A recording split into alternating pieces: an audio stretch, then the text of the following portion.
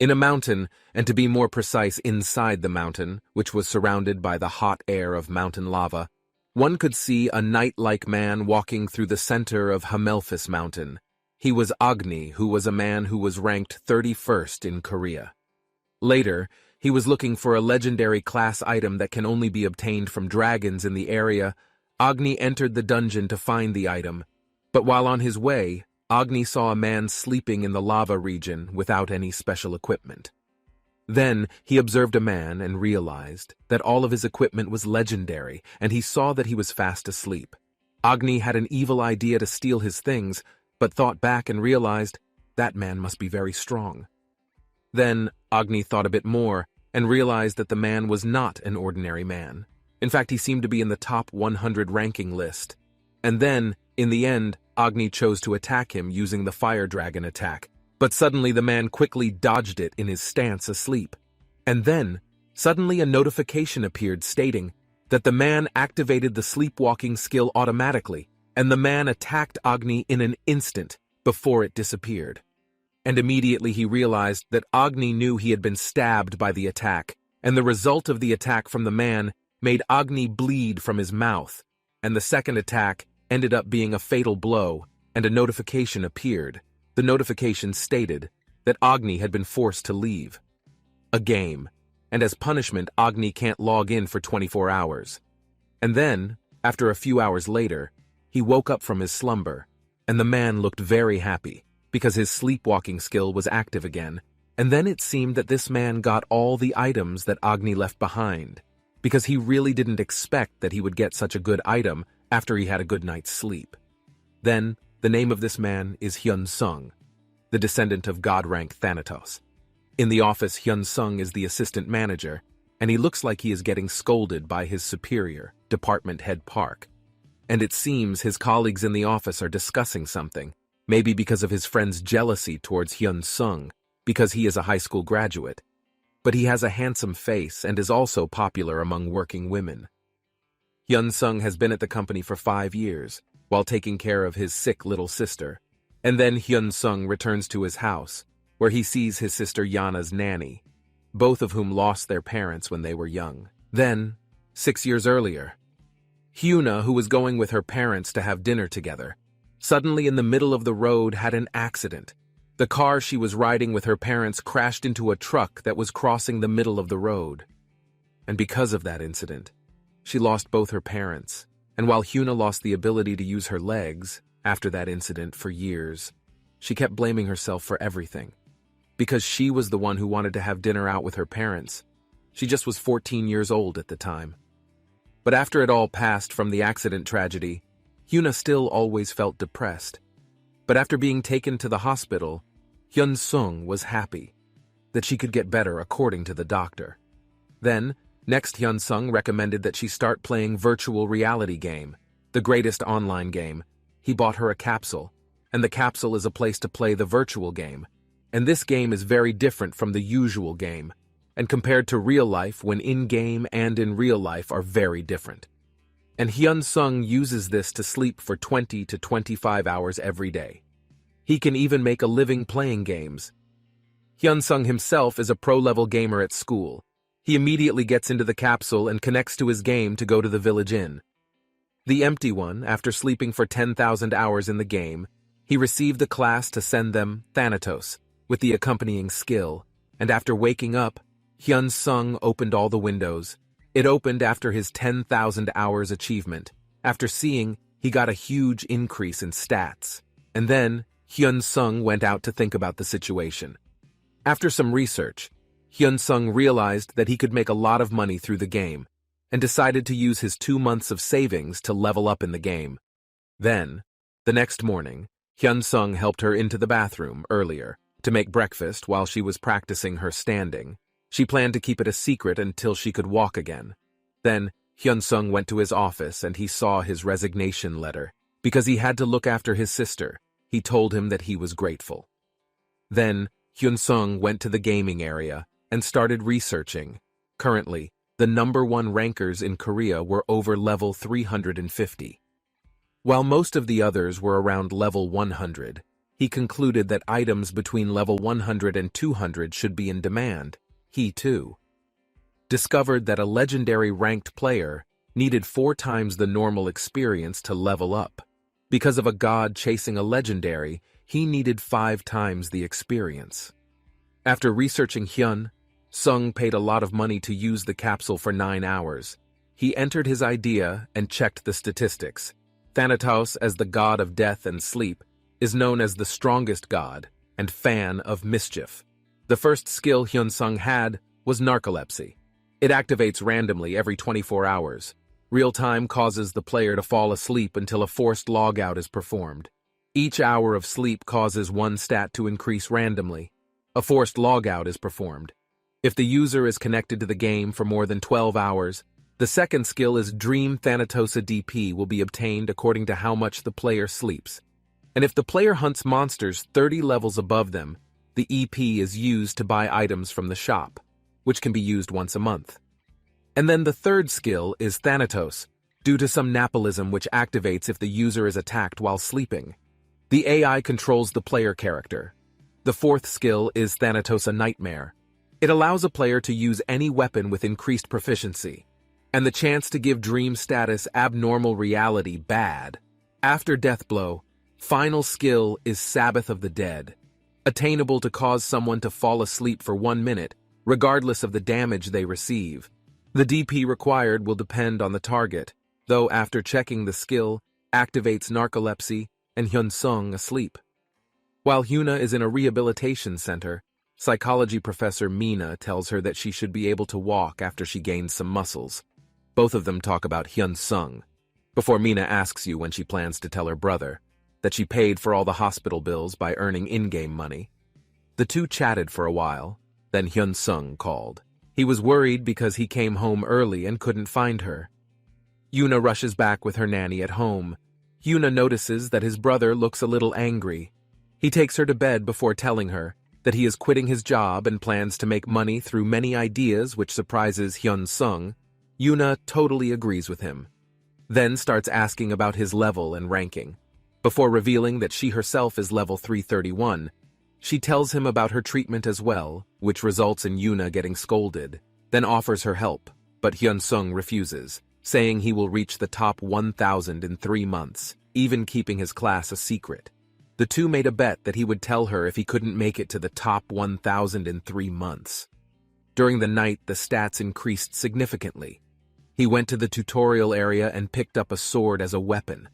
Because he had experience with it from the past, the Scarecrow appeared and Hyun Sung immediately cut him off. He finally got a new title and record, he got an increase to stats by 10, and an increase in experience points by 10%. He checked his remaining titles and found a big fan which he got before traveling to the city center, a famous rookie town that has an org settlement nearby. He plans to take it level 30 to 40 orcs, and make the area his hunting grounds. Hyun Sung arrives in the city when 2 guards are discussing their lonely situation. Villagers gather to see visitors. Then, they immediately lost interest when they found out he was Hyun Sung. He asked about monsters, but they told him. With a sour smile, he said that it's not easy for beginners. Ignoring their advice, Hyun Sung went to the hunting ground. He found a slime and beat him easily. Disappointed by the lack of a challenge, he returns and asks the guards about the orc village, starts telling Hyun Sung not to give up on life and whatnot. Before giving him money so he can go to another town, Hyun Sung finally gains the title of King of Beggars, which he would get plus 10% help from the NPC. Slightly disappointed, Hyun Sung goes to find the orc village himself. He ends up stumbling upon 2 red orcs, and instead of sending them to get a few more levels, orcs show up so Hyun Sung starts hunting in the second town. Seeing the guards lazing about when they sense the red orcs approaching, Hyun Sung came out of the forest village instead, and the guards scolded him for going to the village, but praised him for his successful escape. Arguing that about him before guiding him to the shop, Hyun Sung ended up getting a hefty amount for a height of around 15001. And Hyun Sung realized he would become rich at this rate.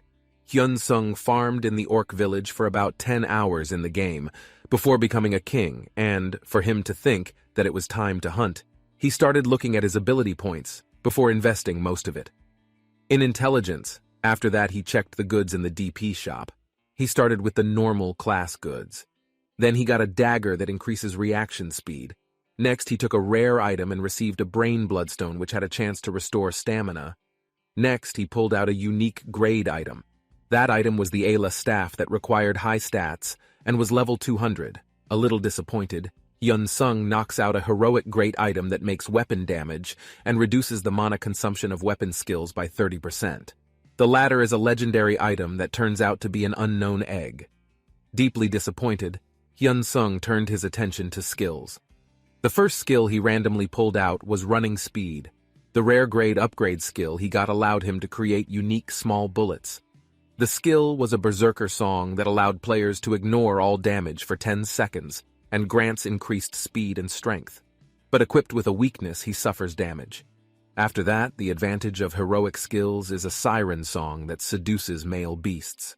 And the last skill that his legendary class gives him is the Reaper's Chain Area ability. Effective attack skill ignores defense and gives 500%. The player's attack power is damage mysterious. He got his skills.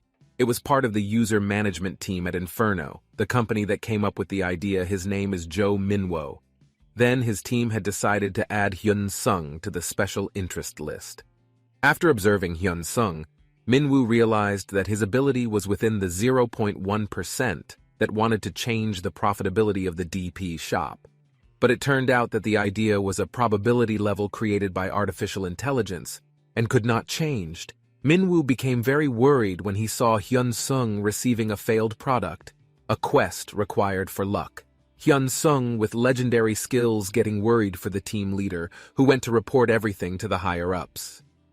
Hyun Sung rejoices, having quit his job since he started making a lot of money and believes he should make more. Then going out for the Orc King. He finds a lot of orcs around, so he uses his siren seduction skill to aggro them. Before taking them came out with the Reaper Chain, the enemy was immediately dispatched. Among them was the orc hero. Hyun Sung got DP and repaired the secret map along with the new title.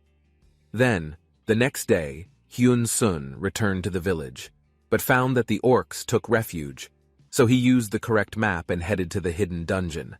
The risk would be high, because the secret dungeon had elite monsters, but Hyun Sung escaped. Orc spirits bond. So Hyun Sung tested his magic bullets and developed his understanding of enemy attack patterns. After defeating the orc spirit, Hyun Sung went to do farming. The rest, meanwhile, Hyuna went to the rehabilitation center with her caretaker, discussing games with her along the way, seeing in her own way of thinking about how to live normally. Maybe she wanted Hyun Sung to join her guild, and also not planning to ask until he reached level 100, she continued her rehabilitation while discussing her brother with Mina, throwing games at her. Then, Hyun Sung is done defeating monsters and decides to go after the Mini King in hopes of becoming level 30 and unlocking new skills. He enters the Mini King's room, and the vengeful spirit of the orc shaman awakens along with more orc spirits. Hyun Sung seems to be in a pinch and restrained using the Reaper Chain, and started sending spirits he had to dodge the orc shaman's magic while defeating him, and he did it within 5 minutes. With the shaman isolated, Hyun Sung rushed forward and defeated him. After gathering the loot, Hyun Sung headed to what looked like the king's room, but ended up being the door to the second floor. He regretted not using his special skill to end the fight sooner. While management was observing him, the management area was also in the game. Due to the time difference, flow would make it hard to manage otherwise. The area itself can only be accessed using a capsule in the Inferno base, though Minwoo remembered how the higher-ups didn't really care about that. And considering the game was long out, unless the team leader was worried about Hyun Sung's class, he was the one created a descendant of the Thanatos class, but never intended to obtain it from anyone. He was also a genius, for whom he is willing to do anything. After getting an update about Hyun Sung from his team, Minwoo realized that Hyun Sung would soon reach level 30 and unlock certain skills. Although the first try to get stronger will start too, because leveling up becomes much more difficult. Minwoo thought back and believed that he shouldn't worry too much. But then Hyun Sung used the Free of Mind skill in another area of the mountain game, and the battles became fierce. Then, being carried out by the higher-ups against the Cyclops, a certain mage used a gravity-destroying spell as her teammates retreated. Mage Sunny was saved by her teammates, while her skills made Cyclops Lord on Pelican finished letting other players attack and defeat. Guildmaster thanked to another, for a job well done. This is the guild that Hyuna is a part of. But she couldn't come because she was appointing players, then talked about she now wants her brother to join the guild Hero Guild. Relatively small with a total of 7 members, but they are on par with other famous guilds. Then Bryn and Sunny are both legendary rank long ago. Yuna and Steve Tanked were heroic ranked, while I and Kaiser were unique rated players. Rin then mentioned how she wanted her brother to join her unique rank, and thus fell within the limits set by the guild. The others agreed to let him join after he reached level 100. Then Bren intended to stick with his account for a while, as it was easier to focus on gathering materials and creating sub-accounts as a manufacturing-focused class. The guild set out to distribute their loot in the Org tombs. Jung finally soon reached the king's chambers and saw a huge sleeping monster. And after that, Hyun Sung planned the first phase of the attack, which was awakened by the king, and the fight started only to make narcolepsy skills. Hyun Sung put him to sleep. The management rejoiced to see Hyun Sung in the field, but one of the members explained that some Vanitos criminal skills would work. The avatar moves like a player. Is that person finally right? Because Avatar Hyun Sung has finally defeated the king? Unfortunately, even though the avatar goes to sleep before looting the items that will disappear, in a while Hyun Sung wakes up frustrated, but at least he will get a status increase when 8 hours passed. Hyun Sung then gets a call from J1 and goes to meet his old friend to eat. Dante 1 has been friends with Hyun since middle school. Both of them are discussing their work, and Hyun Sung finds out that J1 started making a video advertisement about the idea, considering the content Hyun Sung is interested in. Then told him how he planned to make money with it. He recalled, he has God class after knowing about Hyun Sung's fast growth. J1 told him to join him to make videos together with the pay for good videos ranging from 10 million won a month to 100 million. And then he immediately joined him. The first day idea of telling Hyun Sung how the record would work, and Henson asked him to be 50-50, so that Hyun Sung felt indebted to him for the money he lent him, and passed to pay Hyun Sung's hospital bills. Hyun Sung basically forces the deal on him, while J1 remembers their time at middle school with no service is the only friend he has, and decides with himself that he will give Hyun Sung all the income in the house. Hyun Sung starts copying data and sending it to J1, checks the video, and in awe Hyun Sung's skills. He even notices how precise the avatar becomes when the AI takes over like a knight, compared to the poacher-like battles he's seen. When Hyun Sung was in control, the king's fight was getting more impressive. J1, who noticed the evil vibes being emitted. While sending the king begging for mercy, Hyun Sung woke up being bombarded by messages by J1 before he called him, on the first day telling him how amazing the footage, and plans on uploading the edited video within a week, with his team Hyun Sung and Chuna having breakfast together where she asks him about his class again. He refuses to tell her the specifics, but reveals he is at least a unique ranking. Yuna deduces that if she higher, then he must be a heroic rank that meets the requirements to join the Yuna Guild. He then asked Hyun Sung about his level, and found out that he had already reached level 30. Yuna was stunned, and could hardly believe that she had leveled up so much in one day, trying to find the loot he got, but a message told him that the items he should have lost because he didn't enter. At that moment, a little disappointed, Hyun Sung opened his status window. He realized he can equip it. If he redistributes his stat points before seeing a new skill, Thanatosa's Nocturne skill makes it so that each time the user successfully attacks, the enemy gains a nightmare stack. If stacks are activated, the enemy takes 300 damage per stack. Still, he ends up losing all items from the dungeon hidden, so he ran back to the secret dungeon's entrance, only to find that it wasn't there anymore. After returning to the village and equipping him with his sword, it would change the shape of his sword into something really cool looking. Then looked for where to go, and decided Rahi Pensang ended up in Rahai town, and found it full of people who seemed to be stuck there. Hyun Sung chose to ignore them and went to the Lichen Cave, level 80 dungeon. Unfortunately, Henson could not enter without a party. minimum of 3 people. He came back to beg for party members. Bran used his sub-account. Reyna was walking around. Rihi City thought how all the dungeons around here need 3 people randomly. He happened to hear Hyun Sung's desperate cries. And for a party entering the dungeon, Rena notices that Hyun Sung looks like a rookie and then approaches him. She introduces herself, and Hyun Sung agrees to work with her and her younger sister.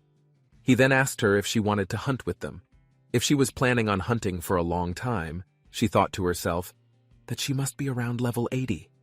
He apologized earlier, saying their levels were a bit low, and Hyun Sung asked, sorry for the same message, and when Hyun Sung runs away to buy a sword, he returns with a rare item. Class sword that comes with accessories. Iris too goes to meet Yun at a place, where Hyun Sung introduces himself. Hyun Sung notices how different the two sisters are with Yoon, who is more of the quiet type. Ren then proceeds to send Hyun Sung a party invitation when the girls suddenly saw that he was way below level at 35. Ren remembered how fast Hyun Sung was when he rushed off to buy a sword, and realized that his class rank must be high. Maybe even the legendary mustache and Sung Ren's surprise held him back. Hyun Sung permission to film the dungeon raid. Before getting to the head, they were a little surprised, because normally he should have made a plan, but they agreed to go out. After reaching the cave, Ly Kun-yun told him to go first, so he can see if he is capable enough. It was a dangerous proposition, as he couldn't disperse it. After it entered a dungeon and enraged, a player could cause events, just like players hoard items and let their members die. Prince Goldser suggested him, but Hyun Sung agreed to enter the dungeon, and Hyun Sung put on the mask. Before starting, he then stretched his body, and before rushing towards the monster, much to the surprise of the sister, Hyun Sung quickly beat it with Thanatosis Nocturne and defeated it. Bryn was amazed by Hyun Sung's control and decided that she wanted to be in the Heroes Guild and started a dungeon raid in earnest. With Hyun Sung as the leader sending Moss left and right while defeating Moss, Hyun Sung needed some time for his sword skills. Then they wonder if he should use 2 swords as well. But ignoring the idea of Hyun Sung continuing, they wonder if he seems a little angry. Then, suddenly Hyun Sung teleports to the castle to Sunny's joy. The two are having food. While she doesn't tell Sunny about how her sister quit her job and starts playing, Yuna believes that she will meet the guild's requirements. But Sunny wonders if she will match her skills. Yuna then talks about how fast Hyun Sung is leveling up, and Sunny replies that such a feat would make him more skilled than Ren. The two decide to call Ren and ask him his opinion on this. But Rin quickly ends the call, as he has to follow Yu, and Yuna and Sunny decide to go hunting together in a cave. Then they tried desperately to follow him, and Bryn thought he must be angry and sad that his recruiting plan would fail, while Hyun Sung completely destroyed high-level monsters, using his Nocturne skill full effect to take out 11 monsters. Before the girls even can catch up, seeing how tired the girls were chasing him, Hyun Sung suggested that they take a break. Then, while the two rest, Hyun Sung tests his skills.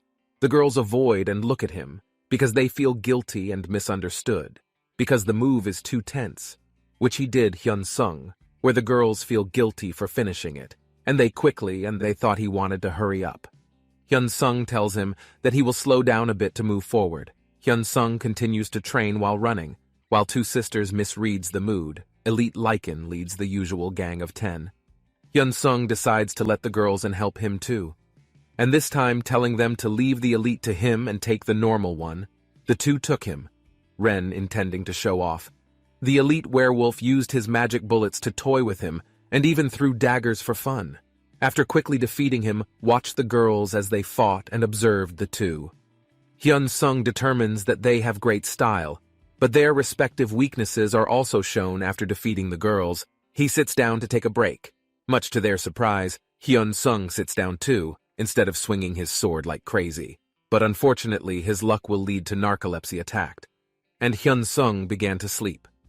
Hyun Sung wakes up disappointed, thinking he should find a new party now, but relieved that some nebulism skills will make it. His avatar won't be a stagnant distraction for Ren and Yun back in the game, though Avatar Hyun Sung has ideas, instead of resting because the girls initially thought the avatar had escaped. And in order to clear the dungeon, Avatar Hyun Sung went on a killing spree and left things behind. Then, Ren and Yun took the loot after he thought that his inventory must be full. 10 game hours, then 25, and started to head for the dungeon. They were completely exhausted, while their level continued to increase because Avatar Hyun Sung hit monsters left and right, both finally caught up with him. And as he reaches the room, the king sees Hyun Sung and Rin. Gets a vibe that something is out of place. He tries to talk to Avatar Hyun Sung, but misunderstands his lack of speaking skills and thinks he must be mad. Then he apologizes for being late and told him that they had taken all the things he left behind. A notification popped up, stating that once they entered the king's room, they would not be able to get out, nor would they be able to use the teleportation scroll before killing the king. The werewolf king who lost his soul, an enemy that the girls definitely didn't want to face. Now he opened the door. Before they can stop him, meanwhile in his room, Hyun Sung is thinking about his bad luck with narcolepsy. He realizes that his avatar will probably fall asleep after completing the dungeon, and he won't be able to see Ren and Yoon again, because no one will be waiting for him. Someone who is asleep. Then, since there wasn't much he could do, he decided to find a hunting ground to level up.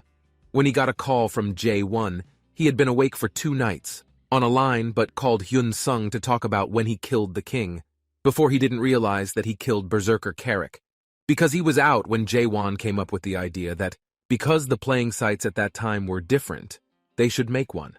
And he explained how different it was before he told him how the skill had activated and the AI controlled his avatar. After knowing all about it, Jaewon told him that he planned to give him a black mask for his normal playstyle and a white mask when the AI played concepts like Jekyll and Hyde. Johnson thought of the idea when J1 sent him a video of the king's fight. Hyun Sung was surprised when he saw the difference after watching the video. Hyun Seung had more game and room service. The king tackled the intruders and attacked in a buffed state. The girls were worried if they would survive. But Avatar Hyun Sung blocked the wild attack and was pushed back. For the girls, but the attack avatar using the magic bullet caught the king's attention. The girls watched the artistic battle as Avatar Hyun Sung dances around the king elegantly. Avatar gained the upper hand in this, and quickly turned the fight into a one-sided slaughter, and regained control after the nightmare skill ended, and tried to turn things around, but Avatar continued to build piles on the werewolves, and before finally using Nocturne to bring the king to his knees, Service regained its hold, and while an angry notification pops up, stating that the king is getting stronger. Starting with Phase 2 of the measure, the fight escalates along with his strength. But Stage 2 resulted in a significant drop in speed. Avatar continued the news to deftly dodge his punches, while Ren's counterattack noticed how he continued to use the black bullet attack pattern, and then used black lightning to play playfully. With services and moves, he noticed how the style Hyun Sung's smooth playing, now totally opposite to his playing style, before making him want it even more in the guild. While the service keeps escaping from the avatar, it pauses and summons the skill Sabbath of the Dead, consumes 100 DP to force the service to sleep for 1 minute, while increasing the damage the AI takes double, then uses Chain the Reaper and Nocturne Thanatos to complete the service of a ton of experience given along with a lot of loot.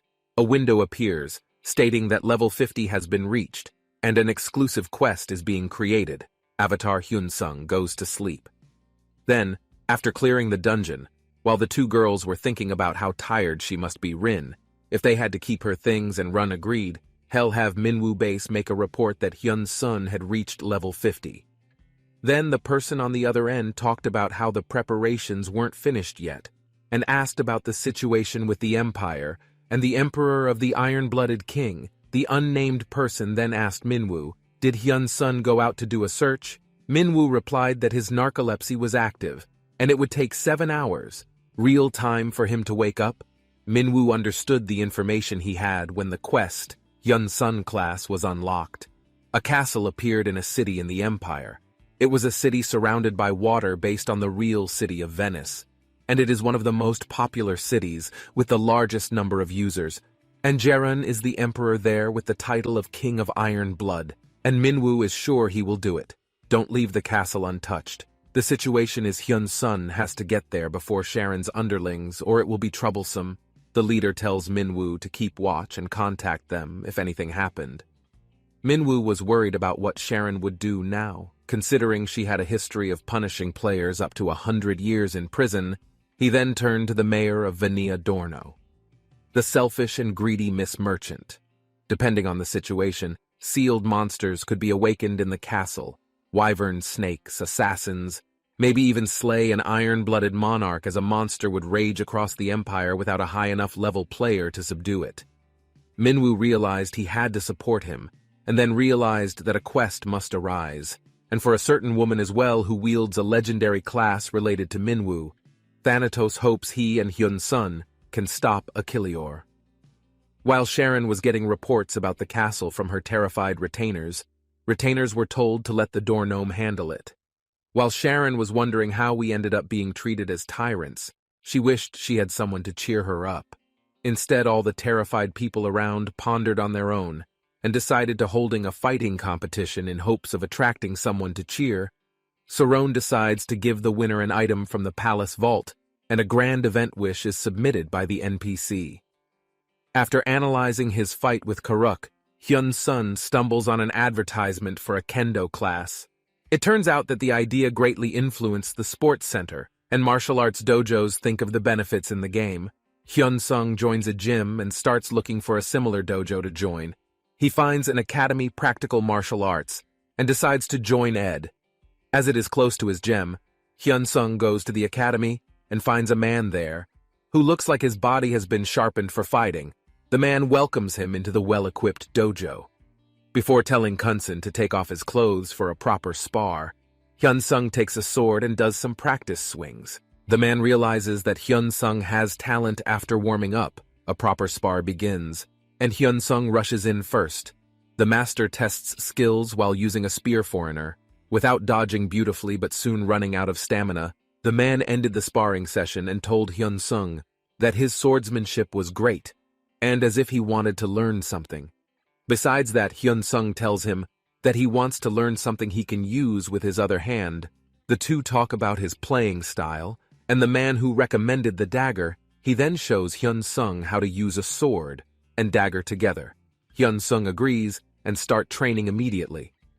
Later, in the arena facing the wolf Moonlight and trying out the king of the wolves, after sending out the king, he wonders if he will be able to meet Yun again soon.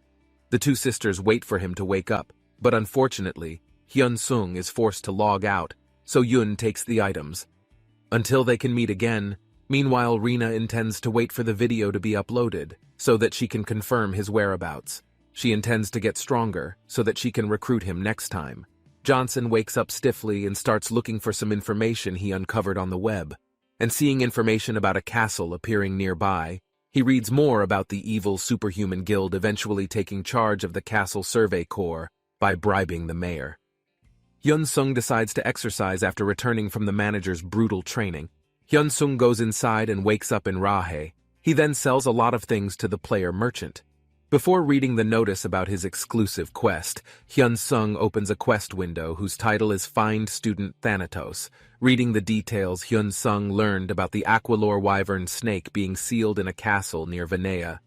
He also learned that further traces would become available as he leveled up, but if someone else took the trail, the quest would fail. The reward on the other side was that every time he finding traces, he was able to select the God Authority skill, and the God Relic realized that the Survey Corps was already on its way to the castle, and the penalty for failing the quest dropped to level 1. He immediately rushed to Vanilla and teleported to Vanilla. Knowing that the Survey Corps hadn't come out yet, however, he was also very shabby dressed and realizing that he should probably get some armor. He ended up spending 1,000,001 on plain leather armor before heading to the castle. While the door gnomes had a meeting with the Superhuman Guild, Guildmaster Reiner, and before he gave him the badge of the iron-blooded Monarch Sharon, and to make his official of authority, Reiner had less than good intentions. After receiving the badge, Reiner left, and due to profiting greatly from the situation in the plaza, guild member Reiner was busy with registering players for the Corps. when a beautiful girl approached to register her name was Han Sola, level 110 magician. Once her registration was done, the next person in the queue is Hyun Sung. The man doing the registration is offended by the rudeness. Hyun Sung thinks he will do it back to him in the castle. Hyun Sung is basically lost and has to back off. Minwoo saw how Hyun Sung missed the girl he was supposed to work with and got a very frustrating quest. And knowing that they had different quests, Hyun Sung had to find a trace, while he had to block the awakening of the Achilleor. Minwoo had a bad feeling even though 100 people gathered for a survey. And then, intending to leave the guild right away, after he reached the dungeon but noticed that the guild interviewer was eyeing him, Hyun Sung glanced behind him, that the two of them were going to ditch and sneak into the castle to pick up all the good stuff. He also realized that Adol meant to jump him at night and plan accordingly at night when Koror tells the others. He gets a notification that while the search is going on, the narcolepsy will be sealed, and then gets up to lure him into the forest. And then, just in time, Adele followed him there. He was about to try to sneak in there, but he was impaled by the Reaper's chain. The only problem was whether Hyun Sung wasn't the one who used the skill. Since Adele was forced to log out, Shioa approached Hyun Sung. He saw Adol sneaks up and follows him. If he realizes that his class must be related to Thanatos and he must be legendary rank. At least Joa tries to tell Hyun Sung that they should move to a crowded place. But he brushed it off and didn't want to believe someone he didn't know as an enemy or ally. Zioa stood dumbfounded as Hyun Sung walked back to the base. Ben Wu was extremely frustrated with Hyun Sung's lack of cooperation, but understanding his position, the core pause ended abruptly, and while some players realized that the guild just wanted to leave out players who left. While he was being briefed by Reiner about the situation in the real world, Reiner entered before telling the others. The guild he found Hyun Sung from Adele's mask description gave him an exclusive quest. His class, he will get a 50 stats reduction penalty and lose the class-exclusive skill. If he fails to stop the Ocularo awakening, he realizes that he may need to stop people from entering the castle. Before noticing that the guildmaster is watching Hyun Sung, he contemplates whether he should tell, and decides to only protect him behind his back, as she is the reason he became target at night. Then, during the destroy, Hyun Sung notices that many people have been watching him. He heads to the forest and finally follows, but they are unable to catch up with his speed, and due to exhaustion he asks him to give the name of his ally. Hyun Sung with his sword and dagger attack him, starting to quickly deal with him as they gang up on him and get a good DP in return. He quickly defeats everyone who forced them out. Hyun Sung started gathering loot thinking, should he remove this mask to disguise himself? Then he found a map of the Vania in Arti. Realizing he no longer needed the survey corps, Hyun Sung went out to exercise and eat. Tioa watched the whole fight played out and impressed by Hyun Sung's skills, noticing how he must have baited Adele, previously also thinking about what Hyun Sung should do. After a short break, Hyun Sung re-entered and started following to the castle and sending monsters along the way. Little did he know, Tioa followed him. Analyzing his skills and control, he is thinking of recruiting him. If he ever creates a guild, later during this time, guild members are super frustrated on how they should deal with Hyun Sung. Reiner rests while considering forming a group of members quickly to deal with Hyun Sung and his allies. Then, for a day and a half, when he saw enemy tracks on the map, he decided to sneak up on them and found 5 members who seemed to be over level 150. Hyun Sung considered his options and decided he should be able to lead them around the bonfire. The superhuman guild members spoke about how Hyun Sung couldn't be that strong. When they were hit by the seduction of the siren lured towards Hyun Sung, they were attacked by it and received significant damage. Hyun Sung traps him with status ailments and magic bullets while cutting on their health, then defeats all the players and receives 100 DP and new title, which stats buffs and experience points as rewards just then. 5 guild members arrive in the area along with Reiner, Hyun Sung starting with attacks. From the shadows and the advantage over the wind confuses the party as they try to find him. He continues to attack from shadows, toying with the players again and again. Dan finally comes out of the shadows and amazes them and quickly defeats them all, before noticing that only the woman is left. He logs out after collecting the loot in the real world. Hyun-sung has food, with Hyun-sung seemingly tired from a quick hunt, which he does with his guildmaster. The two discuss Yuna's guild, and Hyun-sung learns how guild districts work. Then he tried to throw his guild again, but Hyun-sung must have dropped out of the conversation. He didn't want to think about joining until his level was higher. He sent some battle footage to J1 before Hyun-sung saw where the players were discussing the superhuman guild's atrocities in knocking people out. And during the search and being an overall jerk, even though they were supposed to be the official guides on the quest, Hyun-sung felt he was somewhat to blame, considering he caused a lot of mess. But right now he was more worried about the woman, since he didn't know if she was friend or foe. He decided to go to the castle first, no matter what happened, while J1 saw the recording that Henson sent with the rest of his team. And to work overtime, because it was so amazing. The manager was busy coaching. He was impressed at how quickly he developed his skills. He dropped out during training, and even the manager was shocked at the break, so the manager could see the injuries he and his son got on the palms of his hands. After treating his hand, the manager told Hyun-sung to rest the next day. But the man did not want to rest at Hyun-sung's house, and ate with Hyun-sung. And the caretaker, he asked them. Hyun-sung told. He is now, and the caretaker knows more about playing style, Juan's clients, and what they should expect. The caretaker suggested the name based on Asura, on a character from old animation films who is half male and half female, and based on a certain condition having 3 faces. Hyun-sung joins in and does it. He logs back out and looks for a way to start over before Reiner can log in again, because Hyun-sung is about to start running towards the castle. The COI appears, telling him that it can't come back, as Hyun-sung is dealing with the superhuman guild that was watching from shadows. After he logged out, he did so before logging back in, after an hour and a half, after which he waited for 30 hours in-game. Then, they became very disappointed. When he didn't show up even after 2.5 days in the game, just when he was on the edge of a cliff, Hyun-sung finally appeared, and he angrily went to talk to him, and to the man's surprise, he realized how strong he was. He decided to be careful with his words. Minwoo saw both of them very worried when he knew how both of them had the same quest, and definitely had to work together. And then, he started to explain that he was on a quest to stop people from entering the castle, and formed his quest guidelines, and then played his cards and talked about how the quest had to be linked to Thanatos and Achilleor Benson. Then tells him that he found out when he used the Reaper chain, which showed him that he can use the same skill. A little surprised that only one person can acquire the same legendary class, so he shouldn't. And access to the same skill as him, he wonders if he can copy the skill, and but concludes that he wouldn't know about an assassin in Thanatos if that's all. How can he believe it? So he lied about his class rank.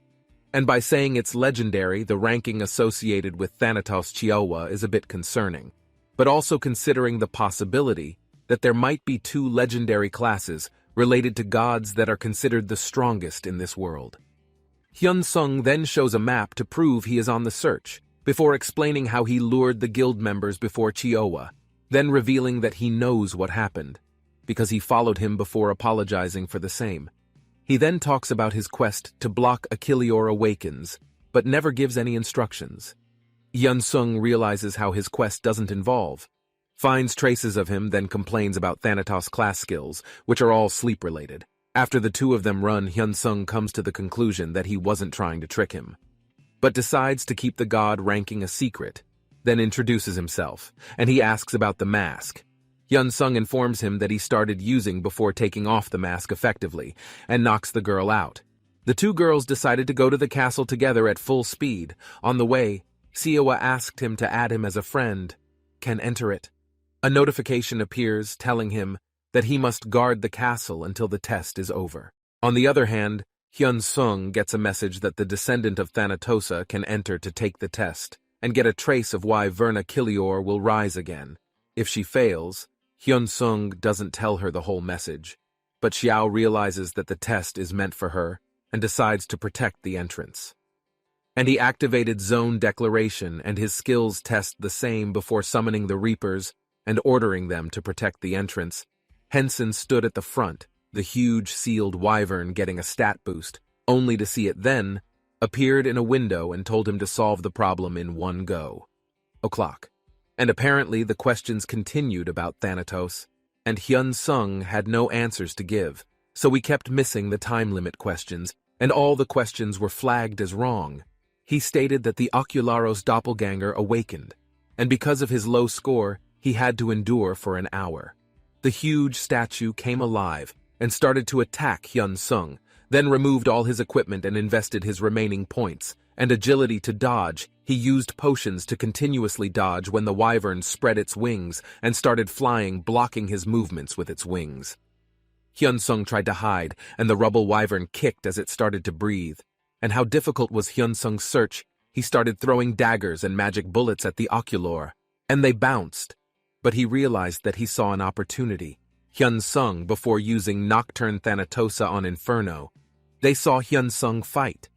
And on balance, seeing the progress of the fight at Chun, and immediately hitting the doppelganger with Nocturne, Minwoo was suddenly worried about items that might fall if he happened to beat him up against a beast. Hyun Sung, who kept dodging and hitting it with his skills, when he realized the weakness of all species. Dragons have reverse scales. Hyun Sung paralyzes the doppelganger before it hits the weak point, dealing with critical hits. Time passes quickly, and he only has 10 minutes left, but his attack has depleted the doppelganger's stamina by 10%, after which it appears stating that the doppelganger's awakened state is active and will be immune to all the abnormalities. The status for 1 minute saw Hyun Sung's opportunity, and used the Sabbath of Death, and caused all the damage. He uses the Chain Reaper as an assassin, and uses his fire breath before finishing the doppelganger with the Nocturne Thanatos bounty, and the levels begin to stack up with Hyun Sung receiving 2000 DP. His collection Thanatosa skill upgrade, he collects loot before being transported to the bounty room. Later, Thanatos' disciple greets him, congratulating and partially berating Thanatos' descendant, before introducing himself after playing around with Hyun Sung. A little more, the student's hologram gives him a choice between two powers, the first being a Thanatos summon which costs 1000 DP to activate, but kills all beings within 100-meter radius. Caster's punishment was that experience points would not be earned for 1 week. In game time, the second authority was ultimately chosen by him. While Minwoo observed Hyun Sung's choice, the second authority and Minwoo would leave. Then hire to provide status reports. The second authority is a lucid dream of Thanatosa passively, using the DP earned and reducing the cooldown of shop DP purchases by half, along with the experience gained upon activation, consuming 1 level. But for 1 minute, all skills are at risk of cooldown delay, and casting time will be ignored. The penalty is that defense will be 0 for 10 in-game days. His student thinks the same he told Hyun Sung. He will meet him at level 100. And before telling him that the castle will collapse any minute, Hyun Sung manages to get out in time and meet the COA. The quest is finished too, so he's excited for the reward, but it's not that great. He then asks Hyun Sung what he got, which prompts him to checking his inventory. Hyun Sung got heroic class boots, a belt, and a ring, all with pretty neat skills. And then the fourth item is the legendary class Wormheart, which increases magic power and intelligence by 500. The last item is the Book Dragon Language skill, which allows the user to acquire dragon language skills. And before teleporting, he looks at Yoa's skill. Turns out he has one that allows him to wake up hearing allies. Hyun Sung consumes heartworms and gets a huge increase in stats.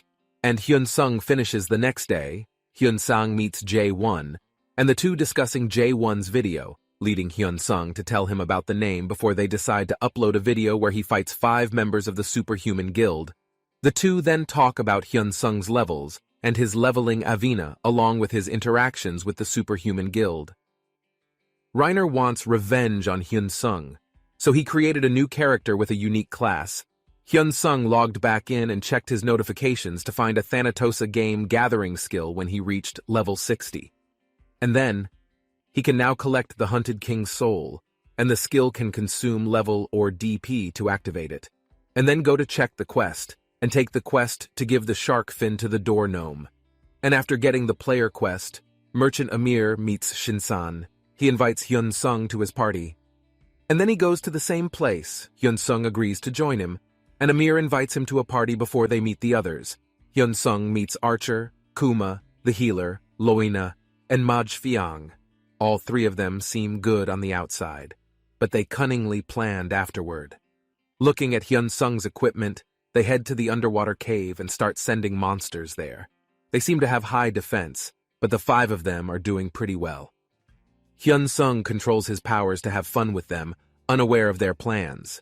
After a break, the side chooses to take the more difficult side of the cave, where Hyun Sung starts getting item quests over the amount and rests, though he also notices how Kuma Luina and Fiang are apparently gossiping and stealing. He plans to take them out if they pull something out. And he remembers Rina regretting not adding them as friends. After another mob fight, Kuma tries to direct the party to a certain place.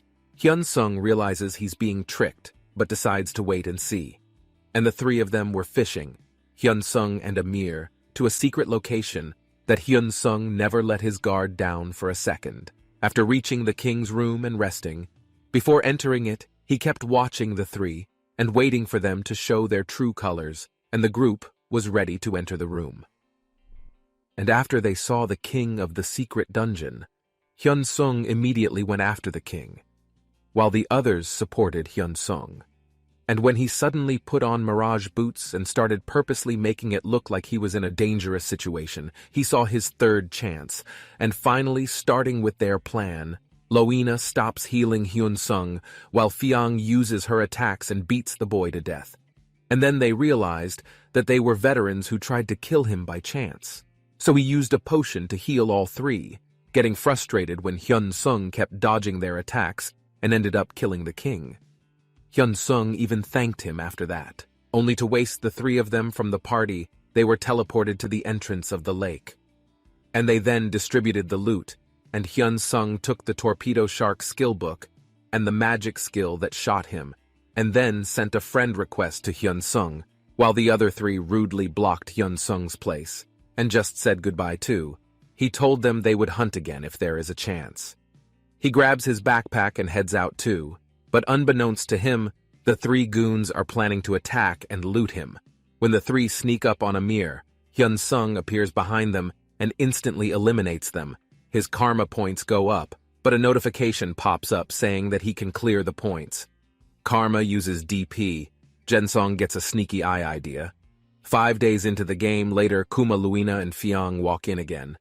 Unsure of how they died in the first place, they think Hyun Sung might have an ally. They immediately let go of their guards and went to look for mirrors again.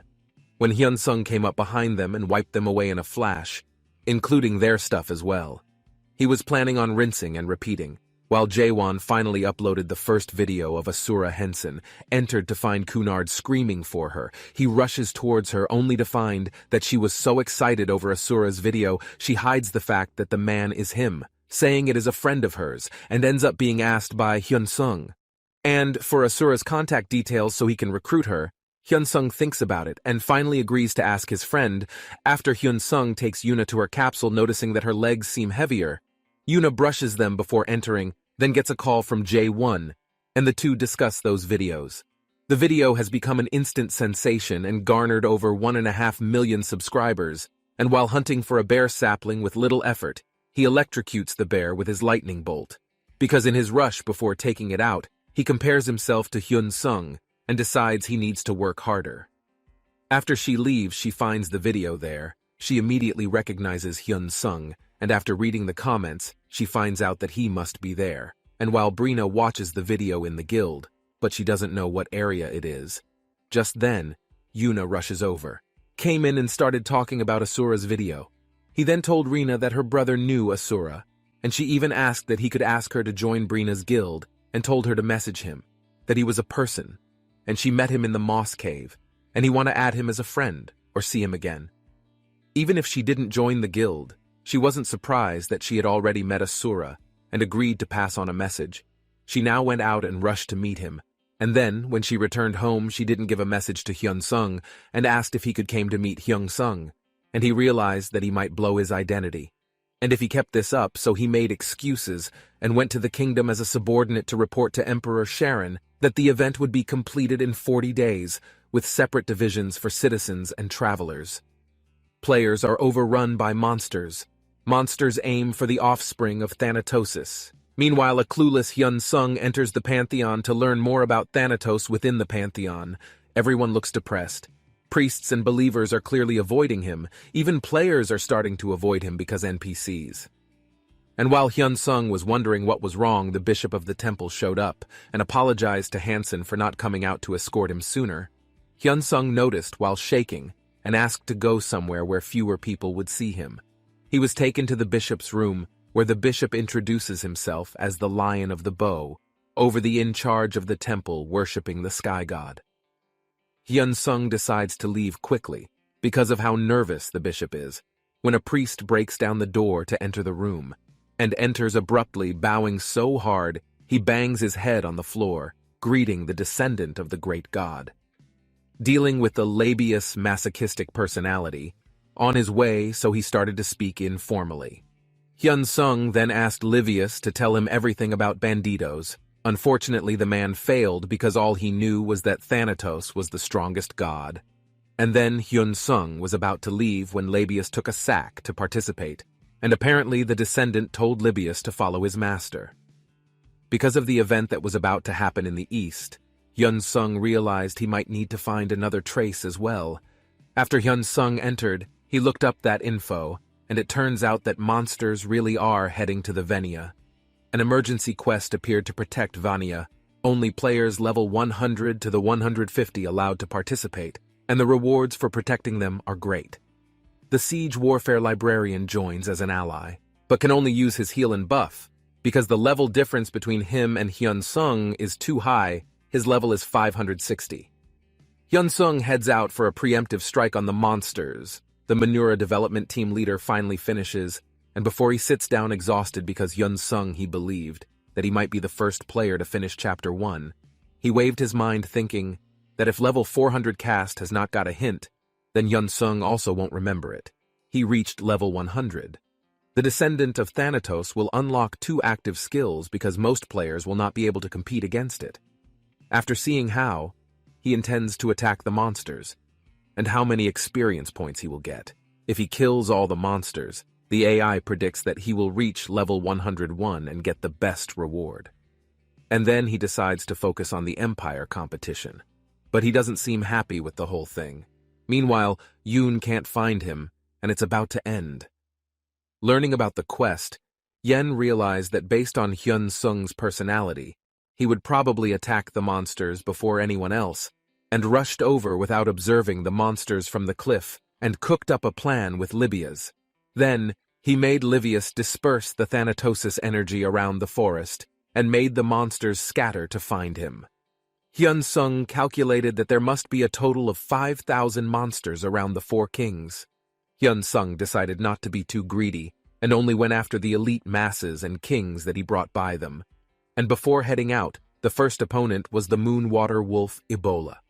Hyun Sung used his jacket to distract the wolf before landing a sneak attack on the whole pack. He used the wolf's magic bullet and threw a buff on the lesser and prompted the librarian to give Vigor's emissary to Hyun Sung and increased his skills by 50%, and with that he cast another buff to increase his attack by 50 as well and use his enhanced power. Then, Hyun Sung swiftly defeats it and collects the king's soul along with rare loot. He then uses the Necromancy Thanatosa skill to awaken the Wolf King, and then he explains that his next target is the Black Char large snake monster that uses poison. Hyun Sung makes a massive attack for Snake when distracted. The tag team results in a quick defeat to Blackshaw and gets massive loot along with his team. The next targets are the Ogre Champion, a Trooper, and the Giant Orc Patriarch, to shake at the same time. Hyun Sung informs Ebola to fight the Giant Orc. While he deals with the Ogre Champion, Hyun Sung uses magic bullets, but it seems that the Ogre is immune to magic, so the next plan is to use Mirage before attacking the monsters and doing the attack. It seems understanding the Ogre's defense stats is very important. Then he started using skills to increase his strength and reaction speed, along with using magic. And now it will be effective on him. Then Hyun Sung immediately launched a shark torpedo to divert attention from him, and before hitting him critically. But then he countered, and pushed Hyun Sung back to make things worse, and made more monsters have appeared, and they have been defeated. Seeing the situation, Hyun Sung used the Reaper chain to quickly thin out most of the angry mobs. His rack started attacking along with the Gunsun hats being pushed back, and only 2 of his skills were now usable, as the rest were on cooldown. Seeing no other way, Hyun Sung used its authority for Thanatos, which makes the king's soul consumed. And for 1 minute all wrist cooldown delays and casting times have been cancelled. Hyun Sung activated all his skills and starts exterminating monsters. He then blinds him before repeating and then summoning them too. He sends them to attack him and thus angers him and pushes him back before using his spirit shackles and his vengeful skills to tie Hyun Sung in place. And then, rendering his dream belt ineffective, his rack lands a massive attack and turns his attention to Livius's bad move, as Hyun Sung uses it to nullify the attack when Silver is defeated and gets his king's soul to be collected. Hyun Sung quickly gathered the loot as his defense dropped to 0 and monsters started rushing towards him. Jensen didn't want to fight another king when Livius warned him that a dire situation was approaching. When Yuen appeared, he became suspicious, because a paladin who served the god of heaven had appeared. He then glared at her and made her instantly retreat. And then Hyun Sung apologized to him, and before he told him that he brought his things, Yuen then apologized to him for coming to find him by analyzing, and then looking for him by analyzing further. Search Hyun Sung was impressed at how well he knew it. From the chat is interrupted when monsters start attacking. So the two flee to Vinaya, and have Yuen send Livius on a secret mission to go to the Pantheon and to find information about the second trace, in an attempt to get him to leave Livius happy. And then exiting this mission, while he was happy at the consideration, he felt a little embarrassed for having effectively followed her to find her location, and thought she might not accept his friend request. And at this rate, he gave her his items. And then the most interesting thing was Sinclair, a unique spirit-ranked sword that had great buffs in the instant teleportation skill book. The teleportation skill allowed caster to teleport randomly within a 10-meter radius. After seeing the loot, Hyun Sung realized how possible it was to finally tell every one person his identity, so he asked him to keep it a secret. And then not to mention his nickname, because he knew someone in his guild and wanted to keep his nickname a secret. Yuen was a little happy, but also wondering, who did he know? He then got up to leave. So he won and suddenly asked her to be friends, Hyun Sung. He agreed and said that they can do party hunting from time to time. Hyun Sung went to the end and looked at the items and found a little interest. He saw a unique class skill book and used it to get sweet dreams. The skill makes the user sleeping for 10 minutes. With 1% HP restored, every second a perfect match for some skill, nebulism he will be able to use Knight of Sura persona every 24 hours in-game. And with this, he then saw the reward for the Vania protection mission. He received the heroic class Infinity Dagger in J1 office. He and his team were bombarded with Asura-related summons in the offers, and in the first day decided to hire more employees and started dedicating roles to employees. Currently, he intends to work exclusively on Asura's videos, while Minhee is told to look after the management company at Minjae. Then, on the first day, he then got a call from a popular streamer called Devil the 2 Chat about the situation of the company before the last Devil J1, whether Asura is part of his second guild. Talk and J1 agree to tell the master about Devil's Guild Devil, then gave J1 some information about the Empire battle competition, which got a J1 on its toes. He gave Hyun Sung a call to relay the information. Daewon told Hyun Sung all about the competition and told him not to level above 100, because all gamers pros will participate in this class below level 100. Then he got excited. Before J1 asked about the videos he had, he told him that he had 2 from raids, and the other from monsters supposedly attacking the Vinaya. This surprised J1, because he thought that monsters never attain the Vinaya after giving more. Details Hyun Sung telling J1 and others about how the Vinaya invasion was and what happened. This was all because of J1's class search and asked him to send the Vinaya video. Hyun Sung takes Yuna to the movies and thinks about her past and future, which Yuna realizes she must be worried and decides to break the news at dinner tonight. Hyun Sung stands in front. Hyun Sung on his own 2 feet, he starts immediately scolding her. What the opposite reaction which he expected, Hyun-sung then asked for the details of rehab and learned that he should be able to walk in 2 weeks without assistance. Hyun-sung wanted him to start studying for the university entrance test, but said it was up to him. He realized it was hard to find friends your age. If you not going to university, Hyun-sung says, that he wants to go to university with one condition. He has to go with him too, and monsters attack east of Vinia and try to attack players. And it looks like the monsters seem stronger than usual. After a day of fighting, stronger monsters appear with a level limit. At high-level players, he puts the current player in a bad situation. Monsters wreak havoc in the city. Hyun-sung wakes him up and sings in a hurry hasa and makes him watch the video that J1 uploaded, broadcast on the idle panel TV, and the player analyzes the video with one fire maze tree pop and states that Asura should be around level 300. Because he probably found a loophole in the search restrictions by fighting the monsters outside the walls. He even blamed Asura for the users in Vania being massacred just now, because he didn't defeat all the monsters. The broadcast then switched to up. Vinaya apparently faced that, and God remembers the situation. Except Asura comes to help.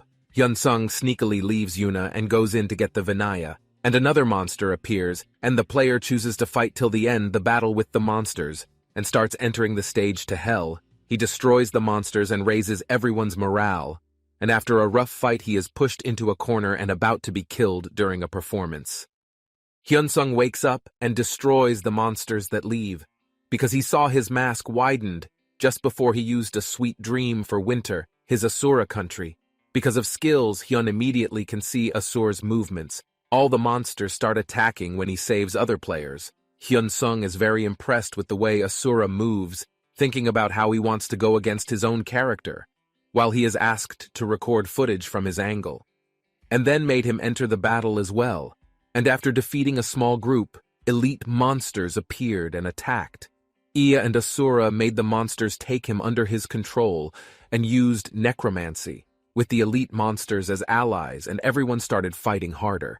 And then when he exterminated monsters, but to Hyun-sung's dismay, he kept leveling up too, and at this rate, he would be level 100, and wouldn't be able to compete with pro gamers. Luckily for Shin-sung, the sweet dream skill was deactivated. After he reached level 99, he ignores the drawing and starts collecting stuff passionately. And when he gets the message, he thanks him for saving Hyun-sung, and then he teleports and leaves. After disguising with different equipment, Hyun-sung checked the search and saw that the siege was still going on, because the search was not over. While considering what he should do, they appeared after a bit. Hyun-sung realized that Libius could come to the East Gate. Even with restrictions, Quest and Hyun-sung contacted her and briefed Libya about a plan. Unfortunately, her narcolepsy struck almost immediately. And after Hyun-sung came out and sent the recording to J1, before going to where Hyun-sung Asura told him to get ready to go to the hospital, Yuna questioned him and asked about whether he gave Master the message he said. Then, Hyun-sung did something that Asura didn't plan to join the guild now, but would consider his guild, and first if he did, Hyun-sung then went to meet Yuna. Yuna is sent for physical therapy before Mina apologizes to her for lying to her. Hyun-sung thanks before the two discuss rehab, Yuna, and after Hyun-sung leaves, he gets a call about him wanting to try it himself in the Heroes Guild. And the members get together to discuss the situation in the Vinaya and Asura too, it seems. Kaiser is a bit reluctant to recruit, due to some large unofficial rancor, then told the others how he hunted with her. Once they then discussed how he might not want to join. Before Kaiser brought up the woman who refused, they had several times previously intended to join, but if someone could beat him. And then they discussed it. The recruitment of brother merchant Yuna and Cook was being confirmed. The guild was now planning to go to Venio, when the guild master of mythology. The strongest guild came in. His name was Eden, and he was currently ranked number 1. He was originally part of the Heroes Guild, but was asked by Ren to lead the mythological guild. And in place of Kaiser, the plan was a buffer would buff members and guilds entering areas where higher-level players were unable to enter. And then, this plan was devised by Asura. Another step was to involve NPCs in the Pantheon that weren't limited by the level limit of the quest. Asura would take care of that goal. Meanwhile, Hyun Sung had sent Libyas to force the Pantheon to act regarding Asura, before telling him that they should hurry up because the Black Guild is on the move. The Black Guild was a second-rank guild, and also known as the Black Association, consisting of 5 guilds. If the mythological guild and the Black Guild fought back, the Black Guild would benefit from the higher-ups. They had threatened the other guilds to stay away from Asura, and if he refused, they would send out an assassination order, that the Heroes Guild might not be able to stop its members. And next, of the Black Guild being very influential in real life, and also the two of them then contemplating whether the Hero Guild should also participate in the competition. Rin ponders when Eden mentions that the woman will participate as well. This lights up the arena and she decides to enter the competition.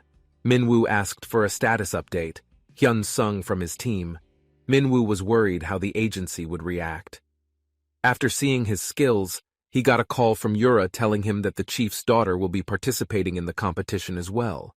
Minwoo was surprised after hearing the user, Idaho Ken Seung, entered the Thanatosa altar and received his reward for the siege quest.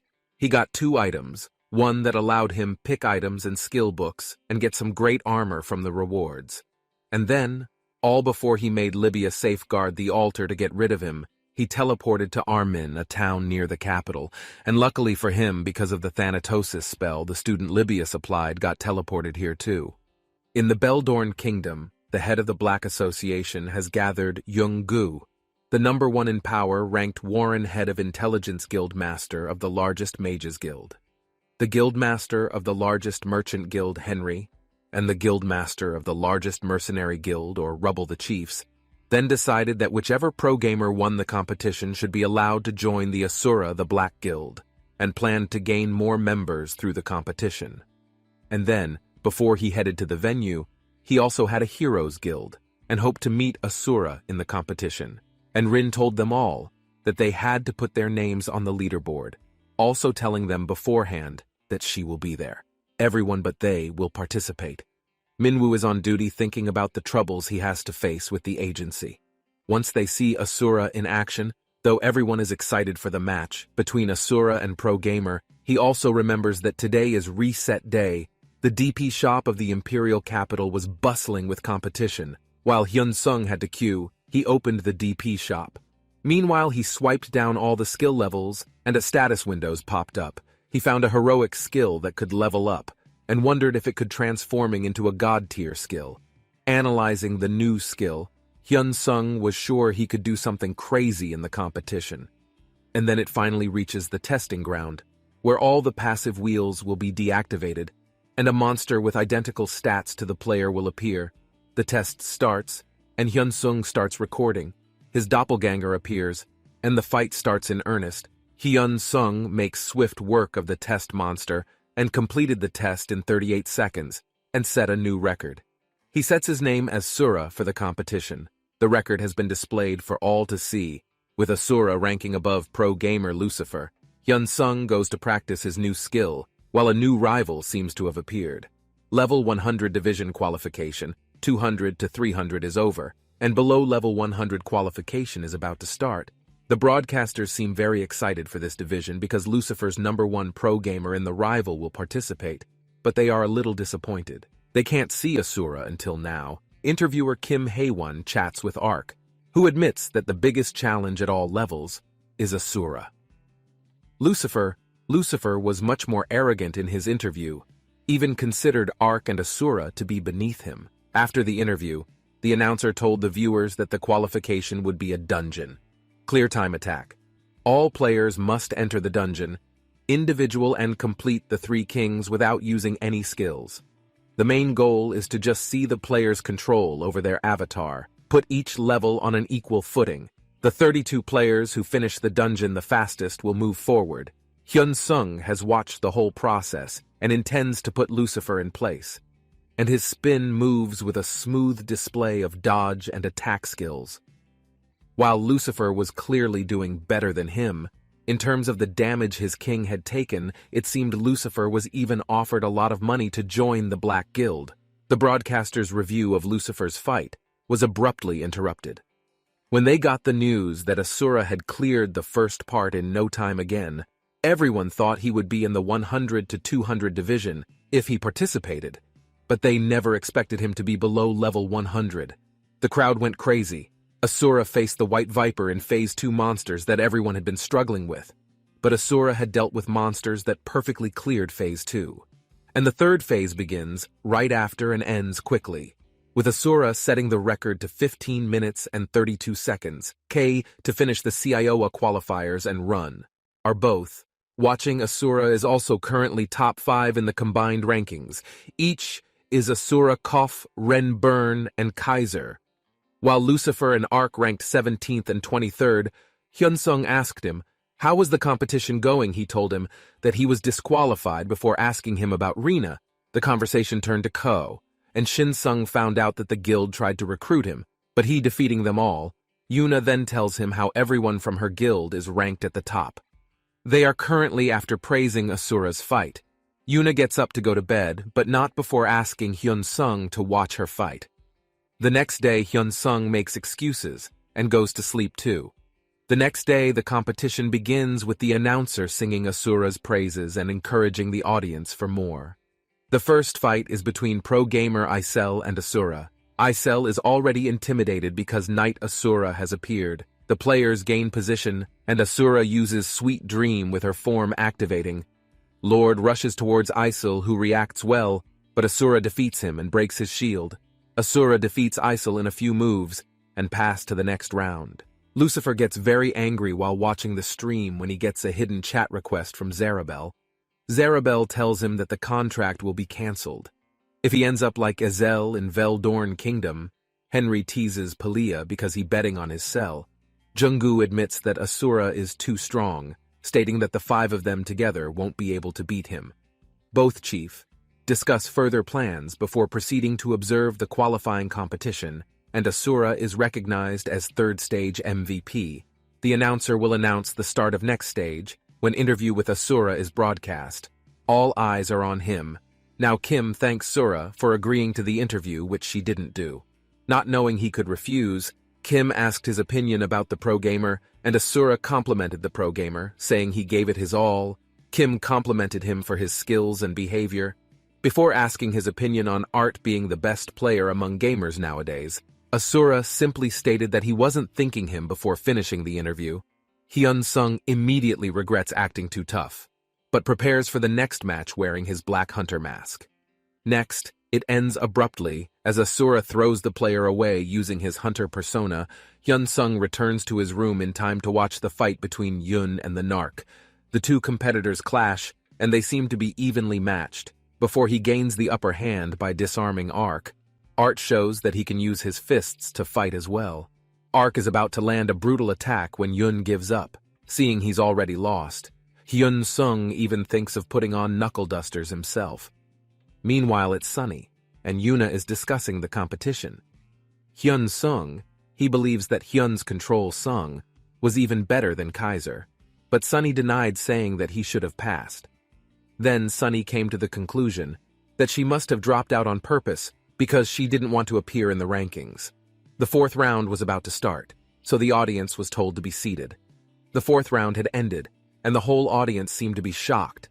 They were amazed to see that the 6 qualified players had the same logo.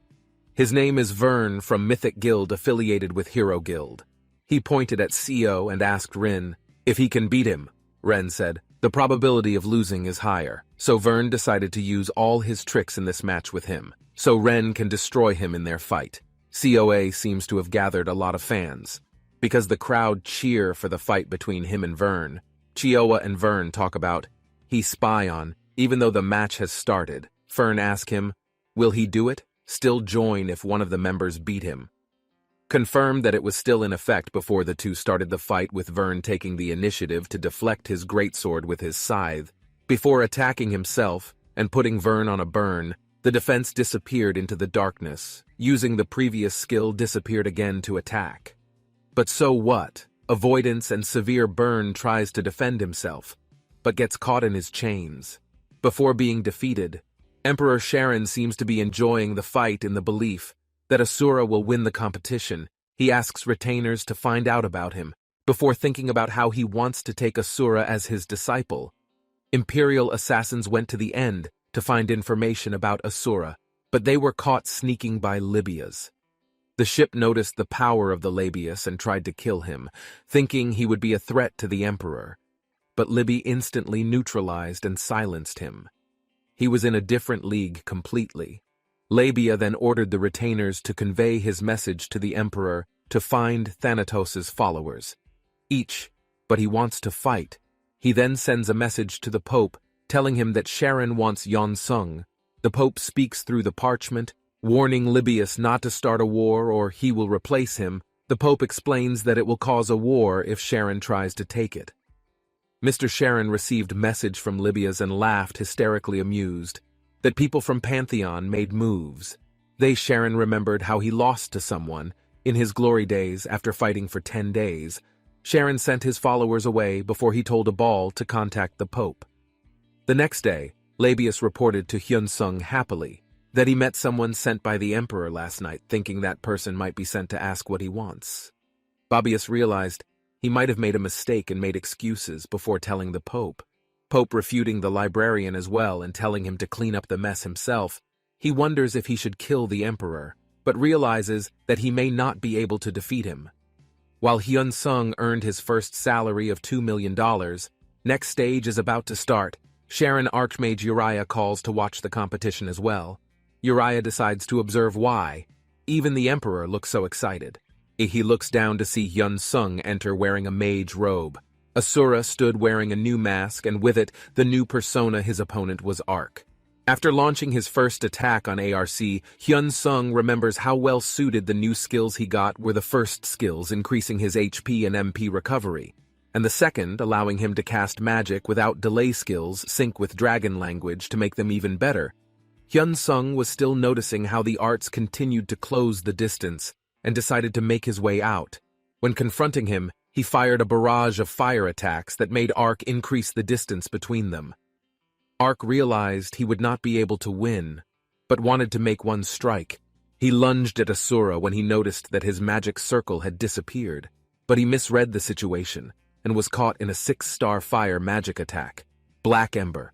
With the defeat of the Ark, the crowd went mad, and even Uriah impressed enough to want him as his apprentice. After the fight, Hyun Sung thanks Ark for the great fight. Ark wanted to join the guild Hyun Sung, but since he wasn't in one, they added each other as friends, not the last match. The quarterfinals started between Ren and Chiawa. Jensung was looking forward to the match, and sitting still, the fight starts, and after a Shiowai clashes using the Chain Reaper to attack Ren, he recognizes them as attacks. Sura realizes he can't deflect the chains. He allows himself to be hit to stop the momentum, but the COA releases another attack. Ren lunges forth and both clash again, but Zoa has the upper hand. Demon sleeps. Scythe pierces Ren from behind. He gets up and seeing Ren defeated, and intending to go home and rest, when the Labius appears beside him, he gets worried and tells him to leave, teleporting Uriah in the room right after him, and declaring that he will make Hyun Sung's apprentice appear. And then, Hyun Sung had an increase of 10 in all stats. Ever since he survived his encounter with Uriah, he introduced himself as the strongest mage on the continent, in doing the performance of the apprentice, while Livius and Chin Sung stood still from anxiety. Henson didn't think it was good chance, when Uriah tells him he can tell him the answer later, and disappears. The two sat on the sofa exhausted, at Hyun Sung's house looking for comments about Uriah, and found out that he killed first and thought. Then he realized he would probably die. Even if he refused, Uriah appeared next to Sharon, who scolded him. For approaching Asura earlier, he had told her that he would handle it. Then the competition is about to start. It is Sura versus Lucifer, with Asura appearing as a mage, picking on Lucifer for not taking him seriously. Lucifer lunges forward during the fight, starts to think he has Asura. When his abilities drop, he suddenly summons black flames to attack Lucifer Asura, then uses Nocturne Thanatosa to defeat Lucifer in one strike. The awards ceremony begins, and Lady Uriah is called to present the awards to the 4 victors, then appears through Tyrone's portal ready to stop him if he does something right. Because Uriah refers to the activation of narcolepsy, Hyun Sung, Thanatosa, and he went to sleep at the worst time. The priest enters the room with orders to escort him. When he woke up, Hyun-sung was taken to the audience hall, and Libias was told to stay outside.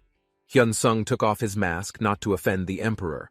While Labia spoke words as he entered the audience hall, Hyun-sung approached the emperor at Uriah and was about to kneel down when he was stopped by Sharon, considering Hyun-sung is a symbol of religion and all Tyrone. Then, apologizing on Uriah's behalf, Tyrone then congratulates Hyun-sung. Hyun-sung didn't expect the two men to want him to be their student, but in Hyun-sung's mind, he would definitely be tortured by those two people. That made Hyun-sung decide to give up. Then Hyun-sung refused the emperor's request very politely. The emperor and Uriah were surprised to hear Hyun-sung's answer. It was a surprise to the emperor because usually these offers were hard to refuse. According to him, this was a great opportunity for those who had great desires. The emperor asked Hyun-sung the reason for the rejection. Then Hyun-sung replied that he was a traveler who sought freedom and the pleasure of adventure. Hyun-sung reasoned that if he became their disciple, then he would have to live in the palace. Hyun-sung said that he was worried that his reason for coming to this continent would be in vain. Once again, Hyun-sung refused very politely, so as not to offend the two people. Unexpectedly, Uriah burst out laughing at Hyun-sung's words. Seeing Urian's response made Hyun-sung very confused. Not long after, the king said that Hyun-sung did not need to live in the palace if he wanted to, because they had a skill book, while Uriah, who was beside the king, still hadn't stopped laughing at Hyun-sung. Hyun-sung ignored Uriah and focused on listening to the king. The king told Hyun-sung that they would use the skill book to shorten it, so Hyun-sung would not have to worry about traveling far. They would only give Hyun-sung the most basic skills, which was the student's duty to know more. Uriah was seen holding her two cheeks that hurt from laughing too much. Then Uriah confirmed what the king had said. Uriah explained to Hyun-sung that he didn't need to stay with them and take away his freedom. They both tried to convince Hyun-sung. The king explained that by using the skills that they had devoted their entire lives to making, Hyun-sung would also make his own skills. Moreover, if there was anything Hyun-sung didn't know, then he could stop, and they could help him. He thought this was a normal relationship between master and disciple. To the king, a disciple was someone he could inherit skills from. The king could guarantee that if Hyun-sung became his disciple, then it would not waste Hyun-sung's time and freedom when adventuring later. Hearing all that made Hyun-sung mesmerized. The king even swore in front of Hyun-sung. Then Uriah, who was beside him, also swore. After hearing all the explanations and persuasions from the two people, Hyun-sung was persuaded. With great pleasure, Hyun-sung accepted this amazing opportunity. Instantly, many notes appeared in Hyun-sung's system. Now Hyun-sung got the title, the Disciple of Two Heavens. Hyun-sung cried tears of joy in front of his two masters. Then the king gave Hyun-sung a red book, and there was a symbol on the cover. It was the legendary rank that Hyun-sung saw after defeating the Wyvern clone, and moreover, it was Legendary Plus. Hyun-sung immediately accepted it happily. Then Hyun-sung opened the book. A bright beam of light came out from inside the book, shining on Hyun-sung's face. Now Hyun-sung had obtained the skill, Charon's swordsmanship. Not only that, the king apparently still had something to give to Hyun-sung. Instantly, the system appeared and informed that Hyun-sung had the right to own unique grade items, or below from the imperial storage room. Then King Charon told Uriah to take Hyun-sung to the storage room. Without lingering, Uriah opened the portal door that connected directly to her destination. Hyun-sung followed her from behind. After they both left, King Charon was left alone there. But King Charon could realize the presence of Priest Libias around him. Then he called him to come out and stop hiding. Suddenly, the priest of Libias appeared behind him with a sinister expression. In a serious tone, King Charon said that there was something he thought about Master Libias, and also his student. The two of them were seen chatting for quite a while in the palace hall. Meanwhile, Hyun-sung and Uriah had arrived at the imperial storage room. Hyun-sung looked very stunned at the splendor in front of his eyes. Then Uriah took out 2 books in her hand and gave them to Hyun-sung. In her left hand was a legendary item. Hyun-sung didn't seem very interested in the item. Moreover, the conditions are also quite difficult. But when he saw the legendary plus item next to him, Hyun-sung was amazed. Hyun-sung decided to use the item. Finally, Hyun-sung got the legendary plus skill, Gravity Meteor. Then Hyun-sung noticed the information about the skill. Hyun-sung realized that the meteor was the strongest magic among the meteorite summoning magic. Although Hyun-sung can't just burn magic like other skills, but he can use this a maximum of 2 times. Just thinking about it made Hyun-sung annoyed. Yuria kept picking up books from the shelves and throwing them to Hyun-sung, who was behind her. Even the books were piled up and towering. All the books were written by Yuria. Hyun-sung also considered if these were all valuable books. Yuria felt that her skills were enough, so she invited Hyun-sung to move. Yuria looked very excited to give all the items to Hyun-sung. Seeing the woman's attitude made Hyun-sung feel confused. He suspected that Yuria was very excited because she got a student like him. Eagerly, Yuria threw the items she was going to give to Hyun-sung, while Hyun-sung, who was behind her, looked overwhelmed to hold all the items in his hands. In Hyun-sung's hand was already a pile of diamonds that sparkled. Seeing all those diamonds, Hyun-sung smiled widely. He felt he couldn't refuse the gift. Since there were no more unique grade items in that place, Yuria finally invited him to go to another place. There was a very large door next to the storage room. A strong aura seemed to envelop the room. Yuria brought Hyun-sung into the room. Yuria told him that this was where the heroic items were kept. Hyun-sung was allowed to choose 1 item. When Hyun-sung was about to look for the item he was going to take, Hyun-sung suddenly felt something strange about the sword in his hand. Hyun-sung saw that this was Iris's failed product one, which was possible if there were also 2 or 3 in that place. Hyun-sung thought that if it wasn't a failed item, then it would probably work. Unexpectedly, Hyun-sung found Iris's failed product 3 in the corner of the room. According to Hyun-sung, the item was so good that it couldn't be compared to the first one. What's more, Hyun-sung was very confident that he could stick it. Finally, Hyun-sung decided to take the item. Then they both quickly left the place. In the Imperial Hall, there were King Karen and Yuria, who were talking about their new student. King Karen saw that Hyun-sung seemed to like the gifts they gave. Even Hyun-sung didn't test his skills or linger and just left. Yuria told him that Hyun-sung had a good talent, especially knowing that Hyun-sung could use dragon language and chantless. So, if Yuria helped Hyun-sung, then Hyun-sung could get stronger. But instantly, King Karen's expression changed. He looked so scary. Then King Karen offended Yuria, who let Hyun-sung take heroic grade items. King Karen explained that among heroic items, Iris's failed product is one of the rare items. But Yuria didn't know that at all. Then she left King Karen while mocking him stingy. King Karen was silent, but he still didn't expect Hyun-sung to choose Iris's failed product. In another place far away from the Imperial Castle, there was a town that was the first rice producer in the empire, the town of Honam. There were vast rice fields as far as the eye could see. Hyun-sung and Libeus were already standing in the middle of the rice field. Hyun-sung thought that this place was quite nice, and there were also many monsters. Then, Hyun-sung was busy looking for weapons that he should use on his system screen. Hyun-sung's attention was drawn to the item Ayla's Stick, but unfortunately, to use that item, Hyun-sung had to reach level 200 first. Suddenly, Hyun-sung noticed that there was a Killian's Ring item beside him. The system told Hyun-sung that he could combine Killian's Ring and Ayla's Stick. However, Hyun-sung could not separate the merged items. Hyun-sung thought about it for a moment before he decided. But eventually Hyun-sung would try to combine them. He hoped it wouldn't be the dregs after the 2 items were combined. Without lingering, Hyun-sung combined them. Hyun-sung was amazed after seeing the 2 items combined. He hadn't expected the heroic plus items to be that good. Without lingering, Hyun-sung decided to jump into action. Hyun-sung raised the staff high as he summoned his gravity skill. Instantly, the sky turned dark, and everyone panicked. It was a meteor heading towards their city. A meteor that looked like a huge fireball hit the rice fields of Honam City. Everyone scattered to save themselves. Hyun-sung's karma points continued to increase, but Hyun-sung managed to level up to level 100. Hyun-sung was dumbfounded while staring at the damage in front of him.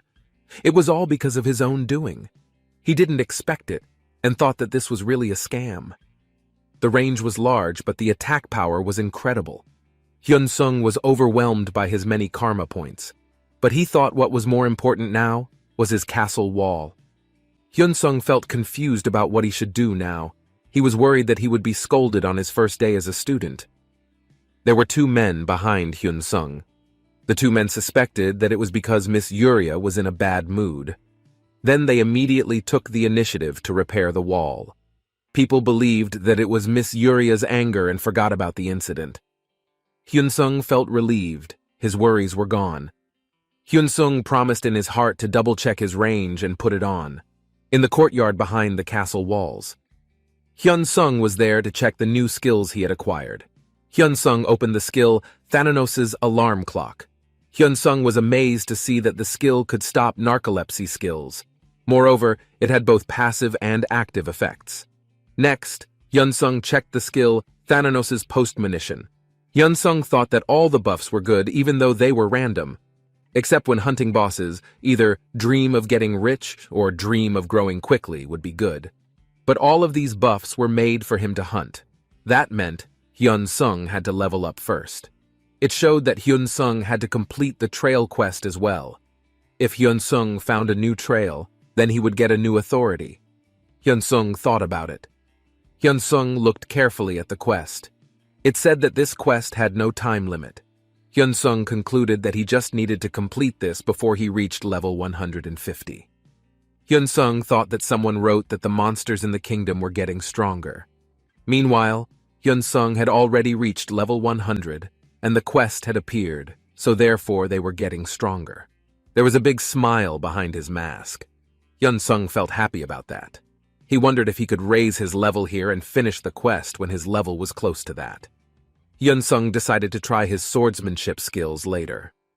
On the other side, in the kingdom of Veldorn, there was Arable, who was so emotional that he kicked the table in front of him. He was very upset with Lucifer, who just disappeared after making the situation like this. But he thought that this was an opportunity for him to be recognized by his father. Then Arable called Gu's secretary. Arable told him to find Lucifer's whereabouts right now.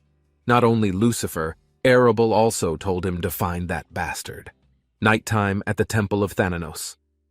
There was a very dark atmosphere and a thick fog enveloped the place.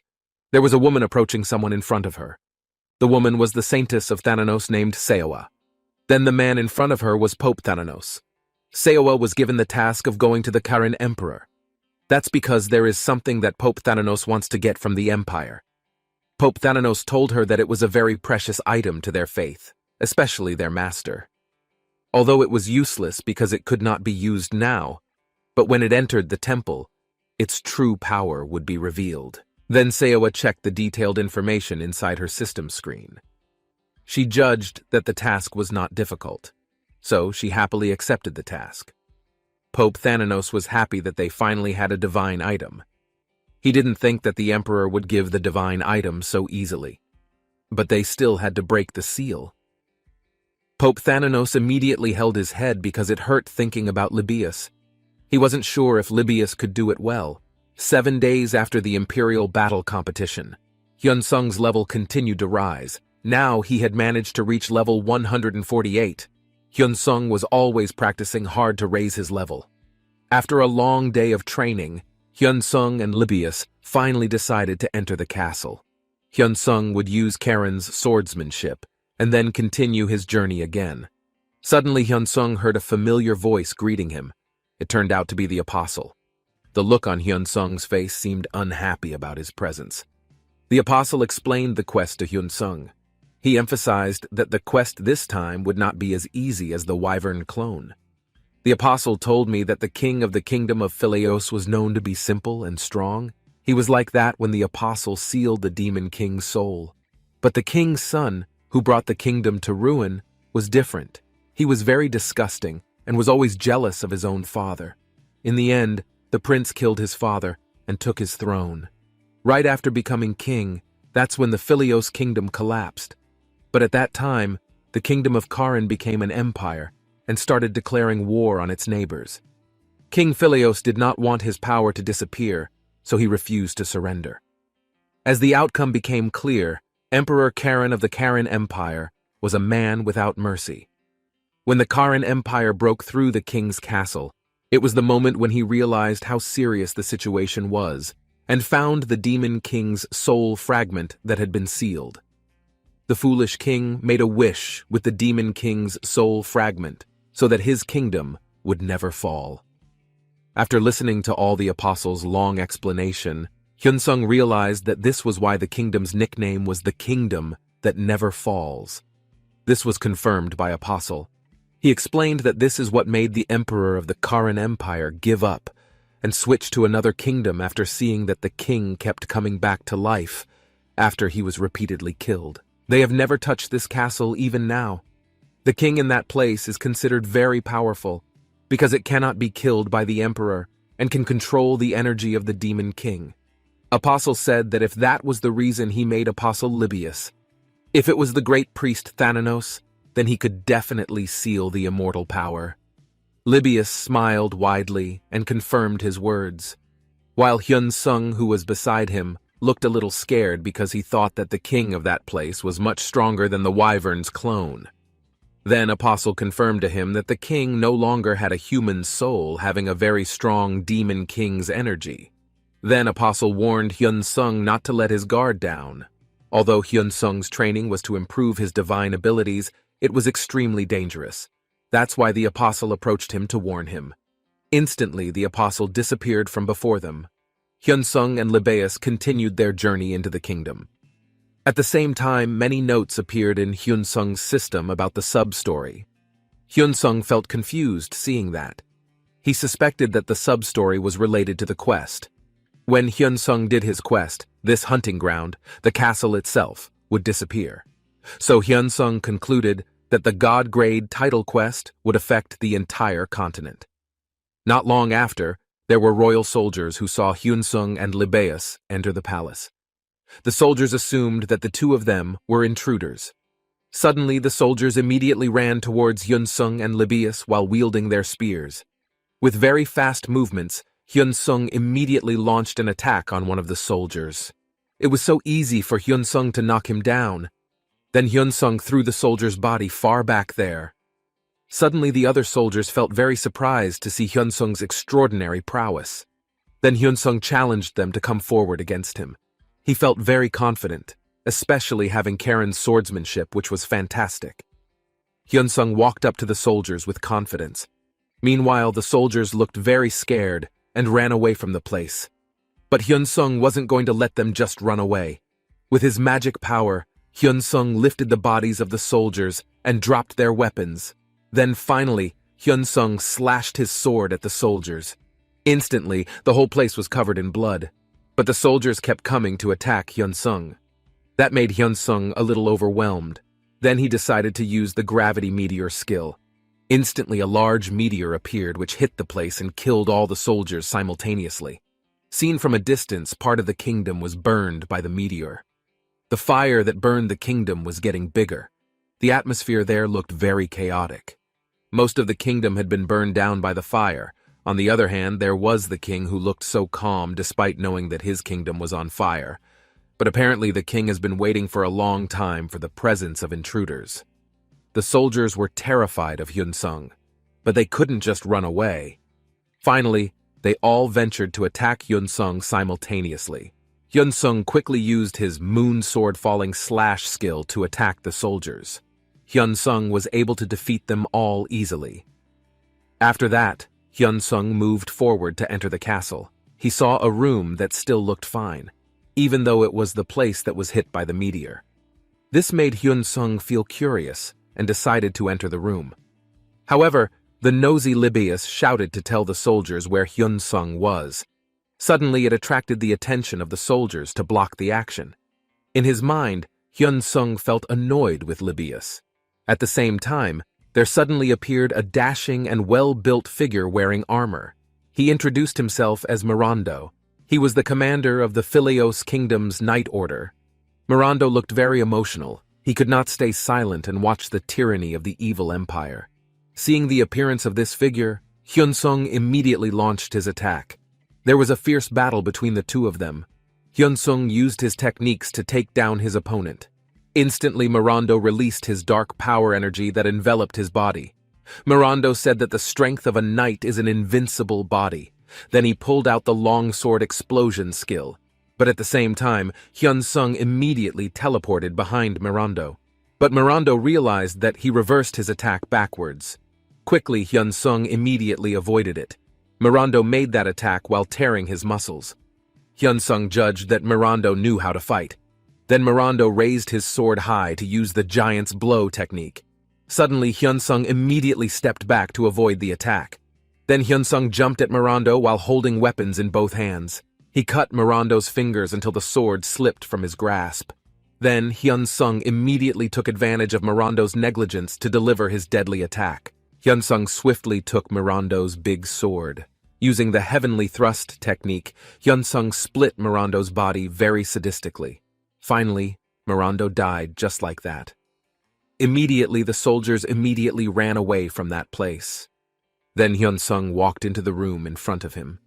The atmosphere around the room looked very dark and terrifying. In front of him was a boss figure who had the power of a demon king and immortality. Hyun-sung judged that his height reached about 4 meters and was much taller than Mirondo, but he was shorter than the wyvern's clone. Hyun-sung thought it would be a bit troublesome to attack him first, since he had already used all the bonuses from the Belt of Dreams. Hyun-sung decided to find out first. But suddenly Libius immediately cast his spell to seal his immortality. Now all that remained was his Demon King power. Just as Hyun-sung was about to start, the king bowed before Hyun-sung in tears. He begged Hyun-sung to kill him. Seeing this made Hyun-sung confused. Hearing King Philaus's wish made Hyun-sung very surprised. It was known that the king had been living in that place because of the power of the Demon King. Therefore, King Philaus felt regretful. At first, King Philaus felt happy and was very happy when many emperors died. But now King Philaus felt sad, so King Philaus begged Hyun-sung to kill him now. Hyun-sung had heard about the powerful King Philaus. Hyun-sung had been looking forward to this moment, but was disappointed when the king begged to be killed. After hearing King Philaus's plea with a bit of humor, Libius thought that Hyun-sung was great because the enemy seemed to be trembling with fear to the point of wanting to die. Next, Hyun-sung was seen raising his sword to prepare to kill King Philaus. When Hyun-sung was about to slash King Philaus, the quest suddenly informed him that the legendary egg had exited the inventory by itself. With its great suffering, the legendary egg had temporarily copied King Philaus's telekinesis magic. Egg wanted to absorb the Demon King's fragment, but had to wait for Hyun-sung to allow it. When Hyun-sung gives permission, the legendary egg will absorb the Demon King's fragment and temporarily possess the boss's power. Hyun-sung looked confused. He thought this had nothing to do with the quest. Hyun-sung asked Libius if they should restore the Demon King's power, but Libius refused. Hyun-sung had an idea that he could let King Philaus eat him. Then Libius agreed to Hyun-sung's idea because he thought that even if the egg hatched, the egg would not dare to attack Hyun-sung. Then Hyun-sung agreed and allowed the legendary egg to absorb the Demon King's fragment. The quest said that King Philaus no longer wanted to have Demon King's fragments and had no intention of fighting. Based on the legendary egg's wishes, he would absorb the Demon King's fragment. Then King Philaus looked happy because now he could die. Slowly, King Philaus's body disintegrated and disappeared. Furthermore, the legendary egg has hatched. He looks very cute. It looks like the hatched pet can talk. Hyun-sung thinks that the pet is stronger than Charon's swordsmanship and gravity meteor. Especially the pet has absorbed Demon's King immortality, namely Demon King's fragment. Even the pet has copied Hyun-sung's telekinesis. Hearing the explanation from Hyun-sung, Pet seemed to praise himself that he was indeed great. Hyun-sung looked at the information about the pet. Hyun-sung saw the increase in rank. The quest said that demigod rank is a special rank that can be obtained through god rank and cannot be obtained through others. Hyun-sung looked at the information from the quest. He concluded that his stats could be increased by eating the souls of the bosses that Hyun-sung defeated. Hyun-sung thinks that if the pet can absorb the opponent's skill, the cooldown is a little long, but the skill is quite good. Furthermore, The quest tells that the pet can copy all skills and magic skills with 2 ranks below it. Hyun-sung thought that if the pet reached demigod rank, then he could copy legendary rank skills. Legendary rank can copy dragon language or chantless, so Hyun-sung couldn't use it right away. Looking at the quest notice, Hyun-sung thought this cooldown was crazy because if the pet died, it would immediately come back to life. As Apostle suddenly appeared, Apostle was very surprised that there was a cute little creature with Hyun-sung and Libius. The little creature explained to Apostle that he was Hyun-sung's pet. Apostle could feel the energy of the Demon King's fragment and the power of King Phileos. Then Apostle said that if Hyun-sung had gotten a cute and loyal servant, he wanted to see Met Hyun-sung longer, but unfortunately Apostle did not have more time. Hyun-sung then asked Apostle to give him a gift. Then Apostle offered Hyun-sung the choice to choose Authority or Relic as a gift for him. Hyun-sung seemed to choose Relic because he had previously gotten Authority. Then Hyun-sung was surprised after seeing the window to choose Authority or Relic. Judging from the name alone, Hyun-sung was more interested in Authority. Hyun-sung was very surprised when he saw the jade mat because he thought it was not a pyramid. Apstil reminded Hyun-sung that if Hyun-sung did not immediately choose it, he would be in trouble. It seemed that Hyun-sung had gained Authority. Hyun-sung thought this was too crazy, even though he consumed a lot, but it was a deadly skill that Hyun-sung could only use once a month. Usually when Hyun-sung is level 150, Apostle will immediately appear and give Hyun-sung a quest. But because the Apostle had to give Hyun-sung information and rewards, the Apostle would explain about the third trail quest quickly. Apostle told Hyun-sung to go to Karen's empire, then meet the Emperor and get 2 relics to complete the quest. Apostle added that if it was not easy to meet the Emperor until Hyun-sung got the 2 relics, then Apostle would make Hyun-sung unable to pass the level of Sembiln Bells, and Apostle did not care how much exp Hyun-sung made. Then Apostle disappeared. Hearing the explanation from Apostle made Hyun-sung confused. It seemed like Apostle didn't know if Hyun-sung was the Emperor's student. Then Hyun-sung and Libeus will head to the city again. Hyun-sung has brought a lot of teleportation scrolls to the capital, because he knows this situation will occur. The quest said that if Hyun-sung had completed the story dungeon, then Hyun-sung and Libeus had exited. Hyun-sung and Libeus were talking to the king. Hyun-sun was very surprised by the king's explanation. The king told Hyun-sung that through the priest behind Hyun-sung, he had given the relic to the Pope. It seemed that Hyun-sung hadn't figured this out yet, so the king added that if in order to remove the seal, someone from Thananos's kill came and took it. Libeus felt that he had sinned against Hyun-sung after knowing all the explanations from the king. Libeus told Hyun-sung that the temple of Thananos was quite large, and Hyun-sung should be able to teleport there, so Hyun-sung would have to walk. Libeus added that with Hyun-sung's speed, it would only take 1 month. Hyun-sung argued that if it took 1 month in the game, it would take about 6 days in real life. The king explained to Hyun-sung and Libeus that if Hyun-sung was around, then the people at the temple of Thananos would take it after they removed the seal, so Hyun-sung needed the relic as soon as possible. Then the king will prepare a flying boat or something so that Hyun-sung can fly in the sky with high speed. However, it took a bit of time for the king to make it, but it would be completed in a week. The king ordered Hyun-sung to practice or hunt while the flying boat was being made.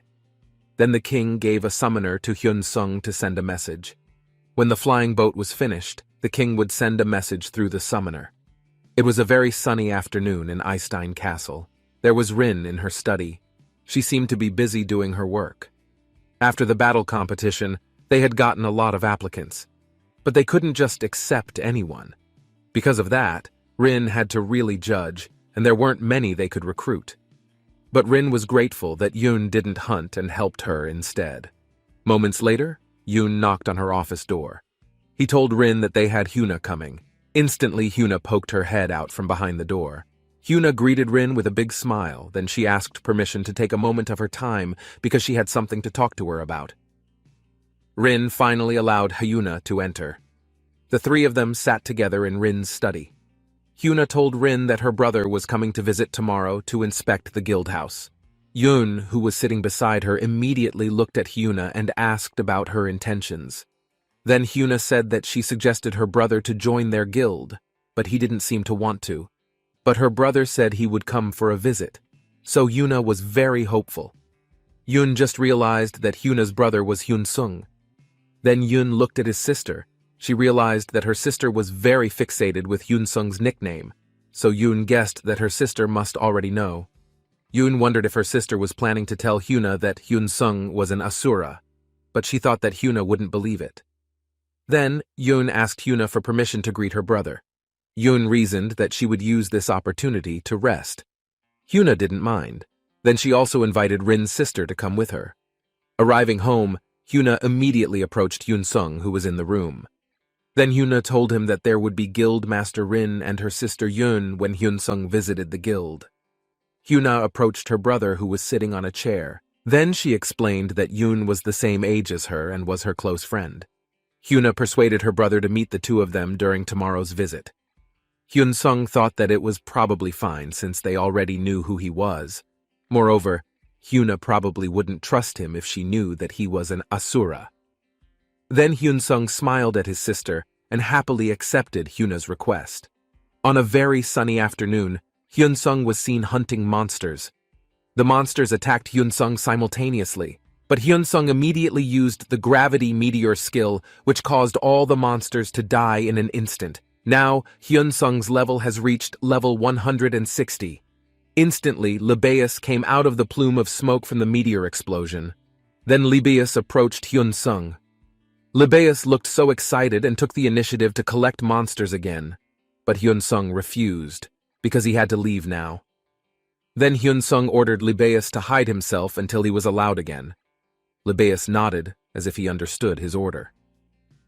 At a cafe not far from his place, Hyun Sung waited for their arrival. Not long after, Hyuna arrived by herself. Then Hyuna explained to him that Rin and Yoon would come a little late because they had to do their work first. At the same time, Hyun Sung received a notification from Yoon. Seeing the message, Hyun Sung realized that Yoon had found out. But Hyun Sung suspected that Hyuna might not have realized it. Instantly, Hyuna's face turned strange while looking at Hyun Sung. Seeing his sister's expression, Hyun Sung thought that Hyuna already knew. But it turned out that Hyuna was looking at the pet on Hyun Sung's shoulder. Hyuna immediately felt anxious to see her brother's pet. Hyun Sung immediately sighed with relief. Then Hyun Sung gave Thana a boss soul to eat. Thana immediately ate it with gusto. Even while eating, he looked very adorable. Hyuna couldn't bear to see her brother's pet. Moments later, Rin and Yoon arrived at the place. Rin was very surprised to see Hyun Sung beside Hyuna. They both stared at each other for a long time. Realizing that, Hyuna guessed that the two of them already knew each other. Right at the same time, the surroundings suddenly shook violently. There was a powerful explosion that caused destruction around them. Hyun Sung immediately put up a shield to protect them all. A shadow emerged from the thick smoke and walked closer to the four of them. It turned out to be the figure of Yuria. She called Hyun Sung by his nickname, Asura. Yuria waved her hand to Hyun Sung, who was her student. Suddenly they were all immediately surprised, especially with Hyuna. Hyuna still hadn't realized that her brother was the Asura in question. Instead, she looked around for Asura's whereabouts. The residents who saw the incident became curious about Asura's figure, even more so when Yuria referred to Asura as her student. Because according to their knowledge, Asura was the emperor's student. The residents did not think that someone could become a student of two members of the continent's 5 heavens. Immediately, Hyun Sung put on his green mask.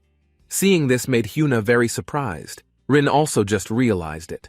She did not expect that Hyun Sung, who was Hyuna's brother, was Yuria's student, and also the emperor. Likewise with Yoon, who was beside her. They both looked very dumbfounded. Hyun Sung reminded the master that they were the center of everyone's attention. Hyun Sung finally suggested to the master to go somewhere else.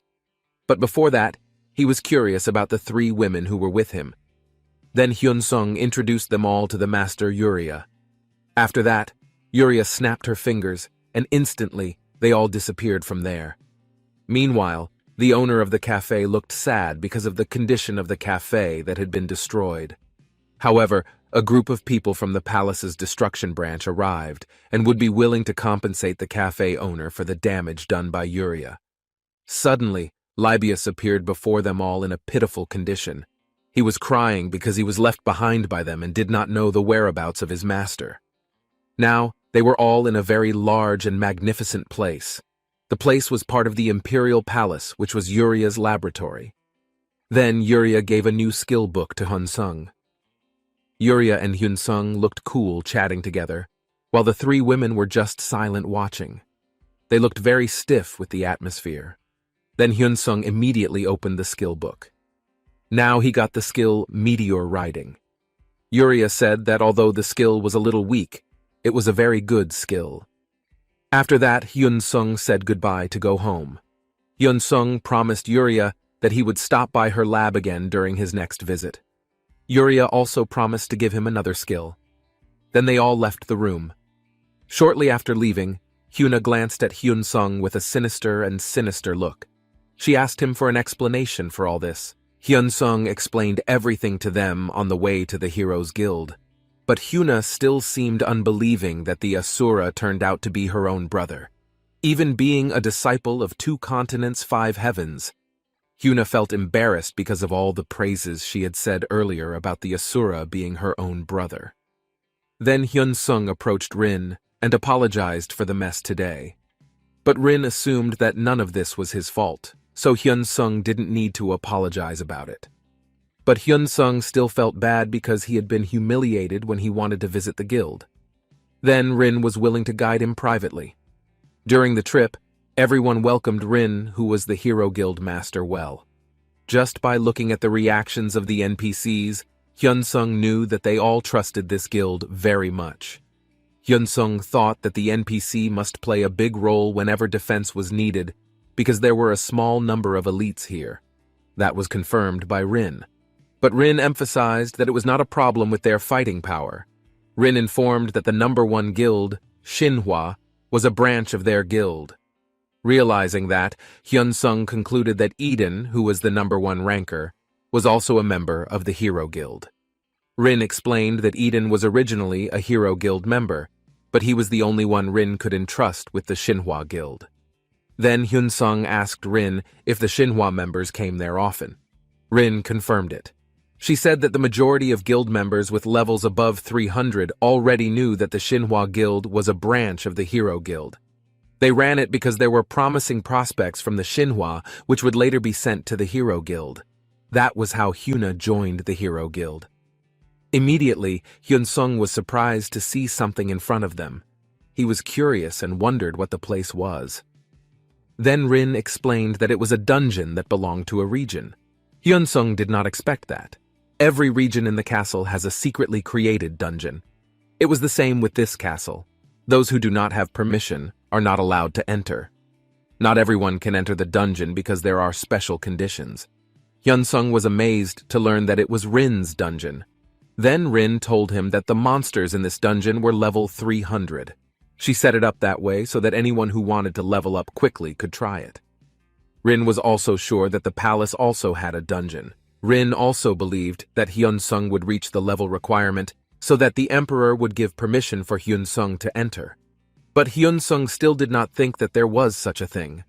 Yoon also told Hyun-sung that the dungeon could give him a lot of exp.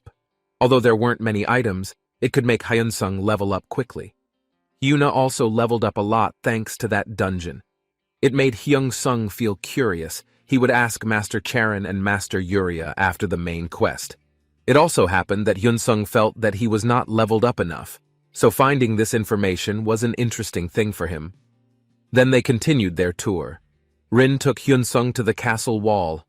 Outside the castle wall was a chasm which was to prevent the monsters from flying. In his mind, Hyun-sung was amazed. That's what they call an impregnable fortress, he thought. As they were about to continue their journey to the next tour, there was a sudden riot. Suddenly, they were all immediately surprised. Then Hyuna quickly checked the system. Hyuna was shocked to learn that the durability of the castle walls had decreased drastically. Rin wondered if they had intruders. Without thinking, Rin immediately moved to check the situation. The 4 of them went straight to the castle fortress, where many people were already there. Rin asked them all what had happened. In a stammering tone, One of the men explained that the lower part of the wall had been destroyed. Because they were very curious, the four of them finally looked down there themselves. Suddenly they were stunned when they saw a figure who was banging his head against the wall to make the wall damaged. It turned out to be the figure of Libius, who was looking for the whereabouts of his master. He looked very frustrated because he lost track of the master. Hyun-sung immediately yelled at Libius to stop the action and told him to go up. Instantly, Libius crept quickly up the wall after Hyun-sung. Libius could even ignore the guild hero's magic traps. Arriving at the top, Libius was immediately given a warm touch from the master. Hyun-sung felt bad for Rin for messing up. He apologized to Rin and explained that Libius was the NPC he had brought with him. Rin looked completely stunned. She judged that the impact of his attack on the wall was equivalent to a level 300 monster attack for an hour. Yet it was something he could do by himself. After that, Rin decided to stop her guild tour, and then she called for a meeting room. The five of them were sitting together in the meeting room.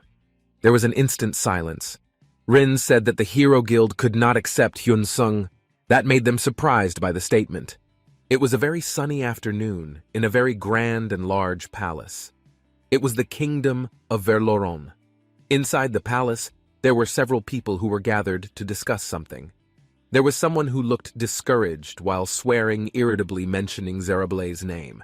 According to him, he was too confident without having any skills, so he ended up being like that. Then another person judged that Zerable was not suitable to be the guild master of the Black Hunter. Therefore, the blonde-haired person sitting next to him planned to take over the Black Hunter. Instantly, the two people were very surprised to hear this statement. Then the blonde-haired person mentioned to Junggu and Henry that they didn't have enough funds to take care of the Black Hunter Guild. Therefore, they would have to operate it individually. So according to the blonde-haired person, they couldn't do it. Junggu knew they were aiming for that. That's why they only deployed one pro player. Junggu was sure that if they knew Asura would win, they wouldn't have to spend any money. The woman laughed and thanked Junggu for thinking they were complimenting her by saying she was wise. She admitted that she really didn't know that Asura would be competing in the sub-100 level category. Thanks to that, Zerable had fallen easily, and she thought the situation was very good. Instantly, the three of them exchanged glances. Henry felt that the most important thing was what they should do with Xinhua Guild. That was because Xinhua Guild was connected to Hero Guild. She said that some of the people she sent to infiltrate the Hero Guild were even in the Xinhua Guild. She felt that it was a branch, like them. It also seemed that the guild master was not far away. Then the person beside her remembered that he had also seen her when she saw Eden in the real world. Then it's a sure thing, because that meant they were also close in the real world. They concluded that the Hero Guild master, Rin, was also the daughter of a conglomerate. The woman was sure that the person rarely went to high-class gatherings because she did not know his face. The problem was that they did not know the conglomerate's family origin. So, in her opinion, they should postpone the attack on Xinhua Guild. Henry agreed with the suggestion. Junggu thought they should fight in a fight they could win. Junggu rejected fights that didn't have a high chance of victory. But since this had pro-gamers, if they had time, then it was certain that they would win. Then Henry asked about what would happen if Asura joined the Hero Guild. The woman seemed incredulous that such a competent Asura would become a disciple of Emperor Charon and Disaster Uriah. Based on the viewers on YouTube, if they couldn't even recruit him, then there was no meaning for them to recruit him either. Junggu also confirmed this. According to her, there was no reason for him to be under someone when he got so much money by himself. Moreover, they knew that Asura was also playing solo until now, so he didn't need to join a guild. Henry wondered if maybe that person had made a partner or branch like them. Then the woman explained that Rin was from a conglomerate family like them, so she didn't think he would give her up. The woman dared to guarantee by giving up her entire fortune if they would. Therefore, they would not worry about Asura, and would focus on the Hero and Xinhua Guild. Meanwhile, elsewhere, the two women looked shocked at Rin's words just now. Libius looked very emotional. He didn't think a place like this was enough for his master to live in either. but Hyun-sung was sure she had her reasons for rejecting him. Then Rin apologized, realizing she had been too hasty. Rin said so not because Hyun-sung was incompetent, but because their guild was lacking. Hyun-sung was a little surprised by her words. Rin knew that Hyun-sung was a student of the Karen Emperor. Moreover, Hyun-sung was also Uria's disaster disciple. So Rin thought that Hyun-sung was a globally recognized person through YouTube. That made Rin feel that it was impossible to let Hyun-sung come under her wing. Rin was blunt. Just by what Hyun-sung had produced, they couldn't have him under the Hero Guild. Rin was sure neither the Emperor nor Yuria would want to work under someone else. That was confirmed by the blonde woman. According to her, Yuria was that kind of person. So Rin thought it would be difficult to recruit Hyun-sung. That's why Rin wanted to propose an alliance. Hearing this made Hyun-sung a little surprised. After Hyun-sung created a solo guild, Hyun-sung would cooperate with the Hero Guild. Things like access to dungeons that Hyun-sung had seen before and sending members to raid were possible. Hyun-sung would also have access to information on each species, and they would sell items that Hyun-sung might need at the cheapest possible price. Hyun-sung was confused and asked what he should do. Then Rin answered that Hyun-sung only needed to do one thing. With a serious look on her face, Rin told Hyun-sung about the main scenario. As Hyun-sung worked on the main scenario, he told them the information and the plot. The reason why hero guilds are created is to complete the main scenario. That was why they only recruited users who were at least unique rank in order to make an impact on the story. Rin did not need an immediate answer, so she gave Hyun-sung time to think clearly. Then, after sending the friend request, they would talk about this slowly. There was sunny weather and a bustling atmosphere at Honam Square. The scenery there looked cool and beautiful. There was Hyun-sung who was in that place. Hyun-sung thought in his mind about access to the dungeon, getting the members needed for the raid, information and items being sold cheaply. What Hyun-sung had to do first was to level up a little and then return to the Temple of Thananos. But before that, Hyun-sung planned to get skills first from the DP shop. Not long after that, Hyun-sung got a skill with a legendary grade. Seeing this made Hyun-sung confused. Hyun-sung wondered about the skill and thought it was a bug. Daytime in the depths of the forest. There was a large and burly monster carrying an axe weapon in his hand. Then suddenly the monster heard the sound of something from behind it.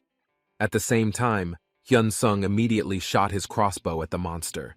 The arrow hit its target and the monster's body fell down instantly.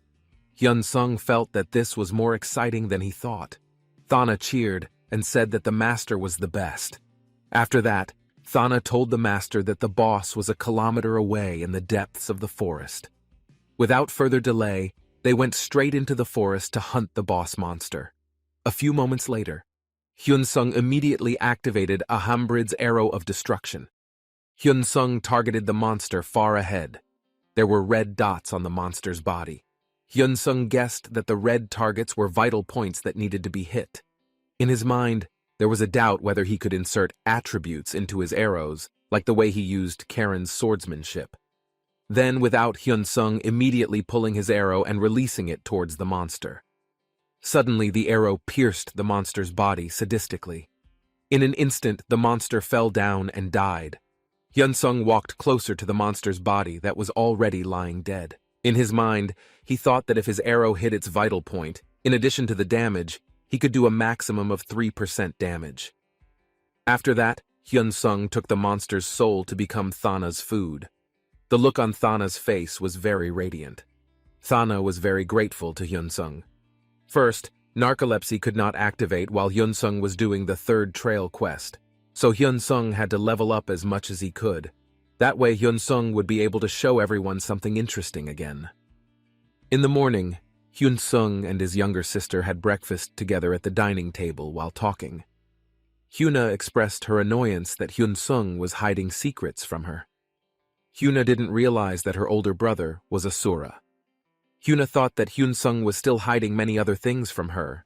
Therefore, Hyuna asked her brother to tell her what other secrets he was hiding. Then Hyun-sung got up from his seat and said that he was a god class. Hyuna was surprised and didn't seem to believe it. Hyuna thought that her brother was joking, but Hyunsung confirmed to her that he was really a god class. Hyunsung explained that his class was called Descendant of Thananos, and Thananos was one of the strongest gods who was the god of death and sleep. Instantly, Hyuna's facial expression became dumbfounded. She confirmed her brother's words. Hyunsung assured Hyuna that his words were true. There was no reason for him to lie either. Hyunsung had already told her that he was Asura, so there was nothing else he had to hide. Suddenly, Hyunsung changed the subject. Hyunsung invited Hyuna to move house. Suddenly, Hyuna was surprised by his statement. She wondered why this suddenly. Hyunsung said that the predetermined amount for Asura's YouTube page had come out, and it was bigger than expected. So Hyunsung thought they should move house. Hyuna was okay with that. Hyuna admitted that she liked this house, but if they had to move to a nicer house, Hyuna would really like it. Hyuna finally agreed to that. That's why Hyunsung invited her to go house hunting and look at furniture together. He thought it would be difficult to do that alone. Hyuna looked excited. She was about to decide on the interior design. But before that, Hyuna asked her brother for permission to see his next video before uploading it. Hyunsung said that Jaewon always sent him his videos before he uploaded them. Then Hyunsung invited Hyuna to watch them together. Hyunsung prepared to go to the temple of Thananos. Then Hyunsung reminded Libeus to hold on tightly to him when he used the gravity meteor. But Libeus refused subtly. The man did not dare to touch his master's body because he considered himself a lowly one. Libeus told him that he would find his own way. Then Hyunsung immediately activated the gravity meteor and gravity riding skills. Instantly there was a violent vibration. The expression on Hyunsung's face was panicked and scared. According to him, this is a crazy skill. If Hyunsung makes just one mistake, then he can die at the main temple of Thananos. There was a dark, intense atmosphere. The whole place was covered in blood everywhere. The screams of those who worshipped Thananos were clearly heard. Some men were seen hurting themselves by banging their heads against the stone. At the edge of the place was an old man observing the scene with a big smile. That man was the bishop of the temple of Thananos, named Amorjikta. He was pleased to see such devoted devotees. For him, this high-spirited worship was always very refreshing. Not long after, there was a huge fireball heading towards that place. Suddenly, Amorjikta was very surprised. He thought it was a meteor. Someone had used a meteor. Everyone flocked to the center of the large field. Seeing that made Amorjikta a little envious. If Amorjikta wasn't a bishop, he would have played around like that too. Amorjikta also regretted it very much. But Amorjikta felt the holy energy with other familiar energies coming from the meteor. It made Amorjikta very curious. Suddenly, the meteor blew the place apart, sending everyone flying away. Hyunsung and Libeus appeared in the middle of them. Hyunsung felt so dizzy he thought he was going to die. Meanwhile, Libeus was laughing with satisfaction. Libeus felt that this was a lot of fun. According to him, the most fun part of riding a meteor was when it landed. Instantly, all eyes were on the two of them. Seeing that Cardinal Libeus had returned, everyone immediately bowed to him. Libeus was the true master of the temple of Thananos. Hyunsung, who saw that, was very surprised that someone like Libeus became a cardinal. Then Libeus told them all that he had come here to assist the master. Then Libeus told them to be calm and conducive. Hearing Libeus who brought the master, someone appeared who immediately approached them. Hyunsung's expression was dumbfounded at the sight of that figure. Hyunsung thought that the person looked like a monster. Just by looking at his appearance, Hyunsung was sure that the person was stronger than Karen's master. Hyunsung thought that there was no way that person would kill him, who was the descendant of Thananos. Then the person bowed respectfully to Hyunsung. That person introduced himself to Hyunsung. He was Pope Francis, and also the leader of Thananos Temple. Pope Francis would be willing to escort him. Then they walked together into the temple while talking. Pope Francis suspected that Hyunsung's visit was for his relic. This was confirmed by Hyunsung. Then they walked together down a hallway to get to their destination. Pope Francis said that they had removed the seal on the relic, but they had only removed the first stage.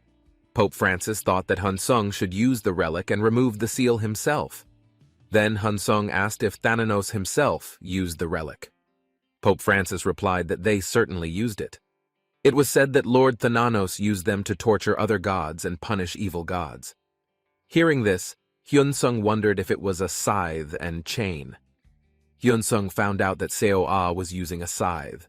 If an asura used a chain and scythe, it would sound very interesting. It was so bright that it was blinding. Hyunsung looked very dumbfounded at the object in his hand. Hyunsung confirmed whether it was really a relic. Pope Francis explained that these two objects were the most powerful and revered relics from the Temple of Thananos. On the other hand, at the Inferno Server Management Office, there was a man watching them from a large monitor screen. The man realized that Hyunsung had it now. The man had predicted that Hyunsung would get it, but he didn't expect it to be this fast. The other people who were god classes on other servers hadn't even gotten their relics yet. Since Hyunsung was in his temple, the Pope would definitely give him the quest now. The man thought to himself, if Hyunsung completed the dungeon, then the clue to the main scenario would be given. Instantly, a smile formed at the corner of the man's lips. Normally, the main scenario would be revealed after 8 months. The man felt a little worried that it wouldn't be revealed, but Hyunsung's user had already done it. God Relic Thananos' fluffy pillow is Thananos' exclusive pillow relic. It is said that if someone uses the pillow while sleeping, then that person's dreams will become beautiful. Hyunsung thought that if he had that pillow, the recovery rate for his HP and MP would be doubled. In addition, when Hyunsung slept with it, his DP was doubled even when narcolepsy was in use. Then the god relic Thananos' soft blanket is Thananos' exclusive blanket relic. It is said that if someone uses the blanket while sleeping, then that person will sleep very soundly. If Hyunsung uses the blanket, the effects of his debuffs and their duration will be halved. If Hyunsung uses it to sleep, his narcolepsy will activate, and Hyunsung will gain double the experience points. Hyunsung was amazed at how great the effects were. Hyunsung had originally been disappointed when he saw them, but they were surprisingly good. If it was 2 hours of real time, then Hyunsung could get double the amount of experience points in 10 hours of game time for a day. Not long after, someone appeared in front of them. It was the disciple. The man laughed, thinking that he had broken the seal of the relic. The man confessed that he was going to make it difficult for him by taking the relic from the emperor and going to the temple afterwards. Hearing this made Pope Francis furious. Pope Francis emphasized to him that Hyunsung was their master and a descendant of their god. Pope Francis thought that the man had gone too far in his joke. Then the disciple walked away and left them. Pope Francis felt bad that Hyunsung had seen his disrespectful side. Then Pope Francis apologized. Hyunsung did not mind that. Hyunsung thought that Pope Francis seemed to be angrier just because he hated the man. Out of curiosity, Hyunsung asked if the student had done anything. Pope Francis finally came clean that there was an incident a long time ago where the disciple took the relic and item of Thananos with him and ran away. The main temple of a religion retains its power and guards its items and relics, so that's why their shrines are unreachable by most teleportation scrolls. The Temple of Thananos lost many of its power relics that were taken away. The Temple of Thananos used to be the ruling religion on the continent, but the humans began to turn away from it. Other than a few people and a few other races, there were no worshippers at all. Hyunsung could understand that. Pope Francis also asked Hyunsung to reprimand the disciple if he happened to see him. Pope Francis expressed his gratitude for finding the relic. Hyunsung smiled kindly at him and said that he would help wherever he could. After that, Pope Francis had something to say to Hyunsung. Hyunsung was happy to oblige. As Pope Francis had said earlier that many of the faithful from the Temple of Thananos had disappeared. Therefore, Pope Francis and several beastmen of other races mobilized their strength to defend the Temple of Thananos. But a problem arose in the hometown of one of the cardinals. While collecting minerals, the ground collapsed, and they found a cave where they felt a force of death that they had never felt before. The devotees said it was covered by an unknown force, and since they couldn't get inside, so they contacted the guild. Hyunsung asked what the unprecedented power of death meant. Pope Francis explained that it was a different kind of power compared to Lord Thananos's. It was an evil and dark kind of death. Since no one other than their temple had a deep understanding of death, Pope Francis decided to send their priests and bishops. Of course, Pope Francis also went because this was a very serious matter. Necromancers are corpses, and the undead have evil death powers. But this was entirely different from that. One could say that it felt like the root of darkness. But that's not the problem. Not only could ordinary people not enter, priests, bishops, and even Pope Francis could not enter his cave. From what they had discovered, travelers between the level of 150 and 200 could enter the cave. So they tried to find out about the travelers. But since this was a serious matter, Pope Francis was curious if the Lord Descendant was qualified from his cave. So Pope Francis brought it up. Pope Francis told Hyun-sung that he didn't need to worry about it too much. Instantly, a quest request from the Pope of the Temple of Thananos appeared. Whether he accepted or rejected it, Hyun-sung would get a reward. Even if Hyun-sung failed, he would get a skill. Finally, Hyun-sung decided to accept it. Hearing that made Pope Francis thank him. As expected of the generous descendant of Thananos, Pope Francis thinks that Hyun-sung is their true master.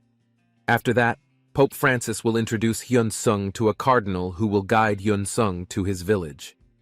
Then Pope Francis called someone named Carrot to show herself. Instantly, a woman with pink hair and ears like a rabbit appeared. The woman was Cardinal Carrot, the cardinal of the Temple of Thananos. Carrot thought it likely that Libius had annoyed the master so much that she would apologize in return. Carrot smiled sweetly and then lunged at Libius's body far back. Pope Francis said that it was because Carrot didn't like Libius's brother. Then Libius got up. He judged that Carrot was very excited as usual. Then Hyun-sung will leave now. He thought it would be best to finish the dungeon as soon as possible.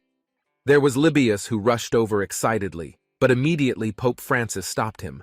Pope Francis thought that Libius would only make the master difficult, so he forbade him to go and told him to stay here.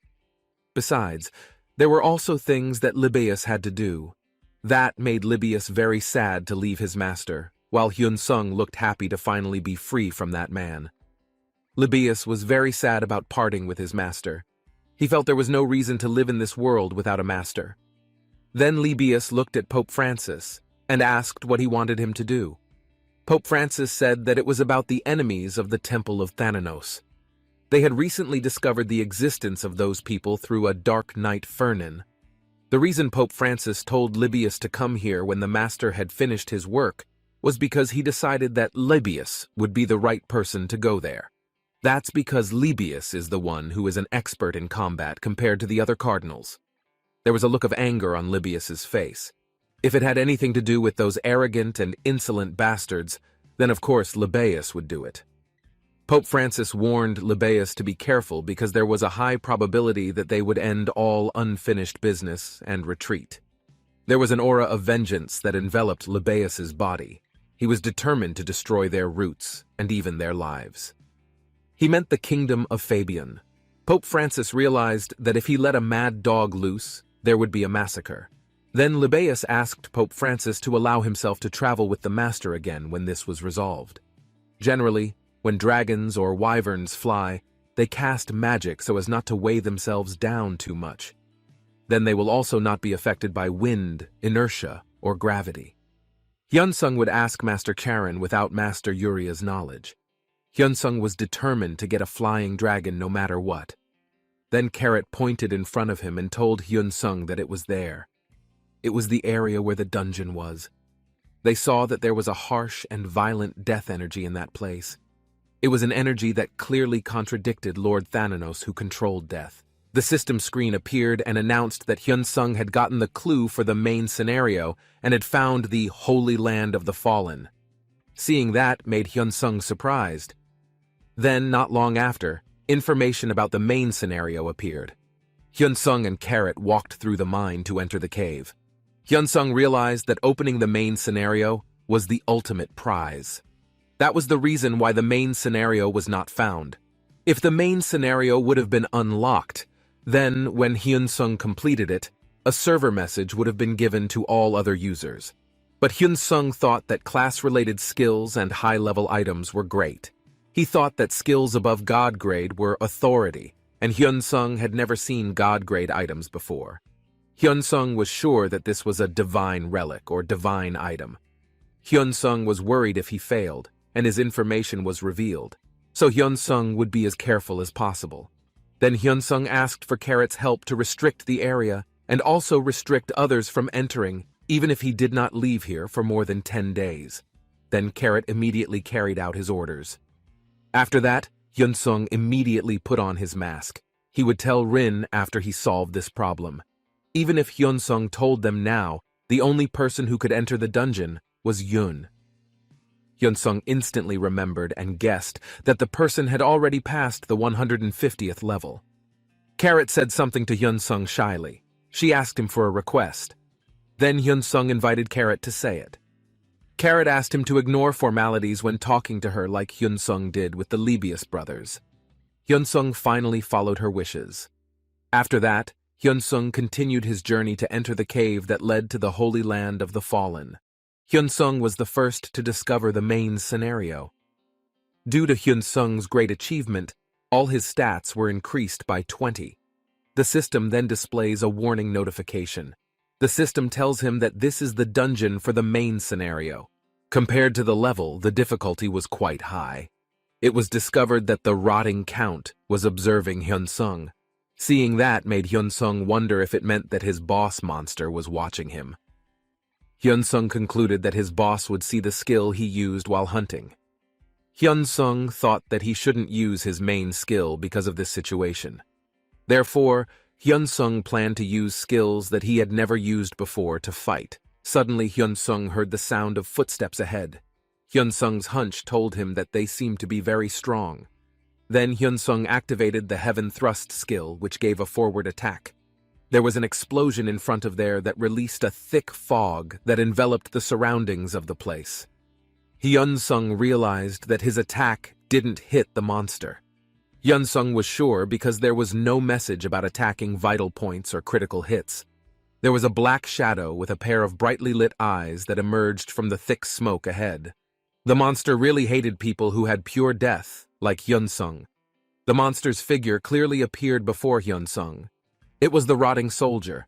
Hyun-sung thought that it didn't seem like the right time to hide his skills.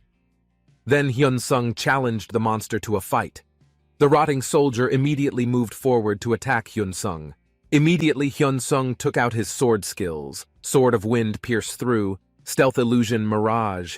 With these skills, Hyun-sung could trick his opponent.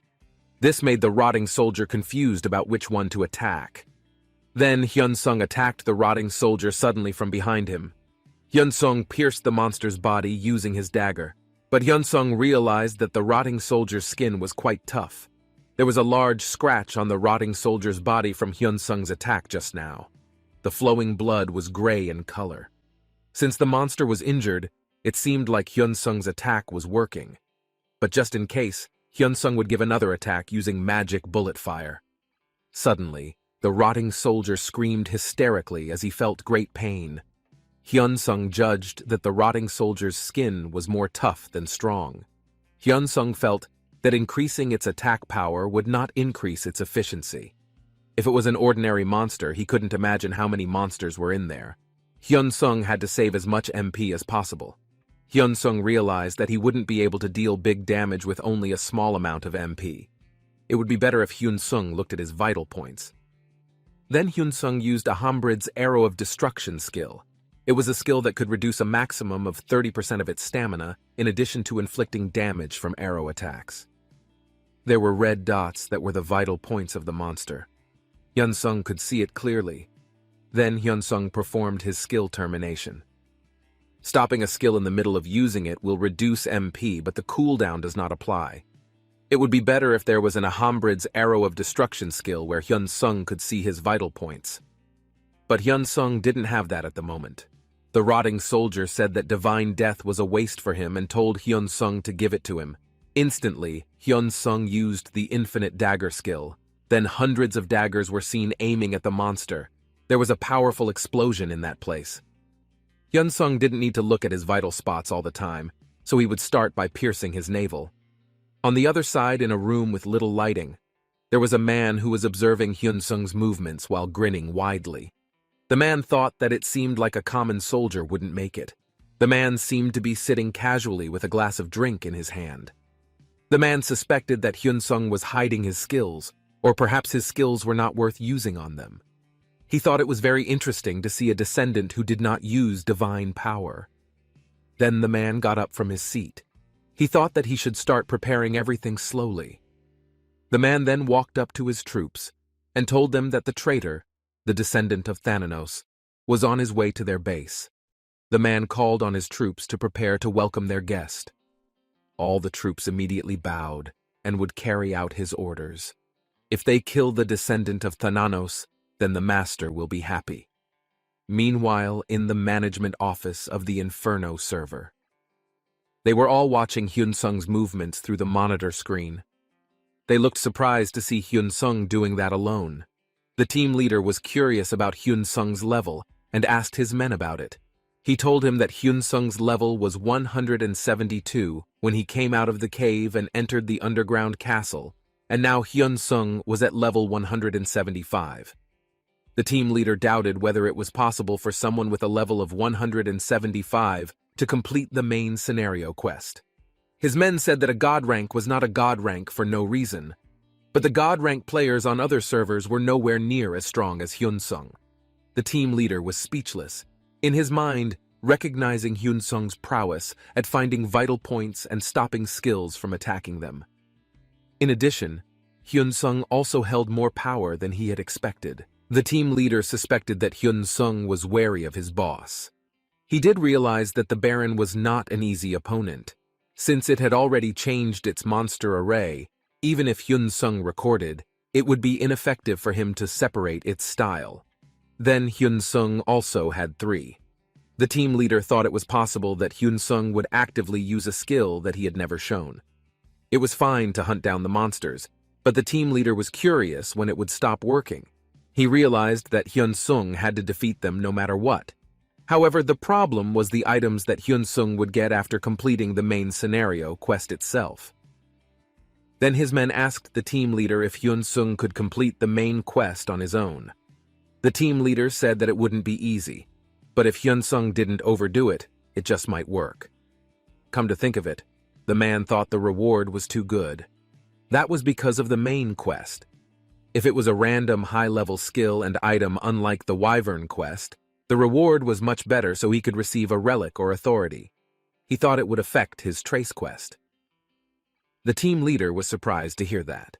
His men said that Hyun-sung received the last relic on the last trace quest opened at level 400. The other gods only had 1 relic, but Thananos had 3.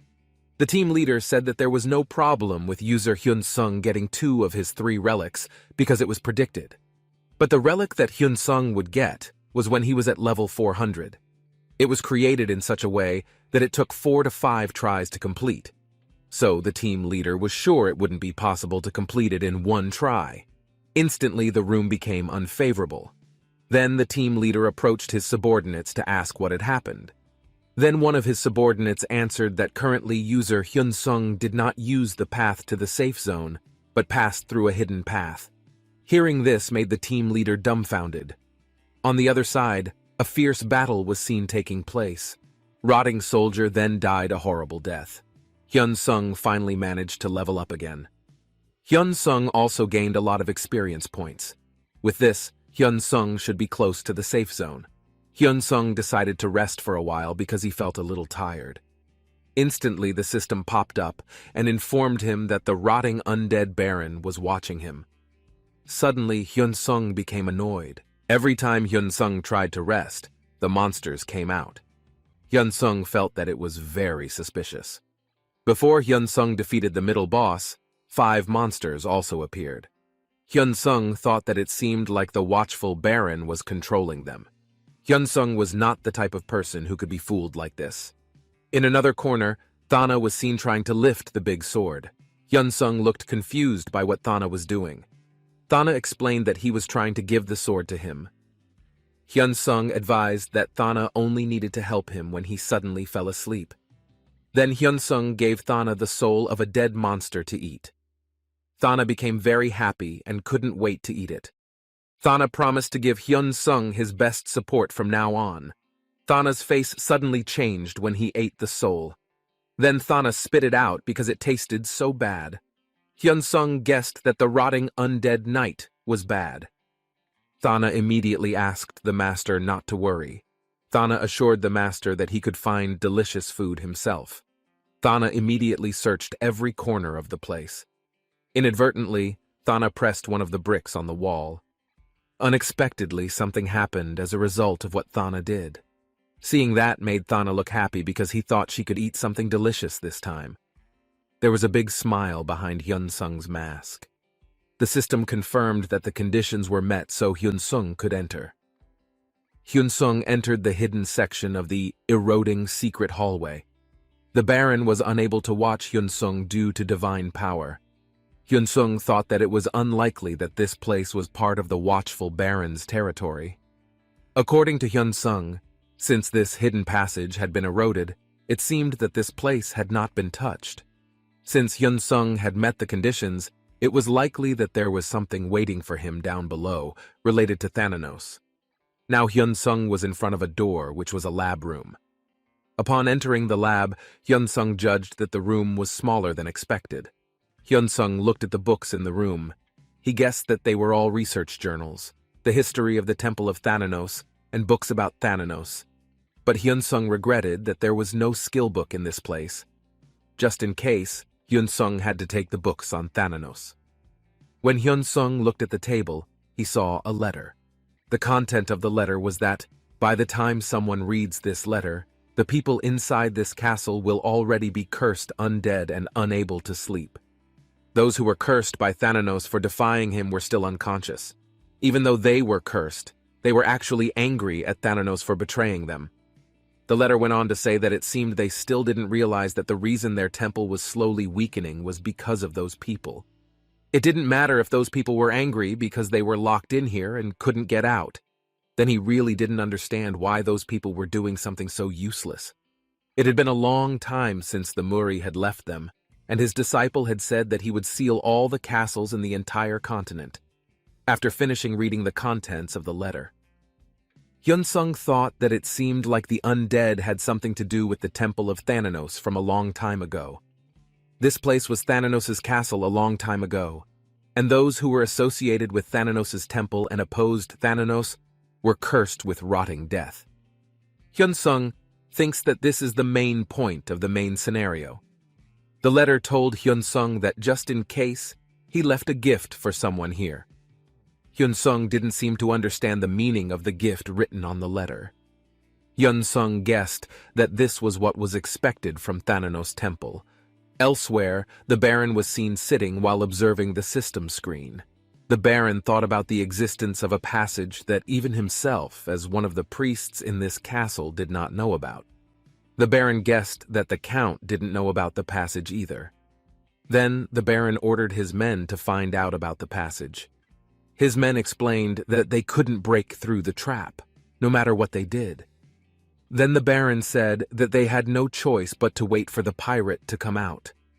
The Baron thought, even though they were weakened, it didn't mean they couldn't handle a boy. While the Baron was watching Hyun Sung suddenly ran away.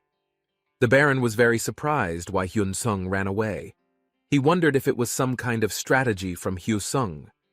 Suddenly, the Baron's room collapsed. The Baron didn't know what happened, so he ordered his men to chase Hyun Sung right now. Hyun Sung said that this was as expected from the Temple of Thananos. We see Hyun Sung standing in the safe zone. Hyun Sung said that who would have thought they would make a bomb to self-destruct in the castle. Hyun Sung knew this was a group of psychos, but they always exceeded his expectations. Hyun Sung saw that it really exploded violently. Plus, Hyun Sung gained experience points as well. Hyun Sung was already at level 180. Hyun Sung judged that if it seemed like the explosion had subsided, he wondered if he should reignite what had gone out. Then, Hyun Sung thought that he should rekindle the fire that had gone out. The Baron looked very upset. He suspected that the energy beneath his castle was dying and self-destructing as expected from the Temple of Thananos. The Baron managed to survive because he used his barrier. The Baron was very upset with Hyun Sung because Hyun Sung had triggered the bomb. The Baron finally found out why Hyun Sung was running towards the safe zone. The Baron thinks that Hyun Sung is an abnormal person. He suspects that Hyun Sung is a descendant of Thananos. The Baron was very surprised. He did not expect to lose all his subordinates so helplessly when he tried so hard to gather this much. The Baron looked very angry. The Baron said that he would kill Hyun Sung. On the other hand, since the main scenario quest completion notification still hadn't appeared, the boss must still be alive. Then the Baron seemed unable to hold his patience anymore. He was determined to kill Hyun Sung. Quickly the Baron attacked Hyun Sung. Hyun Sung, who realized it, immediately avoided the attack. Hyun Sung thought that the Baron's magic spell was very fast, and there were not too many obstacles. The Baron continued to attack Hyun Sung. Hyun Sung saw that the Baron was so angry that he attacked him continuously. Hyun Sung thought that provoking the enemy and fighting like this was fun. From the power and speed of his magic, any attack Hyun Sung received would likely be fatal. Even a boss would know that. But because the Baron couldn't hit Hyun Sung, the Baron became very annoyed, and so a mistake was inevitable, just like this time. The Baron was so angry that he didn't realize Hyun Sung was behind him. Then Hyun Sung attacked the Baron from behind. He stabbed the Baron until he pierced the Baron's body. Then the system confirmed that the strength of the seal on the Rotting Baron had weakened. The third phase of the Rotting Baron began. His HP will be restored, and he will become temporarily invincible. When the Rotting Baron became invincible, he could not move. The system told Hyun Sung to prepare. Hyun Sung thought that the bomb and gravity meteor were 2 phases. Then the Baron reminded Hyun Sung to prepare himself, because he would soon attack Hyun Sung. As the Baron prepared to attack Hyun Sung, suddenly the Rotting Baron's invincibility was revoked. To the Baron's surprise, the Baron's legs began to turn to stone, and he couldn't move. Then the Baron would attack Hyun Sung with the power in his hands. Then the system confirmed that the Rotting Baron had suffered a status deviation, so that he would experience hallucinations and pain for 3 seconds. Then the Baron screamed hysterically. He would be torn apart. The Baron begged to let himself out of this belief. Then Hyun Sung gave the Sabbath of Dead to the Baron. Hyun Sung told the Baron that he still had one left. There was a huge explosion there. It was noon at the Hero Guild headquarters in Istein Castle. There was a meeting of 5 people in the room. AI explained that he had not found any information until now. Stai said the same thing as AI, despite trying hard to try. It seemed like the temple didn't know either. Steve felt that everything here had gone in the wrong direction. Rin became sad and thought about giving up. Sunny asked Rin to take a short break. In fact, all of this still hadn't found any information. This means that everyone here doesn't understand it well. Sunny senses that Rin has been too anxious lately. The old man of the tank agreed for Rin to take a break. Suddenly, Kaiser came through the door and said he had found information. Kaiser was happy to find some useful information. The main scenario stated that the Asura had completed it, as information about the main scenario spread throughout the country. So, some minor and major changes would occur. For the sake of more detailed information, they were asked to go to the home page, because there were no additional notifications. Steve wondered if indeed Asura had completed this. It meant that the quest could be obtained at a low level. Sunny guessed that this happened because everyone here could not find out about the information. Kaiser said that the main quest was related to the Temple of Thananos. In addition, the Pope knew some information about it, but only a little. Asura, who was wearing a mask on his face, looked at the footage of fighting the enemy. Asura felt that this main scenario was just like the prologue. If it is like the prologue, it means that the Baron is only a subordinate. Even so, it will be difficult to do. If the bomb does not explode, Asura cannot fight alone. Moreover, Asura doesn't have enough power to use. So it was better that there was a power item in the reward.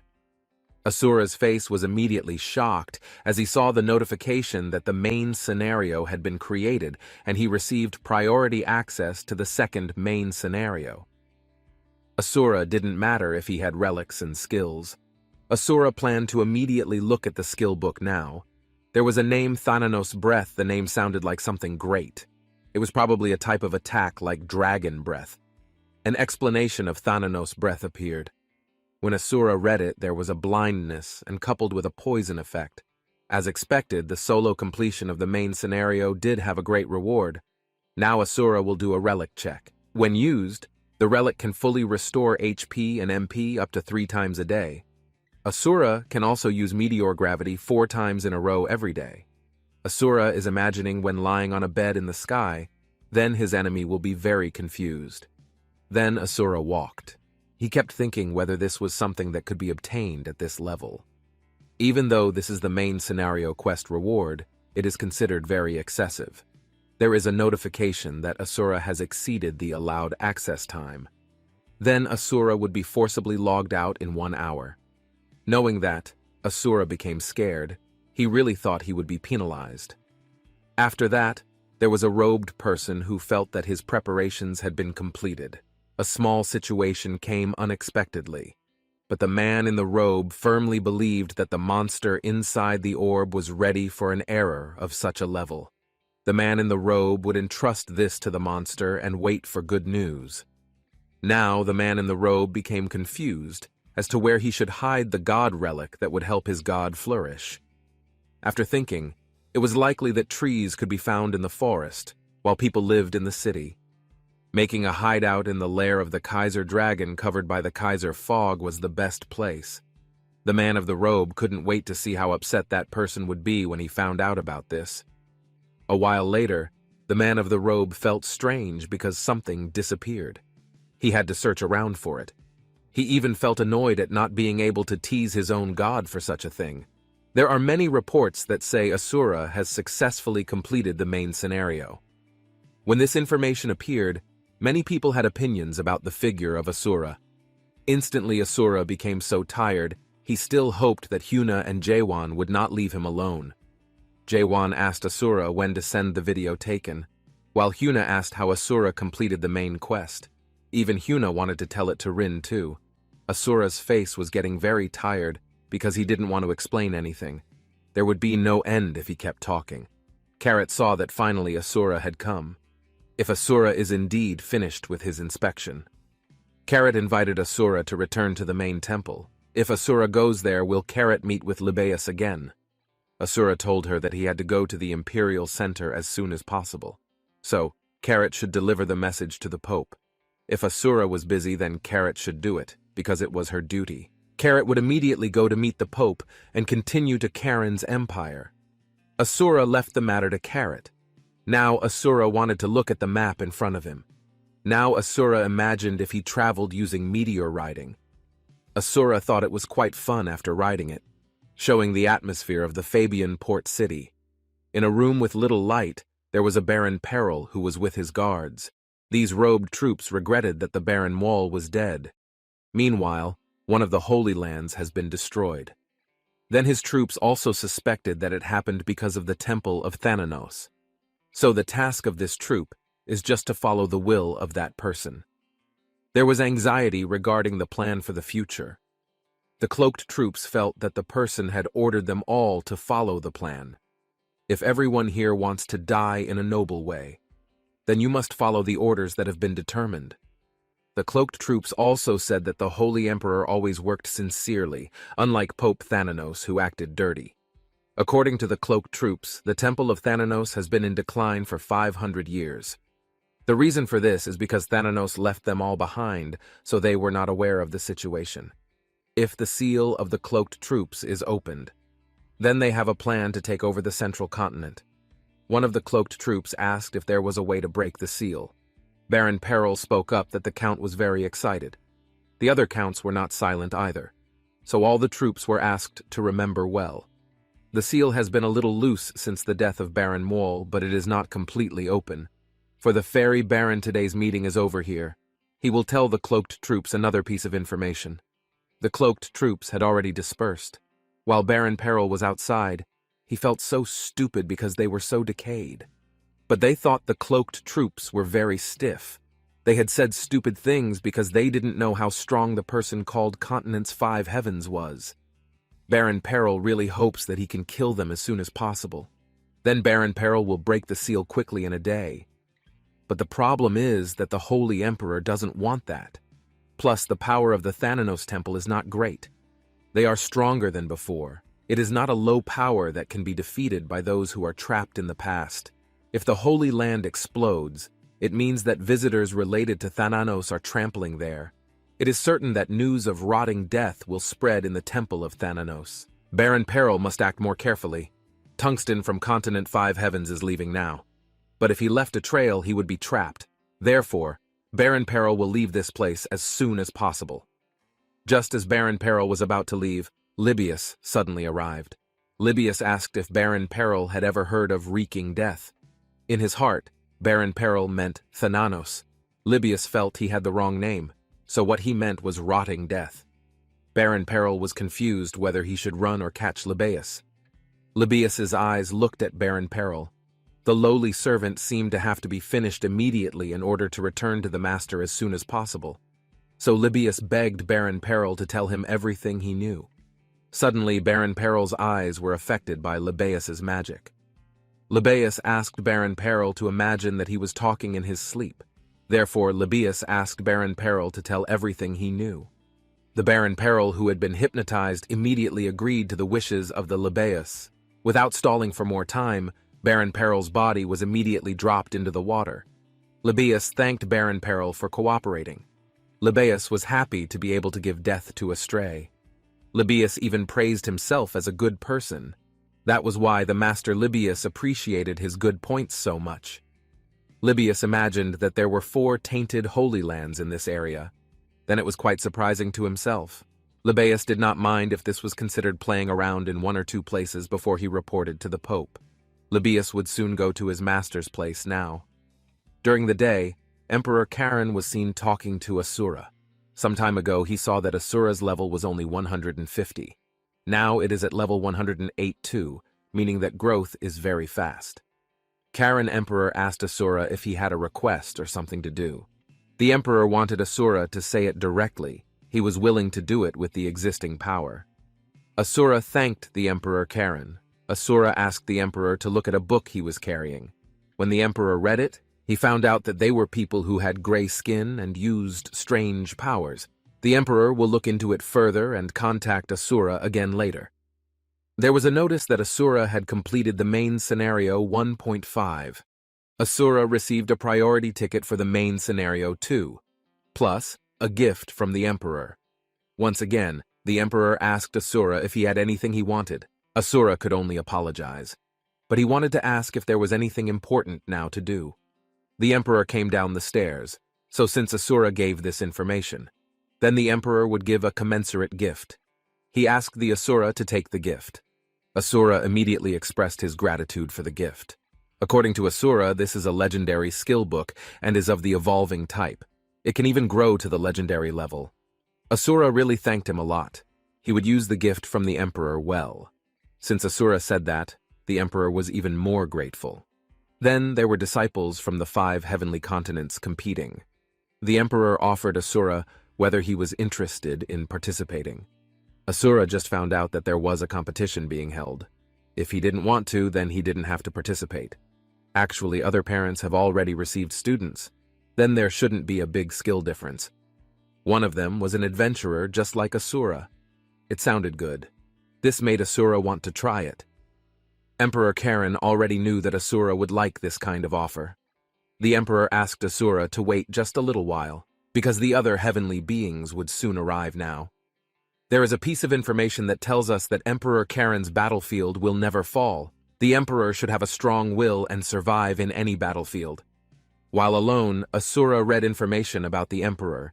It seemed that indeed, Master Karen favored the skill of evolving, while the other evolved disciples were from the 5 heavens. Asura saw the current situation. He could take a break from other scenarios for now. In addition, Asura will tell the guild hero through Huna that when he talks to them later, there will be no problem. Asura's little friend told him that there was a Dragon Lord energy coming. Hearing that made Asura confused. In the window you can see the huge red eyes of the dragon. Asura was shocked when she saw it directly.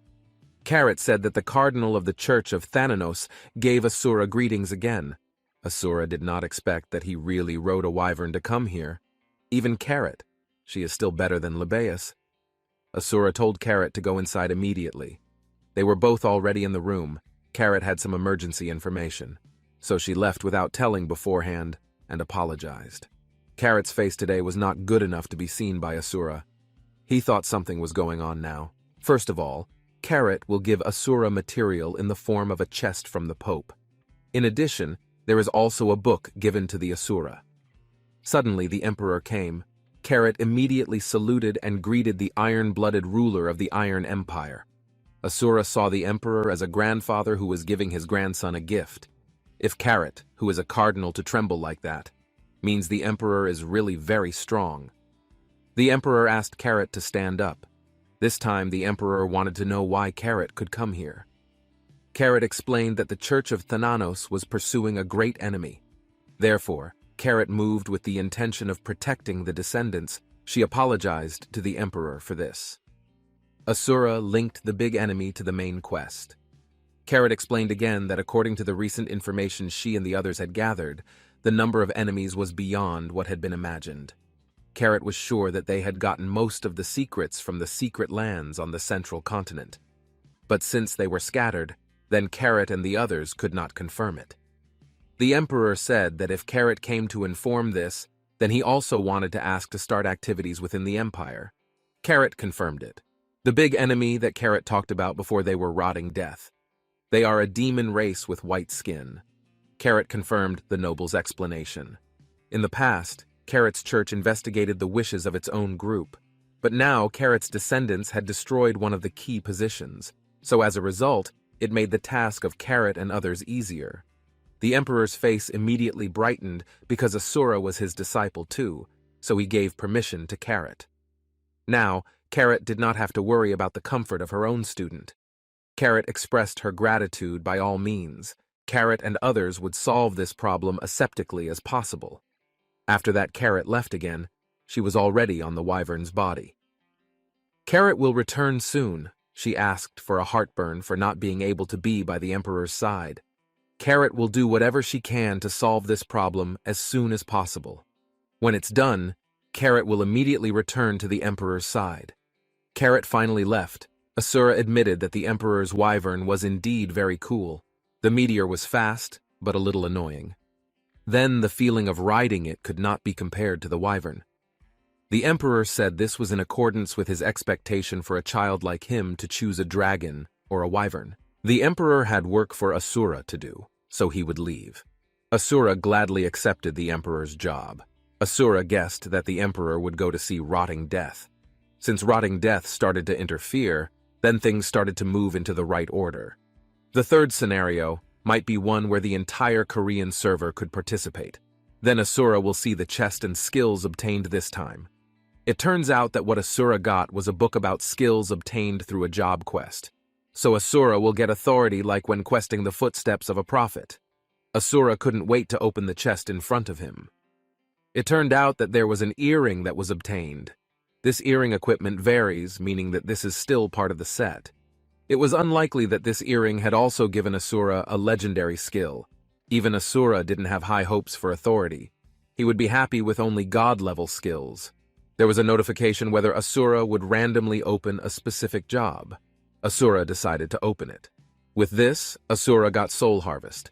Asura's face was very happy when he got it. There was a nest that was so terrible. For this emperor, it looks very big, but this animal is very angry because there are humans who have dared to enter carelessly. This animal will burn this human soul with its fire. According to the emperor, brave is a word that should be used by great people. Since this animal became an adult dragon, it was the first time it could feel this kind of pressure. In fact, dragons can only feel this kind of pressure from the elders of their species. Even dragons can feel that this is a very big pressure compared to the previous elders. The emperor said that in the past, he had cut the dragon's neck with a single slash, but it seems that the emperor has become more lenient with age. So now the emperor will only leave him with one wing. The dragon remembers the story of the previous elder. There was a human who slaughtered thousands of dragons in the clan in order to obtain its heart, even though until now it was just a myth. So, the dragons regarded it as an urban legend. The emperor thought that he would be better off looking for wyverns than dragons. The emperor asked the dragon to think about it. Then the black wyvern was felt to be better for the emperor. There is the easternmost side of the central continent, on the other side of which is the Fabian kingdom, Halmepis mountain with lava flowing like a river. The kingdom of blacksmiths, who are famous for their skills. Kuktasiun kingdom, there is a man with a large body named Duracell. He told Wall that if he was ready, then the two of them would leave immediately now. Duracell is the legendary craftsman of Continents 5, while Wool is the youngest student of Duracell.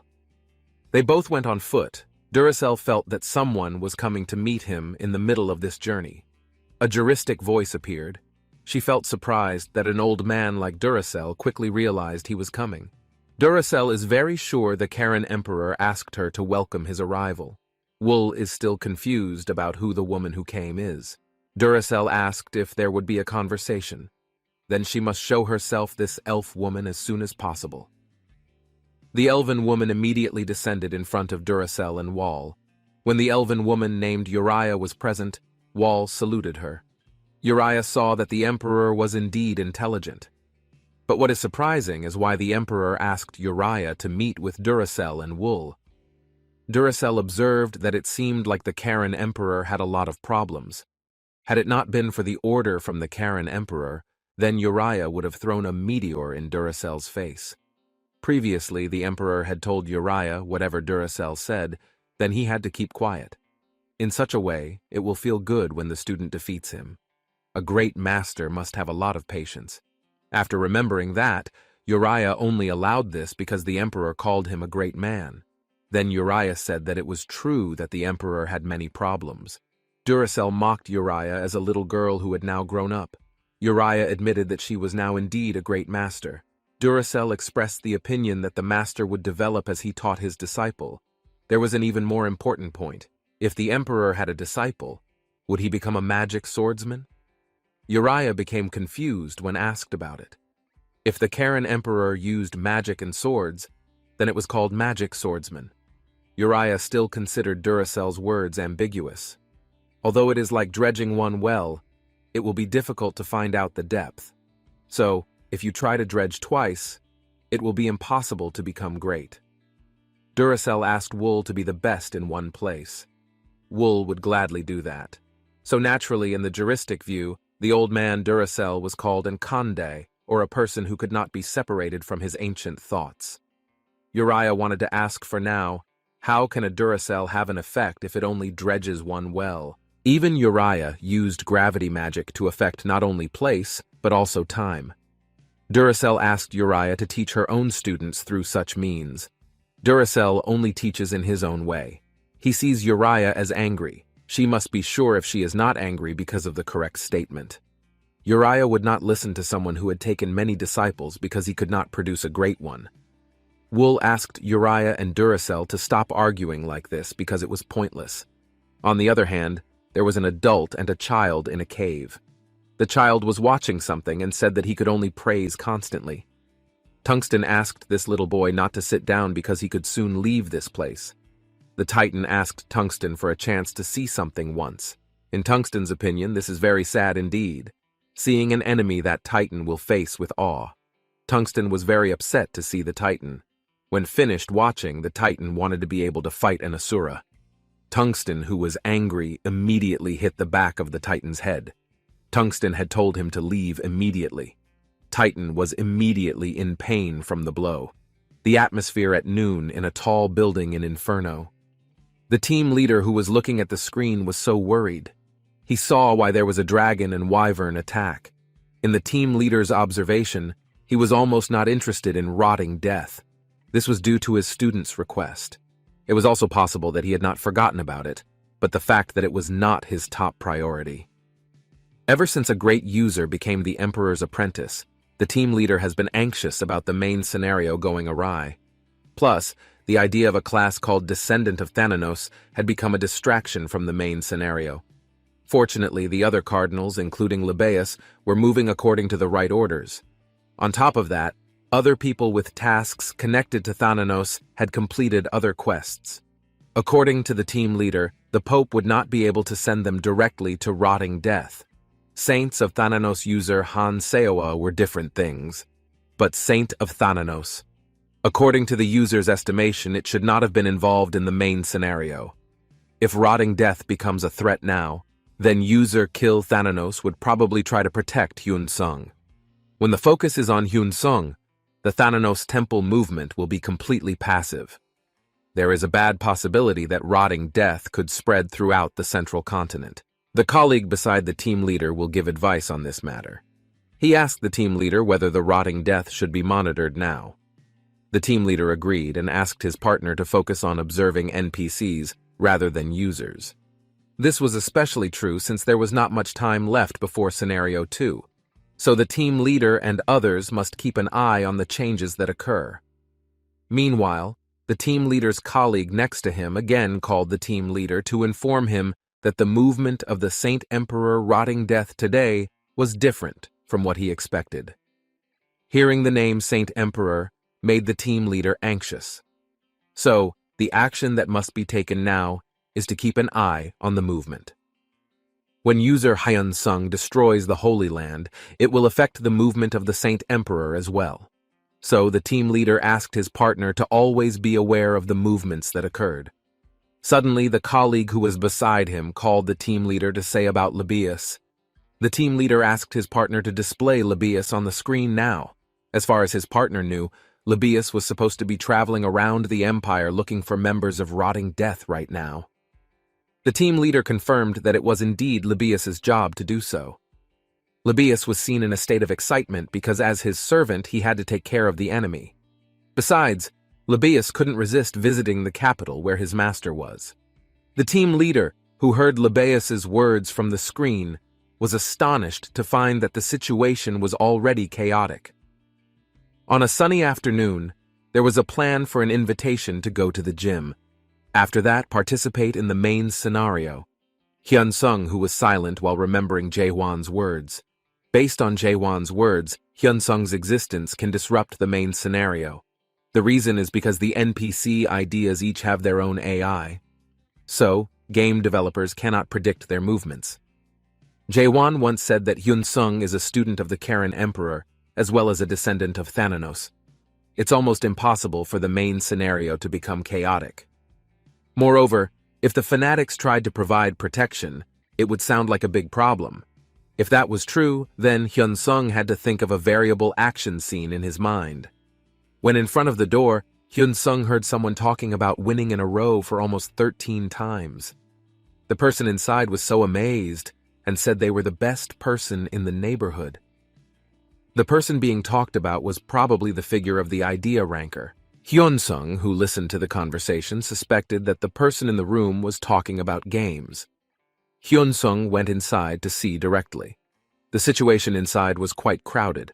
When Hyun Sung saw it, it turned out to be a game that had been played with Hyuna in the past. Many people were waiting in line just to play the game. Hyun Sung was interested to try and started heading to the game chair in front. There were two people talking about a great man because he had a good physique. The other person hoped he could beat the other's winning streak. Hyun Sung had already started preparing. No matter how good his physique was, it wouldn't affect his control. Good physique could hardly have any impact. Hyun Sung would never know if he hadn't tried it firsthand. Hyun Sung had started to enter the game. He saw that there was a warrior match. It looks like the warrior match is so confident. The game is about to start and the sword fight is finally underway. According to Hyun Sung, even though that person is a pro gamer and professional, this will be difficult for him. The people watching immediately anticipated that Hyun Sung was very good. Hyun Sung was able to beat 13 consecutive wins. People watching said that Hyun Sung and his opponent might belong to the ranker idea. A few moments later, Raymond came in and saw that it was quiet. Raymond thought they had left because he had gone out just to exchange more money. Raymond was so disappointed and hoped to meet again at a later time. But for Raymond, there is something more important. Raymond had to leave quickly before the master got angry for being late. There were two men who saw Raymond strange because he was talking alone, but his friend did not care about Raymond talking to himself. His mother once said not to insult people who are mentally ill. Raymond, who walked alone, it had been a long time since he had visited. Raymond doesn't even know if his master is healthy or not right now. There is an entrance where the master is. The grandpa showed a cheerful face seeing the man who had come. Raymond immediately told his name to the grandpa. Seeing Raymond's arrival today, the grandpa was so excited because he had never seen Raymond leave the country before. Raymond saw that the grandpa had changed after the last time they met. The grandpa called Hyun-sung, who was busy to get closer to Raymond. The grandpa said that Hyun-sung is his student. The grandpa told that Hyun-sung had been told before the other day. Raymond confirmed that he often hears stories about Hyun-sung, especially from the game earlier. Hyun-sung was happy to hear it and confirmed that he did play the game earlier. The grandpa just found out that it turns out that Raymond and Hyun-sung already know each other. Raymond told the grandpa that he and Hyun-sung had just played a game at the arcade downstairs. Actually, Raymond doesn't really know Hyun-sung that well. The grandpa was curious who was the winner. Raymond said he had lost completely. Hyun-sung felt that he had seen Raymond's style. Besides, Raymond is also a master's student, so it's natural for this too. But it seems that Raymond's purpose of coming here is to do training. Raymond offered Hyun-sung if she wanted to spar with him. Raymond was disappointed when Hyun-sung suddenly disappeared when he was taking money to play games again. Hyun-sung also felt lacking, so this would be a good opportunity to do. A few moments later, Hyun-sung and Raymond were ready to spar. Raymond and Hyun-sung were already facing each other while holding their respective swords. Hyun-sung on this occasion will try to learn one or two of these, while Raymond judges that this time it will not be as one-sided as in the game earlier. Their swords have touched each other and then crossed. After sparring, Raymond's hand was badly injured. He immediately sat down, and Master the Grandpa was bandaging the wound. The wound on this hand was as Master the Grandpa had said. The Grandpa made sure that Raymond would come every day for training. Happily, Raymond would come after seeing monsters like Hyun-sung, so there was no way she would miss it. The Grandpa already knows a fighting maniac like Raymond, so he will slowly like Hyun-sung. Raymond admitted that Hyun-sung is really great. It was the first time Raymond saw someone who got stronger as the rounds went on. The Grandpa also thought the same thing when he first met Raymond. Now it was Raymond's turn to suffer. After Raymond's hand was bandaged, he said that Hyun-sung had indeed been this strong in the real world. So Raymond is even more curious how strong Hyun-sung is in the idea. Raymond guessed that Hyun-sung was equivalent to the famous Asura. Raymond even thought that Hyun-sung might be an Asura. The Grandpa argued that Raymond was also one of the strongest in the idea. Moreover, Raymond has been playing it for quite a while. Raymond agrees to the statement, but honestly there is a reason why Raymond rarely comes to this place. The answer is definitely because Raymond is so busy with ideas. Hearing that, the Grandpa regarded Raymond as a very embarrassing student. How could a game make Raymond unable to come here for months? In his heart, the Grandpa had been suffering for a long time because he was always serving monsters like Hyun-sung. Raymond told him he was in a religious group in the game, then there were so many stupid people stuck in so much work. Plus, the Pope also continued to provide work for Raymond. Actually, Raymond is in a pretty important position there, especially lately the owner of the sect appeared, but he has never met him. Raymond believes the person from the sect is very strong. After sparring with Raymond, Hyun-sung came out with a slightly bruised face. If there was a Hyuna who saw Hyun-sung now, she would probably be shocked. But sparring with Raymond was considered fun by Hyun-sung. Hyun-sung was sure that it didn't seem like the dojo would be boring anymore, so he had to take a quick shower before Hyuna came and saw him like this, showing Asura the arrival of the waiter who apologized for disturbing his rest time. Asura asked the waiter what the problem was until he met him. The waiter said there was no problem. It's just that when Asura left, Continent's 5 heavens, fearless Tungsten and Titan students had arrived. Asura became confused. Why did this servant report to him? The servant apologized again. Tungsten wanted to meet the noble Emperor Karen, but he was away on business. Asura asked Tungsten to meet with Uriah instead. The servant informed him that he was away. Asura asked the servant if he would welcome Tungsten and Titan alone. The servant explained that he would only inform him that one of the 5 heavens continents had arrived at the empire. Since Emperor Charon was not here, it was likely that Tungsten himself would come to see the Asura. Surprisingly, Tungsten was already inside with Titan. Asura immediately introduced himself to Tungsten as an Asura in this world, as well as a student of Emperor Charon and Uriah. Tungsten felt that Asura was a monster and became a student of Charon and Uriah. Tungsten said that the servant had already introduced himself, so Tungsten would not introduce himself again. Then Titan was a student of Tungsten, a toaster like Asura. On this auspicious occasion, Asura was so happy to meet Titan. This time Titan made sure that the one in front of him was really Asura, because he had idolized him so much. In Tungsten's view, the Titan would immediately fight him, but judging from his pathetic attitude, he looks like a little bastard. Titan asked permission for Asura to sign. Seeing such conditions for Asura does seem difficult. He cannot cuss the mask that is usually used. However, Asura does not need to worry about his identity when it is revealed. This is because the screenshots will be blurred without the person's permission. Tungsten said it seemed that the elf, the jolly Uriah, had come with Duracell. Asura had also suspected that Uriah had arrived. According to Tungsten, one of the owners of this palace has come, so he will go there. But Tungsten is so curious where the Emperor is going now. On the other hand, Uriah is angry because Duracell is very slow like a turtle, especially when he doesn't pick her up. Duracell mocked Uriah for being too chatty. Then when Tungsten came out, he saw Duracell and Uriah arguing. In Tungsten's opinion, they were a pathetic couple. This is not a good example for the students. Uriah was very happy to see the Asura in front of him. Arrogantly, Uriah called Duracell to see for himself that he would not be able to win. Duracell saw that an apostle didn't have that much divine power. It looks like the Charon Emperor chose him not without reason. Besides, it is also impossible for minks to have mediocre students. Meanwhile, in the palace, the student of Continent 5 Heaven's Water King Elgors Mouvel has arrived. Elgors, the master of Mouvel, who is considered a monkey, is very arrogant as usual and has never changed at any time. He is not expected that only Mouvel is sent. It can be ascertained that Elgors is very confident. Mouvel said that his master had said there was no reason for him to be able to come here.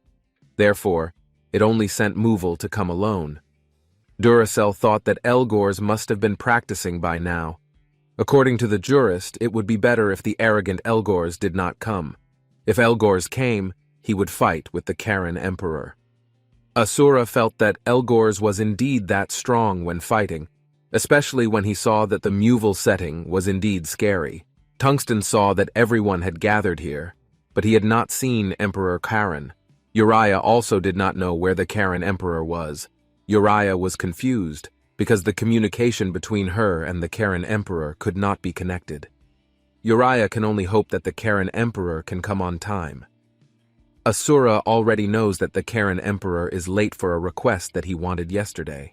On the other hand, there is Cassius happy to come here. The Charon Emperor immediately asked who the person who came.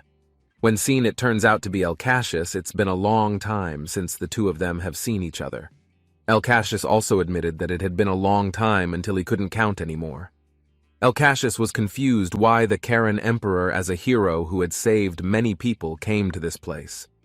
The Charon Emperor explained that he had just appointed a student. Emperor Charon is looking for a dragon or wyvern to give to his student as a gift. Since earlier the Charon Emperor could not find the animal anywhere. After hearing the Charon Emperor's wish, Cassius immediately put his hand into a small portal. If he was his friend's student, then Cassius also considered him a student too. Cassius gave the egg that had been received from the sky god first. The size of the egg is large and golden in color. Emperor Charon was surprised that Cassius gave him an egg. It would be good to see the Emperor's student raising this egg slowly. At the battle arena, Elgor has also not been seen coming today. Mouvel told the Emperor that his master had no reason to go alone and only sent himself. Emperor Charon understands because Elgor is like that. Emperor Charon sees that the current conditions will be difficult to hold a meeting without Elgor here. So does anyone disagree to start the student competition directly? Uriah replied that everyone agreed, even one of the five heavens continent. Then the emperor will tell the rules simply. The emperor's disciple would enter the arena and fight once with Wool. Then, no matter what, it will be against the tungsten disciple, the Titan. The Titan's face is so scared because it will fight an Asura. After that, the final match will be against Muval, a student of Elgor. Then Duracell's students will fight Tungsten and Muval's students afterwards. At the end, Tungsten and Elgor students will fight together. The Emperor's most precious student must not die at all. Uriah will put special magic. Then, the magic will cover everyone's body with a thin shield. This spell will not hinder their movement or attack. Moreover, the shield has a defense equal to the target's total life. When the defense level reached 0, the shield would break. They could all think of it as dying in real combat. Even though it was a shield, they would feel pain. It is considered a loss if the shield is broken. Muval couldn't wait to fight the Emperor's disciple first. The Asuras in this match as Asuras will compete and are ready to wear their respective masks. Elgor had very strong flesh, so he didn't train with anything like weapons or techniques. He arrogantly only trusts in his own body when he goes into battle. Muval was also the same as Elgor, who probably didn't use any weapons or techniques either, and believed in only training his body. Emperor Charon immediately said that the battle had begun. Asura said that he had to use this skill obtained from the skill key. Asura uses Soul Harvest, while Muval uses Moon Sword's Falling Slash. Besides that, he also uses the Nocturne Prisoners. The battle that took place was very fierce. In the middle of the fight, Muval got a ferocious attack from Asura that made his mouth bleed. But Muval did not stay still and immediately prepared to attack again. Suddenly, Muval said that this was unfair to him. There are the last 2 attacks received just contained divine energy. Muval asked to be corrected when his opinion was wrong. But earlier, Muval guessed that it didn't look like the Emperor's or Uriah's skills. According to Muval, this competition was a golden opportunity for the students of the Five Heavens continent to show their skills. Muval was so confident that he dared to bring divine power, just to calm down this unfair competition. Duracell asked for this competition to be fair, likewise with Tungsten, who wants justice. Uriah saw that the continent Five Heavens still looked down on the Asuras. The Emperor's face immediately looked towards his student. Asura said that Muval was shameless. If Muval lost, then he should be able to accept it, then ask for another try. Asura didn't expect that Muval would do this to make himself look like a cheat. Asura actually didn't want to use this. Emperor Charon also agreed with Asura. Later, Asura will not use any skills that contain divine power. The Emperor asked everyone if they agreed. Asura could use other skills. According to Duracell, as long as Asura doesn't use divine power, it doesn't matter. Likewise with Tungsten, who agreed like Duracell. Muval thinks that his current opponent is very strong and he doesn't have the power of God, so this battle is worth trying again. Emperor Charon informed that the battle has now started again. Asura uses Gravity Meteor. The attack is getting more powerful and gripping. The Emperor and the Jurist laughed at this match, while Tungsten didn't imagine the Emperor and the Jurist really wanted to pursue victory. Duracell was also annoyed with Uriah as an elf woman. Now that the victory belongs to Asura, it looks like Muval is helpless, even though the Asura wanted to enjoy it even longer than before. The officers immediately took the defeated Muval. Tungsten saw that Elgor was not here, so Elgor could not see his own student in a weakened condition. Tungsten personally didn't want to see his Titan student go through such a thing. By strengthening the explorer's ability to die, Tungsten had increased its energy, then managed to strengthen his flesh to become more of a steel tough. Tungsten was sure he could not overcome the gravity of the meteor. Duracell did not expect the Asura to be stronger than he thought. The Emperor asked if Tungsten wanted to continue this or try it another time. Tungsten could only say thank you because he would go first. Tungsten had to pull hard on the Titan as his student. Titan was confused because he could not see more of the Asura fight. Titan begged Tungsten to be released, his thick hair even in pain. Duracell will also soon go to invite Wool. He immediately obeyed the orders of his master. Uriah saw that they were all scared. The Emperor asked her to stop saying that. Asura was just silent because he regretted this, even though he was so excited. but now it has ended very sadly. Asura will switch to working on the main scenario only. Uriah offered Asura whether today he wanted to eat something or receive any gifts. Uriah is ready to buy any Asura, so just mention the wish. Uriah suddenly wanted to give Asura the territory. Asura's face was so shocked when Uriah offered it. The emperor is sure that Asura must be so happy to see the faces of the parents of the continent five heavens, so in this case don't think too seriously about it. The emperor thinks Asura has done a good job today, so he must take the egg from El Cassius that the Dragon King got. El Cassius said he had received this egg from the sky god so it might be useful. Asura thanked Emperor Karen. The emperor will leave, and there probably won't be any useful dungeons for people with level 200. The emperor will open the exclusive royal family dungeon for Asura. Uriah also wanted to give something to the Asura. He could only express his gratitude. Even though Uriah had given a lot of things, the emperor asked to hold back for this time. After noon in the arena, the lion said that Elgors had not appeared yet. However, the master said that there was no reason for him to go alone and only sent him. Although Elgros was similar to him, it seemed that he found it difficult to hold a meeting without Elgors there. So why didn't he just start his students' competition right away? The woman laughed if the old man was afraid of entering one of the continent's five heavens. Then he would tell the very simple rules. Then their students would also start entering the arena and fight once with Duracel's students. However, he didn't care about the results, because he would only continue to fight Tungsten's students. After that, at the end of the fight, he would fight Elgros's students. Then Duracel's students would fight Tungsten's students and Elgor's students later. Then at the end, Tungsten's students and Elgros's students would fight. Therefore, their precious students must not die at all. Uriah would also put shield magic on them. It is useful to cover their entire body with a thin shield. It is a spell that will not hinder their movement or attack, especially if the shield has a defense stat that is equal to the total life of the target. So, when the defense level reaches 0, then the shield will break, so they can think of it as if they are in a real battle now. Even though it is a shield, however, they can still feel the pain that will be considered a loss if their shield is broken. Therefore, the lion said that he wanted to fight the emperor's disciple first. Therefore, he asked, what about Asura?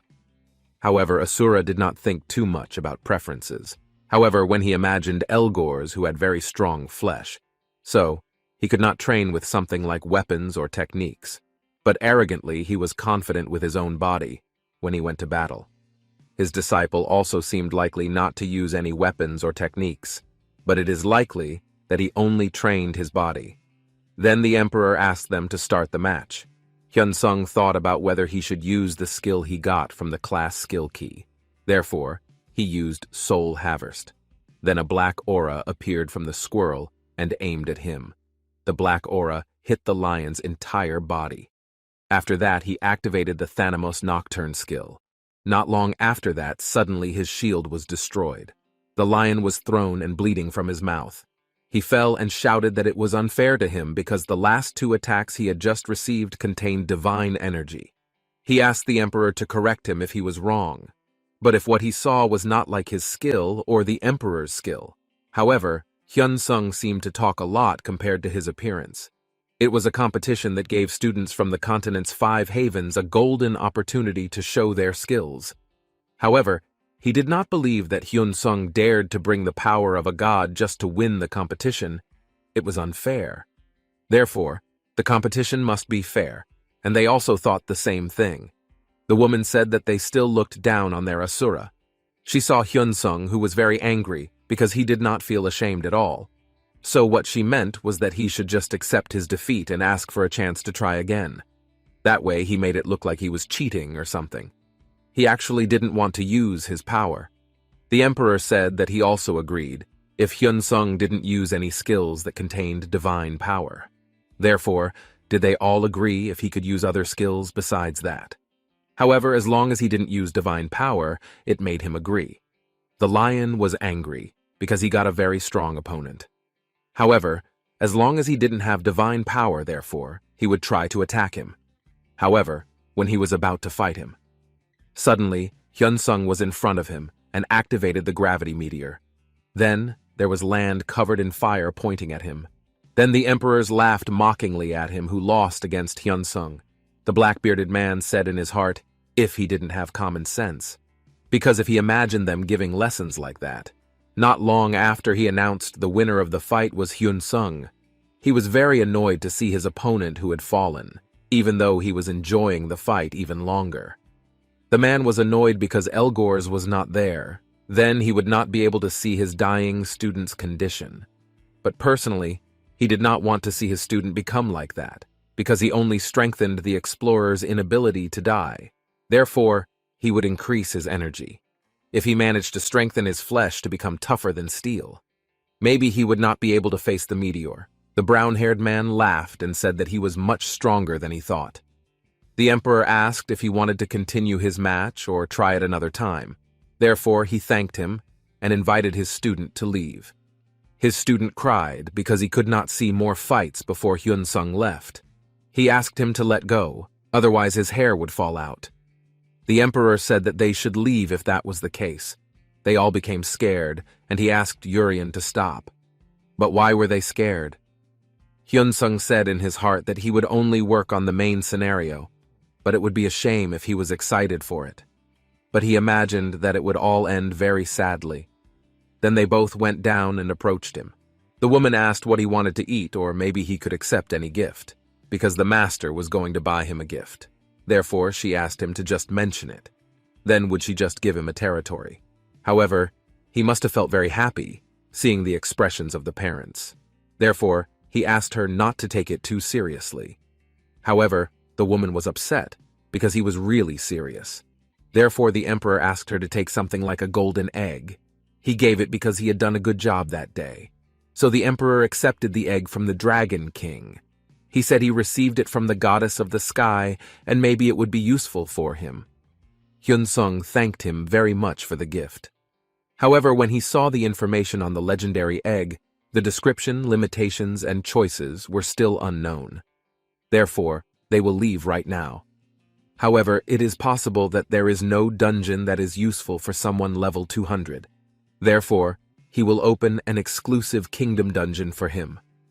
The woman was about to tell him something, but the emperor pushed her. Hyun-sung thanked her. Then the emperor said that Uriah had given him a lot of things. Therefore, he asked her to hold it back this time. Then, in Inferno, a woman was at her desk. Then a status window appeared if she had participated in the main scenario that was being adjusted. So, the difficulty level of the main scenario will be adjusted based on the level of the participating users. Therefore, she got the reward quest of the main scenario that was being adjusted. She wondered why the thing was problematic. Or maybe because it was the right thing to adjust the participation level of the main scenario. Because the main scenario had not been completed. Because there was a level limit. Moreover, it made sense to adjust the difficulty level based on the level. However, for the reward quest that had been adjusted, but now added with the failure of Iris, the status window appeared again because the successor of Thananos, the Holy Emperor Rotung Death, moved in an unexpected direction. Therefore, the main scenario was being adjusted.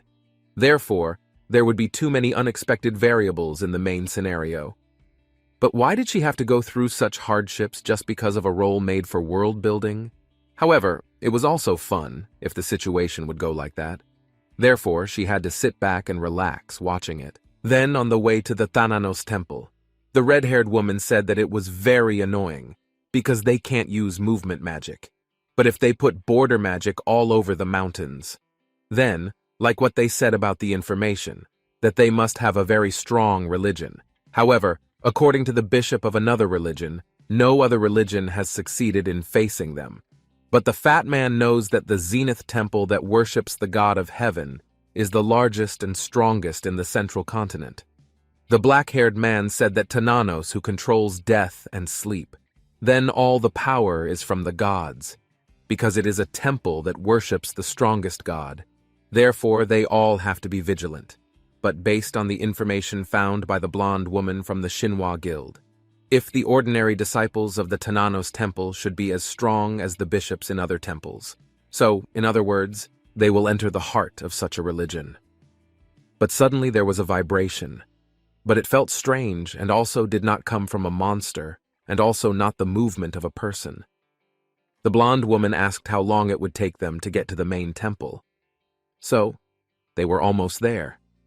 Even so, from then on, they would move slowly so, as not to disturb the surroundings. Not long after they arrived at a mountain where there were carvings of several skulls. Then there were many people hitting their foreheads on the rock. They were all going to carve the mountains into stone statues for their master that day too. Then a wolf howl was heard under the statue. They all wondered what was going on. Why were they all strange? The woman assumed that it was a descendant of Tananos, but she felt that it was not the real Tananos. Then there was a wrinkled and thin man. He said that the descendant of Tananos had risen. Then there are parts of the demon king that were sealed by Thananos' disciples in the past. Therefore he asked his subordinates to bring it to him. Then they all went to carry out the orders of their leader. Then someone in the middle row asked the Knight of Pestilence to listen to him. If now, they will take back the parts of the demon king. But now they have become weak. Therefore, if they are caught by Thananos' dogs, then they will not be able to carry out the master's orders anymore. So as long as they can spend time trapped in their trap, even though it is embarrassing, but they must avoid their sight. They will also head to Phileos Castle. Later that day, there was a very large tree. It was the city of Elfheim, the city of the elves. Then the Black Union Guild Spy Guild headquarters. In that place there were Thunderbird Argenta and Stel Imugi Nerg. A woman asked herself how much she would get if she finished off the two bosses. Maybe Nerg and Argenta were bosses that would not revive when defeated. So, if that means there will be an item they left behind that is exclusive. Then there was a man who came and said that he brought her information. The woman, guild leader Huarin, asked him to leave the item. So, they have spent around 250,000. So, the item and all other sources of income.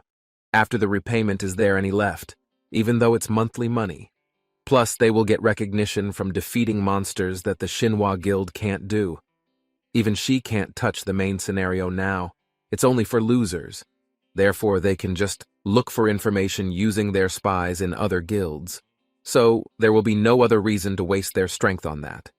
Therefore, should he read the information, then a status window appears about dungeon information about the root of the seal, if the maximum number of people is 50, including NPC.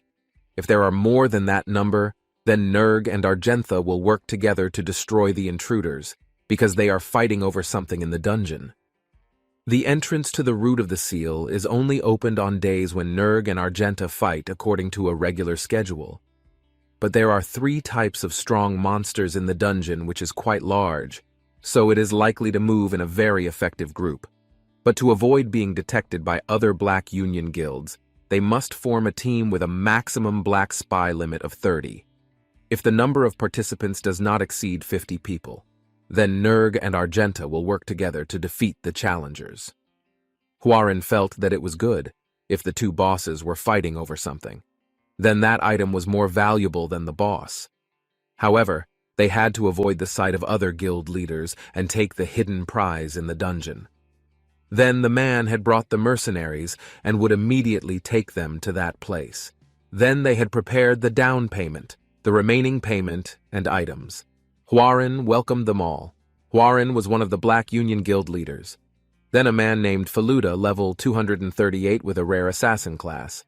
Then level 246 with the usual thief class, Han Jiamje. The usual tank level 249, Huang Jichan. Refill level 231 and unique buffer. Death with a secret level and his class is also unique. Then Hun Sung with a secret level and his class is also unique. He will work hard according to the money he receives. Therefore he asked for guidance from all of them. Huarin said that they were the mercenaries, and she asked them to control the aggressive nature of Nerg and Argenta, because considering the amount of money they had given them. Then she felt that it was not an unreasonable request. Hyun Sung said in his heart that they were the 15th reign, so he might at least learn something from them, because it was a raid boss that could not be defeated by the Xinhua Guild, but also the Hero Guild. Therefore, his consecutive gravity meteors might not be enough. Hwarin said that the mercenaries had to face the aggressive nature with their groups of 2 people each. Then they would come out if she had given the signal. They would also give extra compensation after that. So that's all from her, and all the guild members would provide more detailed information. The man said his plan was to put them in groups based on their standing rules. Then he would repeat his words if they died while the raid was running. Then they will not get extra compensation.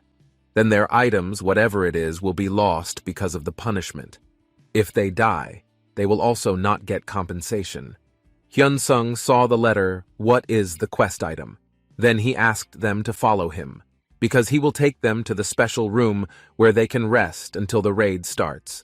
But Hyun-sung felt that it seemed like information about the boss. Then the man asked them to stay in that place until called. Then he saw Death, who was meditating. But he seemed to give off an aura, "Don't talk to him." Then Death opened his eyes and asked him not to worry, because he didn't really care about how strong his opponent was, because he was in the same group as him.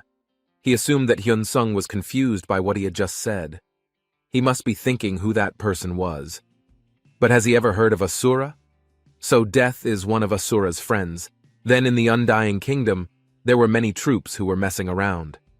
The man said that the Emperor's parts were not in that place. Therefore, someone must have taken it.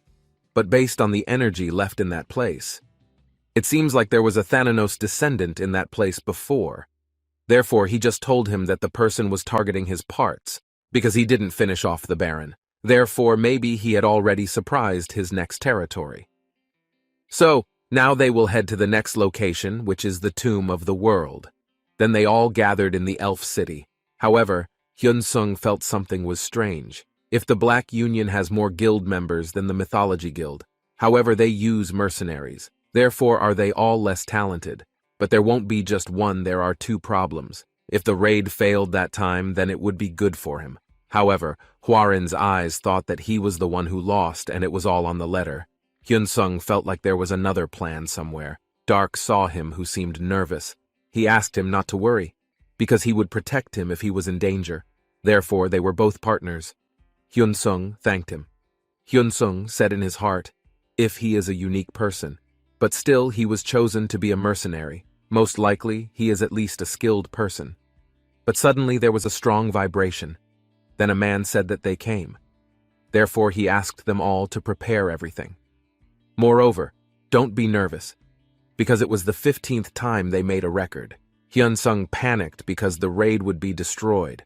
However, irregular troops will definitely collide with each other. They also seem to be training each other. However, training and reality are different. So, he wondered if they could see both phases. Not long after they appeared, and had a very large size. Hyun-sung had guessed that they were not monsters that he could throw 4 gravity meteors at just like that. But he was grateful that he had found out first, so he could join the mercenary. Then Argna launched lightning at Nerg's body.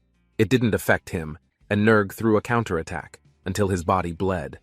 Then the man asked the mercenaries to withdraw the aggressive Nerg first, so if his aggressive nature is confirmed, then they will attack Nerg. Then Hyun-sung ran, and he told them to go to the middle of the creatures who were raging to attract their aggression. Therefore, now he knows why they want mercenary. However, when they withdraw their aggressive nature, then the monsters will focus on them, and they will attack when the monster is distracted. Then, Death must attack them with his strongest attack to attract his aggressive nature. Death laughed if that was all his strong attacks. Then they started attacking him, and Nerg spit out liquid from his mouth. The liquid was aimed at him, but it was too strong for him to avoid. So he will block it with the wind sword. Therefore, now it is Death's turn to advance. But suddenly, Death was hit by liquid from Nerg. Hyun-sung assumed that it was the result of his arrogance that had taken over his body. However, he seemed to have pretty good skills. He thanked him. However, it was nothing. Then they attacked Nerg until he was injured. Then Hyun-sung used the Heavenly Thrust skill. But suddenly, Argatna pecked him. A brown-haired man knew those mentioned in the briefing, but when he imagined the bosses really fighting each other, therefore, no matter what, that day the raid had failed. So it was better for him to try how much damage he could do alone, because Hyun-sung had saved his main skill well, but he could still cause quite strong damage, therefore he could probably do it alone. Then they had to be careful because Nerg attacked again. Suddenly a red status window appeared if a member of the squad had died. Then Nerg absorbed all the power of the dead member. The man asked why the mercenaries didn't control their aggressive nature properly. Then Hyun-sung activated his penetration skill and stabbed his sword. Then a warning appeared if the steel Imugi Nerg was angry. Then Thunderbird Argenta was also angry. Therefore, the two bosses had become stronger.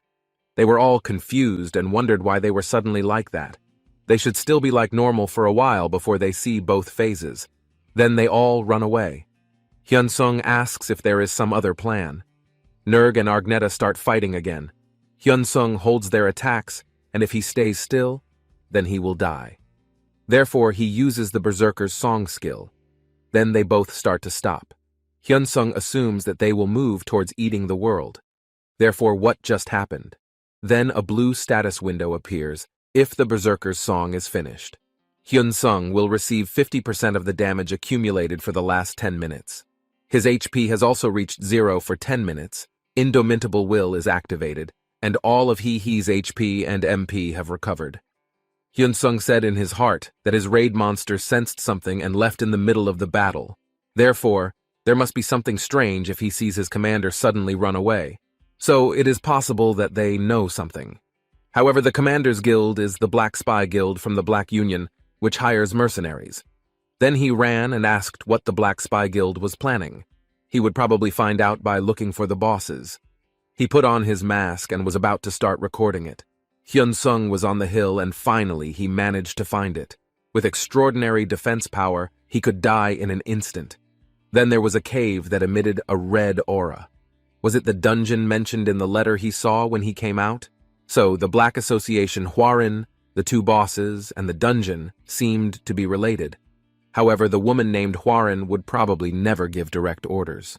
So she wouldn't be in her position, so she must be focusing on something else. Even if it was an unorganized mob. Maybe they had invested something in the raid. So they must be interested in the inside. Therefore, he would probably know the identity of the place and Hwarin's plan if he entered the place. The window status appeared because he had entered the root of the sealed dungeon.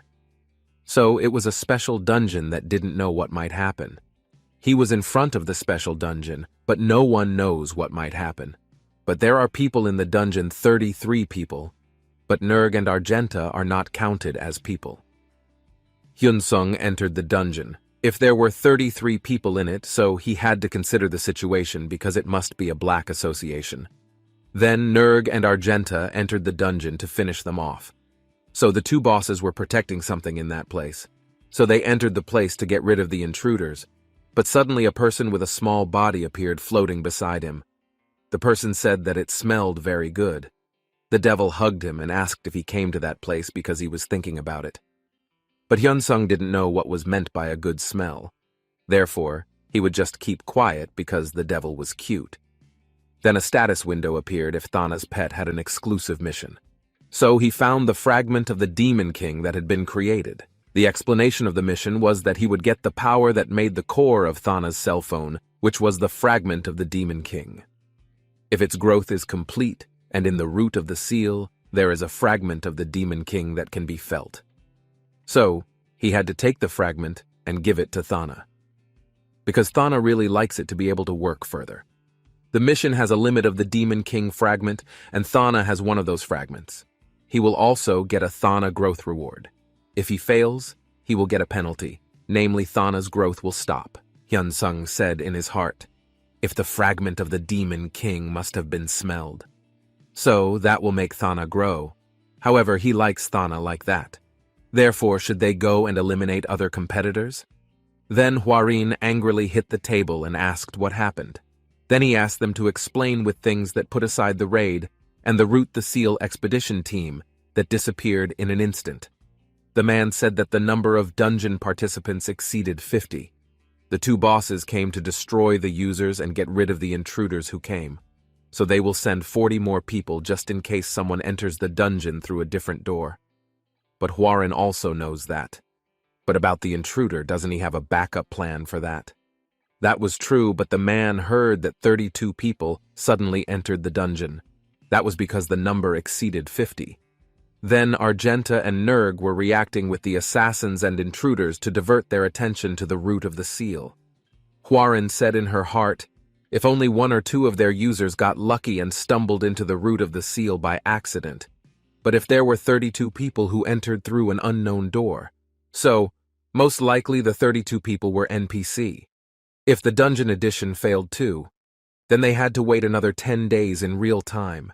Therefore, Huaren asked how many agents were left. The man replied that there were only about 10 left. Therefore, she asked them to gather and send them as an expedition team. That time, she would also participate. So whether they were NPC or user, she would show them what was happening when they were chasing the things she was after too. Then there were ground monsters that were attacked by the troops. The man said that Argenta and Nerg had acted first, because there were people who came to the place first. Therefore, he will hand it over to Plaguelead to find the Demon King fragment. But still hide so that Argenta and Nerg can't catch him. Then the descendants of the traitor also came to the place to look for the Demon King fragment. Therefore, he asked his troops to find him and finish him off when detected. Then Hyunsung asked if Thana knew where the delicious thing was, but Thana found it difficult to explain, because the smell came from 4 directions. But if Thana felt that the smell was getting stronger or closer, then he asked him to tell him. Then Thana also had to watch him from his shoulder if a battle occurred, then she Thanan had to retreat far away. Hyunsung asked if the one in front of them was an ordinary monster. However, it was too big in size. Then a blue light appeared. Suddenly the monster used the Hellfire skill and exploded itself. Hyunsung was confused to see that no exp points had come in. He disappeared and was behind the giant plague root, and he was not surprised if the color was very strange, but as he expected if the monster was not a normal monster, because it seemed immune to magic and had no other attributes. This time he would attack it with green magic. He stood in front of it and used magical swordsman Asura. He used graffiti and cut, moon sword falling slash. He cut the monster in half, but it didn't affect him. He threw another fireball at him, but suddenly the monster raised its fist. The monster suddenly got a purple electric shock and blinded him in pain. Then Hyunsung swung his sword and slashed his neck. He finally managed to defeat it, but if the monster dies, it will turn into a plague. Hyunsung said in his heart that it was harder than he thought. But if there were more than 2 enemies, he probably had to use a meteor. But suddenly the troops appeared and accompanied by the appearance of a meteor. He assumed that it was triggered by Chantless. He immediately blocked it with meteor riding. He avoided the place and he almost got hit by a double-edged sword. But it wasn't like he was calling his skill that was in his mind. He also didn't believe that it could be triggered just by thinking about it. Then it seemed like Thana had also been sent back, but the effect of his Chantless skill was too good, so it wouldn't be a problem for him. The status window appears if he has defeated the Order of Decaying Knights, the Plague Knights. Then he will get a clue for the main scenario too. So the more clues he gets, the closer he will be to the main scenario too. However, they all only use stealth and they cannot possibly group up considering the nature of the dungeon. Therefore, he is quite sure to share visions with the plagued monsters, because they are able to explore. So the knights and monsters have plague where they are, but he doesn't know why it happened, but it is likely that they are also looking for the Demon King fragment. So by guessing the situation, the Black Association is already in the dungeon. The knights are also provoking Nerg and Argenta by entering the dungeon. Finally, the 2 bosses destroyed the entire Black Association. However, why did the knights go all out using stealth, even though they have not managed to catch the 2 bosses? Then the status window appears if the number of people left in the dungeon is 41 people, except Nerg and Argenta, who are not counted as people. But when he first entered, there were 333 people, and after 3 kills, there should have been 30 people. Therefore, from the 41 people, there were 11 more people who entered. So, it must be Huaren from the Black Spy Guild. However, the flow of the situation was quite pleasant. Then, if they had entered, then he asked them to prepare a welcome. Then they had entered the dungeon. Hwoarang asked if they all had stealth skills. However, there was the fact that Nerg and Argenta were in the dungeon and they had not been destroyed. That meant the stealth skill had worked. However, she did not believe that she was easily careless during that time. Then there was a vibration in the dungeon making them all panic. Hwoarang assumed that it was Nerg and Argenta who were able to create such vibrations. Then some of them might be trapped in it too. She asked everyone to deactivate their stealth skills and move carefully. Then the wind status appeared if they had entered the root of the seal dungeon. So, it was a special dungeon, and no one knew what might happen in it. Suddenly, the red wind status gave a warning. If the two divine beasts did not like the intruders, then the people in the dungeon were 41 people, except Nerg and Argenta, who were not counted as people. So if there were 41 people, then 2 out of 32, 2 people who had entered first, were dead. Suddenly they all vomited blood. Then there was a troop of knights who said that it was a place that accommodated their desires, so they would not hand over their master's treasure to someone like her, because she who had not tasted death would meet her death in that place. Hwoarang panicked if they were not root monsters. Moreover, they were NPC. Then the knights held back the man's attack, and she felt that she was very annoyed. Therefore, she, the death curse, would eat them alive. Suddenly, the man's face was bleeding from being hit by Hwoarang's whip. She was confused by those who were very strong. Then he swung his sword at their necks. Suddenly, a purple poison continued to come out of his body. Then they immediately drank the antidote potion. Hwoarang said that they had lost their momentum. That's why he just stood there and didn't get rid of them. Not long after that, they finally defeated the decaying knights, the plague knights. Hwoarang didn't expect that she had lost her 5 elites. The status window appears if she has obtained a clue to the main scenario too. So the more clues she gets, the closer she is to the main scenario too. Therefore, who knows if the main scenario that the Shinhwa Guild has been looking for with great difficulty, they will find first. Therefore, she is sure that she can make a lot of money if she sells it to Junggu or some other players. Then suddenly, Hyunsung appears behind her. Then the knight said that 6 of the order had been defeated, so they all have to use the invisibility cloak made by Iris. But he doesn't believe that they will be killed by Argenta and Nerg. Therefore, it seems like there are intruders. Then a man said that plagues have been spread throughout the place. However, it is still too early to spread it, because they can't judge the movement of Argenta or Nerg. But he is sure that their numbers are not enough to find the intruders. Therefore, it seems that the intruder is quite skilled. Because the 6 knights they sent died so, that is proof of how extreme their strength is. So from now on, everyone will go with the vice captain. Then Hwoarang burned with a purple aura. Hyunsung felt sorry for them, because he had killed 6 of them. But why didn't any of them drop items, even though he had let them? It would be better for him to finish off the people who fell prey to Nerg and Argenta, or ask them to restore their stamina. But have Nerg and Argenta not come yet, and it is impossible if they don't feel the gravity meteor. But actually, how big is the place that they haven't reached that place? But at that time, it was a 1-on-1 fight which was more advantageous for him than 3-on-3. Then he felt something and jumped. Suddenly Nerg appeared roaring. Hyunsung released a gravity meteor to finish him off. Then there was a very big explosion because the meteor fell and hit Nerg. Hyunsung was on the Thananos cloudbed of tranquility, lying down relaxing.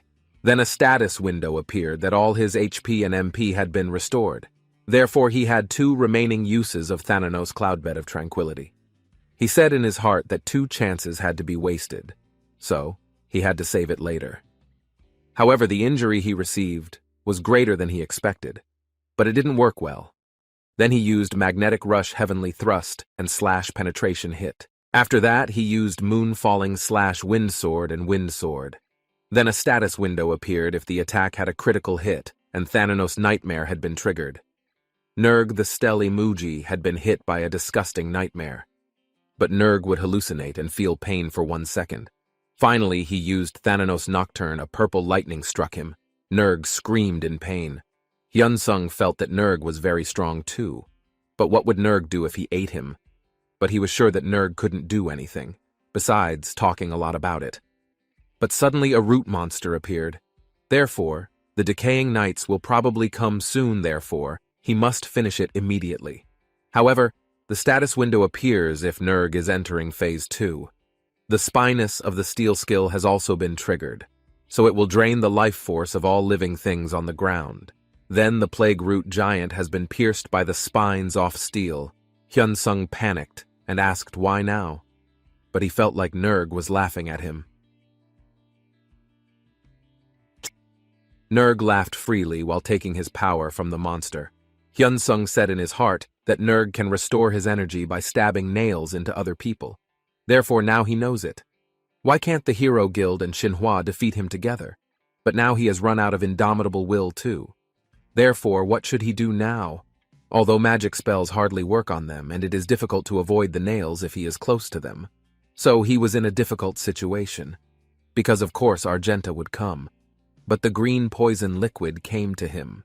He couldn't avoid it, and his body was stabbed by the needle, making Nerg get energy. Argenta appeared and released her lightning, destroying the needle. But Nerg spat his poison at him. Nerg bit his wing and Argenta felt pain. But suddenly there was a lightning-fast light that scratched his mouth. Finally, Argenta fell and Hyun-sung leveled up. He felt that Nercomancy proved to be very useful, because after he summoned the boss with Nercomancy, he used illusion magic, a hallucination spell to make himself look real. But it was a bit rushed, but he succeeded, and could even absorb the stamina of the monster that disguised himself. So of course, Nerg was fooled. Hyun-sung asked Nerg to open his mouth to eat the meteor. Then there was a very powerful explosion. Finally, he managed to defeat Argenta the Thunderbird at the end of the root of the seal, and his path was open. Part of the seal had been lifted, so the rest of the seal he needed to defeat Nerg. Therefore, he had obtained the Thunderbird map. He had also activated half of the root of the seal field with the map. So in the end, it only opened after defeating the two bosses. But suddenly Nerg still woke up. Hyun-sung felt that it made him like a villain. But all life must be like that. So he had to finish it before the decaying nights arrived at that place. The two divine beasts were fighting each other until their stamina ran out. So now is the place. Nerg released some of his green poison, but suddenly a very long chain appeared, piercing his body. Nerg swung his tail to attack him, but Hyun-sung managed to avoid it with instant teleportation and back. Hyun-sung took out his sword, Heavenly Thrust, and Magnetic Rush. The aura of the fire sword pierced Nerg's body. Then he made his body that was hollow with Magic Bullet Sphere. Then the bubble of Thanatos Nokshur appeared. A purple lightning struck him. He said goodbye to him and swung the moon sword, falling slash. He swung his sword all over his body from top to bottom, until all of Nerg's scales fell off. Not long after that, he finally managed to level up. Because he had defeated monsters at an unbelievable level. He gained 2,000 DP from the effect of Thanatos' dreams. He had defeated 2 sacred beasts of Elfheim.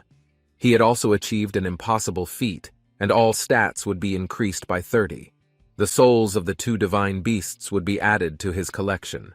Nerg's steel emoji has died, and the last path of the root of the seal has been opened. All the seals have been upgraded. He also obtained the steel emoji map, which can be combined with the Thunderbird maps. He can activate all the fields of the root of the seal with the map. Hyun-sung said that there were 2 bosses. However, he took too long to brag about them. Therefore, he felt that it was embarrassing, although he had more skills and ways to use them because of the Wyvern clone. But rather than being more ferocious than before, he finally managed to defeat them with strategy rather than skill. However, he was still too weak. Hyun-sung opened the map he got. He saw the Thunderbird's map, which used sound like a radar to check the field. However, he was surprised to see that there were 26 moving dots. Therefore, he asked if the map could track the location of the decaying nights too. Even the location of the Demon King's fragments. Therefore, he could detect stealth too, and it was likely that he would not lose because of that. However, in that case, he had taken his chance. But suddenly his vision dimmed, and he disappeared. Then the troops were looking at the dead Nerg and Argenta. Although the evidence is incomplete, but it is true that one of his descendants is very strong. Therefore, what should they do? But it is as they expected if the descendant of Thananos. But he did not move now, because he must have been badly injured after defeating Nerg and Argenta. Therefore, they will go to his place as they had planned before, and finish off the life of the cursed descendant, because he might have stealth. However, they still do not know how strong he is, so he asked them not to be careless.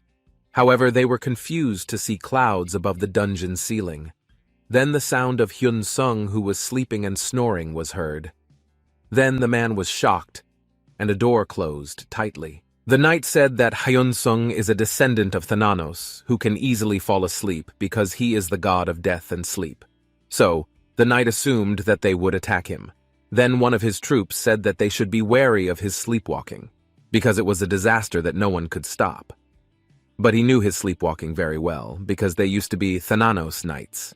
But Hyun Sung is a descendant of traitors, so he's probably just like Thananos. But the sleepwalking won't be able to defeat them, so they will attack him directly. Then a black cloud appeared. The knight was surprised and realized something, so he asked his troops to move aside. But suddenly lightning struck one of his troops.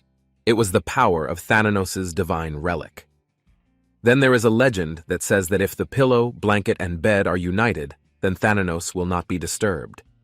It wasn't long before his 3 troops were defeated, so they had to finish him off immediately, even if he used a divine relic.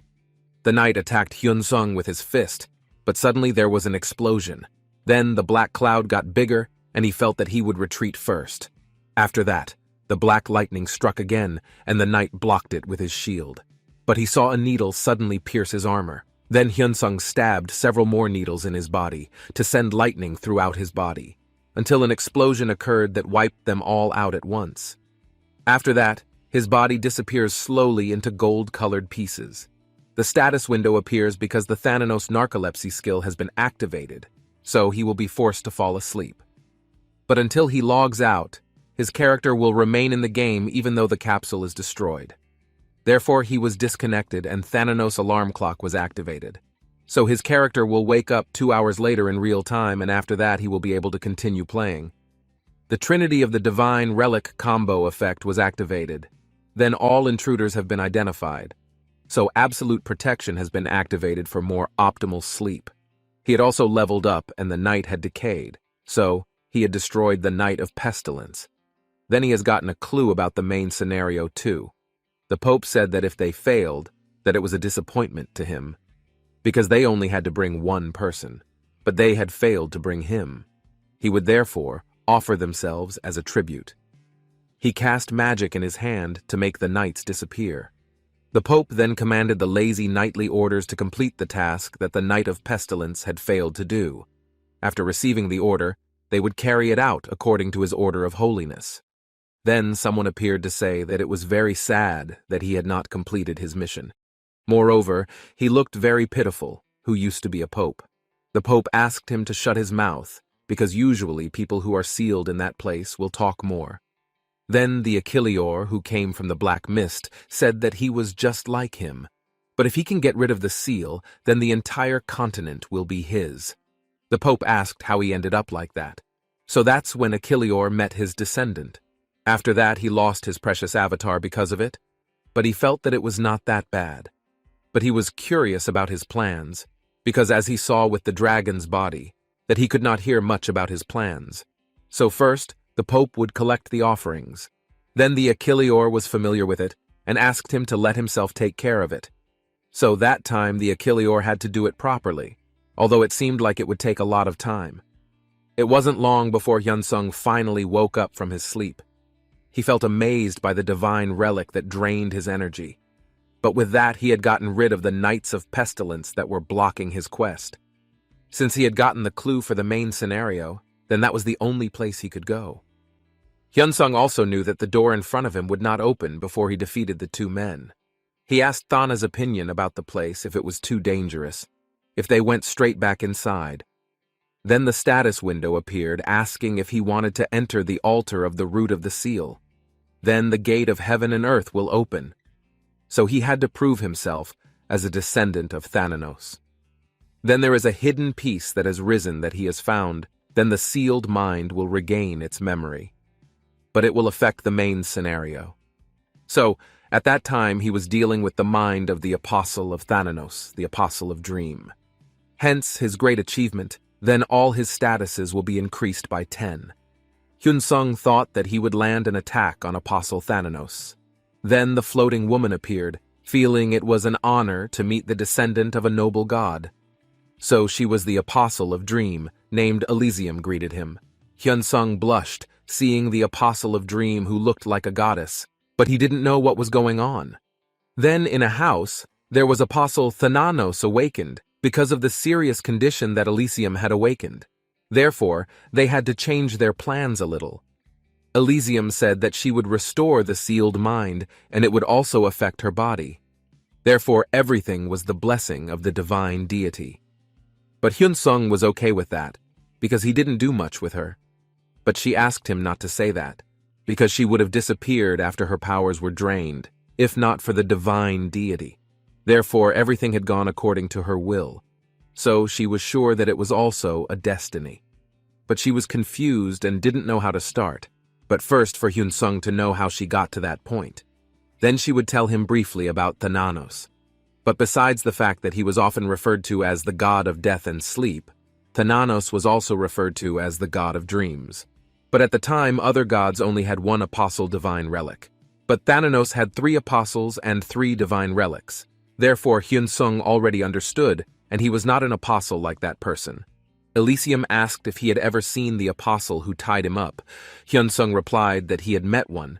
He also had a bad impression of him, but he was curious about other apostles he had never met. Elysium said that he had met Apostle Sleep, a very jolly and cheerful person. But Hyun-sung just found out that he is not the apostle of death, but he gives off a gloomy aura, so Hyun-sung thinks that way.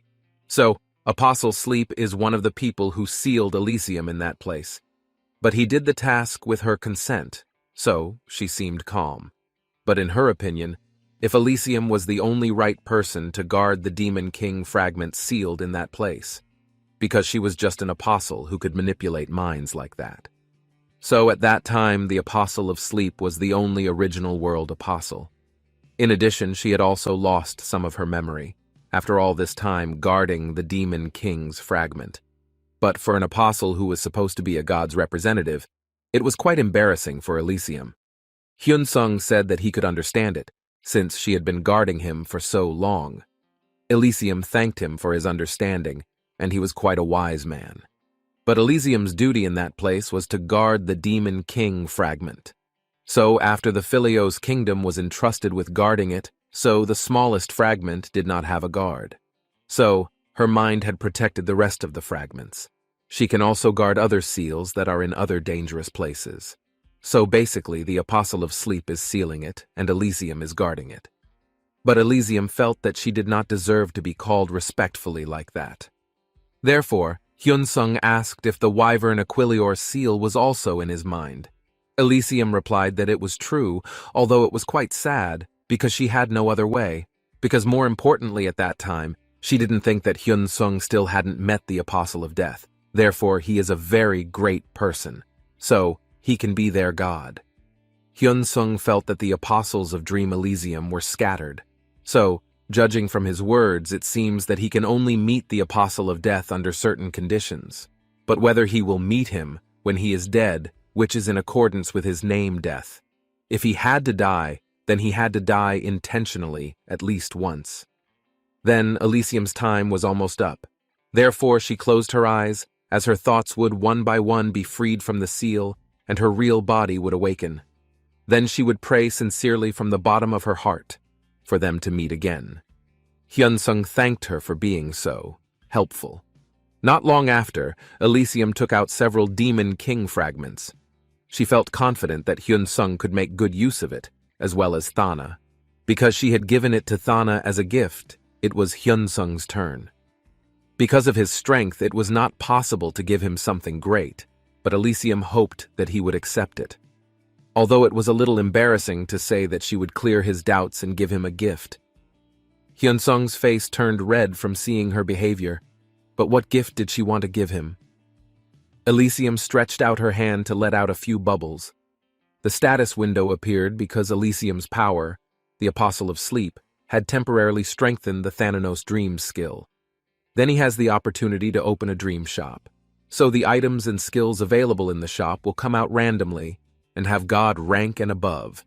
He has also been blessed with good things that will happen to him.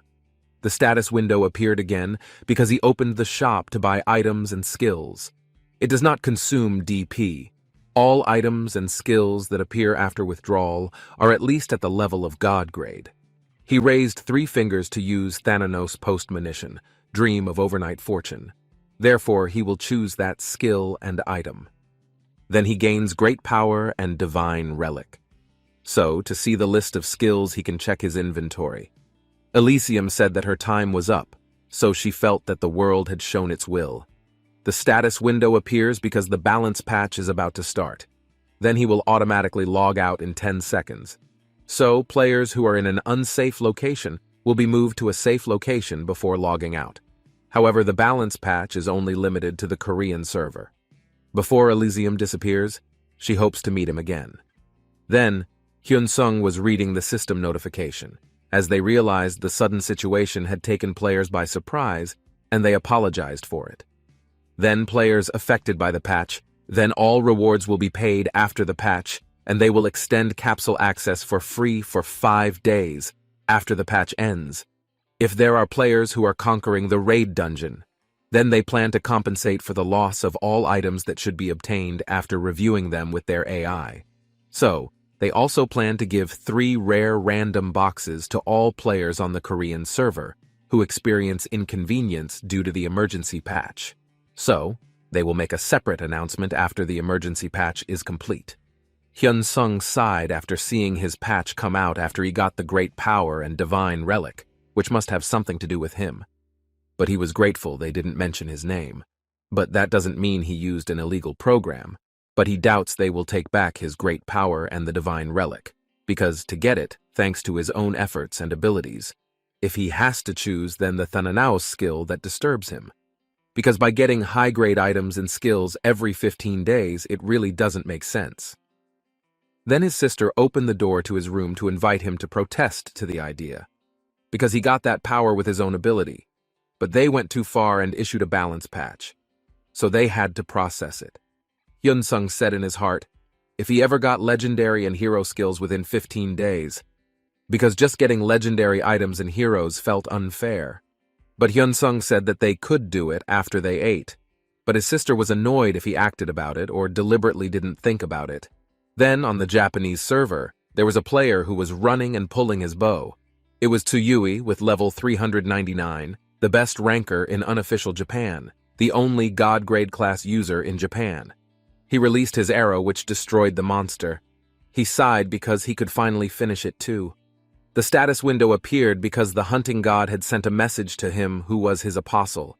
So at that time he had to enter the cave and get the power that should be his. Then Tsuyui entered the cave on the beach. He saw a bow item that was very good to look at. When he was about to take it, the bow suddenly disappeared. The status window appeared because he had completed a quest and obtained a reward. Hyun-sung felt that the item must be in his inventory. A status window appeared that rewarded skill prestige points and advanced quest hunting god. However, Tsuyui was confused why the divine relic was not in his inventory. The hunting god sent him a message and apologized. So the hunting god had given an additional reward, hence he had obtained the divine object hunting apostle bow. However, Tsuyui sat down weakly remembering his missing divine relic, at noon in a building. Minwoo said that the Apostle of Dream must have mixed something in. Because of Elysium's blessing and the Dream of Overnight Fortune buff, it's a skill that strengthens everything. Minwoo asked how the Japanese God rank user was now. If he flashed it on the monitor, the Japanese server management team to take the bonus reward. If it was with the American server, it seemed like they had 2 users with God class. It made him lucky that the user named Hyun-sung managed to get God authority fairly. Therefore, he became doubtful that they would realize it. Minwoo breathed a sigh of relief, but at that time the problem was the nerf. because once the Asura opened its mouth, the impression of the company would be destroyed. Then the blue-haired woman contacted him and said that she recognized the patch. So servers in other countries decided to make items at the level of divine relics and god authorities for god rank users. Then, of course, they wouldn't be able to get them just like that. But user Hyunsung and Nerf, they don't feel disappointed, but rather they like it. So, at that time, Hyunsung liked it more, and Junwoo was sure that there would be changes in the Apostle Traces mission that Hyunsung got from the NPC at level 200. Even if it's not a big change, as long as Hyunsung doesn't meet the Apostle of Death before reaching level 200. So, if the Apostle Traces mission changes, it will affect the main scenario. Therefore, whether Elysium's body is still intact, and she is still the same. But Apostle Sleep at that time is moving. So as she said, that changes in NPC movement will affect the main scenario. However, there is good news if the Wyvern's clone and the Order of Decaying Night show the same pattern. But the slothful Night Order that is eyeing the third fragment of the Demon King is a problem. However, there will be Saint D of Thananos among America. But he always acts as he pleases, so he can't stop him. The blue-haired woman said that all they could do was get ready to unlock the worst-case scenario. So that way, users whose level is not high will be in trouble if the continent scenario is about to start. Therefore, they must at least prevent this.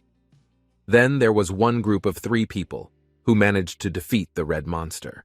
He said that the Obi shield was very hard. So on that day, they will defeat 20 monsters. But suddenly the red monster boss appeared, and it was the 7-horned skink. Therefore, they will be killed at that time. But there were flames attacking the monster from above. So the monster opened its mouth to counterattack with its breath. Then the attack was very large towards the Asura who was drawing his bow. Then the arrow pierced the monster's mouth. So finally he had succeeded in defeating the 7-horned skink by destroying his face. Then the Asura got 0 merit points and he couldn't receive the reward. After that, Hyunsung appeared and took the divine relic bow. But he didn't expect anyone to add the Asura divine bow. That bow was the Diana divine relic, Artes's favorite bow. It was a special goddess revealed to her apostle obtained from Thananos' power, the Dream Shop. Then the seal will open with Thananos' power, but there are some options limited by the class. It was limited by hunting god, apostle of Artes, and descendant of Thananos who could wear it. So if he uses Diana, then he can summon an infinite number of divine arrows. Then the arrows have no delay and no energy cost. So he can summon Diana wherever he is and in his inventory. By using the bow divine power, he can increase his power 3 times, so it will drain the MP skill he uses. All attacks from divine arrow are critical with 200% damage. Thana was very happy and said that it was all what he had expected. Moreover, Thana has grown a lot, although she looks the same with a different hat, and her horns have also grown longer. Hence now they were convinced of the power of the divine relic. So they had to check the god authority. Then there must be someone named Material God rank. So it seems that the authority has been taken away. That's why Hyunsung felt that he would feel persecuted if he met him. The status window displays the Material God Epitome Authority, max level. The skill description is the embodiment of everything, which is related to the Material God. So it will be stronger than anything else, and it is the highest peak of combat. It will also get an effect that can replace all statuses except HP, MP, and Strength. All physical attacks increase 5 times.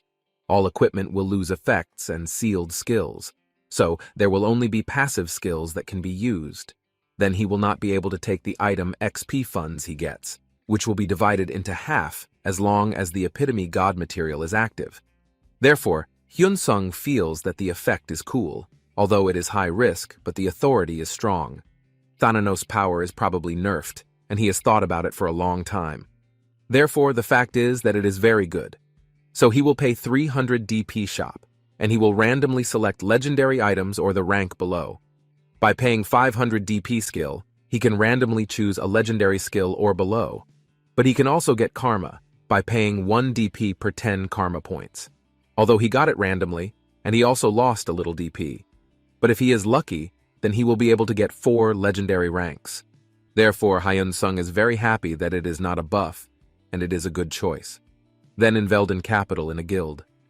Hwarin asked why he was in that place, but it seemed that people had changed after a big change in his heart. Lucifer felt that he had to change quickly, but Hwarin said in her heart that the negotiation would not be easy, but she had to do it right. So, Lucifer knew that she was checking on Hyun-sung. So, Hwarin would ask questions as soon as she got into the patch. So, she would have a few more hours. But Lucifer realized it right away. That's why it was so dangerous. Hwarin was upset and asked how his new sponsor was doing, if they were making a lot of money. But what she meant was that his sponsor must be too powerful for him to get rid of Zarable. So, she asked what the deal was. But suddenly there was a man who came to interrupt them, because there was important business, while giving a paper. She read the paper, which was their agreement, that the Reiner Guild was against them. So they had been tricked and joined forces with like-minded people. But the skill that ran the superhuman guild alone wasn't going anywhere. Therefore, if Hwarin joins them, then it will make them quite vain to play with Koreans. So, as Lucifer said, if she wasn't high enough. But they have to beat the famous Hyun-sung. Moreover, there are only a few rankers from the Korean server who don't like him, whether official or not. Therefore, Lucifer asked if she wanted to join him, and also, she didn't have to worry about money anymore. He placed a bag containing money with the amount of 5,100,000 gold pieces, or about 6 billion, so it was a small price to join them. Hwarin was stunned and asked in her heart where she would use it for. Then the money given by Lucifer was money from the United States, so Hwarin asked what they should do. Lucifer replied that they already knew the weakness of Asura, and he asked her to find its location. Then the status window popped up successively on subjects related to his new mask, what kind of video he would make of him taking out those bosses. Some predicted that he would catch the Rhinodulls in 6 minutes. But that 6 minutes is a new record, it seems, because from the previous raid record, it was only 11 minutes. Hyun-sung had caught 10 bosses that day. But as he talked to Jaewon, that boss raid was fun if you could break records. So, by getting a divine relic and a new authority. It was fun when he showed off various Asura characters such as Divine Bow and Fighting Dog. So at that time, only the Chimera Spider remained. He was about to break Eden's record. The #1 guild leader, who was in the Shinhwa, was also fun. But the problem is that the minimum participation is 2 people. Therefore, he must make a guild, and Run may be able to help him. But he can't just invite people and separate from the party to hunt alone. Therefore, should he shout when he goes to the Lycan's cave? Then when he walked in the middle of the village, he heard the voice of Death, who was looking for people to defeat the Chimera Tatyul, the Chimera Spider Queen. So, if they joined her, then they could hide behind her and do nothing. So, he was looking for anyone who dared. But he sat down and felt bad about his bad decision. He also didn't want anyone to see his ability and make a party with him. Death thought about whether it was not the right way, but he thought that an interesting way could more easily help him find a party. Then he saw Hyun-sung approaching, and he asked him what he wanted from him, or if he was brave enough to fight the Queen Chimera Tatyul. Hyun-sung looked at him, who still hadn't changed since the beginning, but he asked if Death wanted to make a party with him. Death was very happy, and woke up asking him to hold his hand. With him holding his hand, then they would become brothers and partners to share stories together. Hyun-sung felt that he was the one who had the determination in his concept. Then, Hyun-sung with level 194 joined the party. Then Death was surprised to hear everyone say that the gear was exactly the same in the video. So, they were being recorded, but he wasn't playing solo and also had a partner. He did that for entry restrictions, and he had also chosen people originally. They thought that he had chosen a real person for his video recorder. Death wondered if he was really the Asura user. He didn't know what to do and whether to tell him that he was his fan. So he will thank him for making a party with him. Then Hyun-sung invites him to go to another place first, because there are too many people in that place. They were both somewhere, and Death thought that maybe he would be quiet and show his skills to him. So would he add him as his friend? Then Hyun-sung will introduce himself first that he is a YouTuber who had a channel called Asura. Therefore, Death thought that he would not say anything. The reason why Hyun-sung spoke to her was because he was looking for party members. However, he was planning to cast the Queen Chimera Tot Yule for his video. Therefore, of course, if they needed to raid in a party on a large scale, but he could record a solo raid video. So he wanted to let him know that he wanted to video them together with the raid. Death was very happy that he was inside with the Asura video. So he excitedly said that they had become one when sharing stories. So of course he was willing to accept it and didn't mind. And so the two of them became friends. Hyun-sung was upset that he had joined such a person. Hyun-sung asked if he watched the video related to the boss monster. So, did he already know the pattern? Hyun-sung felt that the first thing he had to do was explain a few things to coordinate. Then he would give his plan to him, so first of all, based on his gear, Death looked like a tanker. So you could say that the shield issued by Death is his strongest shield. However, it is only a unique rank that can tank and taunt. However, with that, he can deal little damage to the enemy. Therefore, he must understand why Death is the strongest shield. Then Hyun-sung will tell him about the boss pattern. Then, they were already in front of the rampaging Queen Spider Monster. Hyun-sung saw him take out the shield skill that was previously shown to him. Death hit the spider monster's mouth using his shield many times. However, it was obvious that he wouldn't die when fighting Queen Chimera Tot Yule, because he can also predict when to get out of the way when his job is done. Then, Hyun-sung jumped up and swung his sword, cutting off all 4 legs.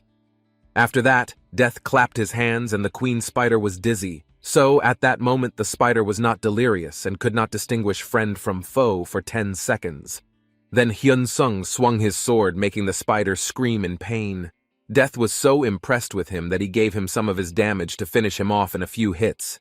With that, they were able to defeat Queen Spider with only 2 people, but he was also in a party with Hyun-sung, so he felt that there would be no problem with that. Then there were a lot of people gathered in that place to see him. In addition, they all saw his movements, and they were also planning something. Then Hyun-sung suggested what if they rested first, because he looked tired. But Death felt that he didn't seem tired. But did his actions look like he was lying to him? But at that time the boss room was cornered, therefore they would rest first. Therefore Death agreed to his proposal. Everyone in that place wondered how they could defeat a monster like that, especially the damage, the way to avoid and the movement they could not do. When they saw it at that time, Hyun-sung only used a few skills, that's why they couldn't beat him. The brown-haired man was going to send a report to the manager in front of the boss room. Therefore, they would change the plan, because of what they had seen. Then the effective way to defeat him was to attack him directly after the raid was over, because when he is off guard and out of energy. So, they wouldn't care about the number of monsters, because they wouldn't be tired after defeating all the monsters. Then, Thanon was snooping on their conversation, and he assumed it was a trap. So he relayed what he had heard to Hyun-sung. So, he would try to fight off those who wanted to attack him when he finished the boss raid. Later that night at the Araman Guild, there was a blonde man saying that they told him that Hyun-sung had entered the Chimera Spider's lair. Therefore, while he was defeating the Chimera Queen, they could finish him off. The man was a guild rank 3, official rank 10 in Araman. He said that it was all in accordance with their agreement, even though they couldn't defeat him. But Lucifer would pay them by providing information. Therefore, Lucifer said that he remembered that the Araman Guild would join their alliance. After that, Lucifer left the place. The man assumed that it would be an idea that would make a big difference. Then a player asked if he was not mistaken if he was an Asura player. The man introduced himself as Polan, a manager in the Araman Guild, but he wasn't sure if Hyun-sung would be eligible for that role. Then Hyun-sung introduced himself and he was happy to meet him. Polan asked if he was planning to raid. Hearing his answer that they both planned to conquer the raid impressed Polan. But he saw his unfinished preparations. But Polan had completed his preparations first, and they also experienced some obstacles. Therefore, they needed time to get ready. So, if you don't mind, Hyun-sung can start first.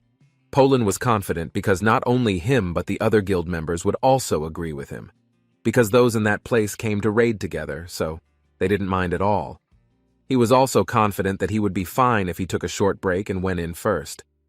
Hyun-sung said that it made sense because the Queen Chimera was unlike any other boss, as the Queen Chimera could regenerate. Then, of course, there would be a penalty for returning to the boss room within a week, but it wasn't a big deal. But if Hyun-sung thought about it, that it was obvious that he looked like an easy target for them, then he should play with them a little. But he didn't know who thought that he would be tired after fighting the boss. Then the two of them would go in first. But Death was annoyed by their break. Then, as they walked away, they were all happy that the plan had gone smoothly. Then Polan asked everyone in the place to make a siege formation, because he didn't know the people in that place. But it was certain that Hyun-sung would finish his attack. Therefore, they just had to wait for him to finish. Therefore, Polan asked them to strengthen their formation. Moreover, they all had to be vigilant, and he doubted that it would take an hour for Hyun-sung to finish the raid. But in the second phase, he finished with a time of 10 minutes 15 seconds, since that is the fastest record ever. Then, Hyun-sung must have only spent 13 minutes 35 seconds to complete phase 1 and 2.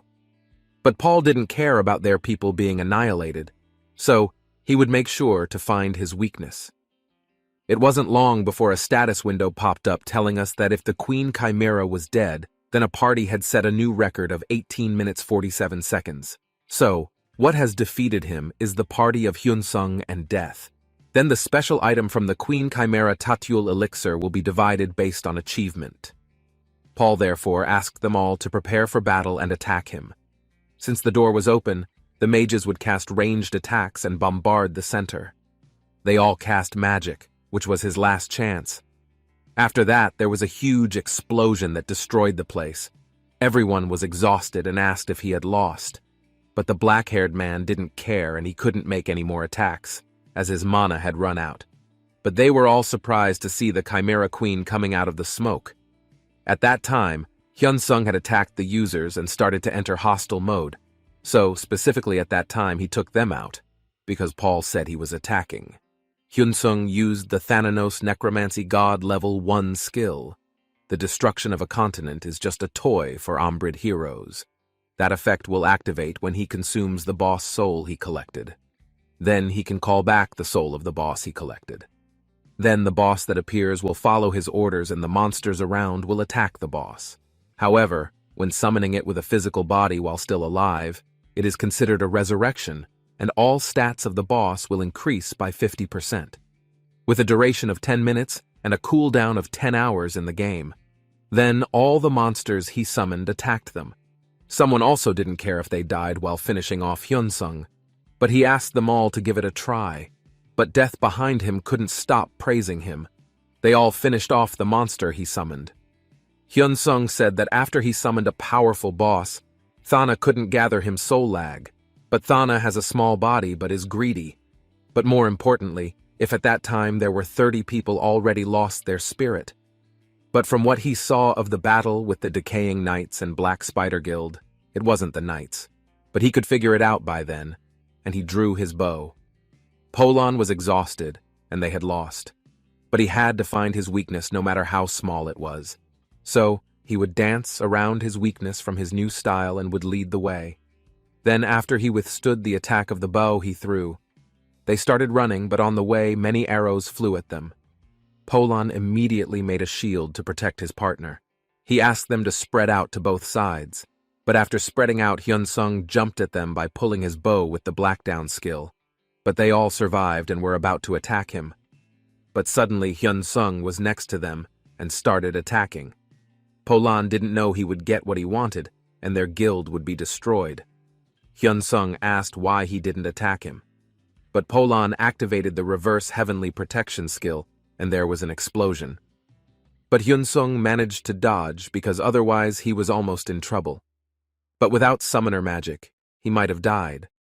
But he didn't know why they were chasing him, and he had never fought with the Araman Guild. But they didn't do that just because he had to beat his record. Therefore, he felt that he should just wait and see. Then Death ran up to him and praised him for being so amazing. But Death also did well, and he apologized for being involved in the mess. But Death was fine, and it was an honor for him. But Death had already told the story as a family heirloom. Death asked if he would edit and release the video of the two of them raiding together. Hyun-sung said that if he didn't like it, then he would edit his part and post it right away. But he remembered that he had said that he didn't mind at first. Death laughed and said that of course he didn't mind it. Therefore Hyun-sung would leave first, because he still had things to do. Then it would be great if they could meet again. So Death wished him a safe trip. Later that night in a house, there was Lucifer who was taking out the crystal ball. He also thought that it wouldn't be enough to defeat Hyun-sung, because if anyone could capture a god ranker that easily, then it must sound ridiculous. Then the communication crystal ball emitted a voice asking how Lucifer was doing. But Lucifer thanked him, so he could rest well. The mysterious person said that he was very happy to hear it, so he contacted him instead of wanting to give a report about Hyun-sung. So, according to what Lucifer had suspected, that the Aroman Guild had failed to capture him. Then they had also reported to him that they needed users who had a level of at least 300 to be able to defeat Hyun-sung. A mysterious person asked Lucifer's opinion about the player who had the lowest level of 300. Lucifer replied that if he thought he needed at least 10 players with a level of 350 as a guarantee. It was also like what the mysterious person expected from God rank players. But there are players who come from different dimensions compared to other God rank players. Especially if Lucifer can defeat Hyun-sung, then he will get an item. Because they said that Lucifer needed an item to go to the next phase. But Lucifer asked if he could tell him about which informant should give him the information. But the mysterious person couldn't tell him. But surely he had guessed if it was an NPC. Then there is a reason why all other God rank players have the title Apostle while Hyun-sung has the title Descendant. It was in accordance with what he talked about the phase boss. Therefore, he assumed that it was the key to him becoming a descendant of the sky god Zenith. But it seems like it's also a key to destroying the whole scenario. Therefore, Lucifer already understood that at that time they had not found the weakness of the Asura. Then the good news was that they knew their level was too low, so he asked him to focus on finding other information, because Lucifer was a competent person and he could definitely do it. So, Lucifer will try to answer his trust. The mysterious person said that he should want Lucifer to know that soon he would depart from the eastern continent to the central continent. Therefore, he asked him to complete the second main scenario of the eastern continent that would make the intercontinental transfer real and possible. Therefore, he hoped that they could meet later as well. Then he was busy, so he would leave. Lucifer bowed and said that he understood. Therefore, it won't be long before he finishes off Hyun-sung. The majestic and eerie main church of Thanatos stood silent, its massive spires piercing through the night's dense atmosphere. A heavy mist rolled through the barren land, illuminated faintly by the dim moonlight casting shadows over the desolate area. Cardinal Carrot clasped his hands tightly in prayer, his expression solemn yet intense, as if preparing for an unspoken ritual. With a sudden shift, his eyes gleamed an unnatural light, the air around him heavy with palpable, ominous energy. A subordinate greeted Cardinal Carrot respectfully, bearing news of recent events that shifted the balance of their carefully laid plans. Cardinal Carrot's face twisted in frustration, his hands trembling as he listened intently to the grim report being delivered. The messenger, steady yet somber, explained their failed attacks. They had unwittingly fueled the enemy's dark sacrificial ritual instead. Cardinal Carrot clenched his fist, eyes narrowing as shimmering energy swirled around him, a visual manifestation of his growing anger. With a light touch on his forehead, the tension in the room eased slightly, the Pope calming him with quiet authority. Carrot lowered his head in shame, expressing gratitude for the Pope's forgiveness, though guilt lingered over his perceived failures. Under the moonlit sky, a meeting commenced, revealing the gravity of past events and their implications for future battles. Discussions shifted to divine relics scattered across the regions, their immense power holding the key to stopping the decaying nights. Glimmers of celestial energy appeared, marking a profound discovery of these relics and the cooperative efforts of other factions worldwide. Cardinal Carrot's face darkened, frustration brewing as he realized the rival religions had also joined forces with the decaying knights. The Pope sighed, remarking bitterly at the other gods' betrayal, vowing to reclaim their honor and strike first against them. Cardinal Carrot smirked confidently, declaring the decaying knights as relics like him, though their actions betrayed Thanatos' sacred plans. The Pope reassured him, pointing out that inactivity could still serve Thanatos' will, urging patience and observation for their next move. A map revealed strategic priest deployments to reclaimed Holy Lands, ensuring information flow if the decaying knights made suspicious movements. Cardinal Carrot pondered darkly, considering releasing Libius, a decision he knew could tip the balance, but at great cost. Turning to his subordinate, he demanded Libius's whereabouts, his commanding presence hiding the growing urgency in his voice. The Pope dismissed immediate concerns, stating Libius's absence could signify readiness for battle, a sign of preparation, not abandonment. Cardinal Carrot, uneasy, considered the implications of Libius's absence, his mind racing through scenarios of betrayal or greater plans unfolding. An intense silence passed before the Pope ordered reports of any sensed energy from Libius, a small gesture of cautious optimism. Beneath the night sky, doubts lingered in Carrot's heart as he reflected on Libius's motives, torn between faith and fear. Far across distant lands, a sudden eruption tore through the sandy desert, marking the arrival of a violent and chaotic force. From the chaos emerged Libius, his presence towering and commanding, unleashing devastating power as he greeted the battlefield with vigor. Libius's overwhelming power disrupted everything, his enemies falling like flies as the sheer destructive force of his might painted the battlefield. A strange energy enveloped Libius mid-battle, an unexpected shift causing him to falter, his consciousness slipping into an abrupt blackout. The moment of silence broke with a blinding light, Libius awakening anew, his form shifting as dark energy consumed him. With newfound power, Libius unleashed a horrifying attack, shattering the heavens above and the earth below, as chaos reigned supreme. A surge of purple energy erupted in the desert, distorting space and signaling the start of something catastrophic and uncontrollable. The energy condensed into an intense burst of light, illuminating the surroundings and creating ripples of immense power across the battlefield. Libius lunged forward with precision, his movements enhanced by the overwhelming energy, striking the enemy with an earth-shattering force of impact. The scene became chaotic, as Libius launched himself mid-air, narrowly dodging an enemy strike while his glowing aura intensified with every motion. Libius's companions shouted gleefully, impressed by the boost in strength that made their battle an exhilarating spectacle against overwhelming odds. A bystander reflected on their situation, lamenting their choice of alliance while secretly enjoying the unexpected thrill of the unfolding events. Libius casually asked his ally if bringing reinforcements was an option, eager to maximize their advantage in this high-stakes battle. A confident grin spread across Libius's face, declaring his ability to summon more allies if needed, reveling in the escalating excitement.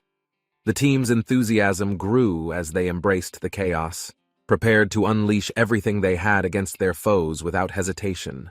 Libius, invigorated, executed a devastating move, his confidence unmatched as his attacks radiated sheer destructive force across the war-torn desert. Libius dashed forward with blinding speed, striking his opponent with an attack so precise it shattered their defenses with penetrating force. His ultimate move, Gravity Meteor, descended like a fiery comet, obliterating the battlefield in an explosion of unmatched destructive energy. Libius's gaze sharpened as the remaining enemies struggled to retaliate, their efforts futile against the overwhelming strength of his unleashed fury. Amidst the chaos, Libius's ally marveled at the sheer power displayed, inspired by the relentless assault and unwavering determination to win. The battlefield settled into silence, the victorious Libius standing tall as his presence marked the end of an awe-inspiring battle. Flames erupted as Libius unleashed his attack, engulfing the battlefield in fiery chaos, his form radiating power and sheer intensity. An enemy stood frozen, eyes wide in disbelief, as the overwhelming force of Libius's strike rushed toward them relentlessly. Libeus drew his weapon, activating Berserker's song, channeling immense energy that amplified his power while locking his focus on destruction. A dark projectile descended with devastating precision, carving a fiery path across the ground and leaving scorched ruins in its wake. Libeus's mask reflected the inferno around him, his steady gaze betraying no fear, only a calm acceptance of his strength. Libeus stood amidst the flames, his body glowing with energy as Berserker's song pushed him to his ultimate limits. A notification appeared, signaling the end of Berserker's song, but the consequences of its power were just beginning to unfold. His body trembled under the recoil as a new penalty activated, draining his energy and leaving him in critical condition. Just as his HP fell to 0, Indomitable Will activated, restoring his vitality and giving him a fleeting second wind. Libeus clenched his teeth, pushing through the unbearable pain as the game's systems balanced life and death with each passing second. The battlefield exploded in fiery brilliance, signaling Libeus's final move, the intensity shaking the air as the flames consumed everything. A notification declared the fulfillment of mysterious conditions, leaving Libeus momentarily confused as he processed the unprecedented events unfolding around him. A surge of light surrounded Libeus, his body glowing as a message informed him of his summoning to the netherworld. His form dissolved into radiant energy, leaving behind only the scorched ground, a testament to the sheer power he wielded. Libeus vanished into the unknown, a lone figure descending into the netherworld, ready to face new challenges beyond imagination. Under a serene night sky, the silence was broken by an ominous presence as a figure emerged from the shadows. A young man, startled by the sudden darkness, stood frozen as a chilling aura began enveloping the ground around him. A kneeling figure addressed him with reverence, their voice trembling with emotion, declaring their devotion to a long-awaited deity. The figure introduced themselves as Acheron, the Apostle of Death, their tear-streaked face radiating a mix of awe and zeal. The earth trembled as a massive force erupted, sending a shockwave that tore through the quiet desert landscape. A figure emerged amidst the chaos, their movements steady despite the violent winds that raged around them. The master stood silently, unfazed by the destruction, as if this level of chaos was merely part of their routine. Their follower watched in awe and confusion, unsure of how to react to the overwhelming scene unfolding before them. Dust settled in the distance as the follower called out desperately, trying to reach their master lost in thought. A solemn figure stood before the master, their presence heavy with anticipation, as though waiting for a long-delayed meeting. The air carried tension as they began to recount their journey, the time spent waiting weighing on their every word. Memories of solitude and uncertainty surfaced, a reminder of the sacrifices made to protect something greater than themselves. Humility overtook the figure as they knelt, expressing devotion and seeking forgiveness for fleeting doubts during their long vigil. The master nodded in acknowledgement, lifting them gently, their actions calm but filled with an unspoken depth of understanding. The follower was struck by the serenity of the surroundings, an otherworldly glow enveloping the place in a calming light. The master guided them to a clearing, where an ethereal ambiance seemed to promise safety amidst the strange landscape. The follower's mind raced, piecing together the subtle clues about the truth of their journey and the significance of this moment. The master carried an ancient aura, their presence commanding, as they revealed the immense responsibility they carried over life and death. The realization dawned on the follower like a tidal wave, the enormity of the master's role leaving them in awe of their destiny. The man sat on the throne, his eyes narrowing as the realization of his predicament began to settle in. A strange emptiness filled the air as he reflected on the weight of choices and the penalties for failure. Memories flashed through his mind, the penalties for death vividly explained, each consequence heavier than the last. His level dropped significantly, leaving him vulnerable, and his once-earned progress seemed to crumble in an instant. Determined, he resolved to navigate the trials ahead, knowing the challenge would either forge him stronger or destroy him. The trials began with a foreboding presence. Shadows loomed as reapers materialized, their scythes gleaming with ethereal energy. Each Reaper was a test, their defeat granting him new strength but pushing him closer to the brink of exhaustion. The master guided him to the arena, explaining the stakes and the delicate balance between strategy and raw endurance. His stats sealed, the man relied on sheer willpower to outmaneuver the Reapers, each victory solidifying his resolve. The atmosphere grew heavier as he prepared for the ultimate confrontation, knowing it would demand every ounce of his ability. The master, watching from a distance, felt a mix of pride and concern for the man enduring the grueling challenges. After defeating several Reapers, the man paused, his breath shallow but his determination unwavering despite the accumulating strain. The master offered a final piece of advice, urging caution, as recovery in this realm was an impossible luxury. Reflecting on his journey so far, the man readied himself for the final battle, the weight of responsibility sharpening his focus. In the aftermath, the master reflected fondly, missing the determined man who had left an impression with his unwavering spirit. The divine being revealed its origins, created directly by Thanatos, carrying authority far beyond the reach of mere mortals. Shadows stretched endlessly as thoughts of the descendants' absence lingered, their potential still unmeasured amidst whispered suspicions. Somewhere in the void, the descendants' actions unfolded quietly, though uncertainty loomed as to what challenges they now faced. A faint glimmer of hope surfaced as the possibility of surviving the trial with minimal Reapers entered the master's mind.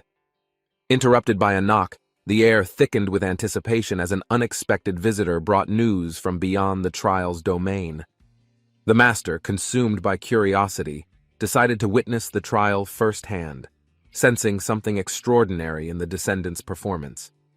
As the trial unfolded, the battlefield shimmered with overwhelming energy, revealing the depth of the descendants' fierce determination. The sight was surreal, the descendants standing against countless Reapers, their every movement precise and unyielding despite impossible odds. As the Reapers fell, their numbers diminished into submission, their power now under the descendants' ever-growing command. Disbelief painted the master's face, the realization sinking in that this trial had produced results unlike anything ever witnessed before. A clear notification chimed, the system acknowledging the descendants' unparalleled feat of defeating every Reaper within the netherworld. With each accomplishment, new titles and hidden abilities unlocked, enhancing the descendants' authority over death itself in unimaginable ways. The descendant now held the legendary title King of the Reapers, cementing their dominance over all entities tied to Thanatos.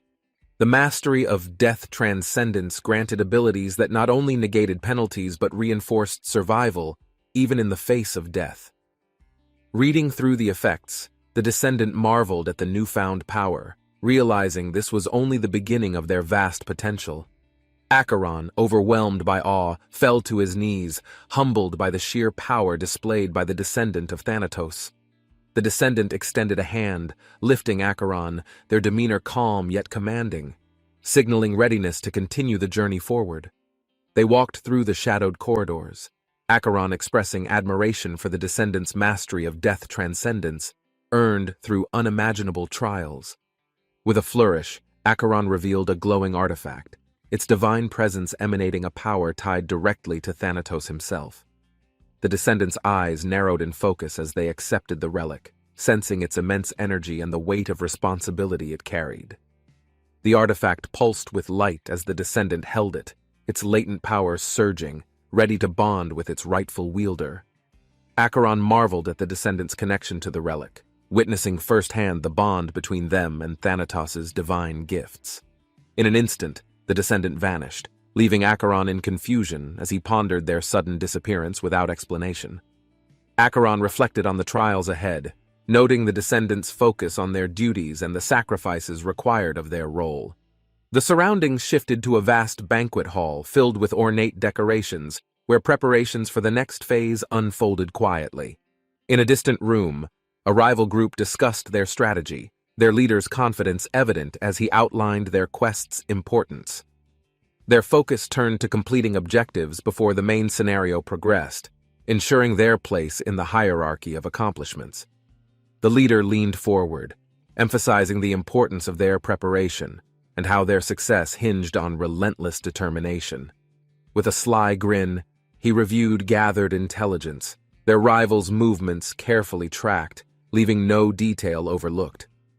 Plans were set into motion, the rival group moving swiftly to secure an advantage, ready to face whatever lay ahead. The guildmaster pondered over the recurring conflicts, all centered around places with historical ties to chaos and decay. A grand vision of the young world tree surfaced in their thoughts, its radiant energy marking a pivotal point of interest. The decaying knights and Asura's interference hinted at something valuable, a secret connected to the main quest's hidden objectives. Among the places ravaged, the undying royal city stood out, its ancient walls holding traces of past wars and mysteries. With a sharp gaze, the guildmaster connected the dots, ready to uncover the clues left behind in this dangerous game.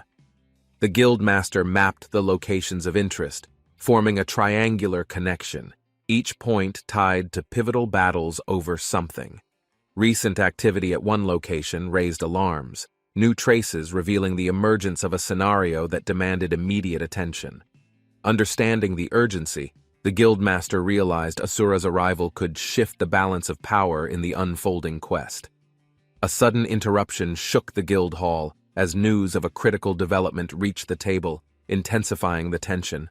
Shock struck as a message appeared, revealing the chaotic theft of a divine relic, sparking confusion and outrage within the hall. A sudden onslaught erupted within the guild's headquarters, chaos spreading as Asura and his forces appeared, shattering the fragile calm. Amidst the chaos, Asura's fury ignited, his eyes glowing with unrelenting power as he demanded the return of his divine relic. The masked figure, exuding confidence, stood amidst the chaos, his presence commanding attention as confusion spread among onlookers. A system notification flashed, signaling the activation of a secret scenario, pulling everyone into an unforeseen clash of wills. The mysterious figure appeared suddenly, leaving those present questioning his motives and his connection to the unfolding events. A crest on his attire identified him as part of the Black Spy Guild, stirring unease among those observing. The crowd gasped as they realized the figure wasn't just anyone. It was Asura, masked and prepared for battle. Panic erupted as Asura's power surged, his movements swift and precise, leaving opponents scrambling to protect themselves. Screams filled the air as chaos unfolded, guild members struggling to contain the overwhelming force tearing through their ranks. The Demon King's ruins served as a grim backdrop, emphasizing the deadly seriousness of the scenario they now faced. Asura's blades struck with unrelenting precision, his masked visage reflecting the intensity of the battle that consumed the ruins. Explosions erupted in the aftermath, leaving destruction in their wake as Asura stood tall, an unstoppable force amidst the chaos. The battlefield's dust settled briefly, revealing Asura's unwavering resolve as his adversaries scrambled for a foothold in the encounter. His opponents barely stood a chance, their efforts dwarfed by Asura's sheer speed and skill as he dismantled their defenses. Sparks flew with each clash, illuminating Asura's mask as he single-handedly dominated the encounter with unparalleled precision. The ground shook with the force of his strikes, leaving his enemies retreating in fear as victory seemed inevitable. Asura's presence left no doubt. He was a force to be reckoned with, reshaping the course of the unfolding battle. Energy surged through the battlefield, illuminating the area with chaotic flashes as the main scenario began to unfold unpredictably. Among the confusion, Jaehyun reflected on his actions, questioning whether his choices had disrupted the delicate balance of the scenario. Screams echoed from the ruins as flames and destruction consumed everything, painting a grim picture of what was to come. The system chimed, unveiling the title and details of the second main scenario, hinting at the rise of a new threat. The lore of the Demon King and decaying knights was revealed, their long-standing ties to chaos evident in their resurgence. The description continued, highlighting the devastating impact of the Demon King's fragmented power and the remnants of the decaying knights. Jaehyun entered the ruins cautiously, the eeriness of the place making his instincts sharper with every step forward. His companion, Hogagok, detected a familiar energy, guiding him deeper into the labyrinthine ruins in search of hidden answers. Determined to uncover the truth, Jae-hyun pushed onward, ready to confront whatever challenge the labyrinth had in store for him. Before him lay a vast network of pathways, twisting and turning, forming an intricate labyrinth that seemed impossible to navigate alone. A system notification declared the walls indestructible, leaving Jae-hyun to realize there was no turning back in this unforgiving labyrinth. The entrance disappeared behind him, trapping him inside the maze, forcing him to rely solely on his instincts and skills. He decided to move deeper, knowing hesitation could cost him precious time in this dangerous, shifting structure. As he ventured further, Jae-hyun's sharp senses picked up an ominous presence, warning him of the dangers lurking ahead. A sudden explosion shattered the eerie silence, signaling the arrival of a threat that would test his resolve to the limit. A towering demon appeared before Jae-hyun, its aura dark and menacing, signaling it had lost its master in the chaos. Hogogok, perched on Jae-hyun's shoulder, clarified the demon's nature, distinguishing it from devils and emphasizing their difference in origin. Jae-hyun processed the revelation, pondering the implications of gods, devils, and demons in the ever-complicated hierarchy of power. The demon lunged forward, forcing Jae-hyun to shift into action, his blade ready to counter the ferocious assault with precision. Sparks flew as Jae-hyun deflected the demon's strikes, his movements calculated and deliberate, a display of remarkable combat prowess. Jae-hyun's sword clashed against the demon's claws, the metallic ring echoing through the labyrinth's eerie silence as they battled intensely. The demon shrieked, its sharp movements unpredictable, forcing Jae-hyun to adapt quickly, maintaining his focus amid the chaos. A powerful slash landed, sending the demon staggering backward, Jae-hyun's skill evident as he pushed forward without hesitation. The demon fell, its defeat a testament to Jae-hyun's growing strength, but the labyrinth's dangers were far from over. He surveyed his surroundings, noting the escalating challenge, the labyrinth seemingly intent on testing his limits at every turn. As Jae-hyun pressed onward, the labyrinth's oppressive atmosphere thickened, its twisting corridors revealing an increasing number of demonic entities. Hogogok warned Jae-hyun of the challenge ahead, pointing out the group of 5 demons blocking the next pathway. Jae-hyun observed the demons, their coordination suggesting a higher intelligence, marking them as a more formidable threat than before. A magical array glowed in the distance, its radiant energy pulsating ominously, indicating a significant obstacle further within the labyrinth. Determined, Jae-hyun readied his blade, knowing the path forward would demand all his strength and cunning to overcome. Jae-hyun lunged forward, his blade slicing through the air, releasing a burst of energy that sent shockwaves across the battlefield. The monsters retaliated in unison, their formations solid and their attacks precise, creating an unexpectedly coordinated and challenging front. With sharp precision, Jae-hyun unleashed a moon sword falling slash, the move cutting through the enemy ranks with brutal efficiency. A demon fell, its severed arm a testament to Jae-hyun's power, but its enraged roar signaled the battle wasn't over. The remaining demons charged with ferocity, their eyes glowing with fury, ready to push Jae-hyun to his absolute limits. Jae-hyun countered their advance with a swift strike, his blade gleaming as he summoned explosive shuriken, causing an eruption of flames. The explosion scattered the demons, flames engulfing the area, as Jae-hyun capitalized on the chaos to regain control of the fight. Out of the smoke, a demon leapt toward him, its claws aiming directly at Jae-hyun's exposed side in a desperate attack. With a sharp turn, Jae-hyun dodged the strike and retaliated, his sword arcing with precision, taking down the advancing foe. The battlefield grew silent momentarily as Jae-hyun readied himself, sensing a larger, more dangerous presence lurking in the shadows. Flames flickered around Jae-hyun as he unleashed burning hell, the inferno consuming the remaining enemies and leaving the air thick with heat. Hogogok commented on Jae-hyun's buffs, marveling at their strength and how they tipped the scales against overwhelming odds in battle. Jae-hyun, calm and focused, acknowledged the challenge ahead, noting the rising energy signature emanating from the decaying knights. A rhythmic clatter of armor echoed, the decaying knights marching in unison, their dark energy growing stronger with every step forward. Jae-hyun felt the ominous energy radiating from them, his grip tightening on his blade as he prepared for the escalating conflict. Jae-hyun faced the decaying knights, their dark aura filling the air as they acknowledged his unexpected presence in their domain. A system notification confirmed he had encountered the slothful Night Order, their lethargic demeanor masking a dangerous unpredictability. Despite their grumbling complaints about wasting time, the knights moved strategically, their lack of enthusiasm concealing a deliberate intent. Observing their behavior, Jae-hyun readied his weapon, preparing for a confrontation while contemplating their strange, almost reluctant movements. With precision, he decided to eliminate the threat before it grew, his blade glowing with energy as he prepared to strike. The slothful knights fell one by one, their heavy armor clattering to the ground as Jae-hyun's swift strikes left no openings. A sudden ripple of energy filled the corridor, catching Jae-hyun off guard as an overwhelming presence emerged from the darkness. He turned to see a familiar figure cloaked in authority, standing amidst the fallen knights, their aura radiating power.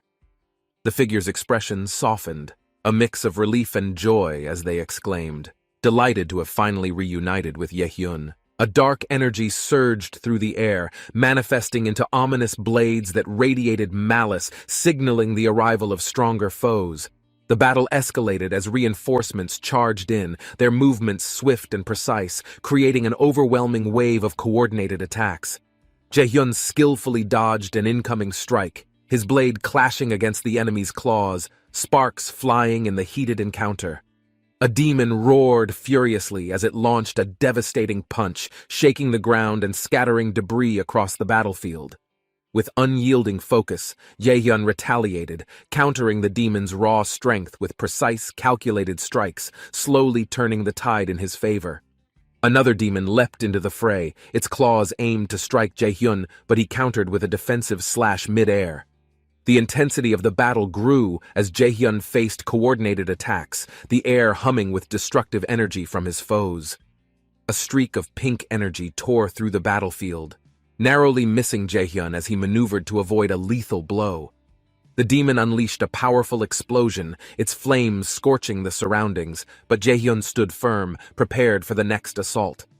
With a swift movement, Jae-hyun closed the distance, striking with precision, his blade cutting through the chaos and disarming the foe. As the dust settled, a skilled swordswoman emerged, her strikes elegant yet devastating, effortlessly taking down waves of demons. The onlookers marveled at her prowess, recognizing her as a hero-grade warrior whose strength surpassed their own by a great margin. The demons appeared more intelligent and coordinated than expected, their resistance forcing the party to adapt quickly to survive. Determined to turn the tide, Jae-hyun's group strategized, using Asura as a key player in achieving their objectives. A sly grin spread across Asura's face as he relished the challenge, ready to claim both glory and rewards. The group spotted a demon lurking in the shadows, its ominous presence creating an air of tension and unease. Asura's sharp eyes focused on the demon's unusual aura, questioning its identity and the mask it brazenly wore. The demon's energy felt unsettlingly different, its black, pulsating power sending chills through the group as they observed from afar. The party exchanged concerned glances, recognizing the gravity of the situation as the demon's energy grew increasingly oppressive. A skilled scout stepped forward, attempting to measure the demon's power, but the readings only deepened their collective apprehension. The difficulty of the situation escalated as the demon roared, its power surge leaving the group scrambling to prepare defenses.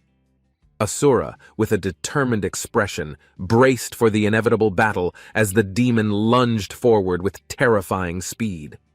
A shadow of doubt crossed Asura's face as the demon's ferocity exceeded his expectations, overwhelming their initial strategies.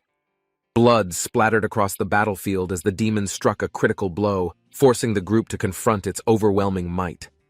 Asura clenched his fists, his resolve wavering momentarily, but he knew retreat wasn't an option against such a relentless enemy. Asura's mind raced as he analyzed the demon's movements, its deadly precision forcing him to rethink his usual tactics. A chilling realization hit Asura. The demon's strength and speed were unlike anything he had encountered, shaking his confidence. The group's collective fear reached a peak as they faced the harsh truth. The demon might be an insurmountable challenge. Amid the chaos, Asura's companion appeared, their arrival surprising him, as they revealed crucial information about the labyrinth's level restrictions. A glimmer of hope emerged, as the companion's calm demeanor suggested a plan, reigniting Asura's determination to turn the tide.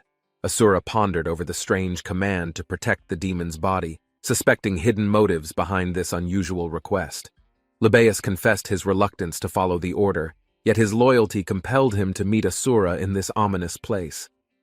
Asura's suspicion grew when Libeus hinted at more apostles, each guarding secrets tied to the Demon King's fragmented power. Libeus reassured Asura of his unyielding dedication, promising to ensure his master's survival no matter the danger they faced. The sight of gathering demons confirmed their next move, to eliminate the threats swiftly and leave before more chaos emerged. Asura questioned Libeus about his unique skill, intrigued by its ability to incapacitate enemies and turn tides in their favor. Libeus revealed his limited uses of the skill, stressing its critical importance while warning about its occasional unreliability in battles. Asura decided to press forward, their combined resolve growing as they prepared to confront whatever dangers lay ahead.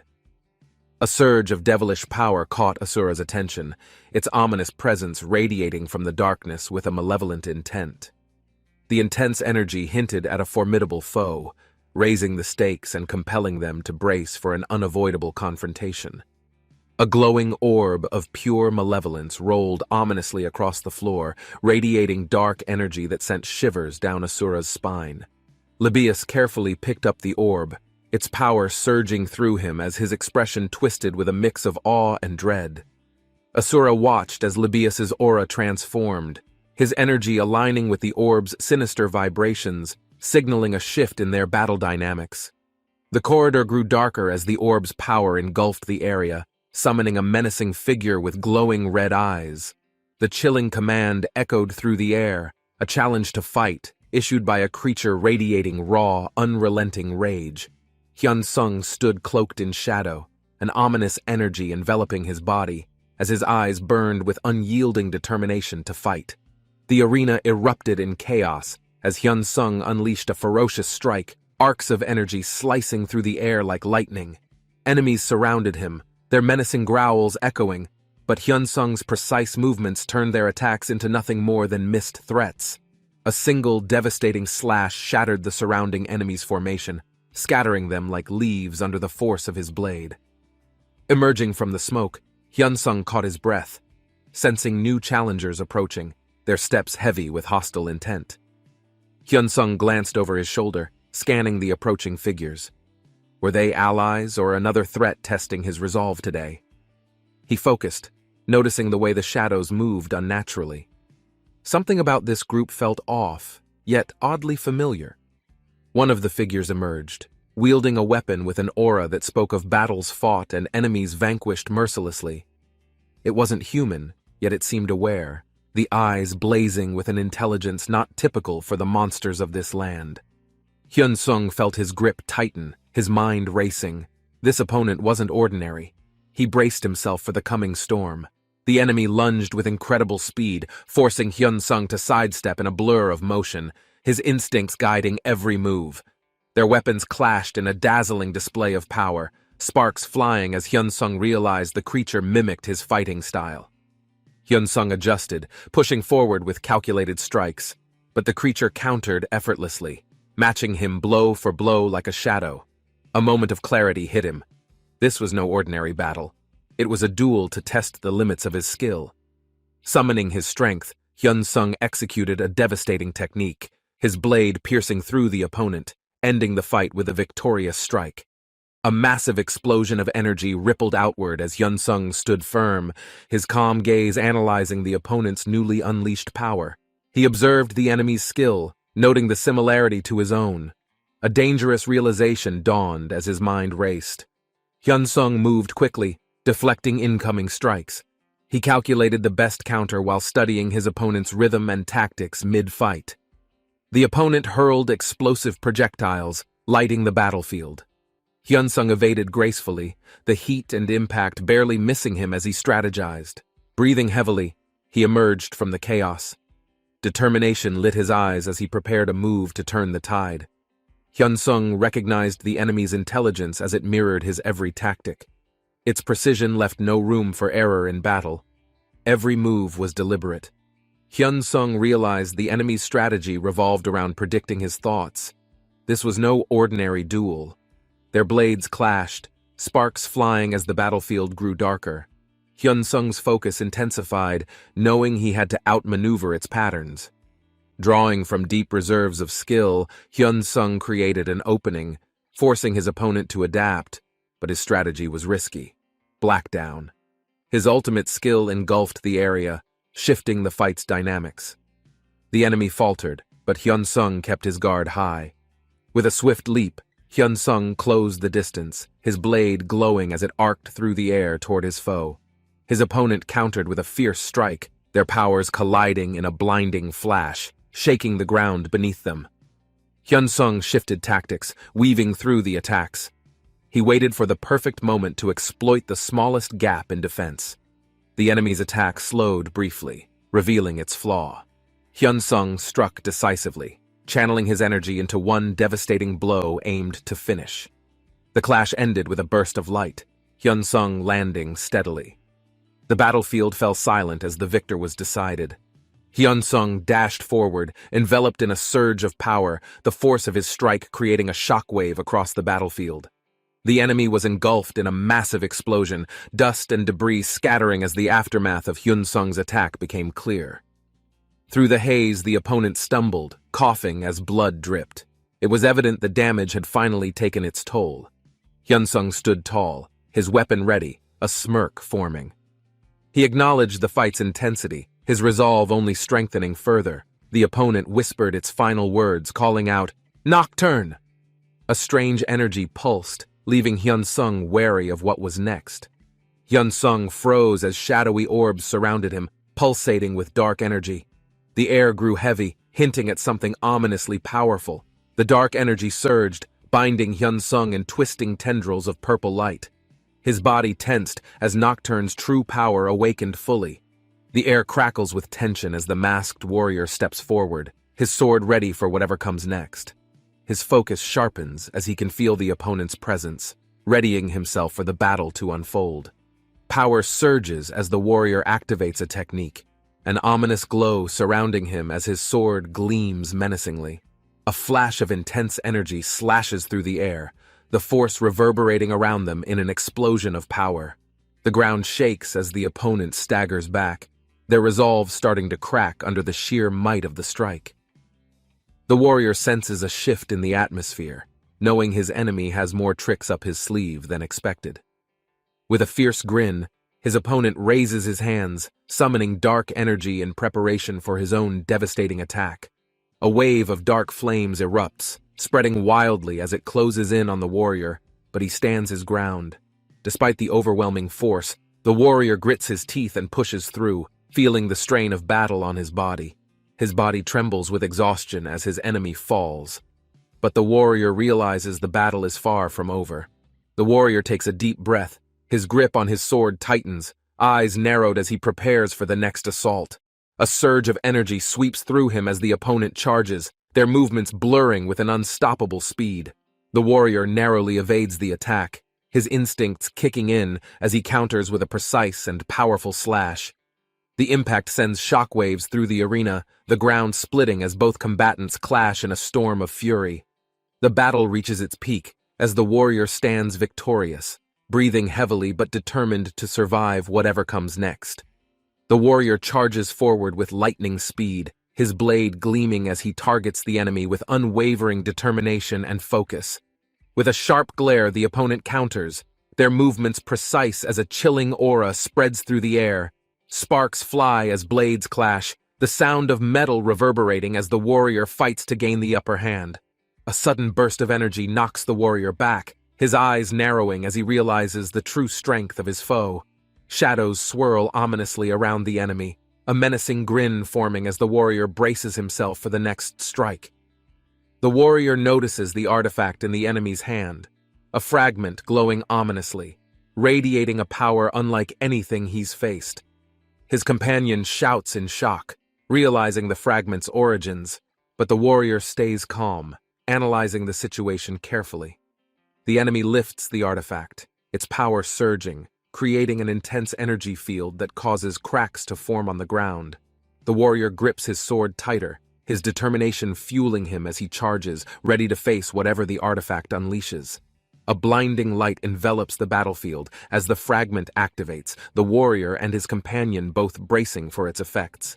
The artifact's activation releases a wave of power, disorienting the warrior as the enemy vanishes into the shadows without a trace. The warrior surveys the damaged surroundings, reflecting on the enemy's escape and the artifact's implications for their future battles. His companion comments on the area's chaotic state, expressing admiration for the warrior's skill and resilience, despite the intense confrontation. The warrior ponders the artifact's significance, realizing it might tip the scales in the upcoming conflict if not dealt with soon. Together, they press forward, their resolve firm as they prepare for the challenges ahead, knowing the battle is far from over. The winged figure looms menacingly, presenting an ominous power, declaring allegiance to the warrior who earned his undivided respect. Power surges as the figure kneels, swearing loyalty, its crimson aura merging with the warrior, forming an unbreakable connection. A command echoes in the chamber, instructing a relentless pursuit, a shadowy grudge urging destruction with unwavering fiery intensity. The warrior tightens his grip on his blade, his burning eyes reflecting his will to confront the darkness head-on. An unsettling silence fills the room as the entity vanishes, leaving the warrior facing a daunting yet inevitable new challenge. The portal glows ominously, beckoning the team into its depths, uncertainty clouding their minds about what lies beyond its reach. As they step inside, the oppressive atmosphere weighs heavily, walls of the unknown closing in around them like a labyrinth. The warrior frowns, realizing the exhausting maze was meant to frustrate rather than test their skills against tangible foes. A notification appears, revealing the quest's complexity, altering the objective to thwart the resurgence of the ancient and vile demon. The depiction of the Demon King's havoc fills their minds, a reminder of the stakes and their mission to save all. The group reflects on the Demon King's fragments, their fear mounting as the stakes grow higher in this treacherous endeavor. The mission is clear. Find the Demon King's remains before the enemy and stop the horrific rebirth threatening the entire continent. The warrior ponders their next move, determined yet curious about the enemy's secrets, especially their unexpected intelligence and precise planning. His companion shares observations, lightening the mood with a sarcastic tone, though the truth of the enemy's power cannot be ignored. They prepare for battle, each step reinforcing their determination, knowing their strength alone won't be enough to defeat this foe. Libius stares intently, his expression calm yet sharp, as if assessing whether the warrior truly understands what lies ahead. A playful response breaks the tension, masking the weight of their conversation while their surroundings grow darker and eerier. Suddenly, the ground trembles beneath them, cracks forming as a warning that danger is moments away from striking again. The wall before them shifts unnaturally, emitting a low guttural sound, making the air heavy with unspoken dread.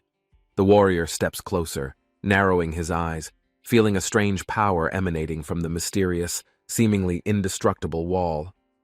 Libius and the warrior leap into action, their attacks coordinated as they aim to shatter the wall's mysterious defenses. Despite their strength, their efforts are futile. The wall's resilience becomes evident as it absorbs every blow with ease. Libius frowns deeply, realizing something sinister as shadows stir behind them, revealing yet another unexpected threat in the maze. The warrior's eyes narrow, his determination growing as his mind races to decipher this unpredictable and ever-changing environment. Shadows converge, their chilling whispers barely audible, hinting at a force even greater than the wall before them. Libius gazes at the warrior, his voice calm but carrying a hint of warning, ready to follow him into chaos. The warrior nods, his confidence unwavering, choosing the path ahead despite knowing the risks they'll encounter without the Demon King's protection. Darkness engulfs the corridor as the duo moves forward, their steps measured, the tension building with each passing second. Libius smiles faintly, his loyalty evident, as he silently vows to ensure their mission's success no matter the cost. The warrior tightens his grip on his blade, his eyes reflecting unshaken resolve as he pushes toward the unknown. A small, mischievous creature appears, its presence radiating playful energy as it boldly announces its allegiance to the warrior. The warrior smiles, amused by the creature's confident stance, while its outburst brings a touch of humor to the tense moment. The creature leaps into action, comically mimicking bravery, as it attempts to defend its newfound master from imaginary threats. A faint noise interrupts the lighthearted scene, drawing their attention back to the mysterious wall that looms ominously before them. Libius smirks, remarking with dry humor about the wall's durability, as the situation once again balances between seriousness and absurdity. The eerie silence of the cavern was shattered as the ground trembled, revealing a dangerous path deeper into the ancient ruins. A sinister energy pulsed from the darkness, twisting the space ahead. The walls seemed alive, shifting unnaturally under an invisible force. The ruined floor stretched out before them, cracked and unstable. Every step forward carried the weight of an unseen danger lurking nearby. A faint grin appeared as progress was made. The fractured landscape held secrets, but the unsettling presence of something stronger lingered nearby. Old memories surfaced of past battles where similar distortions occurred. The power hidden within these fragments could change the course ahead. A mysterious door glowed dimly at the end of the passage. Its presence alone suggested that something significant waited beyond it. Moving swiftly, the thought of pursuit remained strong. The correct path could bring an advantage, or it could be a deadly trap. Whispers echoed through the corridor, growing louder with every step. The voices carried an eerie excitement, welcoming an inevitable confrontation. Shadows in the distance moved unnaturally, twisted forms adjusting their posture. Their presence alone suggested something had been waiting for this moment. Without warning, a disturbance above sent an immediate signal of danger. A powerful presence loomed, preparing to strike from above. A monstrous figure descended swiftly, its attack slicing through the air with precision. The force of its movement shook the entire space. The surrounding darkness thickened, distorting the battlefield further. A surge of raw energy erupted, filling the chamber with oppressive pressure. The imposing figure stared with an unsettling confidence, its presence overwhelming. The air around it crackled, revealing an undeniable level of strength. Despite the overwhelming energy, standing firm was the only option. The weight of the battle pressed heavily, but hesitation was never an answer. A brilliant surge of blue energy erupted, illuminating the dark space. The tension in the air shifted as the battle intensified. A sinister smile formed as the enemy acknowledged the situation. The tension thickened, signaling that the real battle was only beginning. The ominous atmosphere pulsed with growing intensity. The next stage of the conflict unfolded, bringing deeper challenges and unknown consequences. The air distorted violently as an enemy charged forward, its energy burning red. The impact threatened to shatter everything within reach. The battlefield shook under the force of the attack. A direct hit could mean defeat, but evasion was still an option. The enemy landed hard, unleashing a devastating shockwave. Dust filled the air as the true danger of the situation became clear. The combatants circled each other, searching for an opening. One possessed an undeniable advantage, but the balance could still shift unpredictably. A surge of power coursed through his veins, unlocking a hidden ability.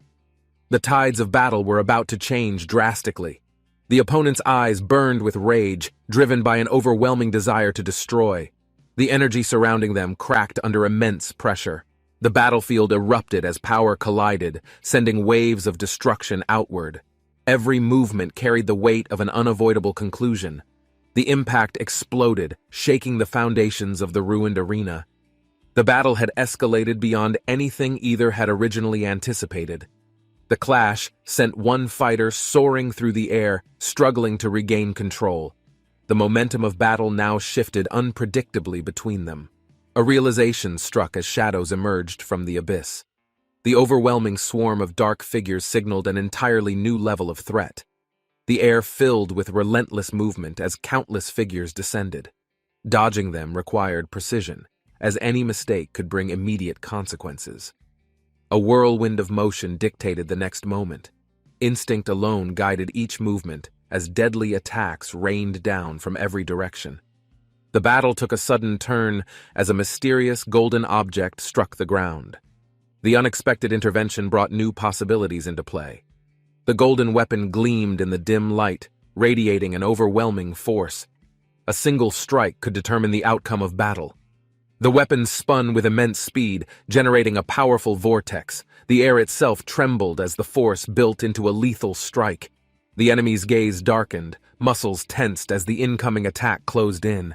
Instinct screamed to move, but hesitation sealed its fate. A deep wound tore through the enemy's body, leaving a searing trail of pain. The battlefield pulsed with the weight of battle. A sudden surge of energy erupted from within, igniting a desperate response. The fight was far from over as pressure mounted. The ground shattered beneath their feet as impact waves surged outward, sending debris flying. The force of the clash distorted the space. Thick smoke covered the battlefield, obscuring visibility. From within the darkness, an eerie energy pulsed, signaling an overwhelming transformation. A brilliant explosion of colors erupted as raw power overflowed. The combatants braced for impact, knowing something unprecedented was about to unfold. The air crackled with violent energy, amplifying the danger. The battle had reached its climax, where only one could stand victorious. A figure clenched their fists, readying for the final strike. The sheer pressure of their aura threatened to collapse the surroundings. The opponent's silhouette emerged from the shadows, its body radiating an ominous glow. The power shift signaled an even deadlier phase. Dark tendrils stretched from the enemy's form, warping the environment. The battlefield transformed into a realm where survival seemed impossible. A piercing gaze locked onto the opponent, analyzing every movement. Precision was key, as the next exchange would be the last. The warrior propelled forward, cutting through the distorted air with sheer force. A violent collision erupted, sending shockwaves in every direction. Tumbling through the air, the battle-worn fighter struggled to regain balance. The next move would decide everything: victory or absolute defeat. A powerful attack was unleashed, slicing through the air with overwhelming force. The energy burned bright, signaling the decisive moment approaching. The enemy staggered, barely maintaining its stance as an arrow of destruction was formed. The sheer intensity of the attack was undeniable. Dark energy crackled violently as the battlefield trembled under the pressure. The upcoming strike held enough force to shatter everything around. The arrow surged forward, tearing through the space between them. It was infused with every ounce of remaining strength, aiming for victory. A sudden shock reverberated as the attack failed to land. Confusion settled in as the enemy remained standing, unfazed and resolute.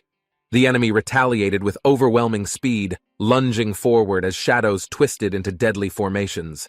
The battle had escalated beyond any previous limits. The sky darkened, and tendrils of energy coiled downward, warping the battlefield into an ominous void. The true final clash was here. A massive force erupted from below, threatening to engulf everything in its path. The moment of reckoning was upon them. The explosion sent debris flying, carving deep scars into the battlefield. Every remaining ounce of power was now being pushed beyond limits. Through the smoke, an unrelenting glare burned with determination. The enemy refused to fall, pushing forward with an unstoppable, vengeful force. A flaming impact struck the battlefield, sending shockwaves outward. The sheer magnitude of destruction left no room for hesitation or retreat. The warrior gasped for air, exhaustion creeping in as blood stained the ground. Every muscle ached, yet the battle was not over. A deep breath steadied weakened limbs. The realization of survival brought little relief, as more challenges undoubtedly waited beyond the battlefield. With shaking hands, a potion was grasped, healing magic mending wounds. Rest was temporary. The journey ahead remained filled with uncertainty. The landscape lay in ruins, the aftermath of an unimaginable battle. The only certainty left was that the fight had just begun. The battlefield lay in ruins, dust settling over broken stone. Hyun-sung watched as the final embers of energy flickered in the night. The opponent remained motionless, acknowledging the outcome. The long battle had reached its inevitable conclusion, leaving nothing but exhaustion and silence. Moonlight reflected off his blade as he raised it. The weight of victory pressed down, yet the fight still felt unfinished. A cold breeze passed as his opponent faded, dissolving into streaks of lingering energy. The war's final moment had arrived at last. Flames erupted, consuming what was left. The sky shimmered with the last remnants of power, signaling the end of an era. A faint glow caught Hyun-sung's eye. Among the debris, a mysterious fragment pulsed with energy, demanding immediate attention. The system registered the new item, revealing an unfamiliar power. Holding the fragment sent a strange pulse through his entire body. The text on the item described something ancient and fragmented. Power once whole had been shattered, leaving only scattered remnants of potential. Suspicion crept in. This wasn't coincidence. The battle had been a test, and unseen forces had orchestrated every moment leading to this. A distant explosion echoed through the night, shaking the ground. The battle was over, yet new dangers lurked just beyond sight. Energy crackled violently as the enemy's hands pulsed with raw power. A surge of magic twisted the air, warping reality itself. Hyun-sung smiled, brushing off the tension. His companion looked relieved, but deep down he knew things were far from over. He studied the battlefield, noticing clues. The enemies moved strangely, like they were leading him somewhere. He decided to follow. His instincts screamed danger, yet excitement grew. The enemy had activated something powerful, but it wasn't too late to interfere. A crimson slash ripped through the space ahead. The ground trembled, signaling an awakening far beyond what he had expected. A monstrous silhouette loomed in the distance. Its sheer presence sent chills down his spine. The Demon King's body had appeared. Two figures rushed ahead, urgency in their steps. Hyun-sung followed, eyes locked on the glowing remnants of a dark ritual. A fallen enemy clutched a strange orb. It pulsed with ominous energy, as if holding the key to something terrible. Hyun-sung picked up the orb, its weight unsettling. The ritual's purpose was clear. It aimed to awaken an ancient terror. He exhaled in relief. The ritual was stopped. But the true danger wasn't over. Something more powerful lurked beneath the surface. Hyun-sung turned to his ally, curious. If the fallen warrior was level 300, what terrifying monster had they just prevented from awakening? A powerful presence filled the air. Hyun-sung readied himself, knowing he had to act before it fully materialized into reality. His blade glowed with an ethereal force. The combined power of his abilities surged, unleashing an unstoppable piercing strike. A shockwave tore through the battlefield. The attack landed, shattering dark energy, yet the force he faced wasn't fading. The attack evolved mid-air, amplifying destruction. Gravity shifted, bending under the overwhelming force of the annihilation arrow. Hyun-sung gritted his teeth, bracing himself. The weight of power was immense, pressing down on him. This battle had only begun. A devastating explosion shook the battlefield. The ground cracked beneath the pressure as a powerful force surged toward the sky. Dark energy pulsed in the air. Hyun-sung clenched his fists, sensing the overwhelming power trying to reshape the battlefield. A figure emerged, piercing through the chaos. Their aura burned bright, fueled by something far beyond ordinary strength. Black tendrils writhed violently around him. The force within sought destruction, pushing him to his limits. A massive army gathered in the distance. The battle had only just begun, and he was already feeling its weight. A fiery impact shattered the land below. The force of the attack sent shockwaves through the battlefield. Golden light flooded his vision. A series of system notifications flashed rapidly, each signaling a new level gained. His body surged with power, skills unlocking. The world around him felt different, his presence shifting to something beyond human limits. He studied the information carefully. Every new ability unlocked carried its own risks, but the rewards were far greater. A choice appeared before him.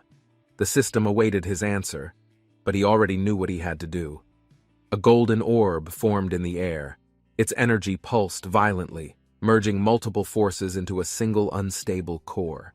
The system prompt repeated itself. The choice was irreversible, but hesitation wasn't an option in this battle.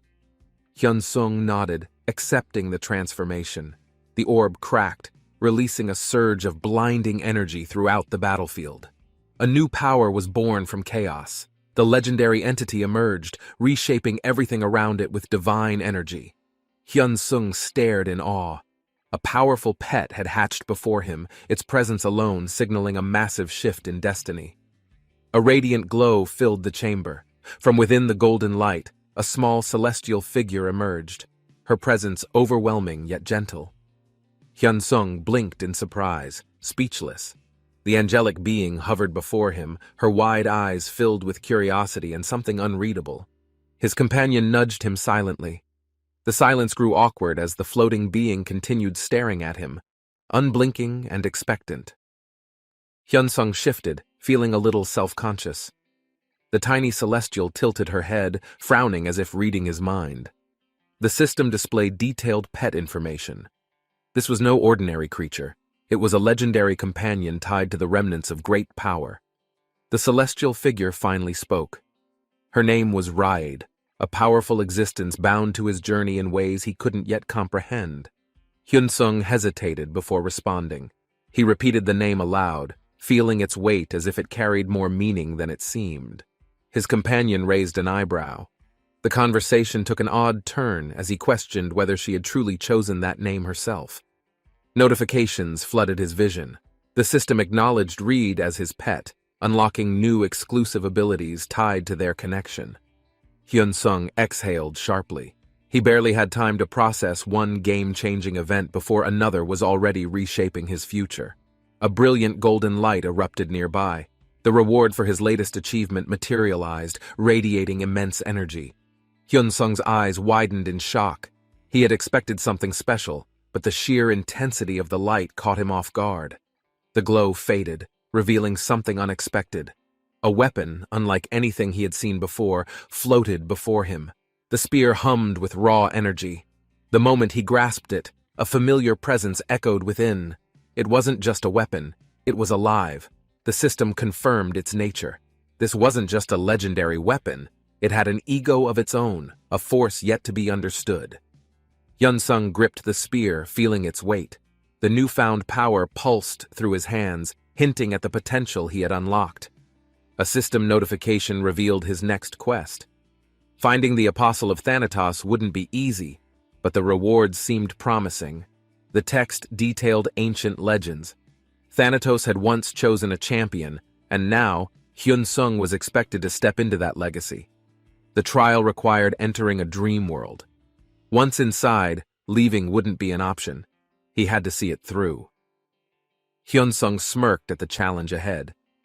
He wasn't the type to back down, especially when history itself was waiting for him. A tense silence filled the hall. Hyun-sung's companion looked down, visibly guilty, realizing the weight of his past mistakes. Hyun-sung sighed, shaking his head. What was done was done. Dwelling on it wouldn't change anything, but actions moving forward would. A new task was given. The decaying knights needed to be stopped, or else everything they fought for would crumble. Determination flashed in his companion's eyes.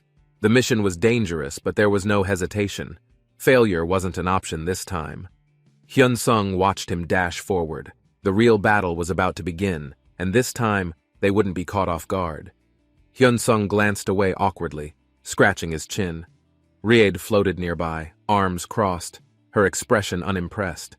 The silence between them felt heavy. A deep breath later, Hyun-sung straightened up. There was no time to waste. They had a destination. The royal palace awaited them. The apartment complex stood tall, reflecting the evening sun. Inside, Hyun-sung lounged on his bed, enjoying a rare moment of peace. His sister burst into the room, phone in hand. She was buzzing with excitement, talking about a server-wide announcement. Hyun-sung frowned at the mention of his name. Apparently, his latest achievement had spread across the entire game world. The news article confirmed it. Discussions about his feats flooded the forums, sparking debates on his true strength. He sighed, closing his eyes. He wasn't in the mood for attention. Right now, sleep sounded way more appealing. Hyun-sung lay down, thoughts drifting. Even in the real world, the game followed him, shaping his reputation beyond his control. His stomach grumbled suddenly. He groaned, realizing he hadn't eaten. Maybe he should cook something, but the effort felt exhausting. The scene shifted to the game world. A vast, eerie landscape stretched before him, filled with creatures lurking in the shadows. A monstrous beast lunged from the darkness. Hyun-sung barely reacted, his blade moving instinctively, energy crackling around him. The attack landed, frost spreading upon impact. The creature screeched in agony as the battle truly began. Blue system messages flooded his vision. Each one confirmed a successful critical hit, chipping away at the beast's health. A shadowy figure moved in the distance. Another player? No, the movement was too precise. This was something far deadlier. The beast roared, swinging wildly. Hyun-sung dodged, countering with a precise strike, aiming for its weak spot. Energy crackled as his final attack landed. The ground trembled under the force, and the beast let out a final shriek. Hyun-sung stood at the cliffside, catching his breath. The night wasn't over yet. Something far greater was waiting in the dark. Hyun-sung's attack pierced through the beast's defenses. A powerful explosion followed, sending debris flying as the monster roared in agony. The beast collapsed, energy dispersing into the air. The battle was over, but Hyun-sung remained alert, sensing another presence nearby. A black-haired warrior stepped forward. He calmly adjusted his gloves, eyes locked on Hyun-sung as if measuring his strength. Hyun-sung exhaled, preparing himself. His instincts warned him that this man wasn't an ordinary opponent. He was someone to be wary of.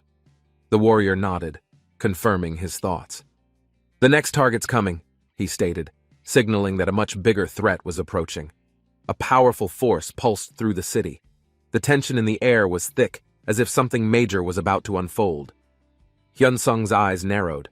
The upcoming battle wasn't just another fight. It was tied to something much bigger than he had anticipated. His mind raced with possibilities. The guild's presence in the city meant that something massive was in motion behind the scenes.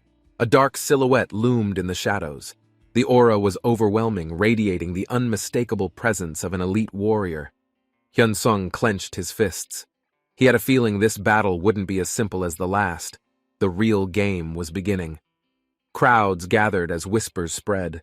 Everyone was talking about the arrival of a powerful figure, someone who had changed the game. Hyun-sung moved through the streets, listening. Conversations about his accomplishments filled the air, fueling rumors about his growing strength. A formal escort approached. Their leader spoke with authority, announcing that they were there to guide him to an important meeting. The city's energy shifted. His presence had caused a stir, drawing attention he didn't necessarily want at this moment. Hyun-sung sighed, adjusting his mask. Avoiding the spotlight wasn't an option anymore. He had no choice but to go with them. Hyun-sung was caught off guard as Uriah embraced him. The eccentric elder's dramatic greeting was as overwhelming as ever.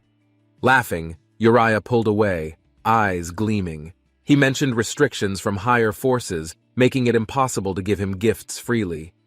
Hyun-sung nodded, understanding. He had learned long ago that in this world, power always came with conditions and hidden rules. A shimmering object appeared before him. Uriah grinned, presenting a rare artifact, something that would enhance his abilities significantly. The system window confirmed its value. A legendary item, its potential still locked, waiting for him to uncover its secrets. A powerful figure entered the hall. His presence radiated authority, and Hyun-sung immediately recognized the strength behind his casual stride. The man's gaze softened upon seeing him. Compliments about his progress followed, but Hyun-sung could sense something more behind his words. Uriah mentioned a new opportunity, a challenge that could push him beyond his limits, something far beyond his previous battles. Hyun-sung's heart raced at the possibilities. The thought of testing himself against something stronger always ignited his fighting spirit. He couldn't hide his excitement. This was exactly what he had been waiting for, a true test of his growing power. A massive structure loomed ahead. Hyun-sung stared up at the towering entrance, realizing this would be his next battleground. The beasts inside were stronger than anything outside, but the rewards were just as great, making it a worthy challenge. Reaching the top floor was the real test. If he could do that, he'd officially qualify for something far bigger. Hyun-sung tightened his mask. There was no room for hesitation. He was ready to take on whatever lay beyond those doors. Elsewhere, plans were unfolding. While he prepared for his trial, other forces were already making their moves in the shadows. Discussions grew tense in the Grand Hall. The situation was complicated, with alliances shifting and new threats emerging from unexpected places. One continent had sided with an enemy faction. This made intervention tricky, as the balance of power could shift dangerously. The older masters exchanged knowing glances. Getting directly involved could lead to worse consequences, but there was another way to approach this. The idea of a disciple battle surfaced. If their disciples took charge, the stakes would be set in motion naturally. Hyun-sung's name was mentioned among the competitors. Whether he liked it or not, he was already entangled in this growing conflict. Uriah chuckled, amused by the situation. The gods had been unusually quiet, likely waiting for the right moment to intervene. The conversation shifted toward Thanatos' church. Their influence was growing, and many feared what they might be planning behind the scenes. A grand entrance interrupted the discussion. The leader of a major faction arrived, his presence commanding immediate attention. Iolin, a powerful figure, greeted them casually. Despite the weight of his title, he carried himself with an air of boredom. His arrival signaled an even greater shift. Things were moving faster than expected, and soon, decisive actions would need to be taken.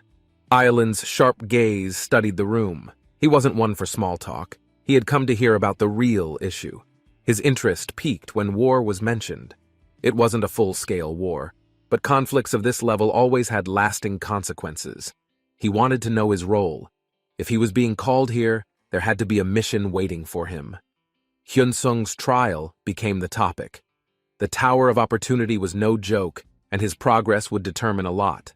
Speculation arose on how long he'd take. Most knights needed years, but given his skills, 100 days seemed reasonable. The Grand Hall buzzed with anticipation.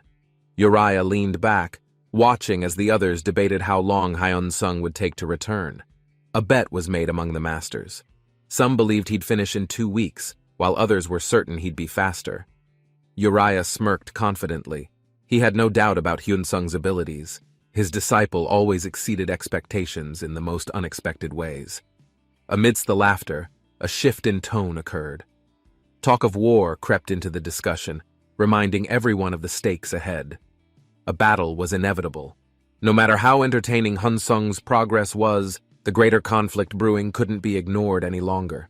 The room fell into silence.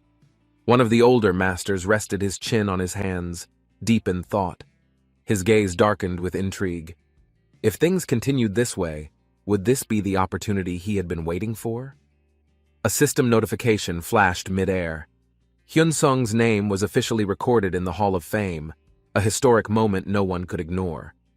Elsewhere, someone clenched their fists. The recognition he had gained was infuriating to certain individuals who had been striving for power. A quiet conversation resumed. They needed to act soon, before Hyun-sung's presence became a true threat to their carefully laid plans. A sly grin formed on the blond man's face.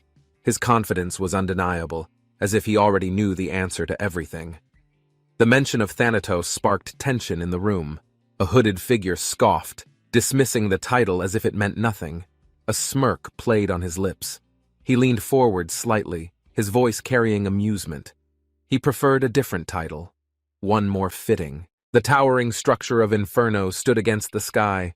Inside, murmurs of disbelief spread as the impossible had just happened. A suited man froze in shock. His disbelief was evident. Someone had cleared the Tower of Opportunity at an unheard-of speed. Another figure smirked, amused by the situation. Hyun-sung had set a new record, breaking expectations and rewriting the game's limits. System notifications flooded the air. The rewards were overwhelming, a testament to his skill, efficiency, and sheer dominance in the challenge. Hyun-sung stepped forward with calm confidence. The entire city awaited his arrival, their gazes filled with admiration, envy, and curiosity. The atmosphere was thick with anticipation. A golden-haired warrior studied Hyun-sung with intrigue, acknowledging his rapid rise in strength. A brief silence stretched between them. Hyun-sung felt the weight of the moment, aware that his actions were being closely watched. His eyes darted to the side. Something felt off. Why had they summoned him so quickly after his return? Hyun-sung's instincts flared with suspicion. Whatever was happening, it wasn't just about celebrating his accomplishment. There was something more behind it. A voice called out to him. Turning, he faced a grand figure whose presence demanded immediate attention and respect. The great hall stood in pristine grandeur. The weight of history and expectations pressed down as Hyun-sung walked through its doors. A powerful voice boomed across the chamber. His rapid achievement had sent waves through the empire, capturing the attention of all. The emperor's gaze held authority. He acknowledged Hyun-sung's rise, but made it clear that power without refinement was incomplete. A new challenge was presented. The emperor recognized his skill and, as a reward, bestowed an ancient and legendary technique upon him. A system notification confirmed it. A new legendary spear skill was now his, a tool to elevate his power even further. The emperor's voice echoed through the grand hall. Hyun-sung listened carefully, sensing that this meeting carried far more weight than expected. A tense atmosphere settled as war was mentioned. The emperor's sharp gaze revealed his determination. This was not just a minor conflict. Hyun-sung kept his composure. He had experienced enough battles to know that war meant more than just fighting. It was about survival. Orders were given without hesitation. Troops were already being mobilized, preparing to eliminate hidden threats before they could act. The emperor turned toward Hyun-sung. His piercing stare carried an unspoken message. He was expected to play a crucial role in this. Hyun-sung remained calm under the emperor's gaze. He had come here as a warrior, but now he was being assigned leadership. A new mission was presented. He would lead an expedition, tracking down a dangerous faction before they could strike first. The room fell silent. Everyone knew this wasn't just an ordinary mission. It had the potential to shift the balance of power. A detailed map appeared before them.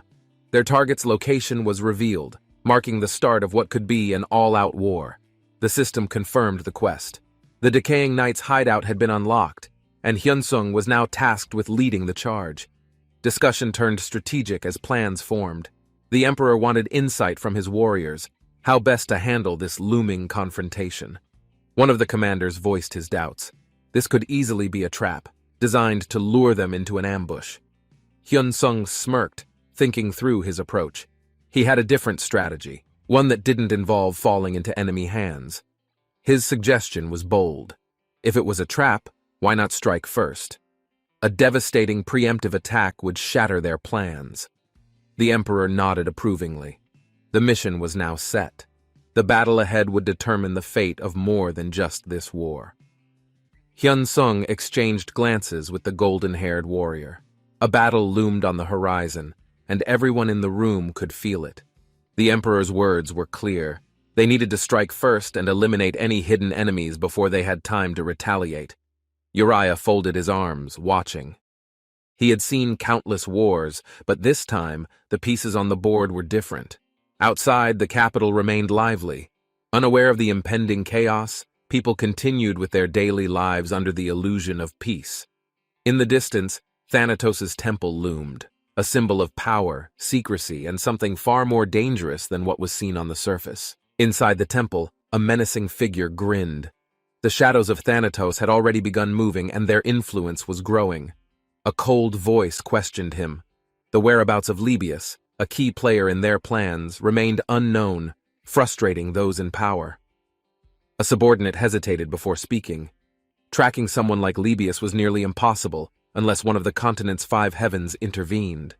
The pink-haired warrior sighed. If Libius was missing, that meant he was already carrying out orders, ones that could change everything. The conversation shifted to war. Time was running out, and the longer they waited, the more dangerous their enemies would become. A slow march echoed through the night. The warriors of Thanatos moved with purpose, their destination clear in their minds. One of them smirked. Confidence filled the air. After all, they believed this war was already decided in their favor. Yet, concerns lingered. The emperor and his strongest warriors wouldn't sit idly by, meaning their battle wouldn't be an easy one. A dark sky loomed overhead. If things played out as expected, this wouldn't be a minor skirmish, it would be a storm. The commander raised his head. "Let the world witness the power of Thanatos," he muttered, stepping forward into the battlefield's embrace. A grand assembly gathered in the hall. The weight of an impending decision hung over them, their expressions filled with tension. The atmosphere was heavy with silence. What was decided today would shape the course of battle for all factions involved. Outside, the imperial city remained lively. Unaware of the internal conflict, common folk carried on with their daily routines. Inside, the conversation grew serious. The upcoming expedition had to be carefully planned, or chaos would unfold at an uncontrollable scale. One voice raised a question. Would Asura allow them to join, or was this battle something he intended to handle alone? Whispers of Asura's true plans circulated. Some doubted his willingness to cooperate, while others believed forming alliances was the only option. A blonde-haired warrior contemplated the situation. They knew nothing about who Asura might recruit, making predictions nearly impossible. Someone spoke up confidently. They needed to negotiate, but without knowing what Asura valued, offering terms was a difficult task. Bribery wouldn't work. Asura had already acquired legendary gear, making monetary rewards useless in securing his cooperation. A single conclusion was reached. The only path forward was direct negotiation. Persuading Asura himself would determine their fate in this war. A determined gaze settled on the group. This was a crucial moment, an opportunity to shape alliances and gain an advantage. A system notification flashed. Just as they finalized their thoughts, the expedition recruitment abruptly closed, locking in their fate. Shocked expressions filled the room. They had expected more time, but reality had already moved ahead of their discussions. The third main scenario had officially begun.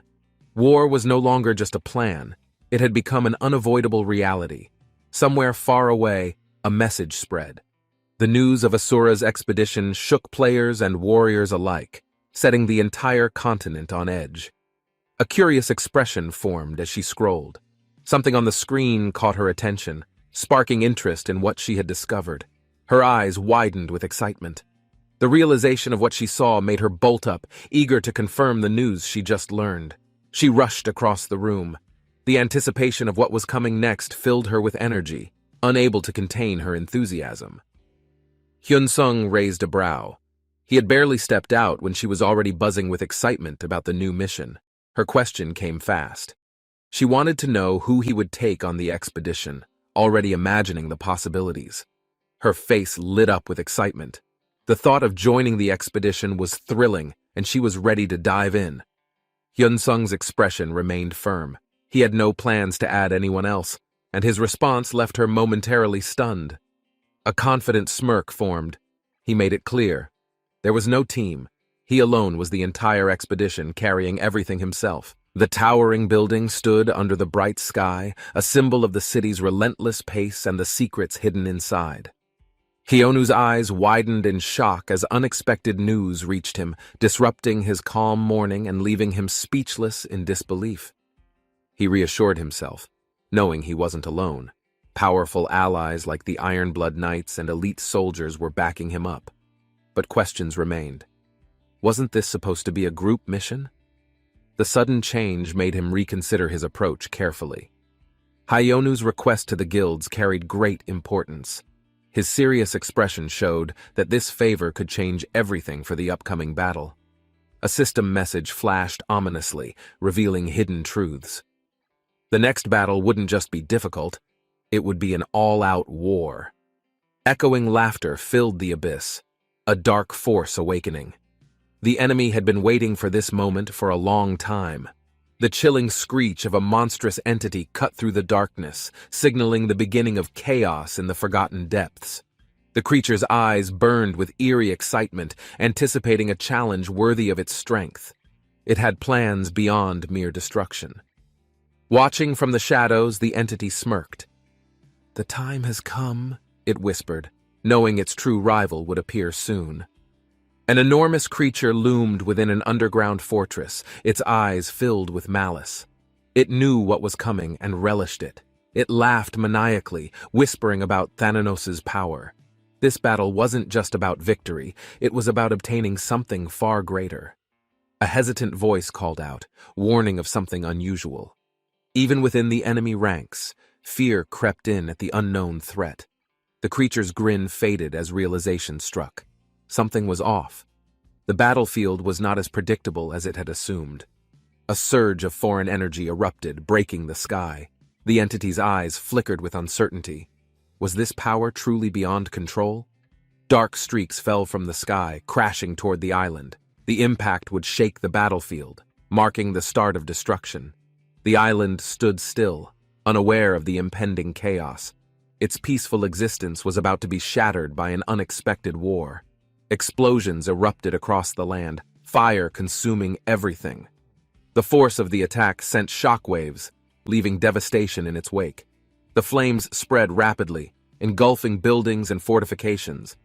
The defenders barely had time to react before their world turned into rubble.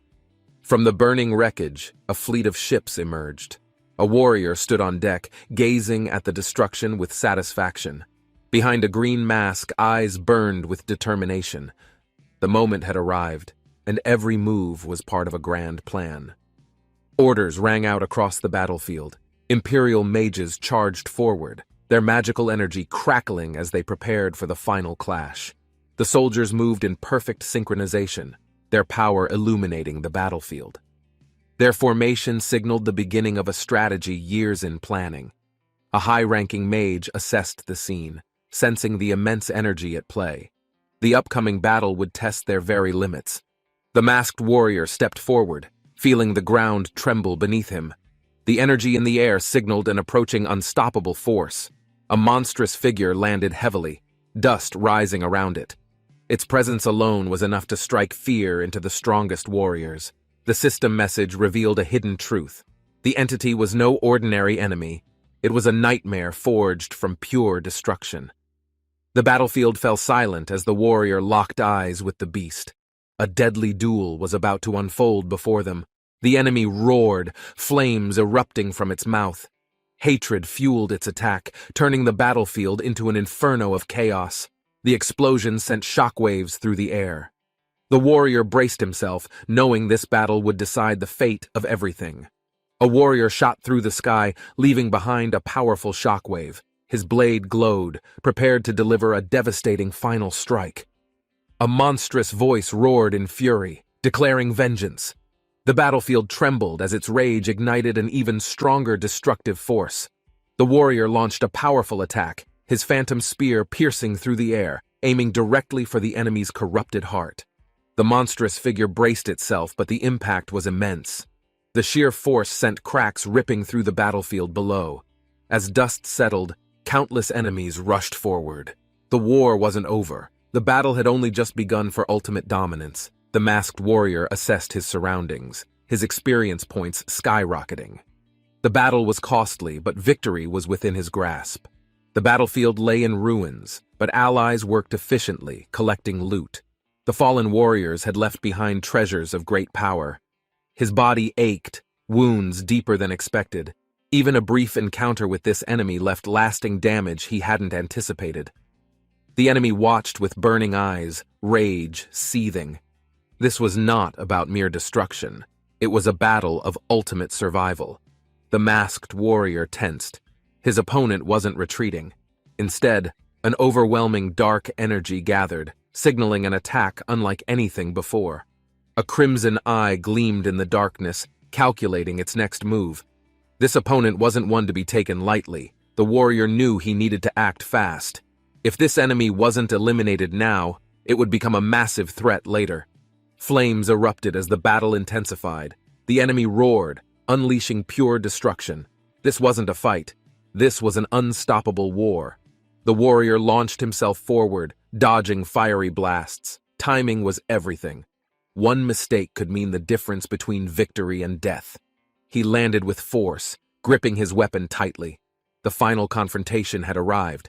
There was no turning back now. The warrior leaped through the air, his blade gleaming. Every muscle in his body prepared for a devastating final strike. The enemy recoiled, monstrous limbs slashing wildly. The battlefield quaked as its rage manifested into raw, destructive energy. With terrifying speed, the warrior landed a powerful strike, cutting through flesh.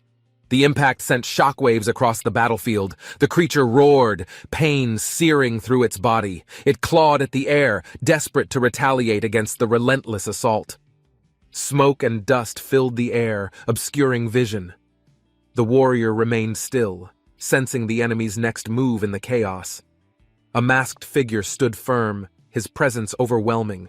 His dark aura signaled the arrival of someone who wielded immense power. The monstrous foe bellowed, its fury shaking the earth.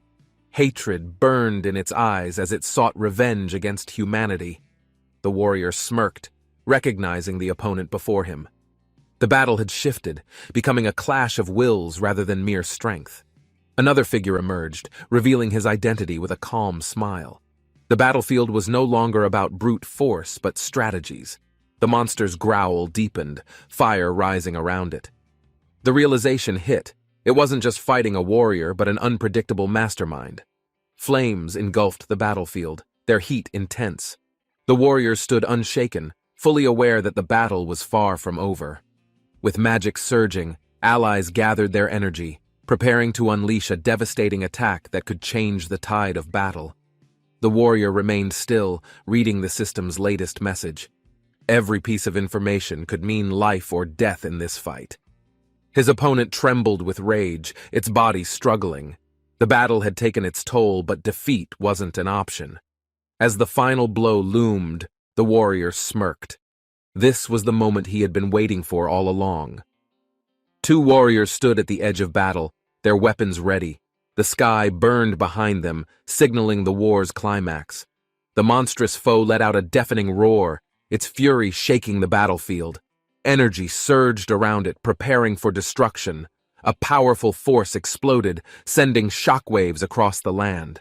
The sheer impact cracked the ground, throwing debris high into the air. Darkness consumed everything as the battlefield fell silent.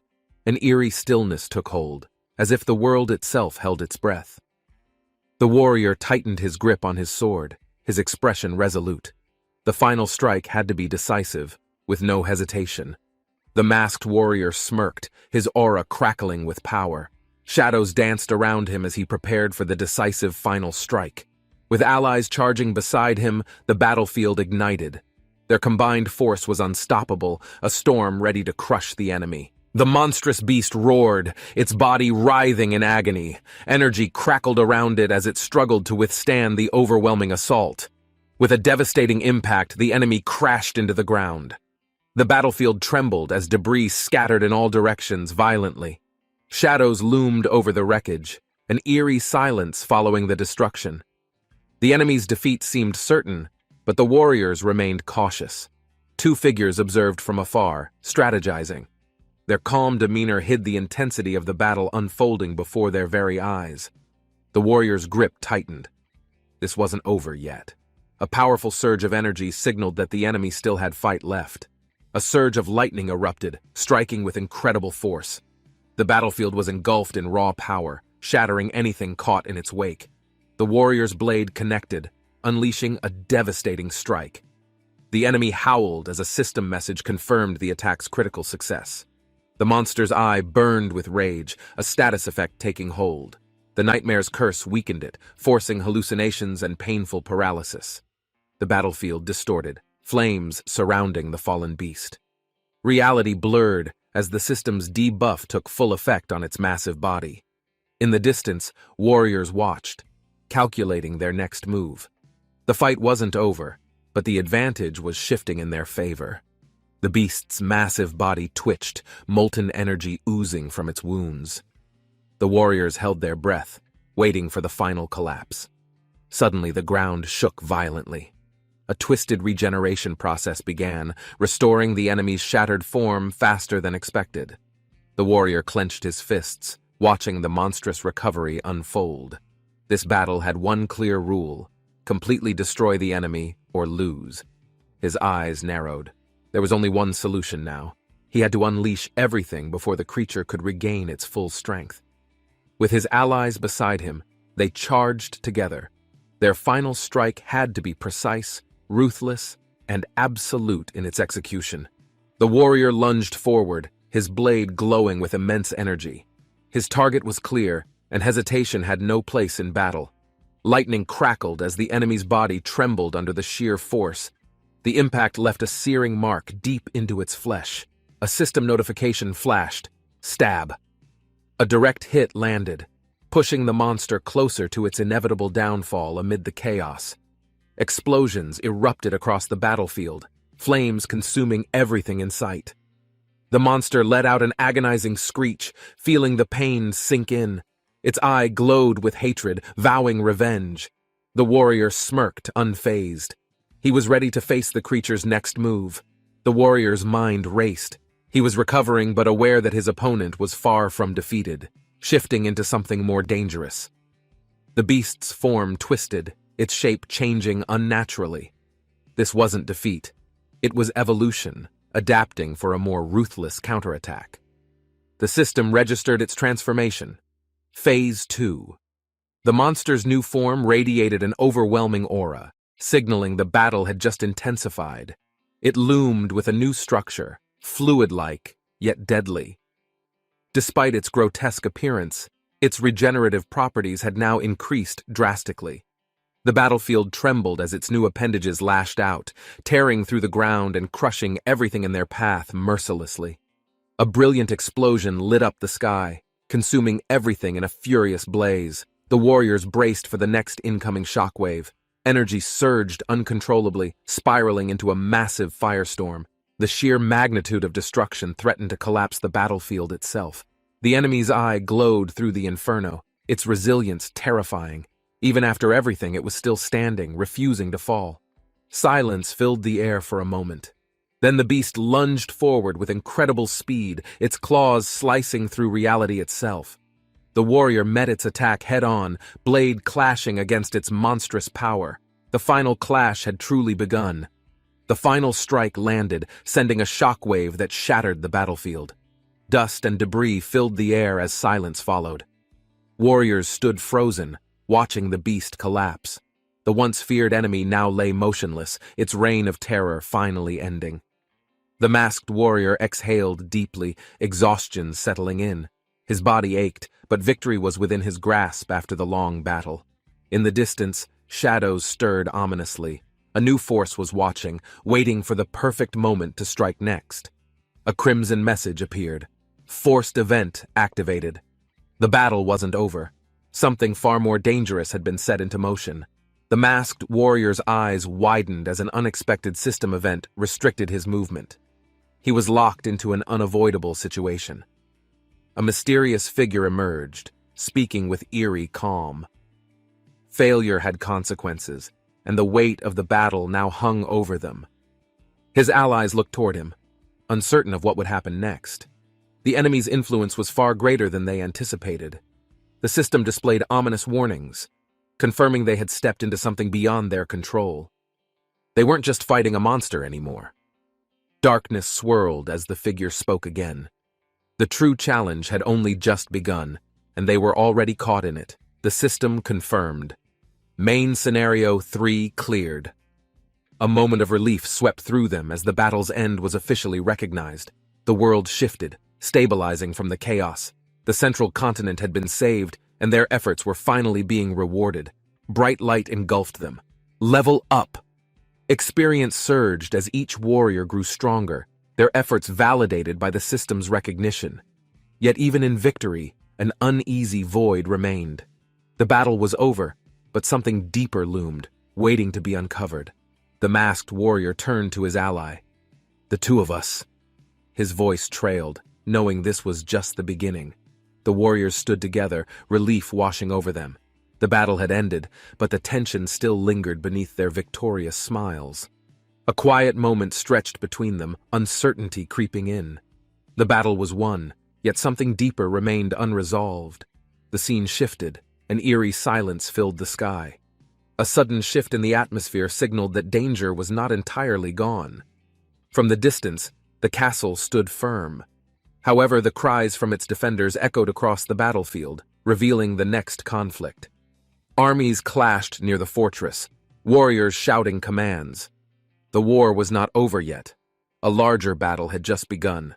Explosions rocked the battlefield, chaos erupting once more. Soldiers fought desperately, struggling against an overwhelming force that showed no signs of stopping. The masked warrior observed, his mind racing. This battle was more intense than a normal skirmish. It felt like a full-scale war. Among the chaos, a powerful commander led his forces with unwavering determination. His battle-hardened gaze reflected years of brutal experience. The sky burned red as magic and steel collided. The fate of the region hinged on this battle's unpredictable outcome. From afar, the city of Venea stood tall, its people watching anxiously. The final confrontation was drawing closer with each moment.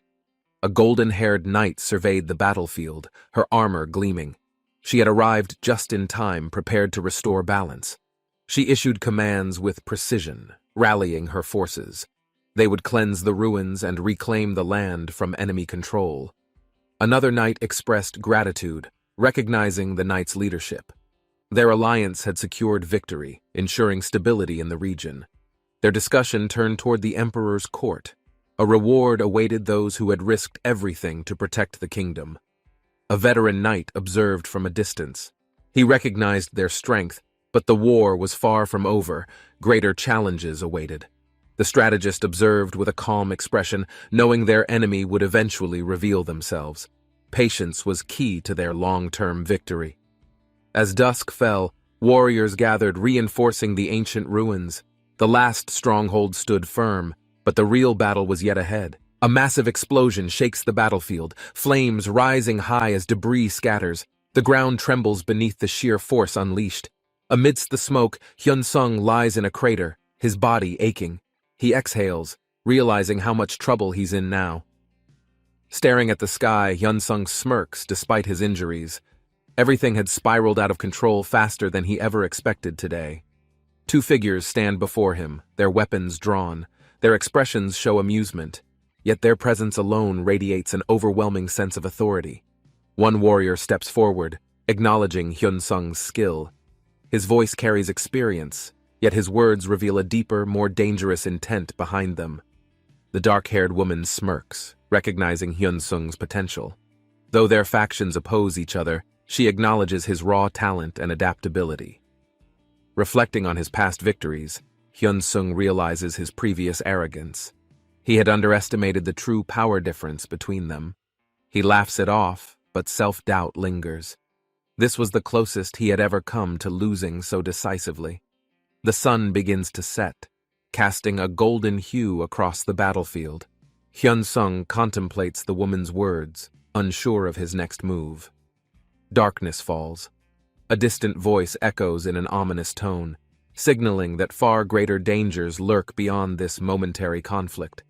A figure looms in the shadows, his piercing gaze filled with resentment. He watches from a grand hall, filled with darkness. Seated before him, a cloaked figure trembles, speaking in hushed tones. Their failure weighs heavily in the ominous silence. The monstrous entity sneers, refusing to yield. He would never surrender his strength to a mere pawn in this grand game. An eerie energy crackles through the room as he makes a fateful decision. He would forge an alliance with an old enemy. His final words resonate through the chamber, vowing to strike a deal with the Sky God. A dangerous new chapter begins. A sinister smile creeps onto the figure's face, eyes glowing with malice. Something dangerous is about to be set in motion. The ringing phone pierces the silence as a towering corporate building looms. Urgent matters are unfolding outside the battlefield. Min Yura, the development team leader, picks up. Her expression stiffens immediately. Something far more serious is happening behind the scenes. The report details a major disturbance. The balance between nations is collapsing, and even the in-game gods are beginning to interfere. Two powerful deities have broken past international barriers, signaling an imminent large-scale conflict. Even the Japanese server seems poised to invade. The discussion turns tense. If more powerful figures intervene, war between the servers could spiral into something beyond control. The North American players remain quiet, but Japan's forces are making calculated moves. Every action hints at a deeper strategy. The Korean players remain oblivious to the looming invasion.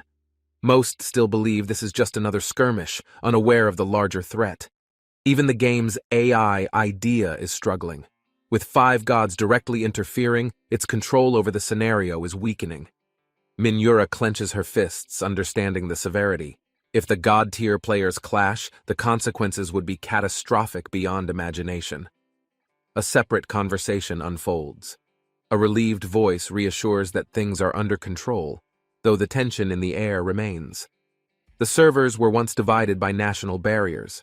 However, everything is changing, and soon, the boundaries will no longer exist. According to the game's main scenario, those barriers should collapse naturally. But a certain event has caused an unexpected deviation. Thanatos' descendant has emerged, altering the original flow of the story. The consequences of this appearance are still entirely unpredictable. The realization sinks in. Hyun-sung won't be leaving anytime soon. Whatever happens next, he's stuck here for a long, difficult road ahead. A vast fleet sails across the ocean, adorned with flags. The Japanese forces advance, their presence signaling an inevitable large-scale war. Asura, the warrior leading the fleet, clenches his fists. Their journey is far from over, and patience wears thin. His name echoes across the deck, reverberating like a challenge. He turns, knowing full well the weight of his title. A divine force crackles through the air as Asura prepares himself. The god he serves demands unwavering strength and absolute conquest. He recalls past failures, the obstacles preventing entry into the Korean server. But this time, nothing will stop their advance. A series of divine messages appear, orders from the gods themselves. They demand retribution against a single person, Thanatos' descendant. Asura's eyes narrow as he reads. Not only must they kill him, but they must reclaim stolen divine relics. If victorious, the power of the defeated can be seized. In God-ranked battles, authority is transferred to the winner's hands. With American forces supporting them, Japan's confidence soars. They plan to strike decisively, eliminating any opposition before the barriers fully collapse. However, something doesn't sit right. Just as he starts strategizing, a familiar voice interrupts, calling his name with urgency. Hyun-sung gazes across the vast landscape, his level steadily rising. The upcoming war is distant, yet he remains deeply involved. A mission appears, one tied to Thanatos' past. It demands entering the dreams of the god himself to experience his memories. The trial is risky. If he fails, he loses everything. Yet this could be the key to unraveling the bigger picture. Hyun-sung realizes Thanatos once commanded 3 powerful knights. Learning their history might provide the answers needed to turn the tide. His thoughts are interrupted. His allies arrive, urgently warning him. The gods are making their move, and things are escalating fast. Thana and Reed bicker playfully, their contrasting roles as angel and devil adding chaos. Their master watches, amused by their antics. Hyun-sung sighs, already knowing the gods despise him. He's caused enough trouble that their hostility is practically set in stone. Reed explains their unique abilities. One relays the gods' words while the other conveys their trials. A perfect balance of chaos. Understanding dawns. Reed's connection allows him to catch fragments of divine conversations, giving them valuable insight into the gods' schemes. Hyun-sung asks how much Reed truly knows. The small angel hesitates, uncertain whether revealing everything is the wisest choice. With a smirk, Hyun-sung teases Reed. If his power lets him eavesdrop, that means no gods can sense their presence. It's like listening to a secret radio frequency without risk. The advantage gives them an edge against divine interference. Hyun-sung was initially concerned about the decaying knights conspiring with the gods. Now he feels more at ease knowing Reed's abilities. He stretches, deciding to enjoy the moment. No point in stressing over things beyond control. There's still food to consider. Thana enthusiastically agrees, and their playful energy lightens the atmosphere. A meal feels well-deserved after everything that's happened recently. Hawawa, the angel, looks unimpressed. Hyun-sung's desperation for food makes her sigh, but she still agrees to help him out. As they settle down, Hawawa casually mentions something alarming. Hyun-sung's request isn't hard, but why is he this eager? Just as things seem peaceful, a chilling wind howls. A fortress looms in the distance, ominous and filled with unrest. Deep inside, chaos reigns. Warriors fight in brutal clashes, their shouts echoing as unseen forces manipulate the battlefield from the shadows. A monstrous presence watches everything unfold. He turns, his eerie smile unfaltering. Something has begun, and the real battle awaits. A beast-like figure rushes through the rocky terrain, moving with urgency. The sun sets, casting an ominous glow over everything. Reed and Hawawa celebrate with childlike excitement. Their carefree expressions contrast the tension looming in the distance, unaware of what's coming. A question arises. Where is Hyun-sung?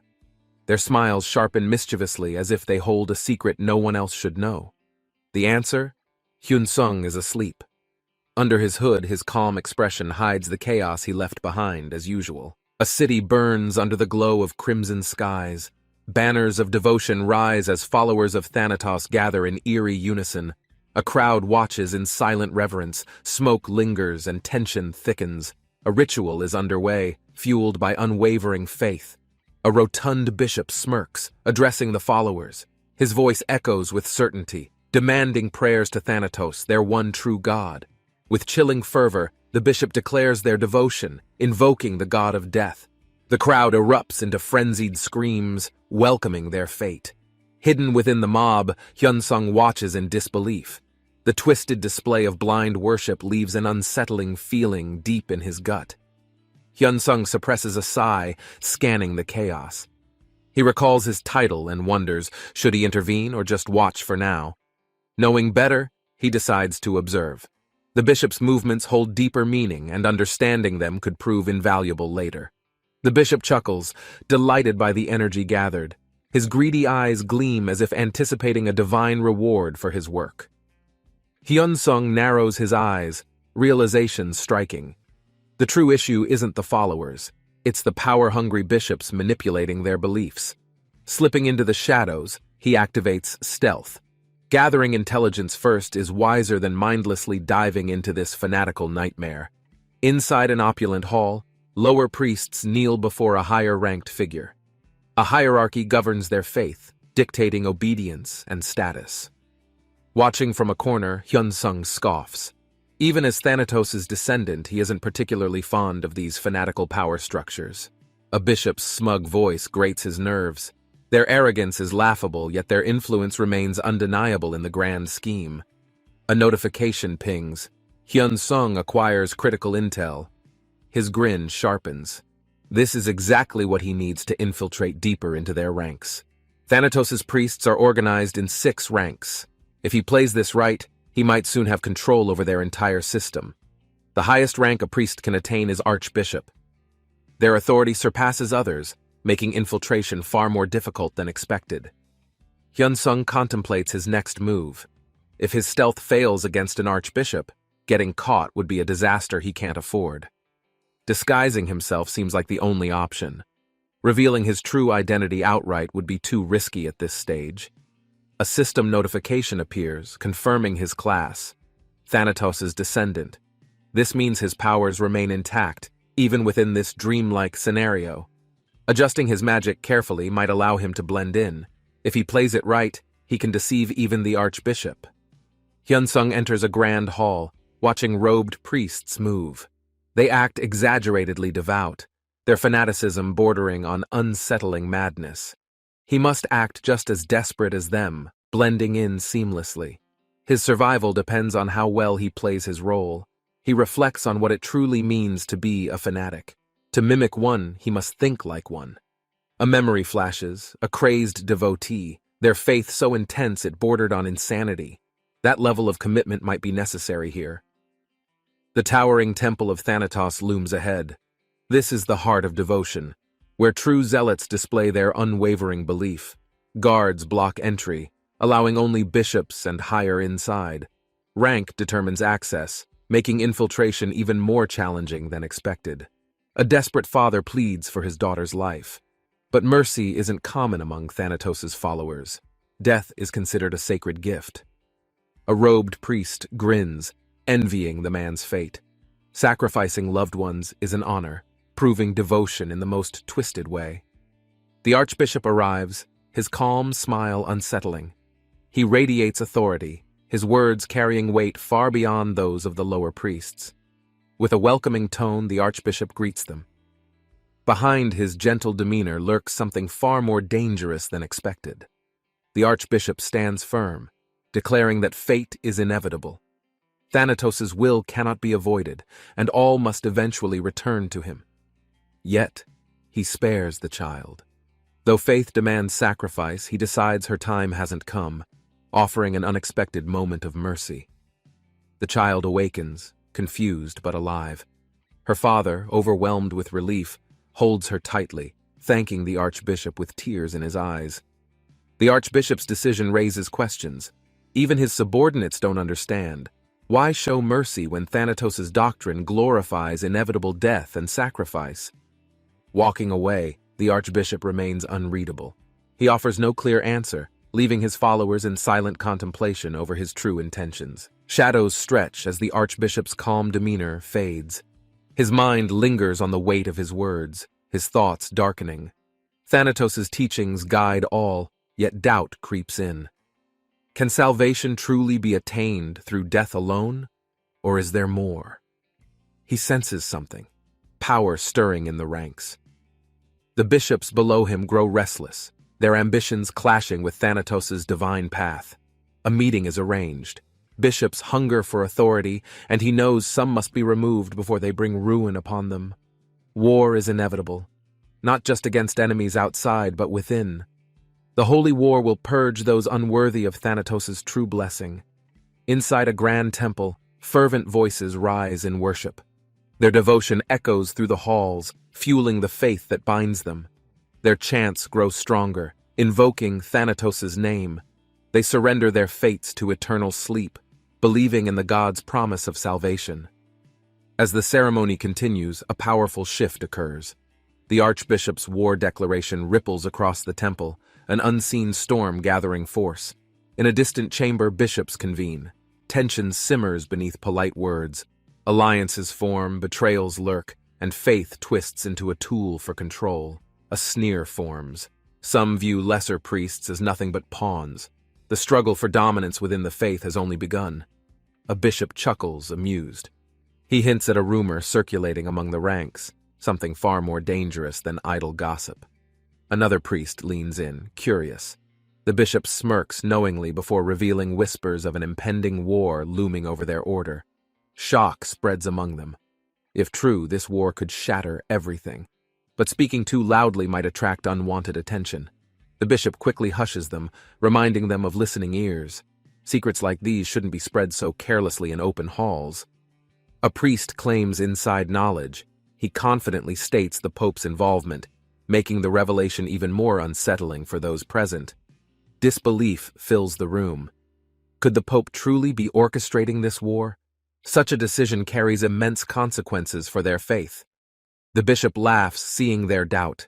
The reality is simple. Thanatos' will is survival, and only the strongest should remain. Some hesitate. If survival is the only law, then faith becomes a mere tool, and loyalty means nothing in this war. Their discussion grows heavier, yet the looming presence of authority keeps them restrained. They know their words are dangerous if overheard. The tension breaks as the archbishop arrives. His welcoming tone masks a deeper knowledge, one only those in power truly understand. The gathered priests and bishops bow respectfully. The archbishop's presence is overwhelming, his authority absolute in this sacred place. Among the priests, a figure radiates something unnatural. His aura hums with pure death energy, drawing attention from those sensitive to it.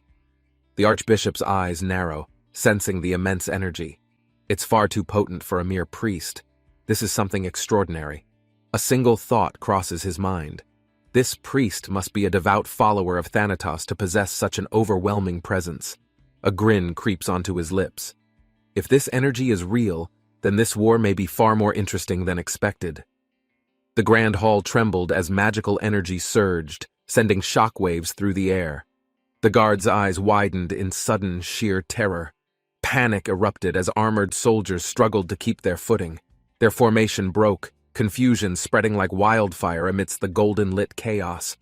The barrier meant to contain everything faltered. One commander clutched his chest, sensing something unnatural.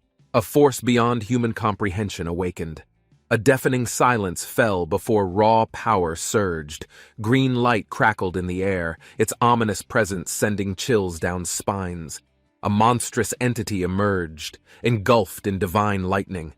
Clawed limbs shattered the floor beneath, golden eyes blazing with an untamed, destructive fury. The beast roared, shaking the hall.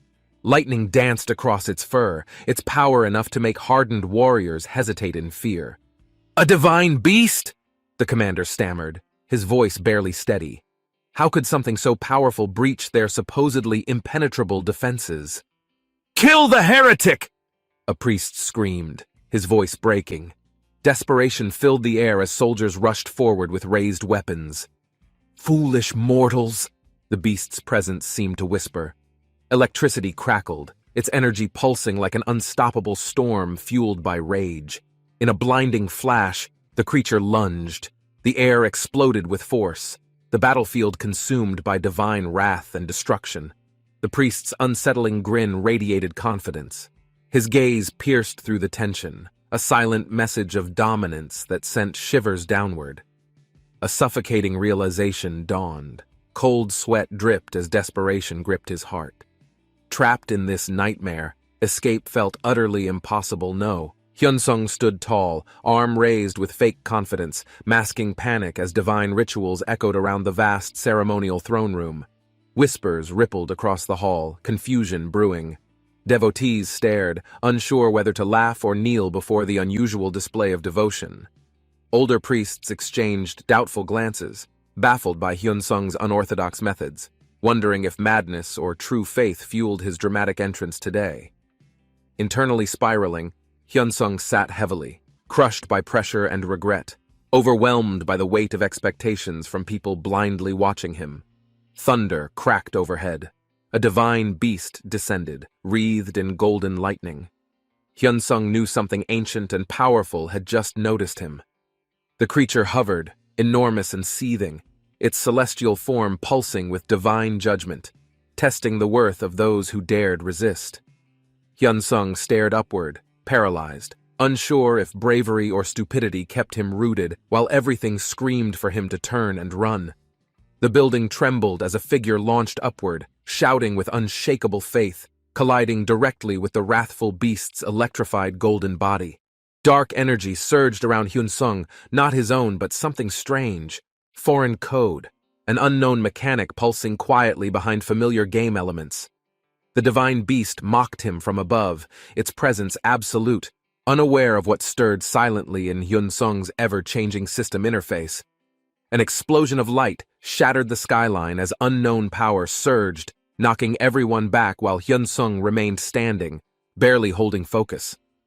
Clerics gasped in disbelief, questioning how an unranked ascetic could survive something meant to erase armies and defy divine authority. Laughter erupted from the fanatic priest, mistaking Hyunsung's glitching aura for true enlightenment, praising his imagined connection to the thunder god. The cult rejoiced, their devotion doubling, believing Hyunsung embodied divine prophecy, while he quietly tried navigating menus without attracting attention. Lightning cracked again. Hyunsung smirked with forced calm, fully aware the system was bending. Something deep and broken had finally awakened. Hyunsung's quiet threat landed like a hammer. The shift in mood was sharp, slicing tension straight through the dim cathedral air. The other man's mind raced, analyzing Hyunsung. Power made him dangerous, but loyalty made him useful, both perfect tools for ambition. Eyes gleamed with opportunity. A tool that thinks, a soldier who doesn't hesitate, a chance to rise through influence. Carefully, the plan took shape. using Hyun-sung's strength to climb higher, hiding manipulation beneath a friendly smile and polished robes. His ambition burned. He would ride Hyun-sung's success to the top, claiming rank and power others only dreamed about. He watched the fight replay in his mind, still shocked.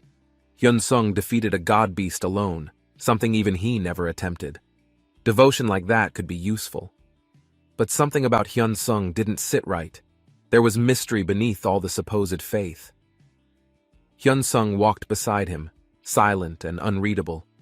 Every moment around him felt more calculated, as if observing everything for purpose. An idea clicked. Hyun-sung would help him rise, but control had to be established early, before questions or suspicions could grow. Grinning wide, he felt a spark of victory already. He would turn this strange hero into a perfect stepping stone. Elsewhere, a quiet hall buzzed faintly. Chandeliers swayed, conversations echoed. On the surface, everything remained calm despite brewing changes behind curtains. Their meeting resumed with forced warmth. Compliments filled the air. Beneath smiles, both men weighed possibilities like merchants eyeing rare goods. One offered praise, the other measured value.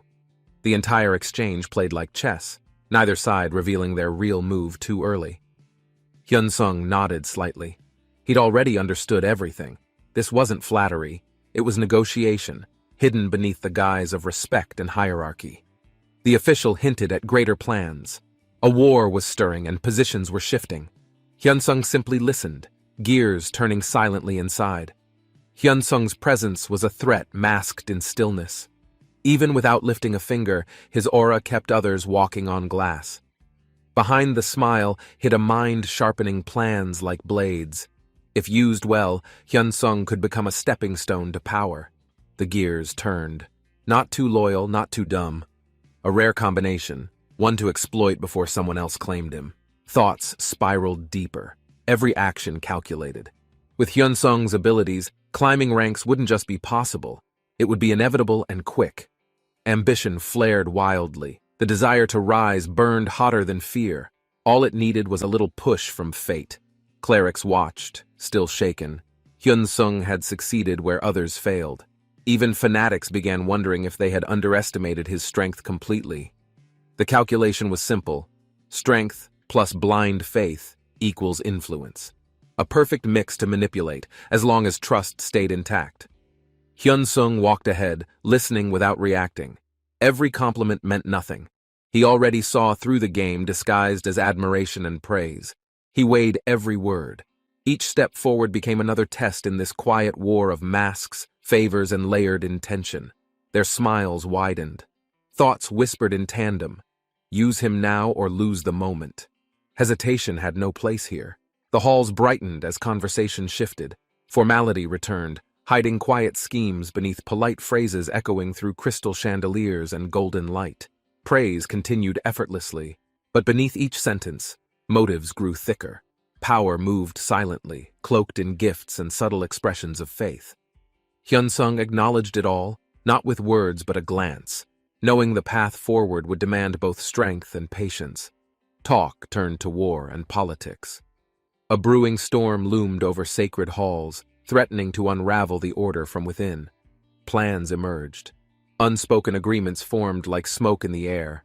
Hyun-sung accepted nothing, but remembered everything, preparing for what came next. The archbishop's tone softened, but intentions stayed sharp. A compliment laid the trap. Wrapping control in flattery only power could ignore. Ambition spilled out freely. He didn't want rank. He wanted control, legacy, a divine spotlight secured by borrowed strength and charisma. He smiled wide, disguising greed with faith. If Hyun-sung fought for him, status would follow, and the world would kneel.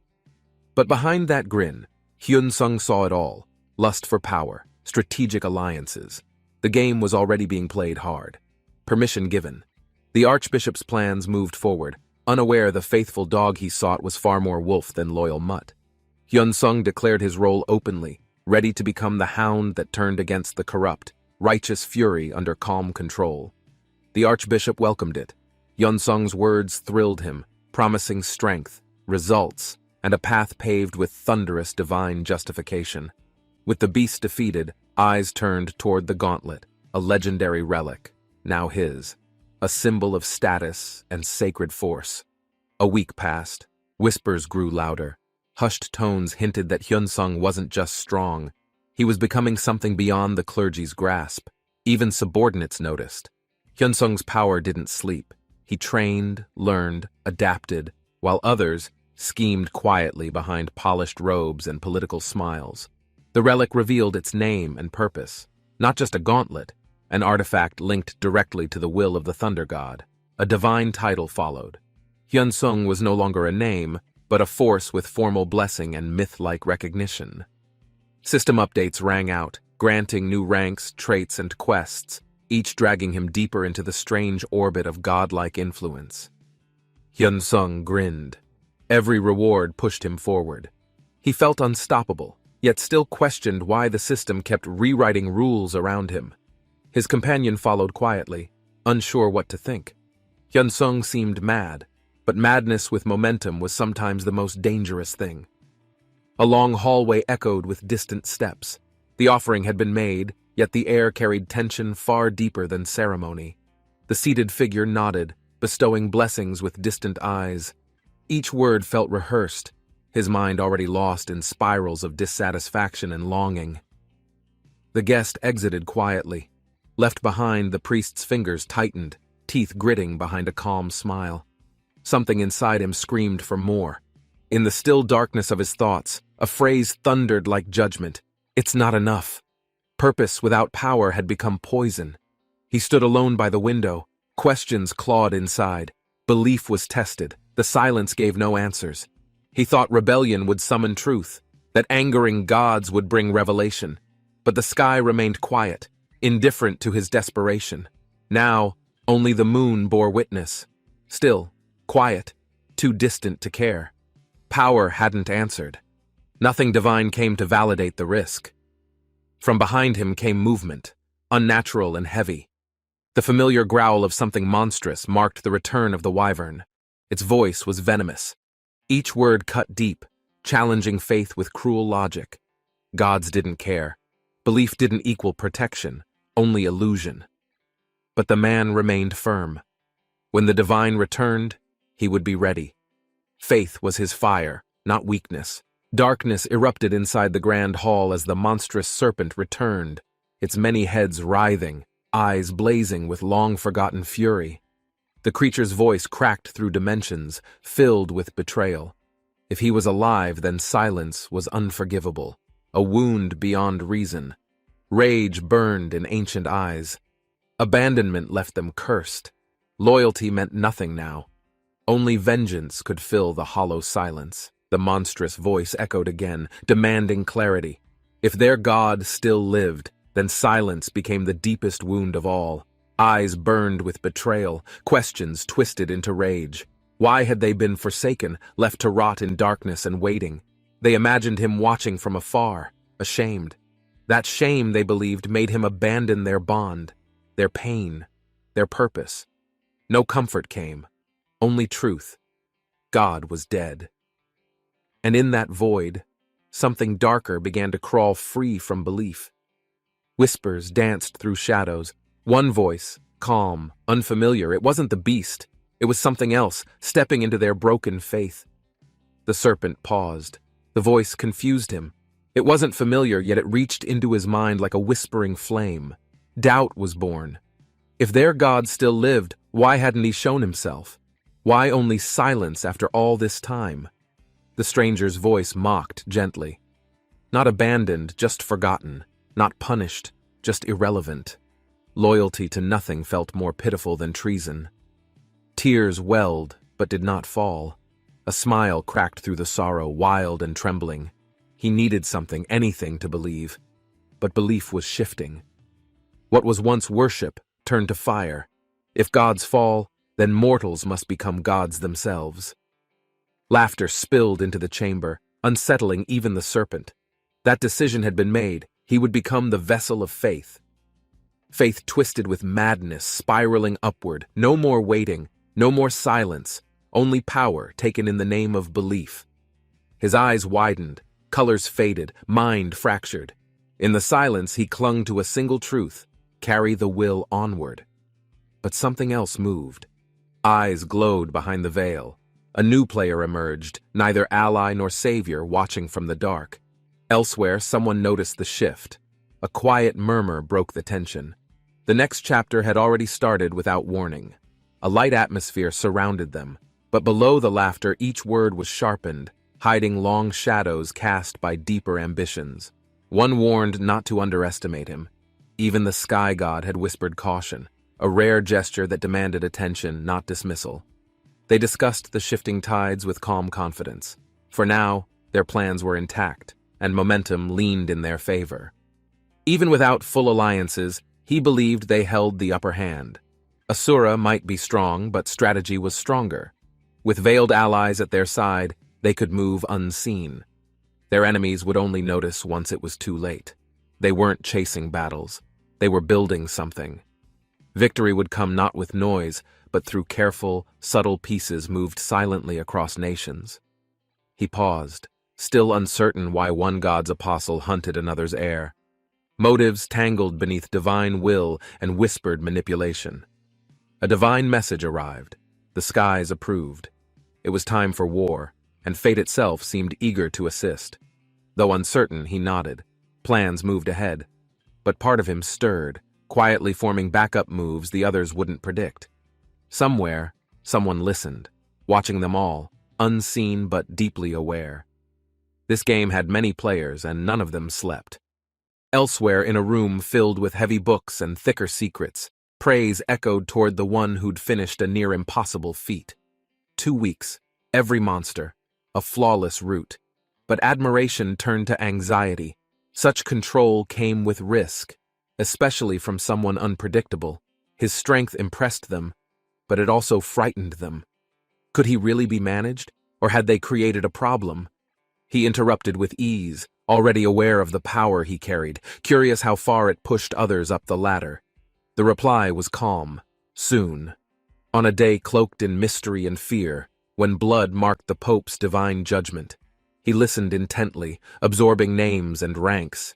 Each title carried weight, but none of them knew what he was truly planning. The bishop smiled wide, confident his rise would continue.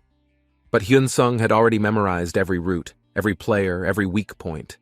With fake cheer, he departed. Another excuse to scout, gather data, and move one step ahead of the church's eyes. The room emptied, but suspicion lingered. Orders were whispered. Watch him closely, quietly. His usefulness was real, but so was danger. Outside, Hyun-sung leapt into motion. His path was clear, his goals hidden. He moved like lightning beneath calm skies. A sudden storm broke above. Energy surged across the sky. Something ancient stirred, summoned not by fate, but by blood and legacy. Crackling bolts split the clouds, and from within stepped a figure, massive, imposing, carrying the weight of remembered wrath. Armor sparked beneath thunder. He looked down with purpose, as if finally called to fulfill the trial he'd once passed down. Lightning wrapped his fists, a silent tribute to past vows. His presence was not a rival. It was judgment manifesting in full. Hyun-sung stood below. He had summoned more than power. He had awakened something no mortal could ever dream to control. Time passed. The skies cleared. 5 days of silence followed. But the church walls felt different, like the air had shifted. They arrived quietly at Thanatos' former sanctuary, a sacred ground repurposed by time and broken devotion. Even though they walked in calm, Hyun-sung knew something had changed. Time moved fast, but this mission felt heavier than before.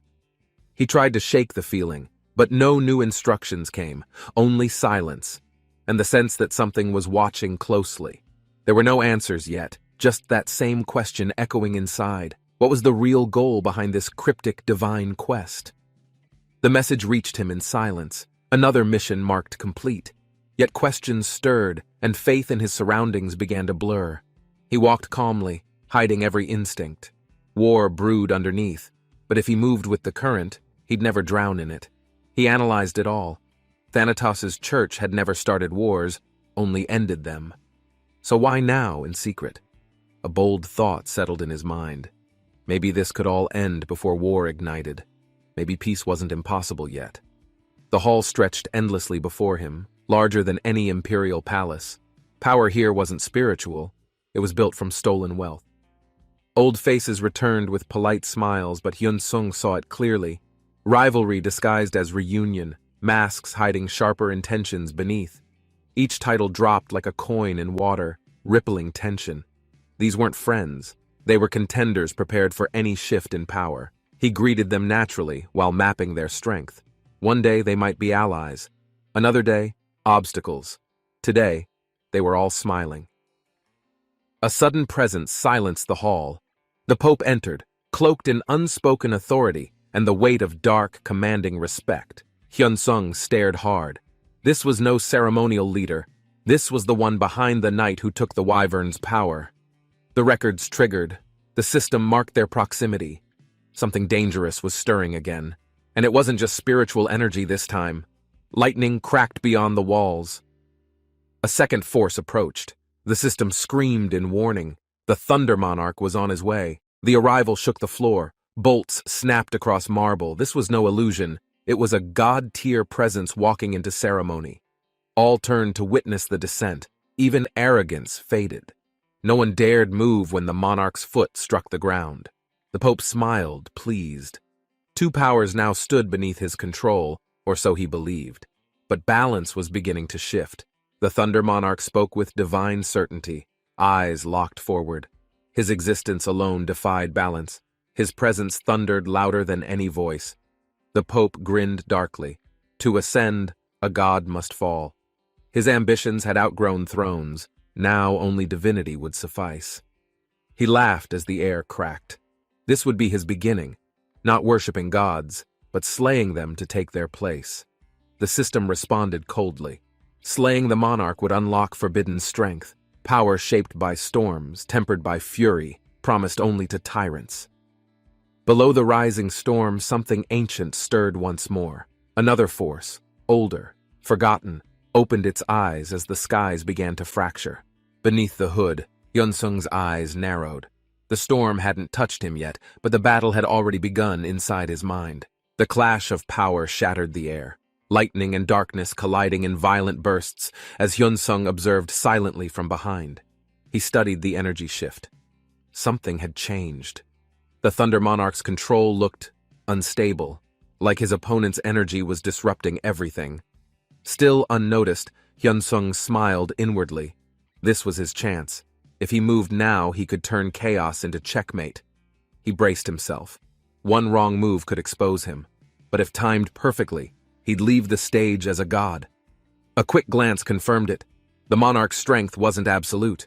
The system's silence spoke volumes. Something more dangerous had finally awakened. Attacks rained down. Claws and thunder slammed with godlike force. Hyun-sung waited patiently, knowing both sides would exhaust themselves eventually. They tore into one another. The Wyvern's power surged. Hyun-sung calculated. When it fell, one move would decide the entire battlefield. From beneath the roars, the monarch noticed it too. The Wyvern wasn't losing. It was adapting, growing stronger with every blow. His fists sparked wildly, frustration bubbling under command. This wasn't a challenge anymore. This was survival against something beyond predictable combat. Lightning screamed once more. The Wyvern countered with fury. What once served now fought back with primal, unfiltered rage. Energy exploded across the battlefield. Defensive spells activated midair, barely holding back a concentrated death blow aimed at both sides. Dust cleared. The monarch stood firm, bloodied but not broken. The Wyvern laughed darkly, mocking gods with every breath it stole. Another hit landed. His arm cracked. Pain surged, but he endured.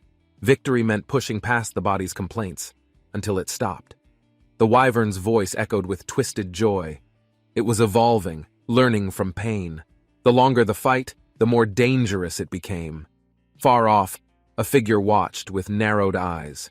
Hyun-sung wasn't done waiting. He was preparing to end everything in one blow. The Wyvern was thrown back, scorched from the monarch's blow. Light split the sky, but shadows quickly swallowed the aftermath.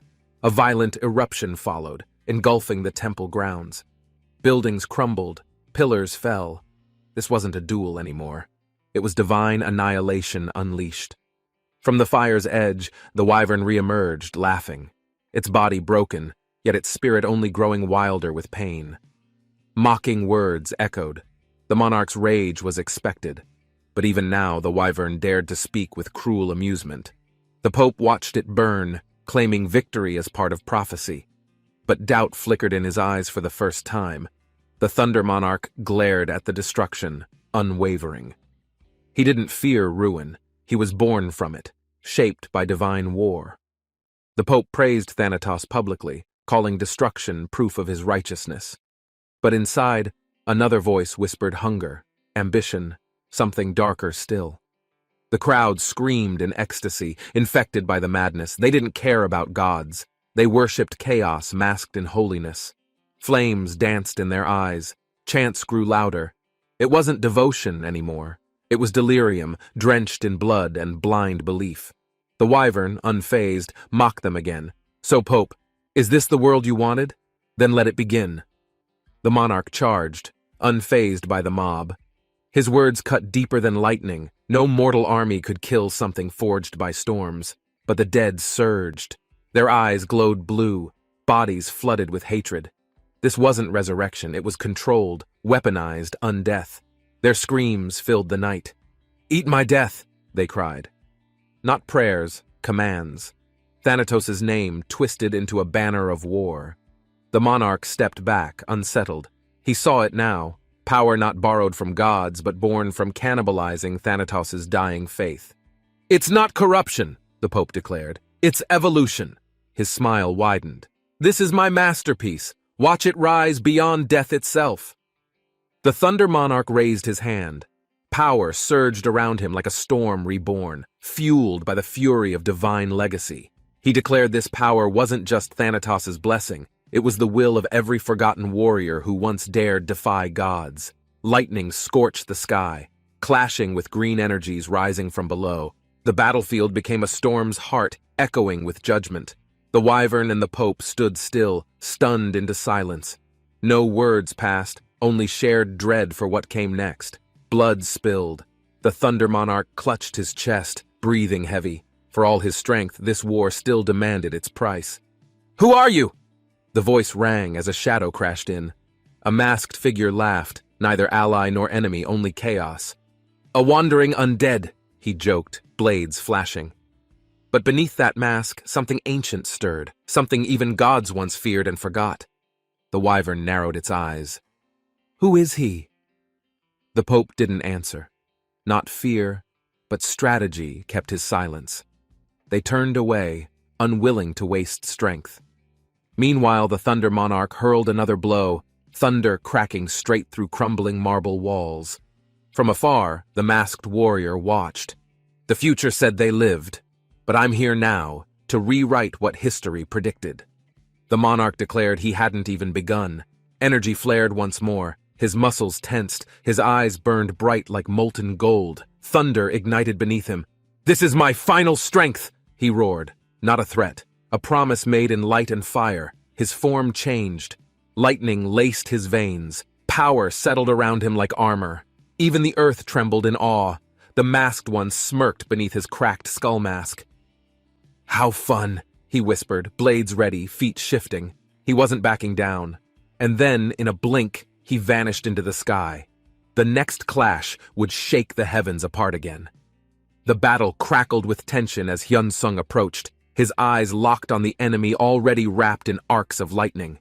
Without warning, he lunged. The air split as thunder burst between them, fists clashing like drums of a coming storm. Electricity lit up the sky as their powers collided, the ground beneath them groaning under pressure too great to hold. Hyun-sung realized something mid-fight. This guy wasn't just strong, he was familiar. That aura belonged to the Thunder Monarch's guild. A grin spread across his face. "Let's test your limits, then." He tightened his grip, ready for a real brawl. Lightning coiled around Hyun-sung's gauntlet as he activated a skill. Sparks danced wildly. This wasn't just lightning, it was legacy power. The enemy's eyes widened, recognizing the aura. It wasn't just anyone in front of him, it was the goddamn problem child. A flash, and he moved. Fast. So fast the air couldn't catch up. Thunder followed like a loyal echo behind him. For a moment they stared across the space. Both knew this wasn't ending with words. Only raw strength and quick instincts. They clashed again. Hard. Hyun-sung ducked under lightning, twisted then countered, his attack exploding like a shockwave between two colliding storms. A clean strike landed. Lightning crackled, and the enemy staggered back, teeth clenched. Hyun-sung didn't give him time to recover. The blow launched him through rubble. Dust clouded the scene, but Hyun-sung walked through it like a hunter closing in. He paused, thinking. By now, he should have absorbed Thananos' energy. So why does he still feel unbalanced? Something felt off. To gain momentum, Hyun-sung had pushed recklessly. Now he needed to figure out the source of that unstable energy flow. The other warrior glared back. Lightning danced in his eyes, but something darker pulsed beneath. "Thananos brings ruin," he muttered. Shrek crashed into the ground, lightning dancing around him like it had a grudge, dirt flying in every direction violently. The moment froze midair, power swirling around as if time itself stalled just to witness the next blow unfold. Lightning wrapped around Lee Hoyol's arm. Energy burst outward, tearing through the haze. Shrek's attack met pure resistance head-on. Shrek's face twisted in shock, feeling the weight of Hoyol's power. There was no time left to react properly. The impact shook the battlefield, debris flung everywhere. Shrek flew back, armor cracked, as Hoyol's lightning ripped the ground apart. Bella Lucia stood before the dragon, uncertain. The beast loomed behind her, silent but aware of the shifting power. Her eyes narrowed. Trahagan's power hadn't vanished. It was passed on. She realized everything had changed with that sudden transfer. Old questions resurfaced. Why was Trahagan silent? Why give up everything now? Bella's doubts twisted inside like a restless storm. She clenched her fists. A surge of green energy erupted beneath her feet, launching a challenge skyward. The ground cracked. Shrek appeared again, glowing with electric rage. His muscles tensed. Bella's energy flared in response. Their battle was far from over. Shrek tightened his grip, dark energy curling around him. With each breath, his mask felt heavier, like past lives watching. Lightning surged as Namtaemin rose again, fury in his veins. He wouldn't fall, not before tearing through undead threats. Lucifer rushed forward, lightning crackling across his limbs, every step syncing with his heartbeat, eyes locked onto the enemy's form. He weaved through incoming strikes with sharp instinct, his body reacting before thought. This dance of danger somehow felt oddly familiar now. A blast of energy collided into him, sending volts racing down his spine, legs faltering for just a split second. His body stiffened as electricity surged, locking his joints. That 1 second of paralysis hit harder than any physical blow could. Gritting his teeth, Lucifer focused through the static, forcing himself upright. No way he'd fall here, not with everyone watching. Lucifer and the Golden Warrior locked eyes again, both panting, refusing to step back. A brutal stalemate carved from pure will. A slow grin formed on Lucifer's face as swirling energy gathered in his palm, compressing violently into a dense sphere. The opponent's smirk faltered. He recognized that energy. The color, the pulse. It meant only one thing, a nightmare returning. Power erupted outward as the sphere detonated into swirling void energy, twisting gravity and magic together into a destructive spiral. Lucifer triggered the ability fully, knowing it had burned through stamina. One move, all in. If this failed, there'd be no second shot. As the dust cleared, Lucifer stood still in the chaos. His opponent was gone, but something deeper said it wasn't over. Eyes narrowing, he spotted figures near the horizon. Ships approaching fast. He wasn't alone anymore. Reinforcements? Or something worse? A shockwave hit him from behind, knocking wind from his lungs. He flew backward, scraping earth before crashing into silence. From the glowing sea, a huge vessel emerged, its sails shimmering. The atmosphere shifted. This was a different kind of threat. On deck, a new figure stepped forward, gaze locked onto him. Their presence quieted the world. Lucifer's next test had arrived. God-Slayer Asura walked confidently, crew behind him. His presence alone shook the lobby as system notifications rang across screens. The final stats confirmed it. He dominated the arena. Titles, records, recognition, Asura had officially entered the game's Hall of Legends. Lucifer, now added to the Hall of Fame, clenched his fist quietly. He wasn't done climbing, not by a long shot. Outside, a sleek building towered under the name Inferno, where the top brass gathered, reviewing the new threat with concern. They watched closely, discussing the unfolding chaos. Lucifer wasn't their only problem now. Something bigger had started to move beneath everything. The boardroom grew tense as analysts reviewed clips. Asura's strength had evolved. His actions weren't part of any known script. They debated quietly. If Hyunsung went unchecked, he'd break balance. One mistake, and he'd single-handedly rewrite the core game storyline. An image of Asura in mid-battle froze on screen. Everyone stared, knowing his next move would decide a massive shift. Elsewhere, Hyunsung sat calmly. News of Asura's dominance burned in his mind, but his mission had nothing to do with him. Timing was everything. The guilds weren't tracking him directly yet. If he moved now, he could strike hard without resistance. Far away, Pearl Harbor erupted in flames. Fireballs rained from the sky like a storm of vengeance no one expected. Explosions lit up the coastline, shattering defenses. Panic spread as enemy forces breached the city's magic barrier within seconds. From atop a cliff, a commander screamed the order: full assault. Every soldier behind him charged with terrifying, unified aggression. The sound of battle echoed across the sea, drums of war pounding loud enough to shake the ocean itself. On a nearby ship, a scout paled at the scene. "This is bad," he muttered, heart sinking at the chaos. Ships docked as news of Pearl Harbor's fall spread fast. Allies regrouped. A new threat had clearly entered the stage. A woman observed quietly, lips curling. "So Japan destroyed Pearl?" Her eyes sparkled with curiosity more than concern or fear. Asura's god-slaying strength raised eyebrows. His title gave him power, but only against gods. Apostles? That was a different story altogether. She gave the order to stay on course. Plans didn't change for one overpowered warrior. This was a long game. She turned away with a smirk. "Things are getting interesting," she said, like a spectator at the start of a show. A cloaked figure stepped forward beside her. "Fantastic," he said, as if war itself was a gift worth unwrapping. From the shadows, twisted entities emerged, apostles of something older, darker. They whispered greetings like curses from another world entirely. They laughed. "You're still alive?"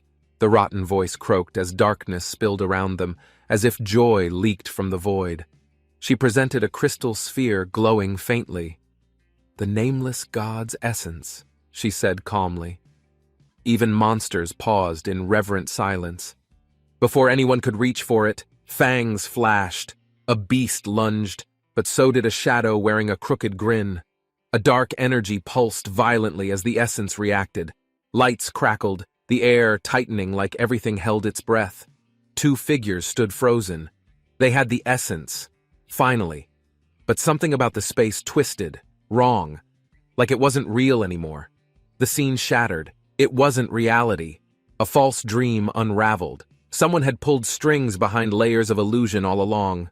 From behind them, a smirk appeared. A voice followed, calm, cocky, and familiar. It sent shivers despite its casual tone. The trap worked. He played them well. Inside Thananos's dream, the descendant was hidden, right where no one dared to look.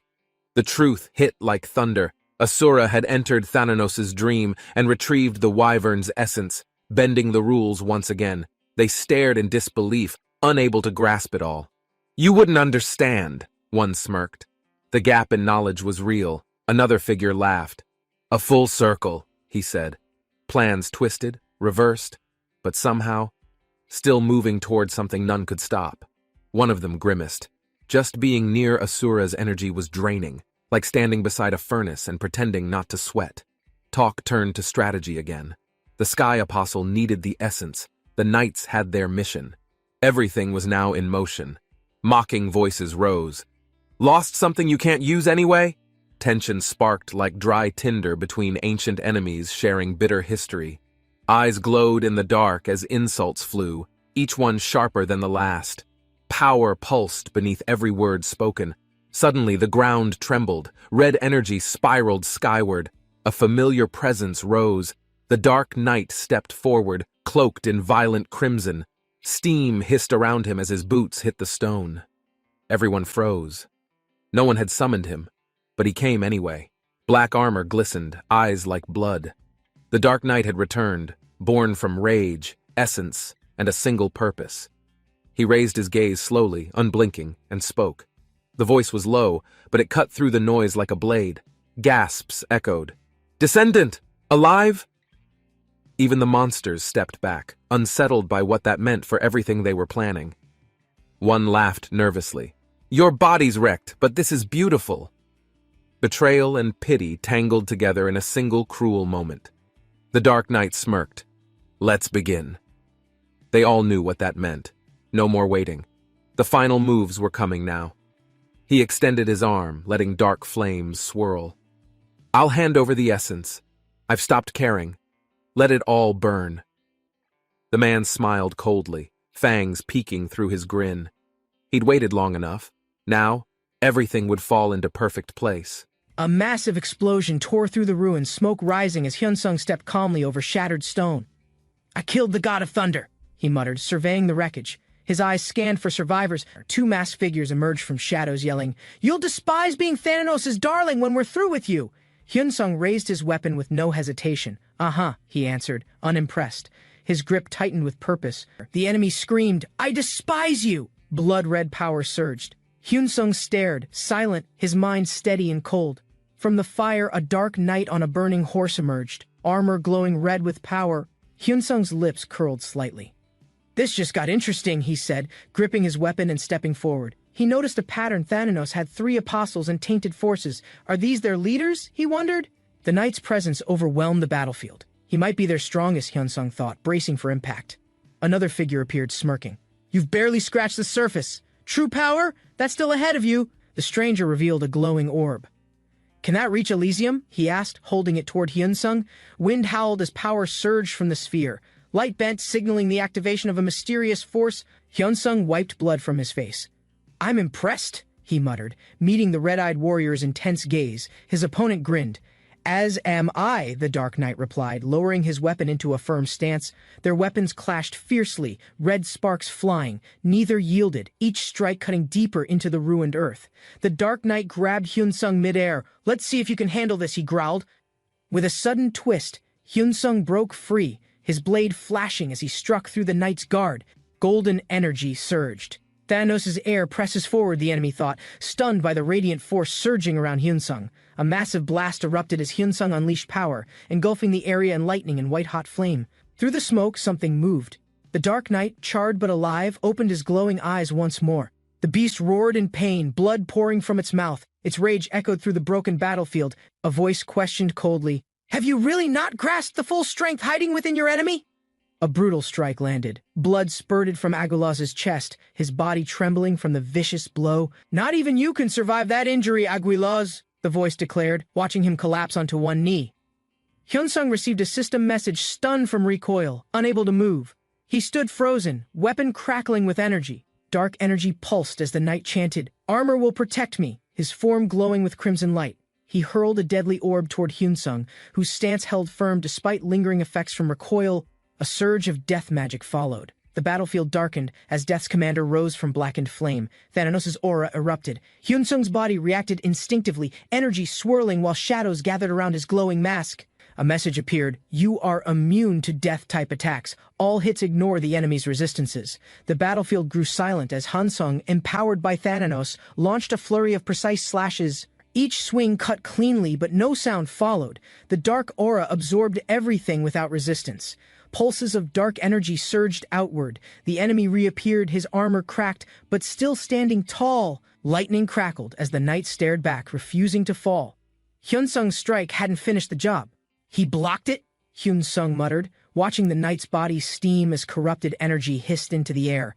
Aguilaz gathered immense power into his core. Lightning twisted as he launched a desperate final strike. The Dark Knight roared and countered, unleashing a concentrated vortex of purple energy toward Aguilaz's chest.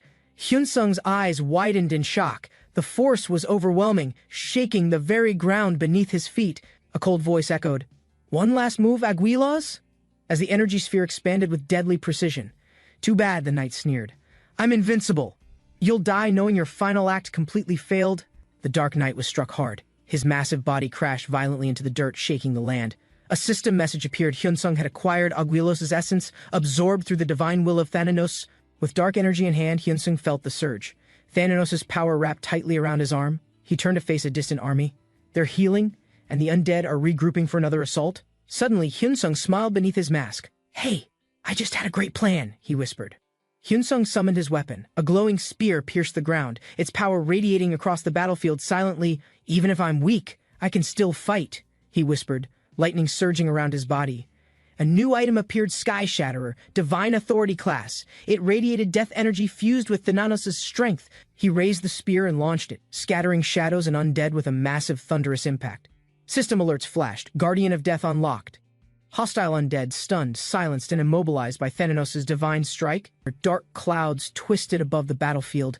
Hyunsung faced the looming figures, their silence thick with intent. A bolt of black lightning struck down, shaking the sky. "His punishment has come," echoed the air. Debris flew as the energy collapsed. Hyunsung stared at the crater. "Is this how it ends?" Moments passed. "Wait, I didn't get an alert," Hyunsung muttered, realizing something wasn't fully resolved. He scanned the ruins. Occupying Ida's final power means persistent enemies. How could they still be alive? A radiant figure soared above the battlefield. Hyunsung looked up, stunned by the sudden divine appearance. "What in the world?" he murmured. The mysterious man floated calmly, laughter carried by the wind. He laughed. "I meant to stay hidden," the man said, "but you nearly ruined my timing." And Hyunsung frowned. "Is this the secret he's been keeping? Why's he smiling like that?" The man raised his hand. "I know your connection to Thanatos, but I'm no target, understand?" Lightning cracked above as a wild figure screamed in rage, his power shaking the ruined battlefield. And he launched forward, eyes glowing red, kicking off debris with blinding speed and murderous intent. A dark energy swirl engulfed his body, transforming him into something more monstrous and unstable. The hooded man grinned. "For your crimes, I won't punish you, but I won't stop them." Hyunsung watched him descend. "The Empire will fall in chains," the man added, voice calm but cold. A system alert chimed. The cloaked man watched as Hyunsung soared away into the glowing horizon. "Oh, you're not of this time," he said softly. "Then I'll see you again someday." As Hyunsung vanished from sight, the man paused, silent. His gaze settled on something below. He knelt slowly, lifting a glowing orb. "I finally found him, Elysium," he whispered, eyes steady. Near the capital of Pearl Harbor, soldiers trained in silence, unaware of the storm approaching them. A loud crash drew their attention. One soldier asked, "What in the world?" eyes widening instantly. Bodies struck the cliff wall with brutal force. Screams echoed as blood splattered and rocks crumbled. A commander stepped forward calmly. "No, it's fine. I get it," he said, rubbing his head. He gazed up at ancient carvings. "But what are these stains on that rock statue?" "Blood!" A new group approached the cliff base. Their faces showed concern, tension building with every step. And the colorful man smiled. "Ah, where are my manners? I'm Libius, priest of Thanatos." He glanced at the growing crowd. "Heh, it's shaping up to be a busy, noisy day. Gathered together, the fighters prepared. Is everyone here?" One voice called out to the group. A gruff warrior warned, "The Dark Knights are deployed. All players should be ready when she arrives." From above, a massive crowd gathered near the cliff. A priest shouted, "Let's give them resistance!" Libius raised his voice. "Oh yeah, death!" His expression changed, eyes wild with dangerous conviction. He screamed, "To non-believers!" The army roared in unison, ready to strike with brutal devotion. High on the mountain, a carved statue stood drenched in dried blood, watching silently over everything. Elsewhere, the camera panned. "The capital of Pearl Harbor," a narrator said. Calm before the storm, a wild warrior charged ahead, yelling Yahoo! As his speed surged toward the distant castle wall. He slammed into enemies at full speed. Bones cracked. Screams echoed. Blood splattered across the grass. "Chai!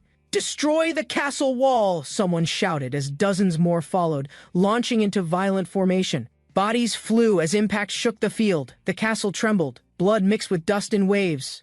A lone soldier stood atop the wall. He watched the chaos below, stunned and speechless. A sharp gaze locked onto the battlefield. "There he is," someone said, eyes burning with resolve. From above, fire raged. A giant meteor, the observer thought, watching flames swirl into a descending mass. A figure erupted downward. "I can feel the gravitational push," he muttered, body wrapped in flame. "Asura!" the warrior shouted, crashing into the earth like a blazing god, unleashing fiery destruction below. Boom! The castle shook violently. The attacker emerged through smoke, flames trailing from his clenched fists. Explosions tore through the air. Flames, debris, and smoke erupted across the castle wall without mercy. A soldier roared, "Show yourself, Asura! Face me, Suyoi, apostle of the hunt!" His challenge echoed. Suddenly, Suyoi noticed movement. His eyes locked forward, sharp and focused, sensing something fast and dangerous. "There!" he shouted, pointing at the fire-wrapped figure streaking across the sky toward the castle. Clang! Asura collided with another force midair. Sparks burst violently as their weapons finally met. Suyoi scowled at the approaching warrior. "Who the hell are you?" he asked, eyes narrowing suspiciously. The blonde warrior smiled. "I thought I was well known. Guess I'm not famous enough yet." Drawing his sword, he declared, "I am Lin, Guildmaster of the Heroes Guild." His voice was steady. "I came here in Asura's place to face you, then kill Asura and retrieve my things." Suyoi leapt forward. "We'll see about that." Lin responded instantly, dashing in with focused precision. Both fighters burst forward. Energy trails tore across the field as their weapons clashed mid-charge. Wind spiraled outward. Lin landed lightly. "Not a bad warm-up for that attack," he thought calmly. "She's no Asura. But she's strong," Suyoi admitted, feeling the strain from their last exchange. "She keeps her distance and shoots at me," he noted. "That divine-powered skill is tricky to track." "I'll stay close and focus on accuracy," Suyoi decided, drawing his blade and slashing with sharp precision.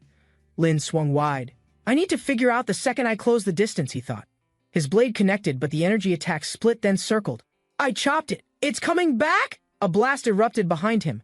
Green light scorched the field. Lin's stance barely held through impact. Sliding back, he muttered, "My judgment was too slow." His footing recovered near the wall's base. Suyoi stepped forward. "You're not bad," he said, "but don't compare. Bring me Asura instead." Lin narrowed her eyes. "He's strong," she admitted, drawing her sword with sharpened determination, "but not stronger than Hansoka." She launched forward, blade humming through the air with speed. Suyoi followed her movement. "She's fast," he thought, flames coiling around his sword, ready to strike. He slashed. Lin blocked with perfect timing. Sparks erupted, metal rang neither, giving up an inch. "I have to pour all I have into this fight," Lin thought, eyes locked on victory. Suyoi's aura crackled. "Let the hunt begin," he muttered, drawing back his glowing charged spear. "Come at me!" he shouted. Lin launched herself forward, cutting through the wind with blinding speed. Wind split as Lin's eyes widened. Something was off. She braced, sensing danger beyond just Suyoi. Clang! Her blade collided, but not with Suyoi. It struck something dark that emerged beside him. "A shadow?" Lin gasped, barely reacting as it snarled and lunged toward her with sharp fangs. Lin's eyes stayed locked on Suyoi. His weapon flared with energy. He was preparing a massive strike.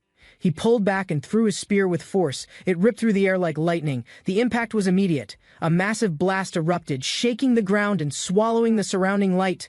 Suyoi squinted through the smoke. "When did you?" he began, suddenly sensing movement behind his back. Lin zipped past him in a blur, sword drawn. She'd already repositioned for the next strike, and then Lin dashed in. "No matter the trick, I'll sever your power at its source." Her blade slashed through where Suyoi stood, but it wasn't him. Just shadow and a flicker. Her eyes widened. "He!"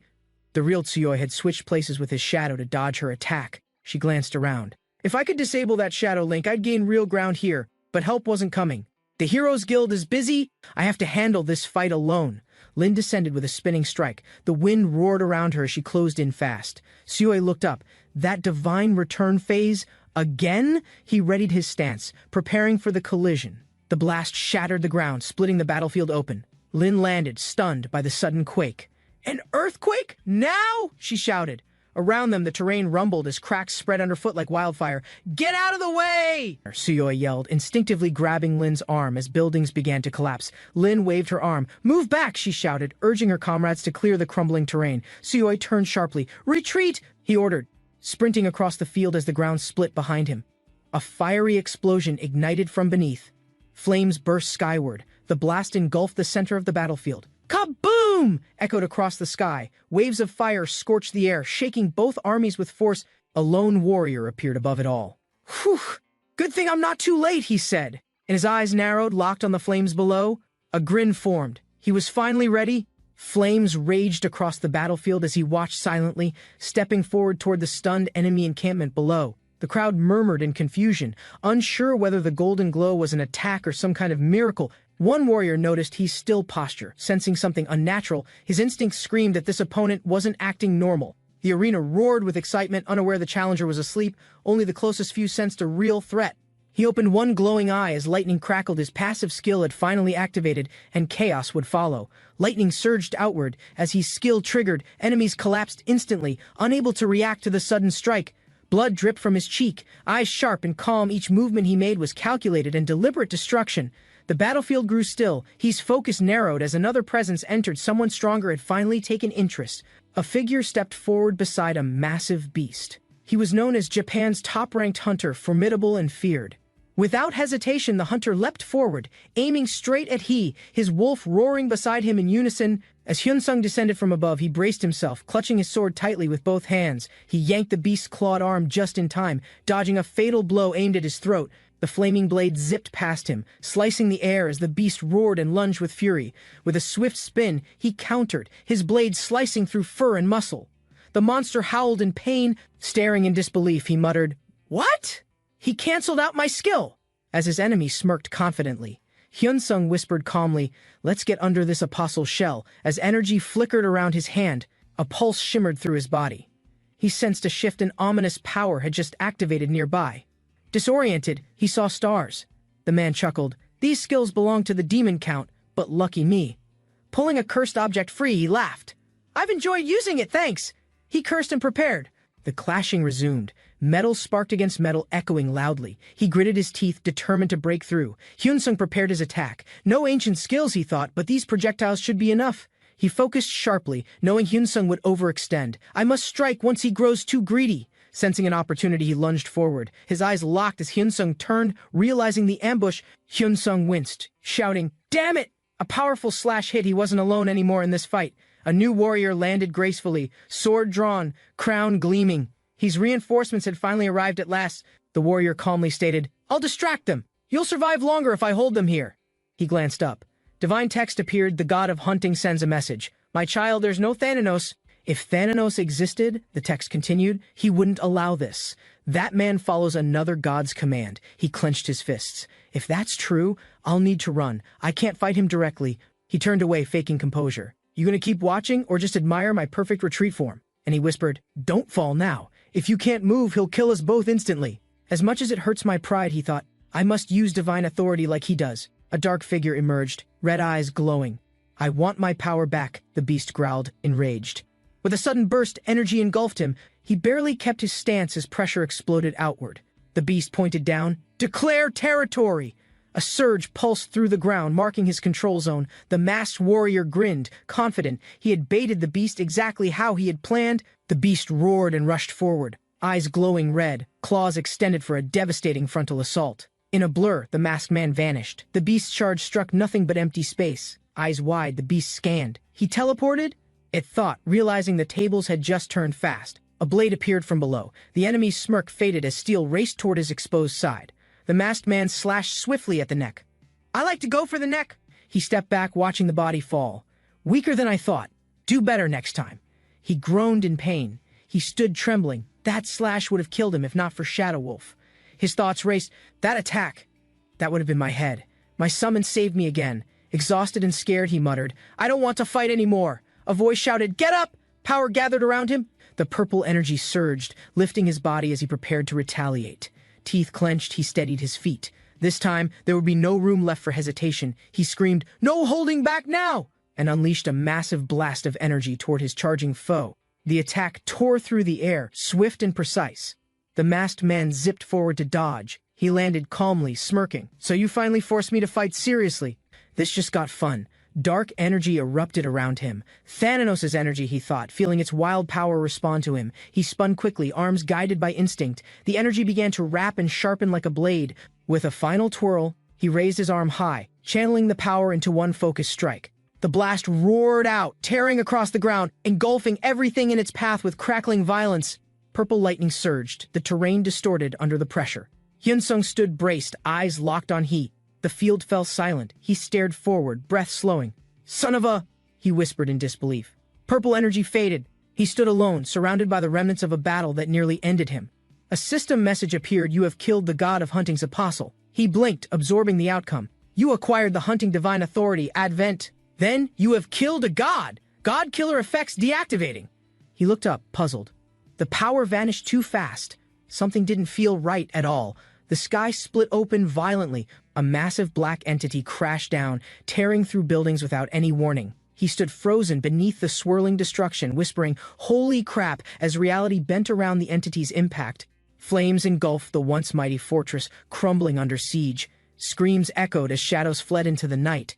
Hyunsung stood with his team, relieved. If we hadn't rushed back, we'd be ashed too. All around them, defeated enemies fell on their swords, a silent ritual. "They're committing harakiri," someone whispered, stunned. The group scanned the battlefield. "Cleanup's done," she said. Tough fight, but Hyunsung's entrance shifted everything. Footsteps echoed. A dark figure approached. "Hyunsung, he's coming this way!"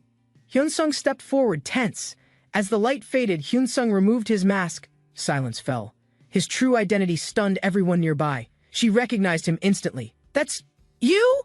she gasped, poking his chest. Hyunsung just smiled, raising his hand. Suddenly, the ground rumbled beneath their feet. Dust shook loose as everyone turned toward the trembling earth below. A violent crack split the floor open. Screams echoed as terrified soldiers stumbled, blood erupting from beneath. Dark energy surged upward. Several enemies were torn apart instantly. Hyunsung's presence had triggered something catastrophic and deadly. Hyunsung nodded calmly. "They're on the move." Something dug through the ground to reach this place fast. A dark beast, Libeus, burst forth. "Master!" he shouted. Hyunsung raised his hand to greet him. Despite his usual antics, Libeus truly helped this time. Hyunsung acknowledged him with a rare approving smile. The group gathered around. "Master, smile!" Libeus wept. "It's radiant." Hyunsung looked away, unsure how to respond. Before anyone could speak again, Hyunsung's face turned serious. "The Earth has been invaded," he stated firmly. Beneath the quiet night sky, movement stirred. A dark army gathered silently beyond the forest's edge. Amidst blood-red flames, a figure stepped forward. He grinned coldly. "Everything is ready," he muttered confidently. His eyes narrowed with intent. "You're finished now, Hyunsung," he whispered, voice sharp with rising anticipation. As his laughter echoed, the wind shifted. Shadows bent toward the sky, as if summoned higher. Above the clouds, a floating fortress emerged. Apostle of the Sky, its name etched in legend. Inside the grand hall, high priests declared a threat. "A new danger rises beyond our dominion. Begin the march," the elder commanded. "Before devastation spreads, we must secure divine rule over mortal empires." Multiple skyships launched simultaneously, soaring toward distant regions. Their mission, domination under the banner of Holy Order.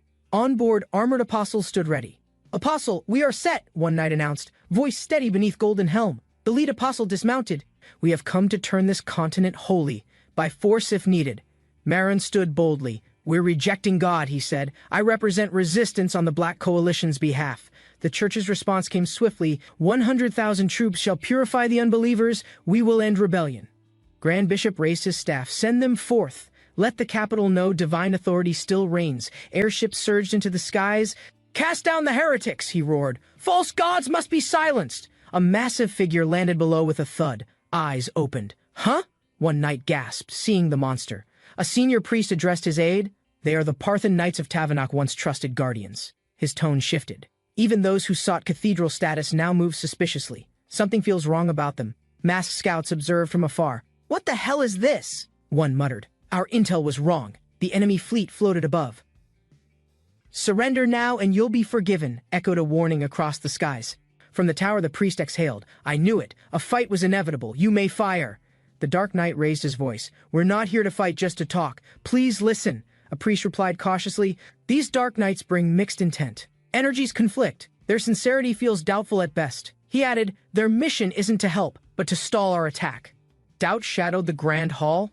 From below, the knight called out, "No need for suspicion. I'm removing my armor to prove. Wipe off the blood. Begin!" the priest commanded. Skyships launched as the attack officially began again. The high priest stepped forward confidently. "A wise choice," he said. "They'll serve us well." Smiling slightly, he added, "Even Thananosians, lazy as they are, will fight if properly pushed. Now advance!" Pearl Harbor burned beneath a sudden attack. Flames roared as enemy forces launched without warning or mercy. A scout reported back. The Black Coalition joined the Apostle of Sky God. They're moving fast. A knight stepped forward. "Your Holiness, allow our guild to intercept. This war has truly begun." Hyunsung stepped forward holding a scroll. "If anyone can handle this mess, it's probably me." Libeus frowned. "You will not risk it!" Hyunsung grinned. His power felt real. "He's no god. It sounds like treason against heaven. Libius gasped. Oh, the blasphemy! Hyunsung shrugged, not caring at all. I won't go, Hyunsung said. Too risky. Libius flailed. Of course, secret weapons must remain hidden. Libius stared. Then who will go? Hyunsung smirked. Will that woman's complaints ever be enough? The group stood in silence, waiting. Their next move would decide the fate of the battle. Far away in Martelon, soldiers shouted. They've breached the wall! Panic spread as explosions rocked the ground. A wild spellcaster screamed, launching energy. This hill ends in oblivion. Her mana surged like uncontrolled lightning. From atop the rampart, a knight muttered, Zion can't think this sorcery will actually work, right? A phoenix flared down in flames. Waste in hell, she yelled. Soldiers screamed, someone use a teleport scroll. Civilians panicked, screaming. One man dropped to his knees. There's no running away from this anymore. Rumbling echoed. A massive blast engulfed the city. Flames swallowed towers. Buildings crumbled from the shockwave. The explosion reached its peak. Fire rose like a wave. Everything in its path was destroyed. Floating above, the mage chuckled softly. He laughed. My land! Her voice calm amid burning chaos. From the palace, the king watched in horror. The king of Martelon has lost everything, one said. As flames erupted, the commander sighed. We lost over half our forces in seconds. Defeat! The mage cackled. A failure! The leader asked, Can you reopen the portal? Ha ha ha, certainly, he replied. The portal shimmered back into form. Master is cute, the mage thought. But he never saw this. Jirani suddenly looked back. Did someone escape?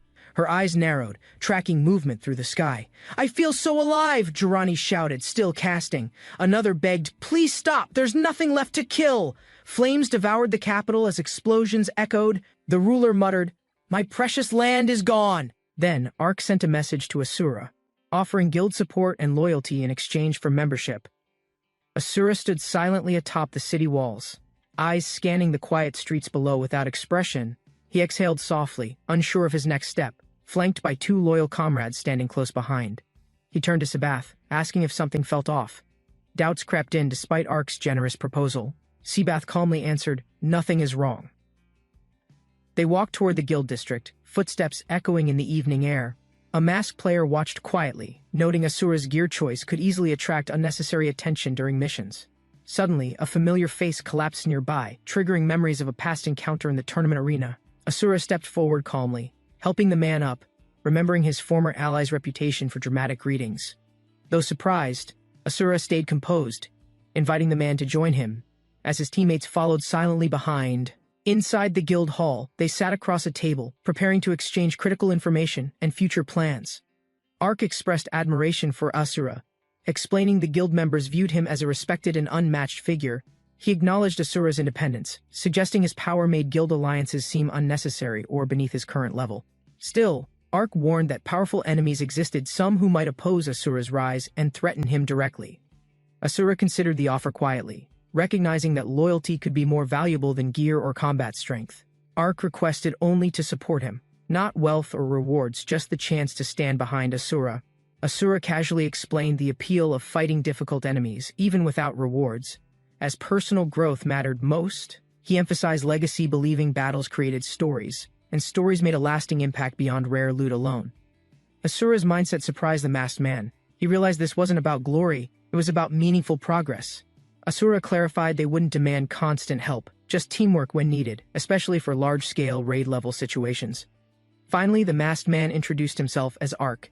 With a smile, he officially joined Asura's cause. Nightfall settled over the city as a distant voice mocked Asura's group, claiming unearned legendary status. Without warning, a violent ambush began. Blood spilled across stone as blades clashed and screams echoed loudly. A guild was under siege. The attackers stabbed mercilessly, taking advantage of their element of surprise. Chaos erupted. One warrior cursed at the Black Guild, rallying fighters to retaliate despite overwhelming losses. Among the chaos, the enemy commander appeared, confident and cold, issuing the order to kill everyone. After the battle, Allied forces watched the enemies flee, unsure whether to pursue or hold position. One knight advised against pursuit, reasoning it would risk more lives than the retreat already cost them. He referenced past fights, recalling how enemies like the Americans always returned stronger after temporary withdrawals. The group agreed to defend and regroup. Their priority was now minimizing losses before another large assault. Frustrated by restraint, a warrior slammed the table, aware this calm only preceded a larger, deadlier confrontation. Inside a golden chamber, Two robed figures discussed a dangerous threat looming outside the Empire's walls. One questioned the situation's scale, realizing only the five sages might handle power of this magnitude. The other recalled a grim introduction when Yura arrived during the rotting death, unleashing absolute devastation. He began doubting their intentions, unsure if he was being used or truly chosen to intervene. Despite doubts, he was urged to act. The enemy's alliance threatened balance beyond their current defenses. The robed man questioned Morpheus's reliability, concerned about his unpredictable behavior during critical operations and missions. The other dismissed the concern, insisting he maintained full control over Morpheus, even under uncertain battlefield conditions. Satisfied, he confirmed orders to unleash the Apostle, eager to witness the havoc it would bring. Elsewhere, a monster called Pencilineer spawned. The system recognized it as a powerful raid boss-class entity. With a roar and violent slash, it charged forward, exploding everything in its path without hesitation. Asura observed the group launching spells, thinking their combined effort might still make a meaningful impact. He smirked, impressed by their teamwork, even though individually none could match his power or skill. Suddenly, the raid boss entered Phase 3, releasing a wave of energy and growing more dangerous. The boss's aura intensified, its form glowing green.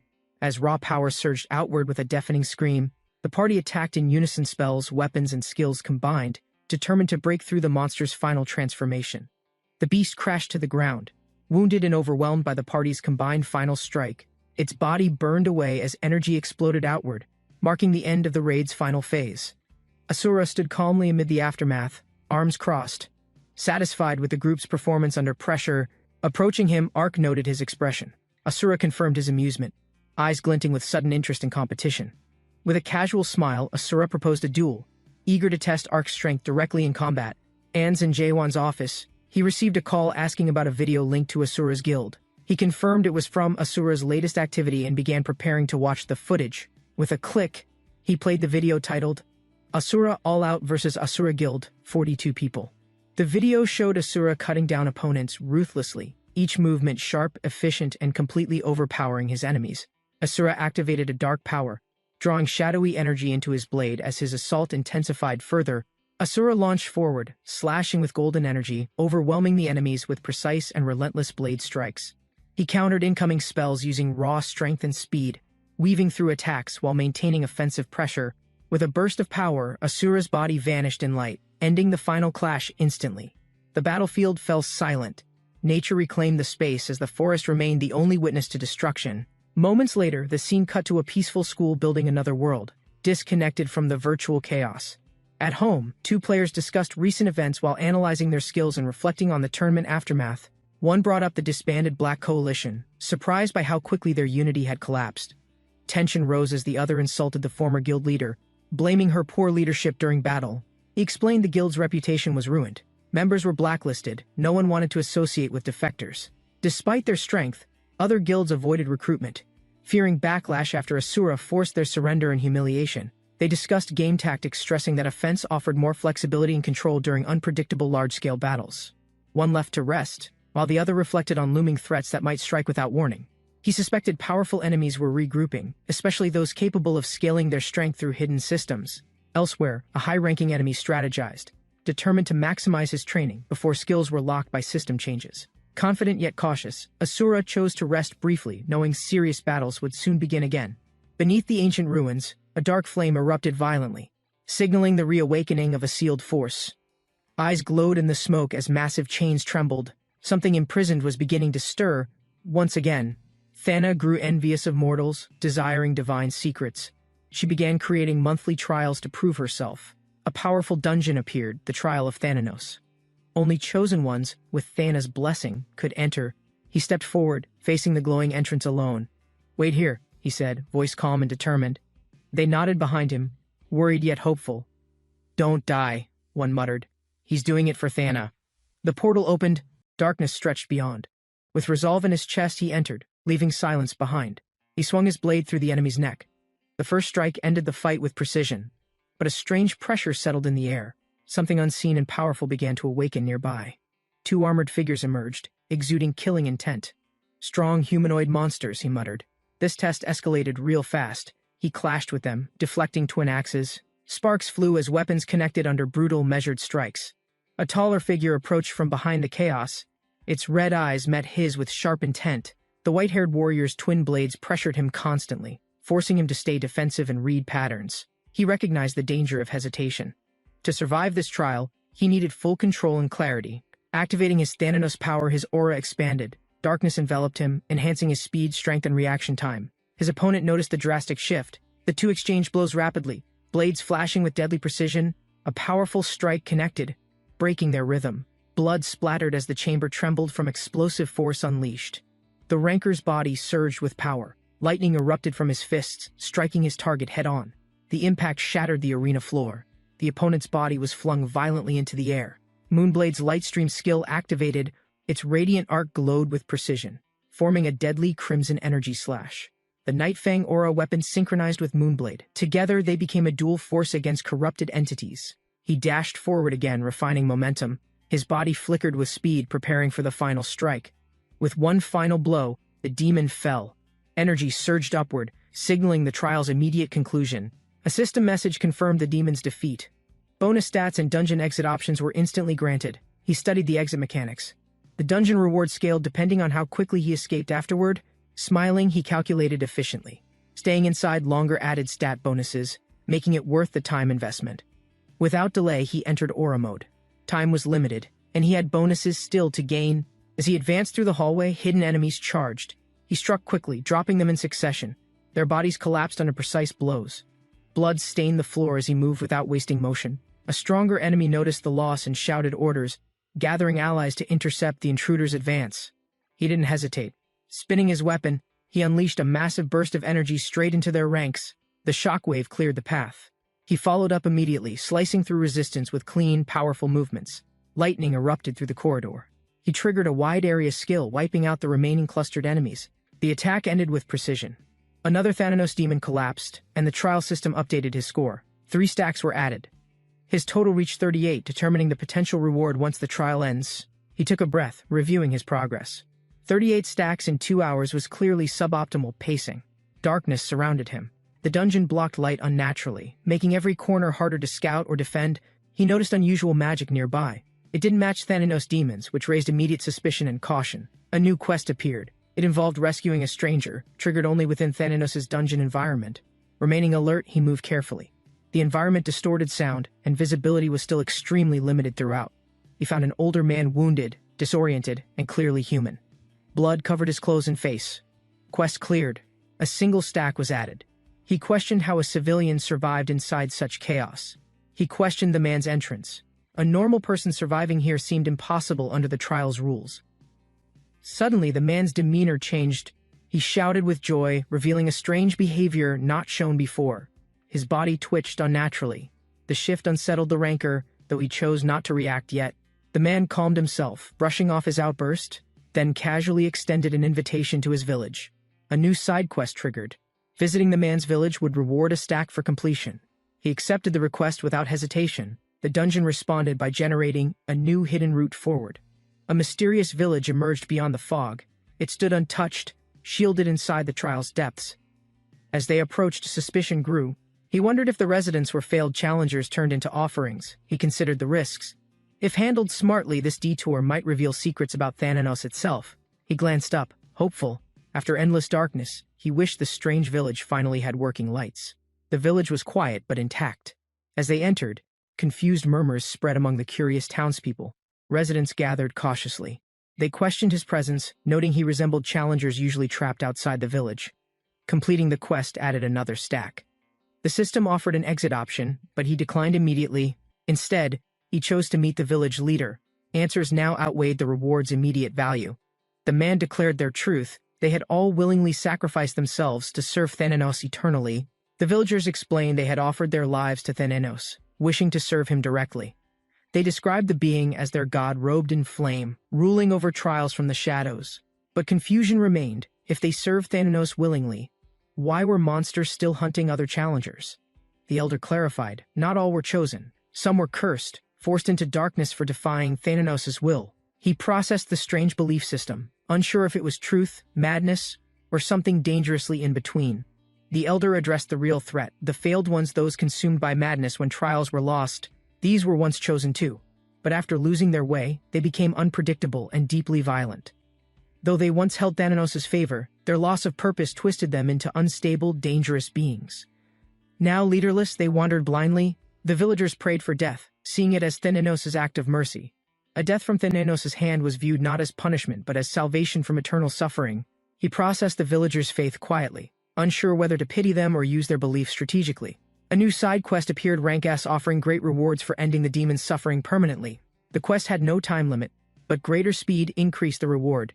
He noted that carefully. He accepted immediately, offering to handle the problem. The villagers, desperate for help, thanked him earnestly. He smiled inwardly. This was the kind of quest he couldn't afford to ignore or delay. The corrupted servants prayed desperately to Thanatos, still clinging to their devotion despite their transformation. Their pleas echoed through the halls. The ranker observed with caution. They no longer looked fully human. He struck fast. His blade cut through them, but something felt off. Their essence was different now. They fought harder with each kill. As their numbers dropped, their strength seemed to increase unnaturally. Fatigue crept in. He sighed, realizing the dungeon was adapting, forcing him to face overwhelming odds. A divine light erupted.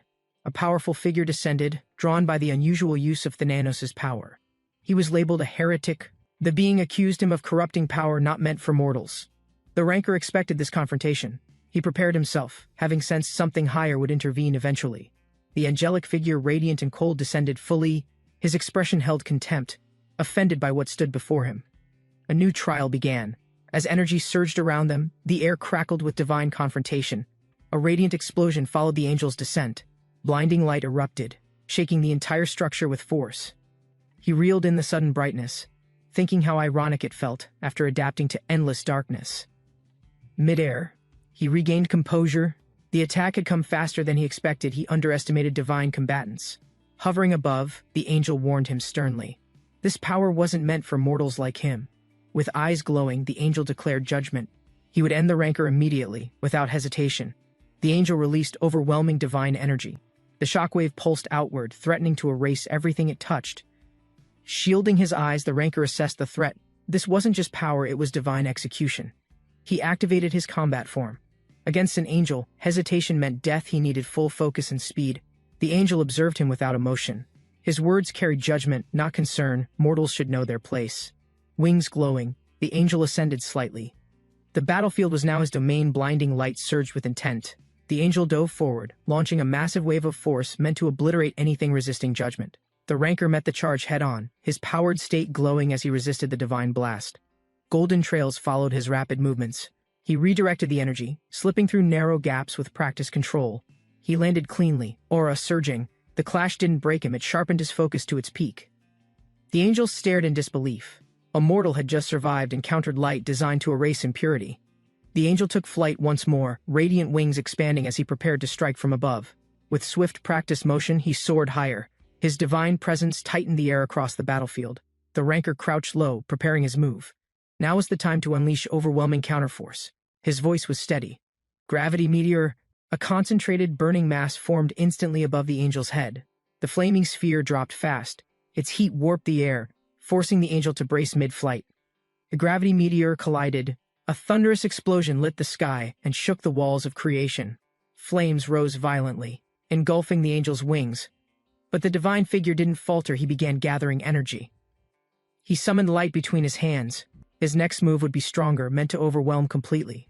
The angel mocked him. You wield powers beyond light. Do you even understand what you've awakened? A new sphere ignited in his palms. Divine energy swirled outward, pulling everything into its center. The ranker narrowed his eyes. He had no choice. He would counter with everything he had. A violent surge answered his will. The entire arena lit up with incoming, unrelenting power. The angel reacted too late. A deafening explosion struck him head-on, shaking the walls of heaven. Fire engulfed the sky. The impact zone erupted with layered detonations, radiating outward in all directions. The chamber rumbled. Smoke rose from scorched stone, the aftermath of powers no mortal should wield. Smoke cleared slowly. The ranker remained standing, aware his strongest attack hadn't reached its full potential. He adjusted his stance and tightened his grip. Something in the air was disrupting his synchronization. Energy flared around him again. He couldn't wait. Another strike had to be launched before the gap closed. The angel burst from the crater unharmed. His divine form pulsed with fury and renewed force. Before he could react, the ranker slashed across his chest, drawing divine blood for the first time. The angel reeled in pain. Blood burst from his wound, staining his robe with divine red. He clenched his teeth. It had been centuries since he'd last been injured by a mortal. Spreading his wings wide, he rose high. His energy surged uncontrollably. He would end this immediately. The rancor stood firm. Despite the force descending on him, he kept his stance and focus. A brutal clash followed. Blades struck, fists landed, and his body took a punishing blow directly. The angel's fury reached its peak. His voice thundered with rage as he cursed the rancor. He launched downward in a flash of light, wings folded tightly, aiming to end it instantly. But the rancor struck first. His blade pierced clean through the angel's torso, spraying divine blood. The scream echoed through the arena. The angel's voice broke as pain overtook his divine pride. Without hesitating, the rancor stepped forward again, blade glowing, ready to finish what he started. The angel lifted his blade one final time, drawing on remaining strength for a desperate counterattack. Wings shattered in midair, feathers scattered, as the rancor's last strike hit with precise, lethal intent. Blood flowed freely. The angel screamed, vowing revenge, his voice cracking from pain and burning pride. The rancor struck again. Electricity crackled through his sword as it tore into divine flesh once more. Without hesitation, he twisted the blade. The battle was ending and only one would walk away. Blood sprayed violently as the rancor's strike landed clean. The angel staggered, barely keeping upright. The rancor readied his next move. The recoil is huge, he thought, rotating his stance fast. In silence, he activated another skill. His aura condensed. The battlefield darkened, everything focused into one point. A massive spike spear launched. Its path was straight, final, and impossible for the weakened angel to block. The angel's voice cracked, barely breathing. He whispered one last word, judgment, before falling backward in defeat. The angel's body disintegrated in light. Trial stacks increased massively, marking the victory with official confirmation. The rancor glanced around, breathing heavily. As notifications appeared, something faint began shimmering behind him quietly. He turned toward the glow. A faint trail of golden particles stretched down a nearby corridor. A message flashed, unknown apostle's key acquired. It would activate something in the village of strange eyes.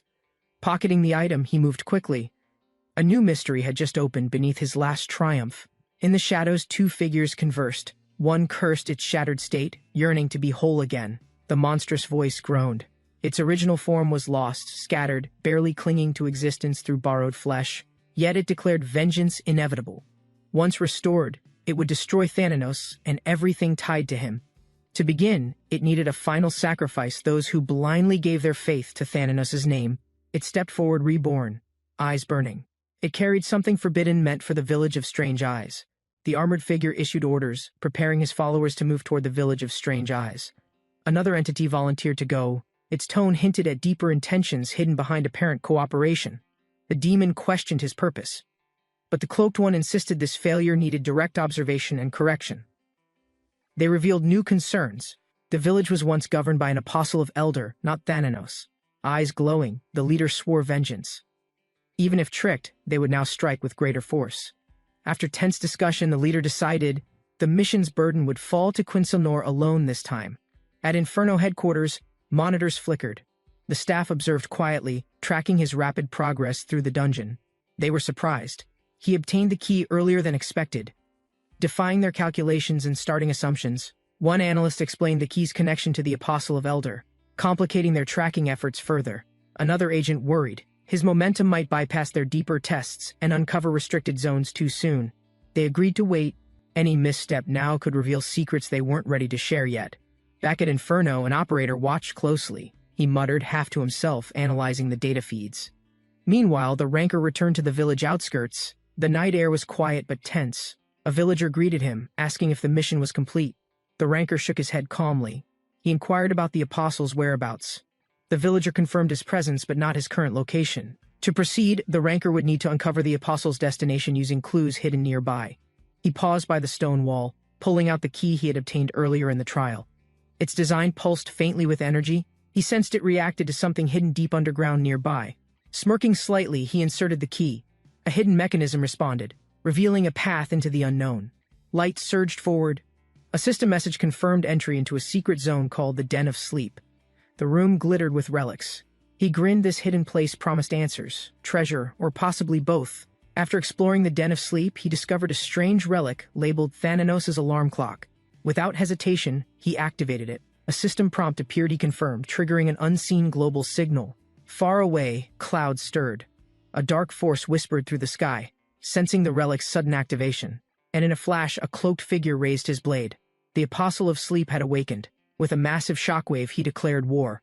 His presence now loomed over every corner of the world. Footsteps echoed through the mountain cave. The cloaked figure advanced deeper, drawn by something long dormant.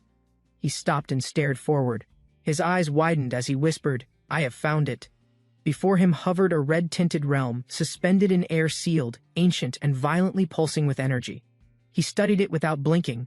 Whatever was inside, it was clearly reacting to his very presence. Suddenly, the sealed entity twitched. A red eye snapped open. It was aware of his arrival now. Still inside the den of sleep, the ranker sank into a plush bed, letting exhaustion win. A system prompt faded. He yawned, muttering he'd sleep a little longer before investigating again. His eyes cracked open slowly. Something unfamiliar shifted in the room, unsettling his previously calm state. Suddenly, a masked figure hovered above him, silent, red-eyed, and clearly not part of the dungeon.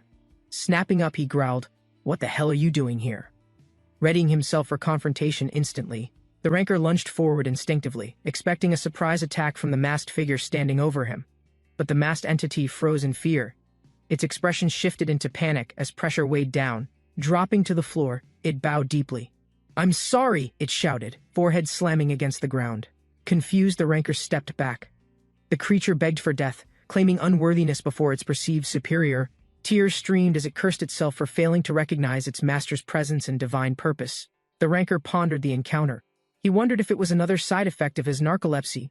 He remembered Libius, how even he mistook the ranker for a god when the condition triggered. Still, he didn't expect someone like Quinsalnor, powerful and composed, to react in the same way.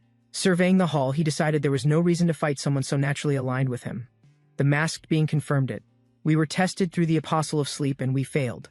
The ranker prepared to formalize a command. Quinsalnor's loyalty would soon be sealed by action. With quiet submission, Quinsalnor accepted his fate. The atmosphere thickened as power subtly shifted between them. A pact was formed. Quinsalnor's role was redefined to serve and protect the ranker without hesitation. Internally, Quinsalnor processed his new purpose. The shame of failure was replaced with reverence and certainty. System notifications confirmed the bond. The ranker gained both power and influence through this unplanned but strategic alliance. Quinsalnor proposed sacrificing villagers to empower their god. His loyalty now pushed him toward ruthless logic. The ranker challenged the necessity. He weighed options carefully, considering long-term effects over short-term gain. Instead of full sacrifice, he proposed using only half, a compromise to minimize damage and loss. Quinsalnor confirmed limited recovery was possible, but full power wouldn't matter against someone wielding absolute authority. The ranker accepted the outcome. With the path cleared, he noted the main scenario felt easier. Just as the ranker processed recent developments, a foreboding shift stirred the atmosphere around him. A distant voice echoed with malice. It carried ancient resentment, announcing the return of cursed judgment. The demon of judgment awakened, summoned by accumulated actions and spiritual disruptions caused within the zone. With toxic energy swirling, the monstrous boss emerged. Muscles pulsed, eyes locked on the intruding ranker, and then the room warped violently as the boss lunged forward. A new trial had suddenly begun. The demon of judgment unleashed a corrosive energy wave, tainting the air and warping nearby space. Despite the boss's size and power, its instability grew, signaling the beginning of its rapid downfall. With a precise strike, the ranker pierced through. The demon collapsed, leaving nothing but hissing vapor. System messages confirmed a major victory. 100 trial stacks were gained, pushing his progress further. The dungeon cleared. He earned a blessing for Thananos' demons, a high-rank quest with exceptional long-term value. The ranker reviewed his status window. Though one function remained unused, his current objectives were complete. He confirmed his exit. The system tallied his progress. 325 stacks gathered from the dungeon. Unexpectedly, an error interrupted the process. Additional quest data failed to register, triggering red system notifications. Confused, the ranker noticed glitched panels. They felt oddly familiar, hinting at something buried or unresolved. Despite the glitch, his rewards were stored. The system resumed, but tension quietly lingered in the air. They monitored the screen in silence, watching the avatar's location glitch near the forbidden northern zone. The man had gained a rare artifact. Observation continued as his gameplay defied normal patterns completely. His actions activated a global event, meant only for 3-player squads, not one reckless sleeper. Concern grew in the command center. The system wasn't built to handle such isolated user disruption. Estimations warned the scenario might last weeks, Nobody expected one player could trigger an unfinished raid. They slammed the table, concluding urgent action was needed to prevent further scenario instability and public backlash. Backup protocols were initiated to stabilize the server while observing his unpredictable, unauthorized event engagement pattern. Despite warnings, the player dove deeper. Developers couldn't predict whether he'd survive the region's extreme scripted difficulty. Relieved he wasn't a developer, he entered the loading screen for the northern continent, unknowingly triggering consequences. The landscape revealed a vast, frozen city. Without hesitation, he approached the unknown fortress at its center. A mysterious man appeared before him, warning that entry was only granted after passing a sacred test.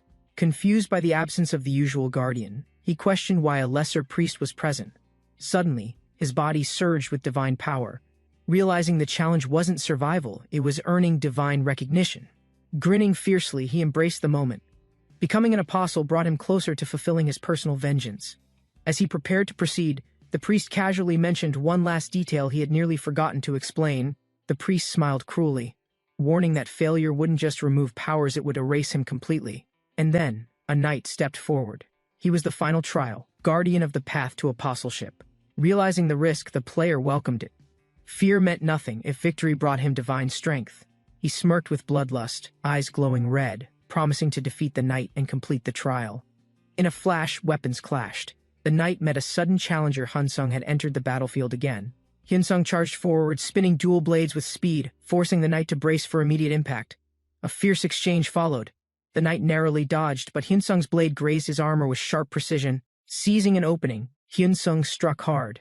The knight staggered as energy erupted from the powerful counterblow. The ground shattered beneath their clash. Both fighters began pushing their limits to break the deadlock. In the shadows, another enemy appeared, wielding a cursed whip, preparing to join the chaotic battle.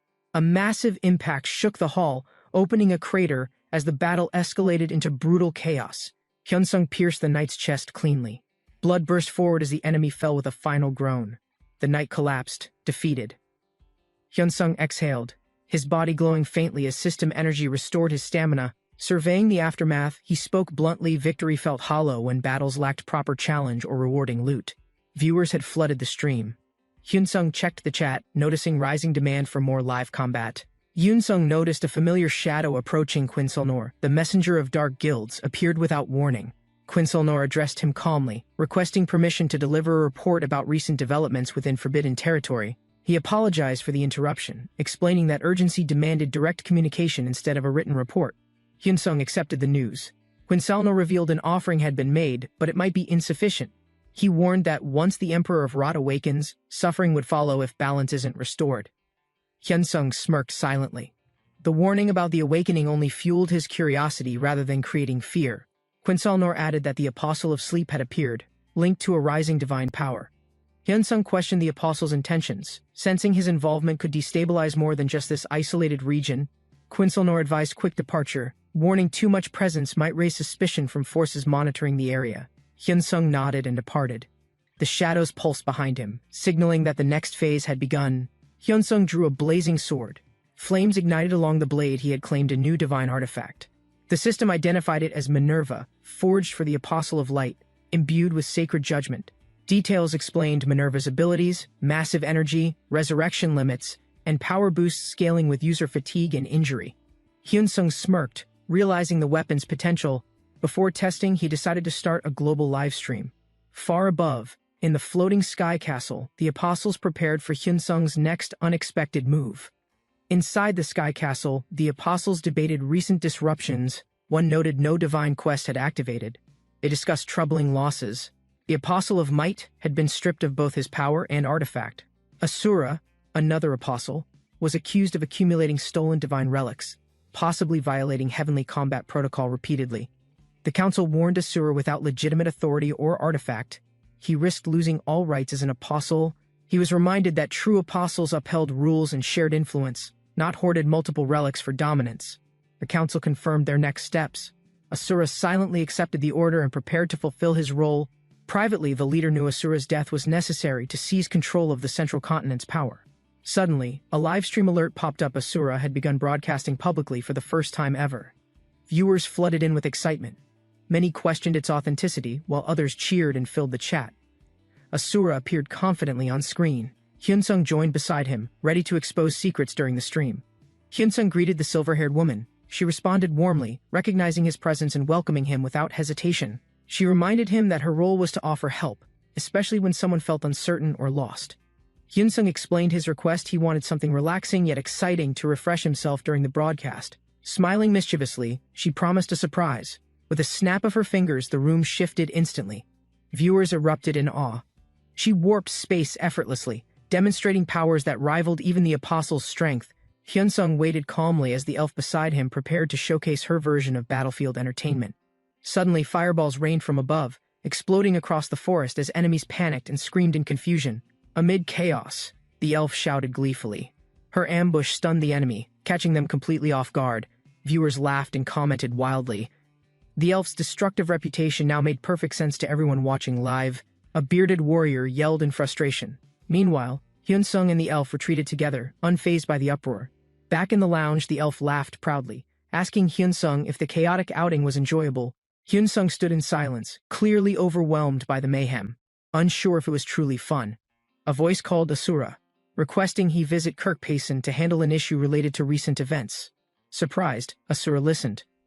The elder explained it was connected to a previous incident involving Uria and meteors. The elder confirmed Durbo was displeased, hinting his withdrawal from future dealings with the region's merchants. Apparently, Uria refused to apologize. The elder chuckled, admitting it wasn't easy getting her to listen. Asura acknowledged partial responsibility and agreed to go. The elder was relieved to hear his cooperation.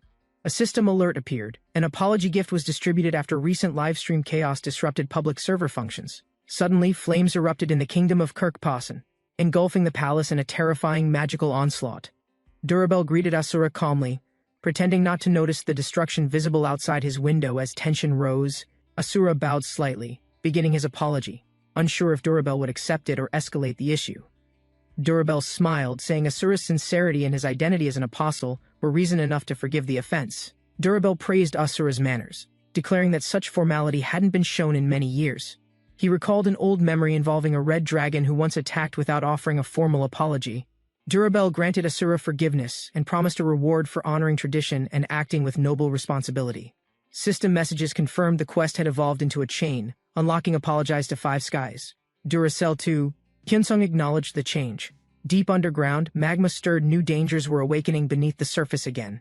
Hyunsung stood above the lava field. His next quest required descending into the fire dragon's domain. Wishing him luck, the guide watched as Hyunsung jumped, noting the terrain was hotter than expected. Midway down, Hyunsung reconsidered. Slaying the dragon could wait. His setup needed tuning before battle began. His narcolepsy skill triggered. The system prompted automatic sleep and offered to activate the Thanatos alarm clock. Without hesitation, Hyunsung collapsed peacefully onto the volcanic rock, trusting his body to fight while asleep. A man named Asim, the Fire Dragon Knight, descended into the crater with confident, heavy footsteps. Confused, he spotted Hyunsung sleeping by the lava, questioning his sanity and the bizarre situation.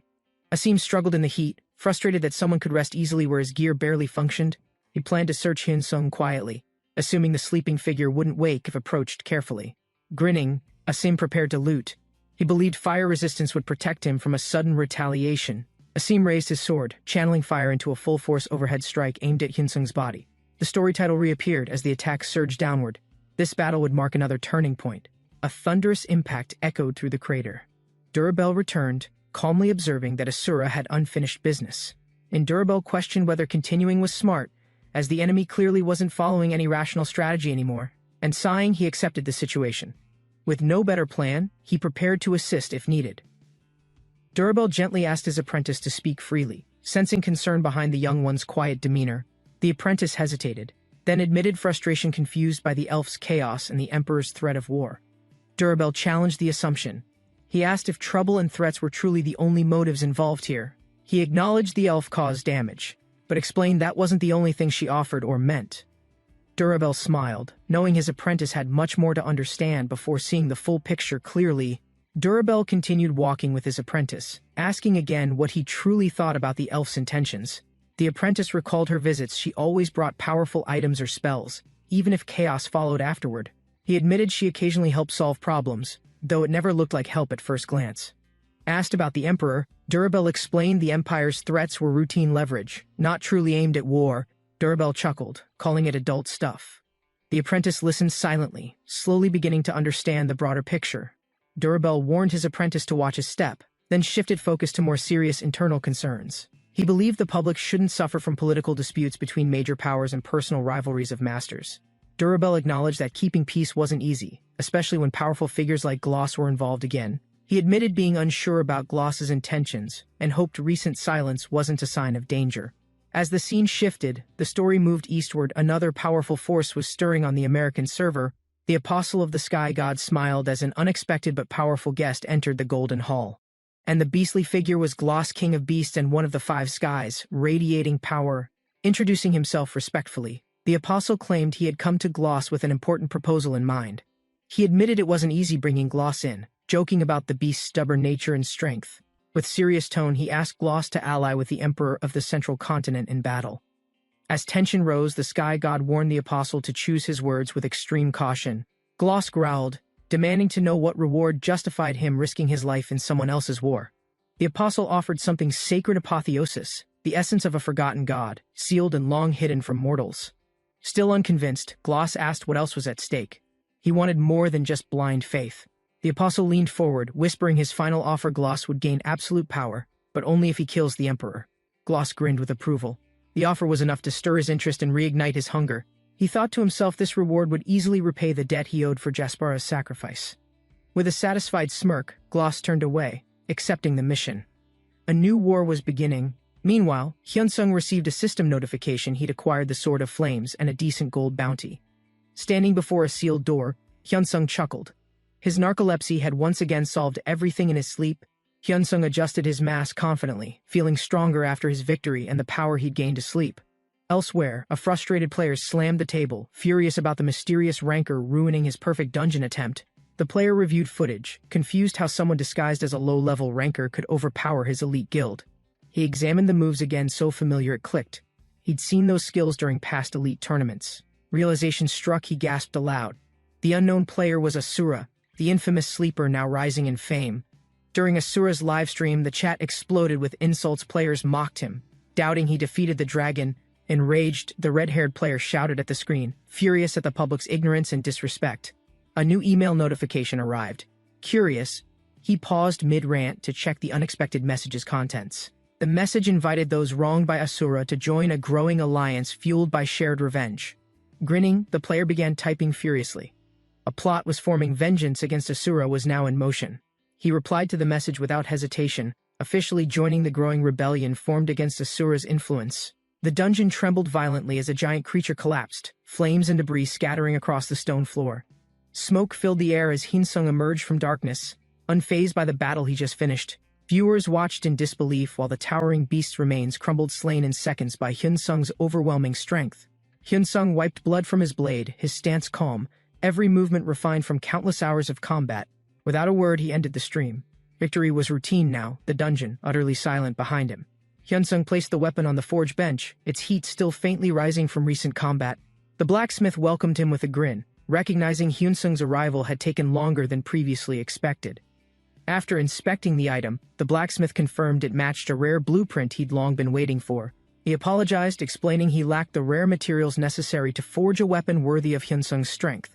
Though unable to forge it now, he offered accessories instead, basic, but potentially useful for upcoming battles. A critical quest prompt appeared, offering major rewards but also a risk of igniting a national conflict. The challenge's extreme conditions hinted at deep consequences. Hyunsung's allies remained uncertain about the looming outcome. Despite uncertainty, Hyunsung accepted without hesitation. He was more interested in the results than the warnings. The group gathered at the training arena.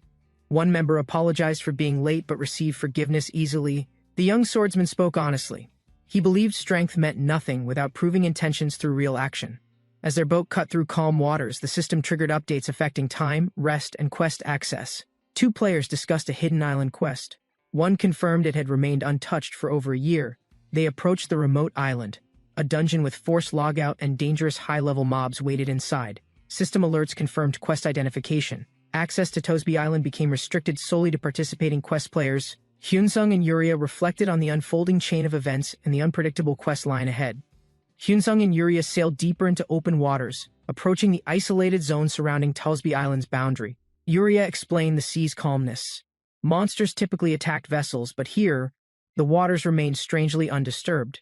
A massive creature passed beneath, yet didn't attack. Sea beasts avoided the island's dangerous aura entirely. Suspecting a repelling force or hidden effect, Hyunsung decided to log out, letting his body rest. With the logout complete, Hyunsung's character entered sleep mode. Yuria watched quietly as the boat drifted on. A new location, Inferno, was revealed within the system, prompting questions about its origin and purpose. Inside a secured room, two agents reviewed data, baffled by the unknown emergence of Tausby Island. With no records matching the site, the woman denied knowledge. Despite her role in monitoring events, she suggested the island predates her tenure. It existed quietly, unnoticed, but she never approved its access. They speculated whether the game developers had hidden it, or if something unauthorized had breached system boundaries. Two figures were compared: Thanatos, the mysterious death god, and the player who unknowingly wielded his power. The agents questioned whether Thanatos was truly an NPC. His behavior didn't follow ordinary system logic. One admitted uncertainty. Thanatos acted like code, but showed unusual independence and targeted select players deliberately. They realized Thanatos had free will, behaving outside programmed parameters, possibly observing or even judging players himself. The woman started a system search, tracing login events linked to Thanatos' movements across hidden digital layers. An alert signaled unauthorized access. The system security flagged unusual behavior inside a protected core directory. One agent wondered aloud what Thanatos might be planning now that his existence was seemingly confirmed. Speculation grew. Perhaps Thanatos stayed close, especially near Hyunsung, who was displaying increasingly irregular in-game influence. They recalled past encounters with unusual NPCs, linking Thanatos' interest to Hyunsung's growing power and impact. Suddenly, the system notified them Hyunsung had just logged back in, and activity was resuming on Tausby Island. Hyunsung awoke from sleep mode. Yuria confirmed they had reached the designated shores of Tausby Island. They approached the coastline. The island's terrain was vast, stretching beyond what the map interface revealed. Yuria explained that most couldn't access the island normally due to magical barriers and elite monster patrols. Hyunsung noted even low-tier enemies were near level 500, making survival nearly impossible without proper preparation. He speculated the area's difficulty meant something critical was hidden, possibly a class, boss, or major quest line. Yuria asked if Hyunsung could obtain better materials. He hinted confidently about finding higher-tier monster drops. Hyunsung's smirk confirmed his intent. He promised rewards strong enough to meet Yuria's expectations and beyond. They advanced cautiously toward a structure. Drawing attention prematurely could trigger overwhelming monster spawns from nearby zones.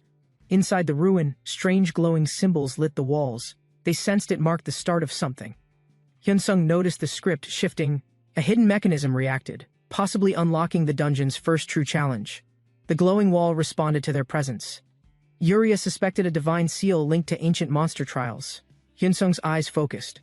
A system notification triggered, detailing Testoria, a forgotten trial of the gods. The message described an abandoned temple. It required divine approval before players could proceed or unlock blessings. Hyunsung recalled Hypnos, another god like Thanatos. Forgotten, yet oddly referenced by name in the temple's text. He pondered their link, death and sleep. The trial might reveal what bound the two divine forces together. Hyunsung questioned whether Testoria was forgotten naturally, or if his erasure was tied to his mysterious death. He recalled Dunfear's description, linking the spear to an unavoidable death foretold by the god of death. The weapon's profile revealed terrifying power. It ignored defense, targeted magic, and ensured death with divine certainty. Hyunsung once believed Thanatos killed Testoria, but now considered that Testoria vanished after losing his divine name. Yuria added that most gods feared Thanatos, suggesting Testoria may have been hated by them all. First, Hyunsung asked if the glowing walls revealed any more information. Yuria confirmed they seemed tied to traces. He clarified his interest wasn't in everything, only what advanced their quest toward the hidden divine truth. Yuria agreed, deciding to explore deeper. They aimed to investigate further signs near the ruined waterfalls ahead. A system alert confirmed progress. The fifth trace was unlocked, suggesting another critical step had been completed. A new quest appeared, track Thanatos' apostles. Completing it would bring divine authority or devastating failure if lost. Yuria activated the portal seal. Green energy surged outward, reacting to the newly unlocked fifth trace. Hyunsung stepped forward cautiously. Even before entering, they could feel immense magical force leaking from within. A gust of sacred wind burst through. A feathered gate parted, revealing the temple's hidden interior. A radiant glow filled the chamber. The guardian entity materialized fully, blocking the temple's sealed entrance. Hyunsung stepped forward unfazed, Despite the overwhelming energy, he prepared to challenge the entity head-on. He called out his spell Gravity Meteor without hesitation, aiming to overpower the Guardian with massive force. The meteor burst into flames mid-air. It surged toward the Guardian, trailing heat and spatial distortion. A massive impact followed. The Guardian didn't fall, but its footing cracked under the explosive collision's weight. The explosion erupted, but the Guardian remained unscathed. Its punch had completely shattered the incoming meteor spell. Hyunsung was stunned. The creature had neutralized one of his strongest attacks without moving from position. The Guardian issued a single command, die. Its tone was devoid of emotion but heavy with intent. Realizing this foe surpassed normal logic, Hyunsung acknowledged he'd need more than standard tactics to survive. Activating his transformation mask, Hyunsung prepared to fight with his full strength, no limits, no holding back. The Guardian's eye pulsed with dark energy. It had clearly activated a new environmental control phase. Hyunsung noticed the area changing. The boss was likely binding the field as part of itself. Realizing the manipulation wasn't normal, Hyunsung speculated its design included invulnerability, except for one specific weakness. He deduced the white feathers might be its only weak point.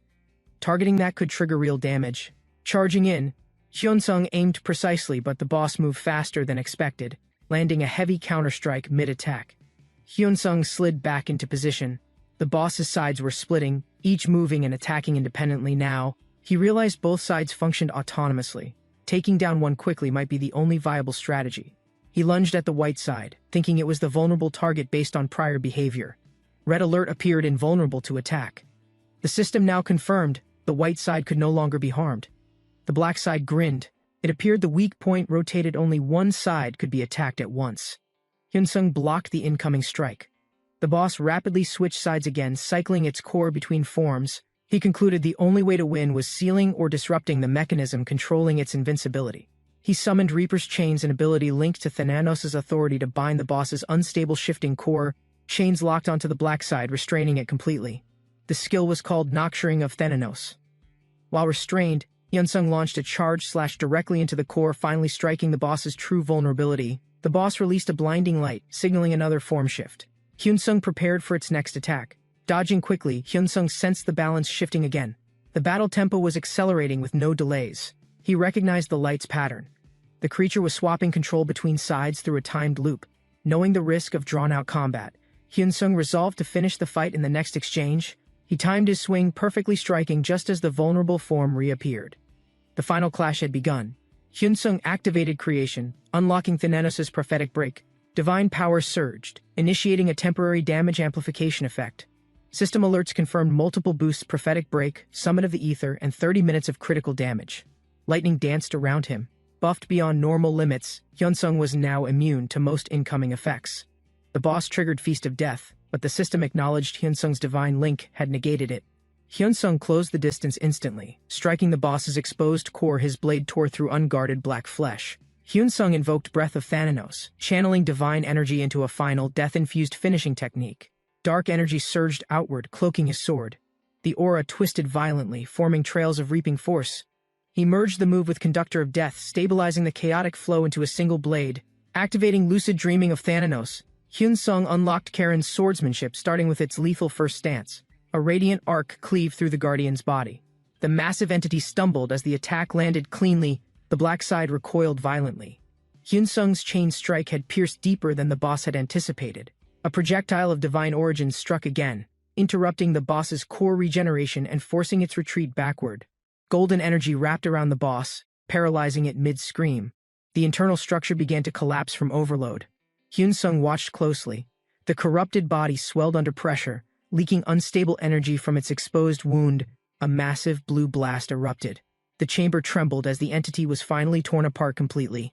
A final golden slash tore through the Guardian, sending its fragmented body collapsing with immense force. Hyunsung remained on guard. The system warned of a transition. Phase 2 of the battle was beginning. Despite its broken state, the boss's form reanimated. Hyunsung declared it had already lost this war. Activating Karen's swordsmanship again, he initiated the first dance. Sever, focusing all energy into a finishing strike. A powerful arc surged outward. Lightning and divine energy combined, aiming to end the creature permanently. The scene returned to calm. Tosby Island's dungeon faded, signaling the official end of the trial. Hyunsung and Yuria stood amidst overgrown ruins. Vines now covered the arena where the boss once stood. Hyunsung reflected on the challenge. Though exhausted, he admitted the fight had strengthened his understanding significantly.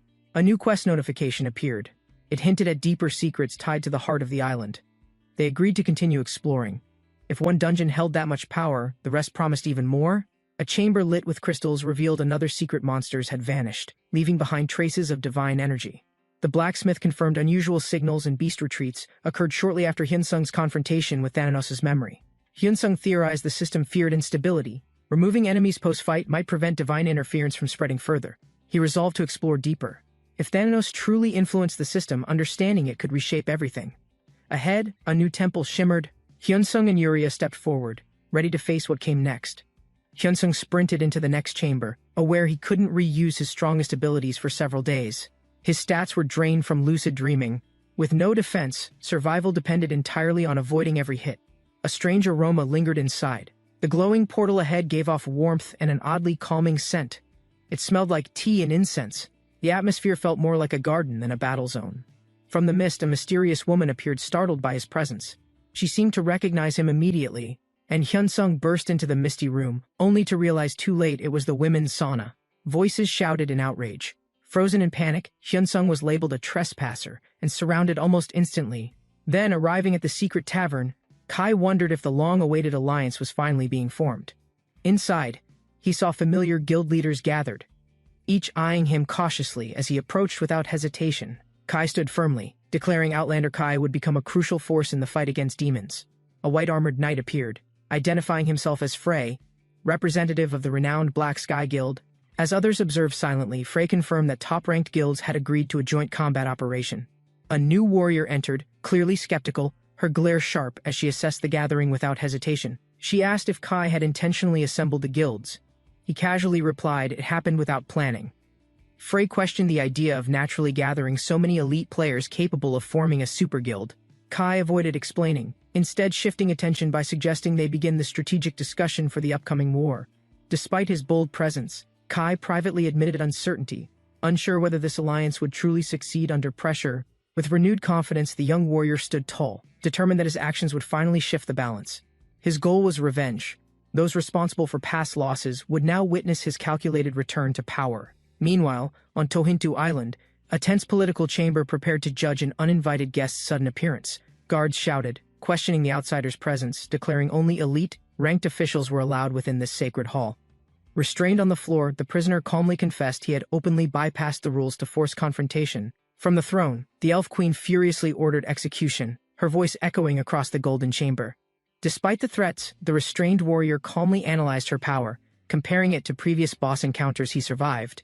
Guards shouted brutal threats, but he defiantly declared vengeance, eyes sharp, unfazed by the threats surrounding him. The queen paused, curious, questioning his origin and his unexpected presence in this highly restricted ruling domain. He smiled, confidently revealing a secret mission that authorized his arrival on the island, shocking the court.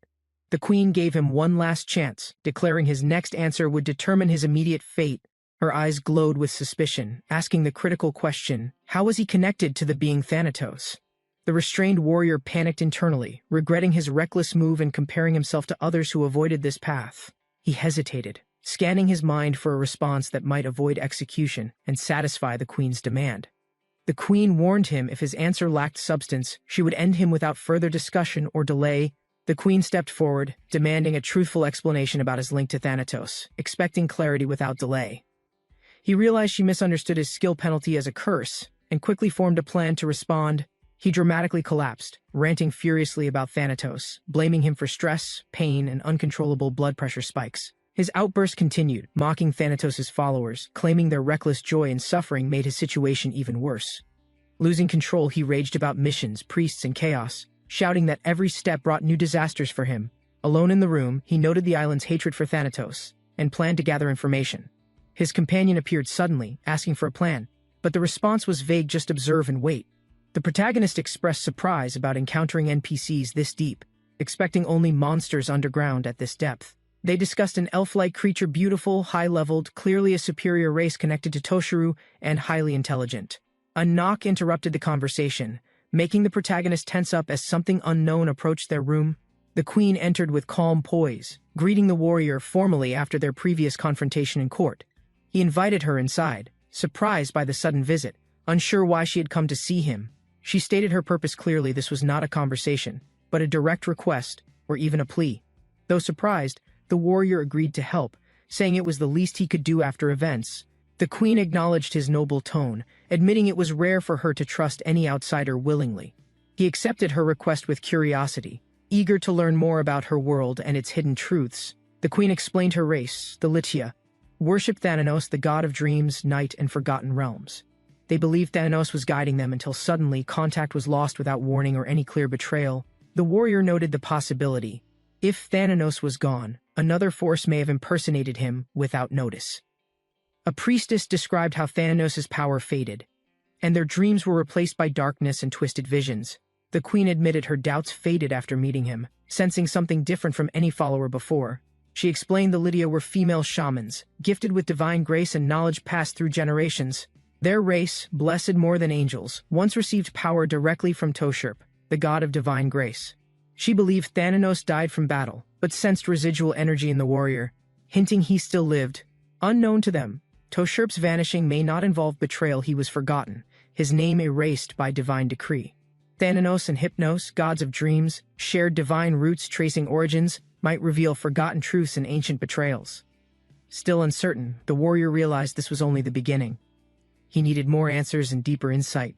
The queen revealed a hidden region, where traces of divine presence possibly remained on the island. She asked him to investigate. No one dared approach it, but it could lead to powerful revelations. A system message appeared, a major quest was issued. He smiled, ready to uncover lost divine secrets. He approached the glowing portal alone, aware this step might change everything about his mission and fate. His companion asked if he'd be okay. He reassured him with a confident, calm expression. Although hesitant, the boy insisted on following. He refused to let his friend face danger alone again. The system prompted their decision. Without hesitation, both answered yes and stepped forward into the unknown. Then, they emerged in a new zone, filled with radiant life and mystery unlike anything encountered before. The two arrived in the Elysian fields, lush, radiant, and filled with magic untouched by corruption. A system prompt confirmed the realm of dreams, a place where reality bent to imagination's will, and he recalled hearing of the dream planes before, likely tied to the sealed apostle of dreams.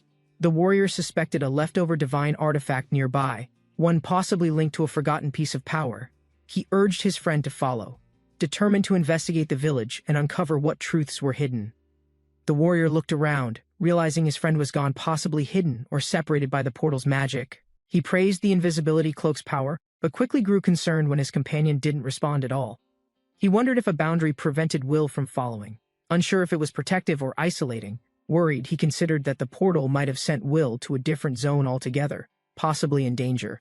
He stepped forward cautiously, deciding to focus on the mission ahead despite the uncertainty about Will's location. The sun rose over the quiet town as Hunsung suddenly appeared in a peaceful village. He walked down the empty street, realizing no familiar players or villagers were present anywhere. Confused, Hunsung glanced around, wondering why the silence in such a normally bustling place felt unsettling. Spotting a familiar building, he froze mid-step, memories of his early days suddenly resurfacing clearly. It was the novice village, his first training ground, where he spent months sleeping, yet steadily growing stronger. Hyunsung entered the quiet inn, noticing the old building still looked exactly as he remembered. The familiar room greeted him with untouched furniture, faint light, and an inviting bed of rest. He lay down slowly, exhaustion overtaking him after hours of exploring the empty, silent village streets. As he drifted asleep, a mysterious purple glow formed, signaling divine energy awakening around his body. A spectral figure emerged above him, watching silently as power gathered, reshaping Hunsung's fate once again. A surge of energy erupted from Hunsung's body, sending light upward into the digital sky. Moments later, the system transitioned scenes, revealing a massive corporate tower marked with Inferno. Inside the control room, two developers analyzed multiple monitors displaying unfamiliar landscapes within the game system. They detected an anomaly data showing the beginner's village, which should have been permanently erased. Confused, they studied the feed closely, realizing Hunsung's presence had reactivated deleted zones once lost forever. The developers debated the strange reading, suspecting the anomaly might be an illusion within the system. Their discussion shifted toward Elysium's sudden appearance, a character long classified as inactive and deleted data. Visuals of Elysium appeared, her form shining brightly despite being coded only as a memory fragment. They reviewed past records, realizing Elysium's essence still lingered within artifacts tied to Thanos' sleeping power. Checking the system logs, one developer confirmed Elysium's data remained active, defying her program death entirely. The system display revealed Elysium's name, glowing red, marking her status as officially terminated data. The developers exchanged uneasy looks, unable to understand how deleted code could reappear in real time. Data logs showed abnormal patterns, unauthorized energy readings, linking Elysium's code to hidden layers within the system. One developer suspected interference from the prototype world Yoshir, an unfinished zone under restricted access. Meanwhile, deep inside the server core, a skeletal entity awakened, sensing Elysium's unexpected reactivation sequence.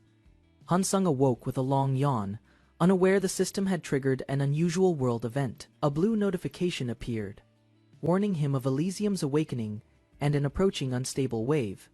He checked his quest log, relieved to see ongoing objectives and no sign of failure. Confident that his companion Wheel remained safe, Hansung decided to investigate the sudden atmospheric changes.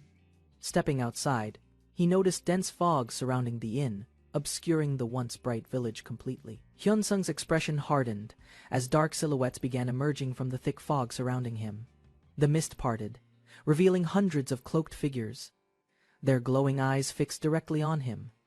A chilling wind carried their low growls, spreading tension through the once silent village streets. Recognizing their eerie resemblance to the corrupted beings, Hansung prepared himself for the coming assault. Power surged through his body as he transformed, knowing this battle would test his limits completely. Hyunsung unleashed a fiery spell, summoning a massive meteor that crashed into the advancing enemies. The explosion consumed the battlefield, leaving only scorched ground and the echo of collapsing shadows. System messages appeared, confirming immense experience gain and pending rewards for surviving the fields of Elysium. Without rest, Hansung invoked Thanatos' power, chains of darkness forming around his weapon with deadly precision. Channeling both divine and infernal energy, he struck forward, releasing Charon's second form in a blinding flash. Hyunsung raised his hand skyward, summoning another colossal meteor infused with crushing gravitational force. The fiery mass descended rapidly, engulfing the battlefield in flames and shattering the earth beneath. Explosions roared endlessly, erasing hordes of shadowed enemies within waves of blinding orange light. Hyunsung steadied himself, barely withstanding the impact's shockwave that nearly consumed him in its intensity. As smoke cleared, stronger foes emerged unharmed, their power far surpassing the earlier corrupted warriors. Hyunsung analyzed the approaching enemies, realizing his physical strength alone wouldn't be enough to endure. The horde charged relentlessly, shaking the ground as Hansung prepared to unleash his next strategy. Amidst chaos, he opened his inventory, recalling the powerful divine artifact he had recently obtained. With focused resolve, Hansung activated the relic's hidden command.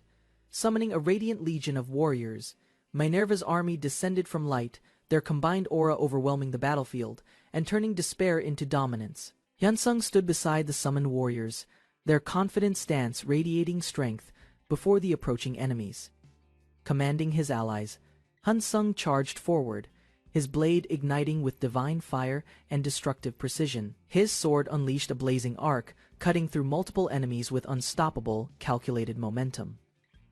Minerva's soldiers engaged the remaining foes, clashing fiercely as energy waves tore through the battlefield. The horde retaliated violently, forcing both sides into relentless combat that shook the ground beneath them. Hyunsung's eyes glowed red as divine energy surged, invoking his strongest technique, God's judgment. Flames burst from his blade, merging power from Thanatos and Charon into a devastating radiant strike. The immense slash split the battlefield, consuming shadows and tearing the corrupted land apart completely. Amid the destruction, a faint light appeared, Elysium's figure emerging with sorrowful, pleading hands extended. Her voice echoed softly through the chaos, begging Hansung to stop and show mercy once more. From the shadows, a silver-haired figure appeared, Yoshir, the final boss overseeing divine balance. Before him stood Elysium, her expression calm yet burdened with divine authority and restrained sorrow. Elysium watched cautiously as tension rose between gods, unsure of his place in their conflict. Yoshir accused Elysium of violating celestial order by aiding Thananos' descendant in forbidden realms. With measured grace, Elysium accepted her fault, offering divine cooperation in exchange for temporary peace. Yoshir observed Shi's power closely, recognizing the overwhelming aura radiating from Thananos' descendant. She charged forward, divine flames surrounding him as the battlefield trembled beneath his immense energy. He smiled faintly, acknowledging the mortal's strength, but sensing its imbalance against divine order. Clouds swirled violently as he contemplated Shi's fate. Intrigued by his defiance of inevitable death, with a calm expression, he mused that the descendants' fall might one day reunite them. The sun set over the peaceful guild town, its streets quiet after another exhausting battle. Exhausted guild members returned, their armor scratched, breathing heavily as the aftermath of combat surrounded them. In the center stood Asura, calm yet firm, his mere presence silencing the murmurs of the wounded. Velnor, the strategist, analyzed the results. Only 6 mid-ranked members succeeded against stronger enemies. Ashura and Eldon, who faced elite foes alone, earned respect. Leadership clearly suited Asura well. With everyone gathered, Asura gave a firm nod, signaling the start of their next expedition. The guild marched through the autumn forest, their armor glinting beneath the golden canopy of leaves. Inside the ancient dungeon's gate, silence replaced the forest's calm, unsettling even the bravest members. A pale light shimmered from a massive portal ahead, drawing Asura's attention and tightening his grip. Stepping forward, Asura felt a chill as his body dissolved into the glowing blue light. The guild emerged from the light, blinking as sunlight bathed an ancient underground garden filled with ruins. A blue system window appeared before Asura, revealing a new quest tied to Thananos' apostle. Reading the description, Asura frowned at the complexity. This mission was far beyond their current level. Suddenly, Eldon noticed a mysterious woman appearing among the fog, her eyes calm yet unsettling. She spoke softly about Thananos and forgotten faith, making Asura's mind freeze at the word forgotten. Asura reread the glowing text, realizing the quest connected to a forgotten god erased from memory. The system revealed that the god's name vanished, leaving his power dormant and divine followers lost. Visions of the god's fall filled Asura's mind temples collapsing, believers fading, faith erased forever.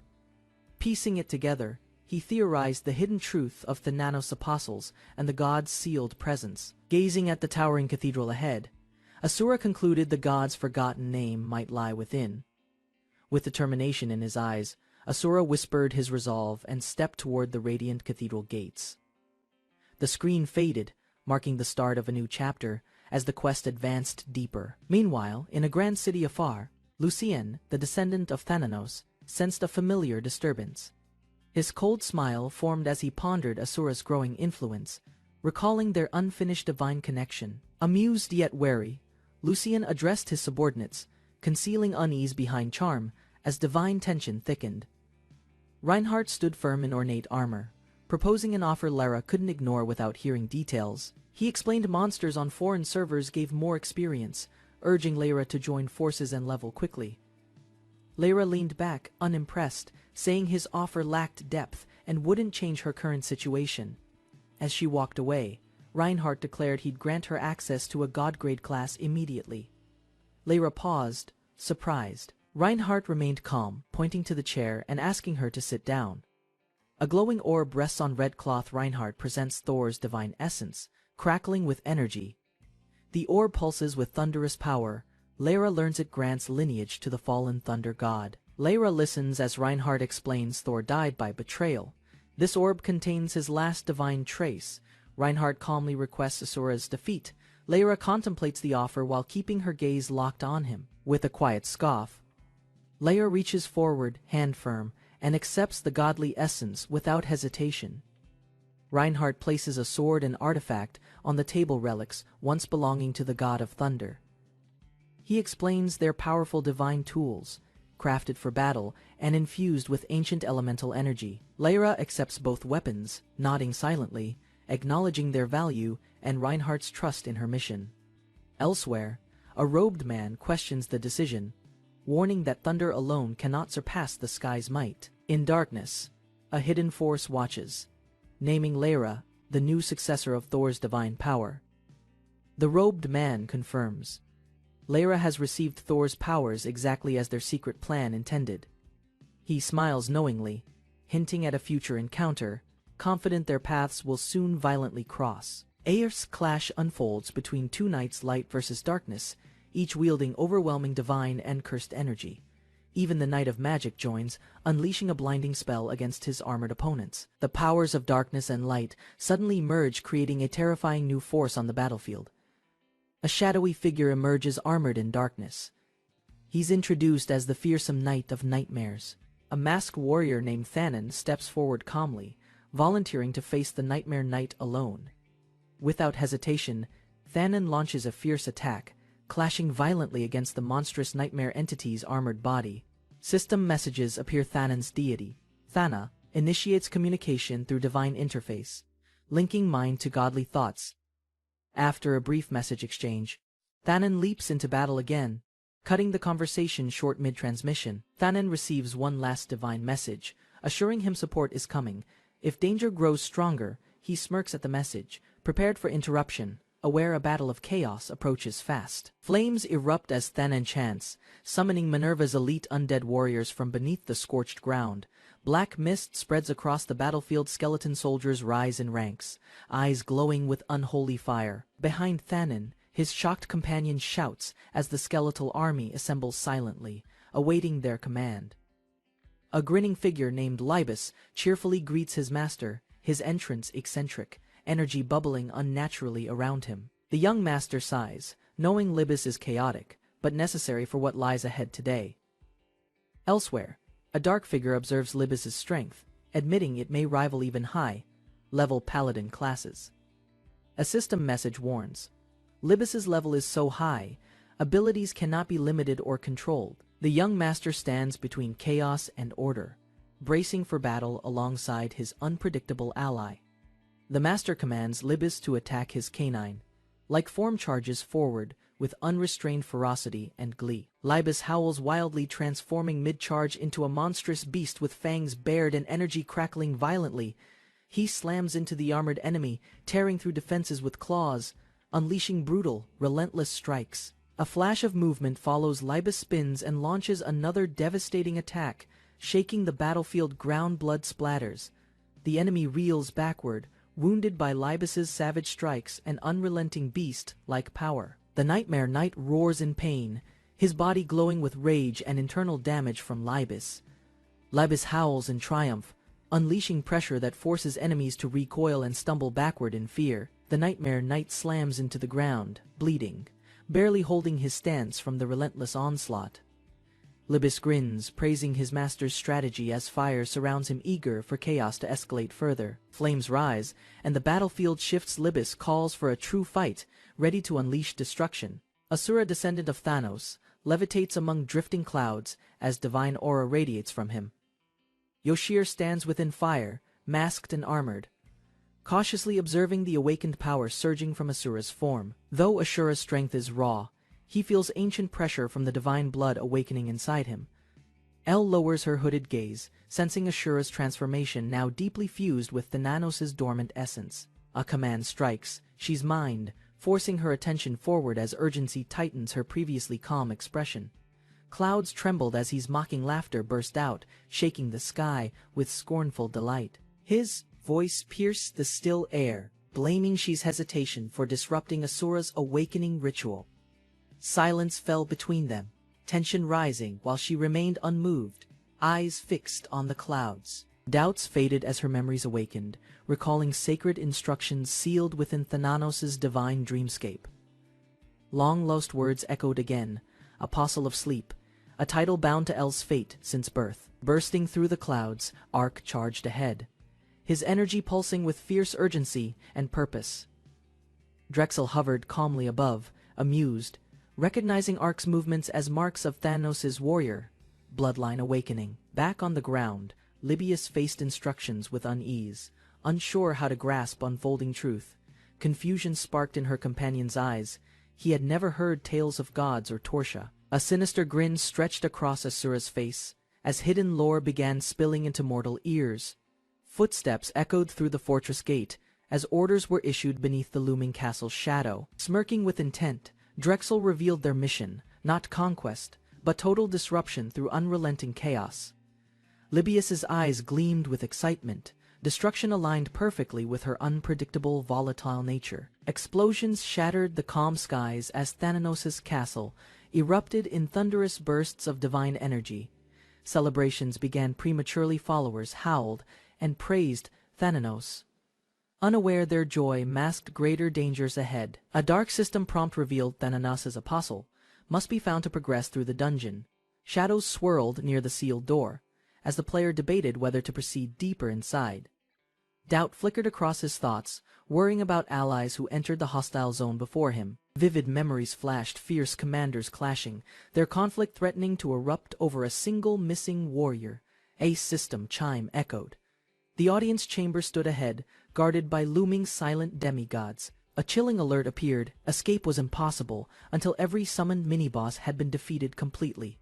Confused, but alert, Asura narrowed his gaze, sensing dark presences gathering around the chamber. Shadows parted suddenly, revealing a throne, bound figure glaring forward beneath flickering red warning lights. The system declared activation, trapped in the dream.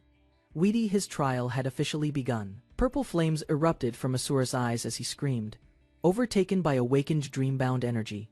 Screams filled the hall as a full assault was launched toward Asura's throne in unison. Blood splattered violently when the first attacker struck, but Asura stood unfazed amidst the chaos.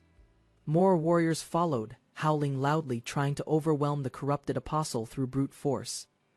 Asura's friends shouted in panic, realizing things were spiraling beyond control far too quickly. Magic surged as another warrior unleashed a devastating blow, crashing directly into Asura's corrupted form.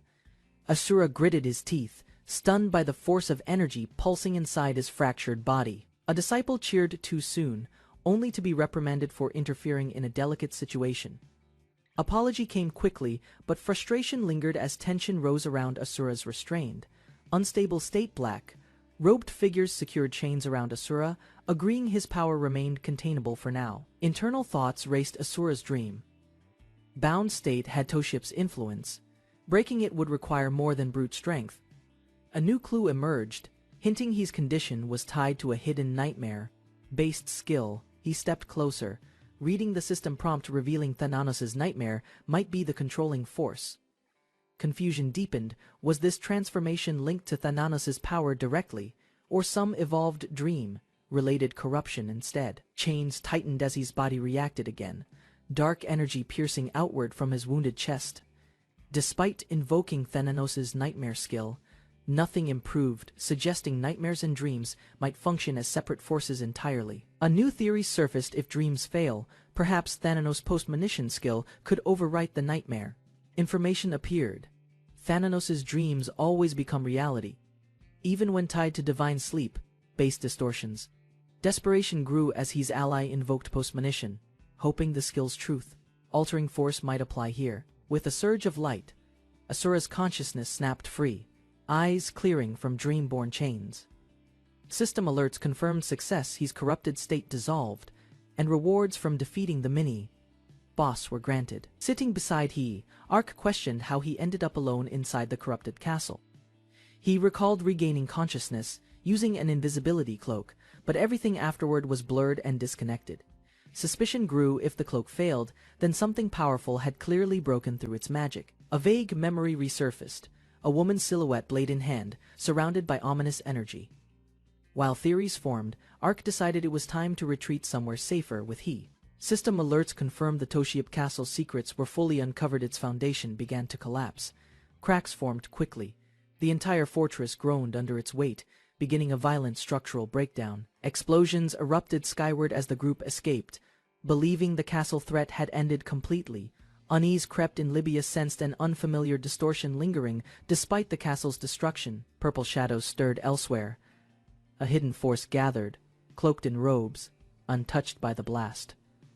A shadow passed over Elle's face as the word Elysium stirred buried knowledge within her. Over 1,000 soul fragments floated above Elysium. Purple energy pulsed ominously in the sky. Lady Arlia, High Mage of Thananos, analyzed the ritual's reach and nodded in concern. Nearby General Lucian commanded the front line. He realized the chaotic energy was growing uncontrollably dangerous from a distance. Asura observed silently. He knew now was the time to intervene decisively. Asura's allies arrived. Channeling divine magic, they began restoring his strength to face Arlia's ritual, now empowered. Asura stood tall, his magic stabilized, and finally ready for a full assault.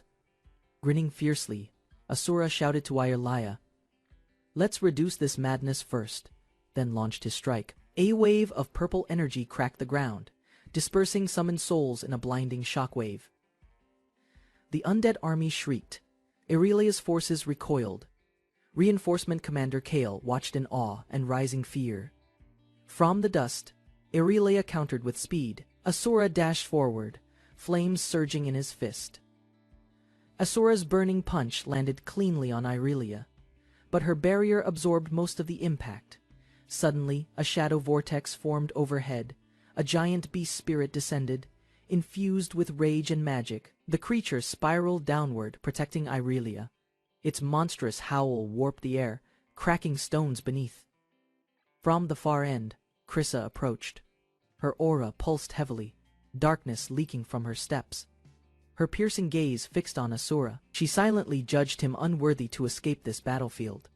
The summoned beast charged wildly, its form growing unstable, corrupted by Aurelia's expanding shadow magic.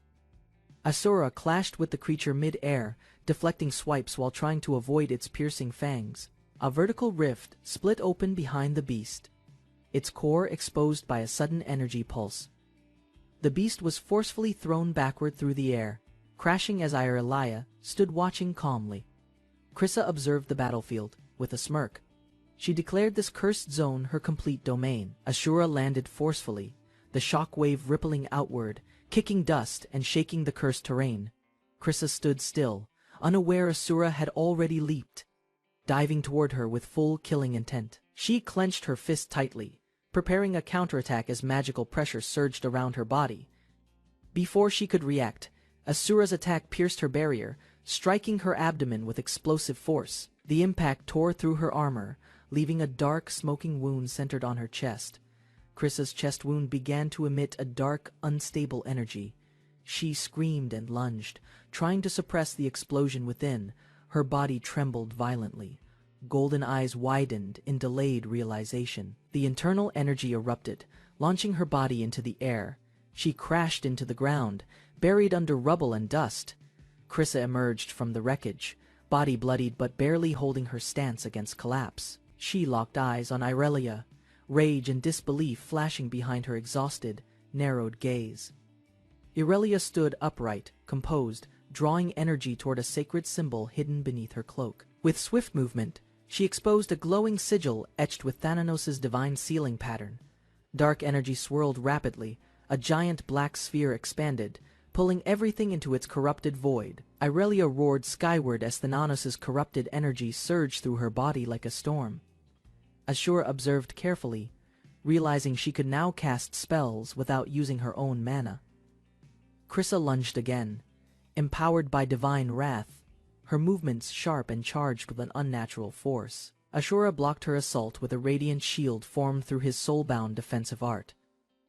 The barrier shattered instantly. Krissa's blow crushed downward, warping space with unstoppable gravitational pressure. Krissa's attack left a massive crater, dust rising as shockwaves rippled through surrounding cliffs. She stood tall, cloaked in dark energy, unharmed and fueled by unspent health or mana, watching from afar. Rika wondered if he could replicate her control without draining himself. He clenched his fist, water energy forming, as he activated his unique skill. Shark Torpedo. Rika summoned aquatic magic into existence, shaping a massive blue shark above his shoulder. Rika closed his eyes, steadying his breath to detect Thananos' forbidden magical energy source. Suddenly, immense energy flowed into him. His eyes widened from the sheer overwhelming power sensed. Dark shadows formed behind him. a beast's aura responding to his corrupted resonance with Thananos. Rika stood confident. His body stabilized, muscles enhanced, spells fortified, casting power beyond usual limits. Meanwhile, Krissa hurled Irelia's offering a captive soldier toward their master, presenting it as a cruel tribute. Rika requested permission to consume the captive's energy, seeking strength from her corrupted soul. Krissa granted it without hesitation, eager to share their power and deepen Thanos' influence. As Rika absorbed her essence, the system confirmed victory over Elysium's will and guardians. He gained divine authority, immense experience, unknown blessings, and the lingering presence of Thananos itself. Although no quests appeared, Rika sensed unfinished threads beyond the reward notifications and new powers. Rika assessed the threat level, realizing the final boss might require careful preparation. The system revealed the Master of Dreams and Nightmares had refused to appear. Instead, Rika cleared the current zone, triggering a return to the original dream layer. A divine transmission activated, unlocking a sealed artifact from Thananos, a flame-scarred blade. A bright portal opened beneath Rika's feet, warping him instantly to a safer location. The system faded. Asura looked upward, unsure if the battle had finally ended. Irelia, wounded but conscious, acknowledged his effort and thanked him with a calm expression. She warned that while this battle closed, the final boss still remained ahead. Ashura descended from above, questioning Irelia's intentions and why she surrendered the sacred relic. Irelia smiled subtly, suggesting Asura had subconsciously desired the blade's return just as much. Smiled softly, her thoughts drifting to someone absent, lost beyond the corrupted realm. The skies cleared slowly. Asura watched the horizon, sensing the journey was far from over. The Nexus Corporation building towered silently, hiding the secrets of an unstable power experiment inside. Daimu struggled with data, confused by the AI's decision to swap mana for Thananos energy. Quan watched quietly, as Daimu remembered granting full control authority to the untested autonomous system. They calculated Hunsung's strength. 6 divine relics empowered him beyond limits, including one from Dunparran. Security screens showed elite fighters assembling. Their mission, stop Hunsung before disaster breaches the system. Quan observed surveillance feeds and noted Elgers, a known guild, positioning for a potential strike. Suddenly, massive white energy surged on screen. Daimu shouted, startled by its violent appearance. The source of the burst became clear. It was one of Hunsung's divine relics, far away. In a Beastkin royal hall, warriors gathered before their lion-like king. The Lion King grinned, declaring war preparations as humans' divine relic surge threatened Beastkin borders. The Lion King roared, silencing the room with sheer fury after being interrupted mid-command. He struck a disobedient warrior down, sending a brutal message to the throne room, fueled by rage and ancient pride. The king prepared personally to confront Hunsung's rising threat. He declared a holy war to cleanse the continent in blood and reclaim lost honor. Far away, divine lightning erupted over mountains, signaling Hunsung's awakening and the war's inevitable arrival.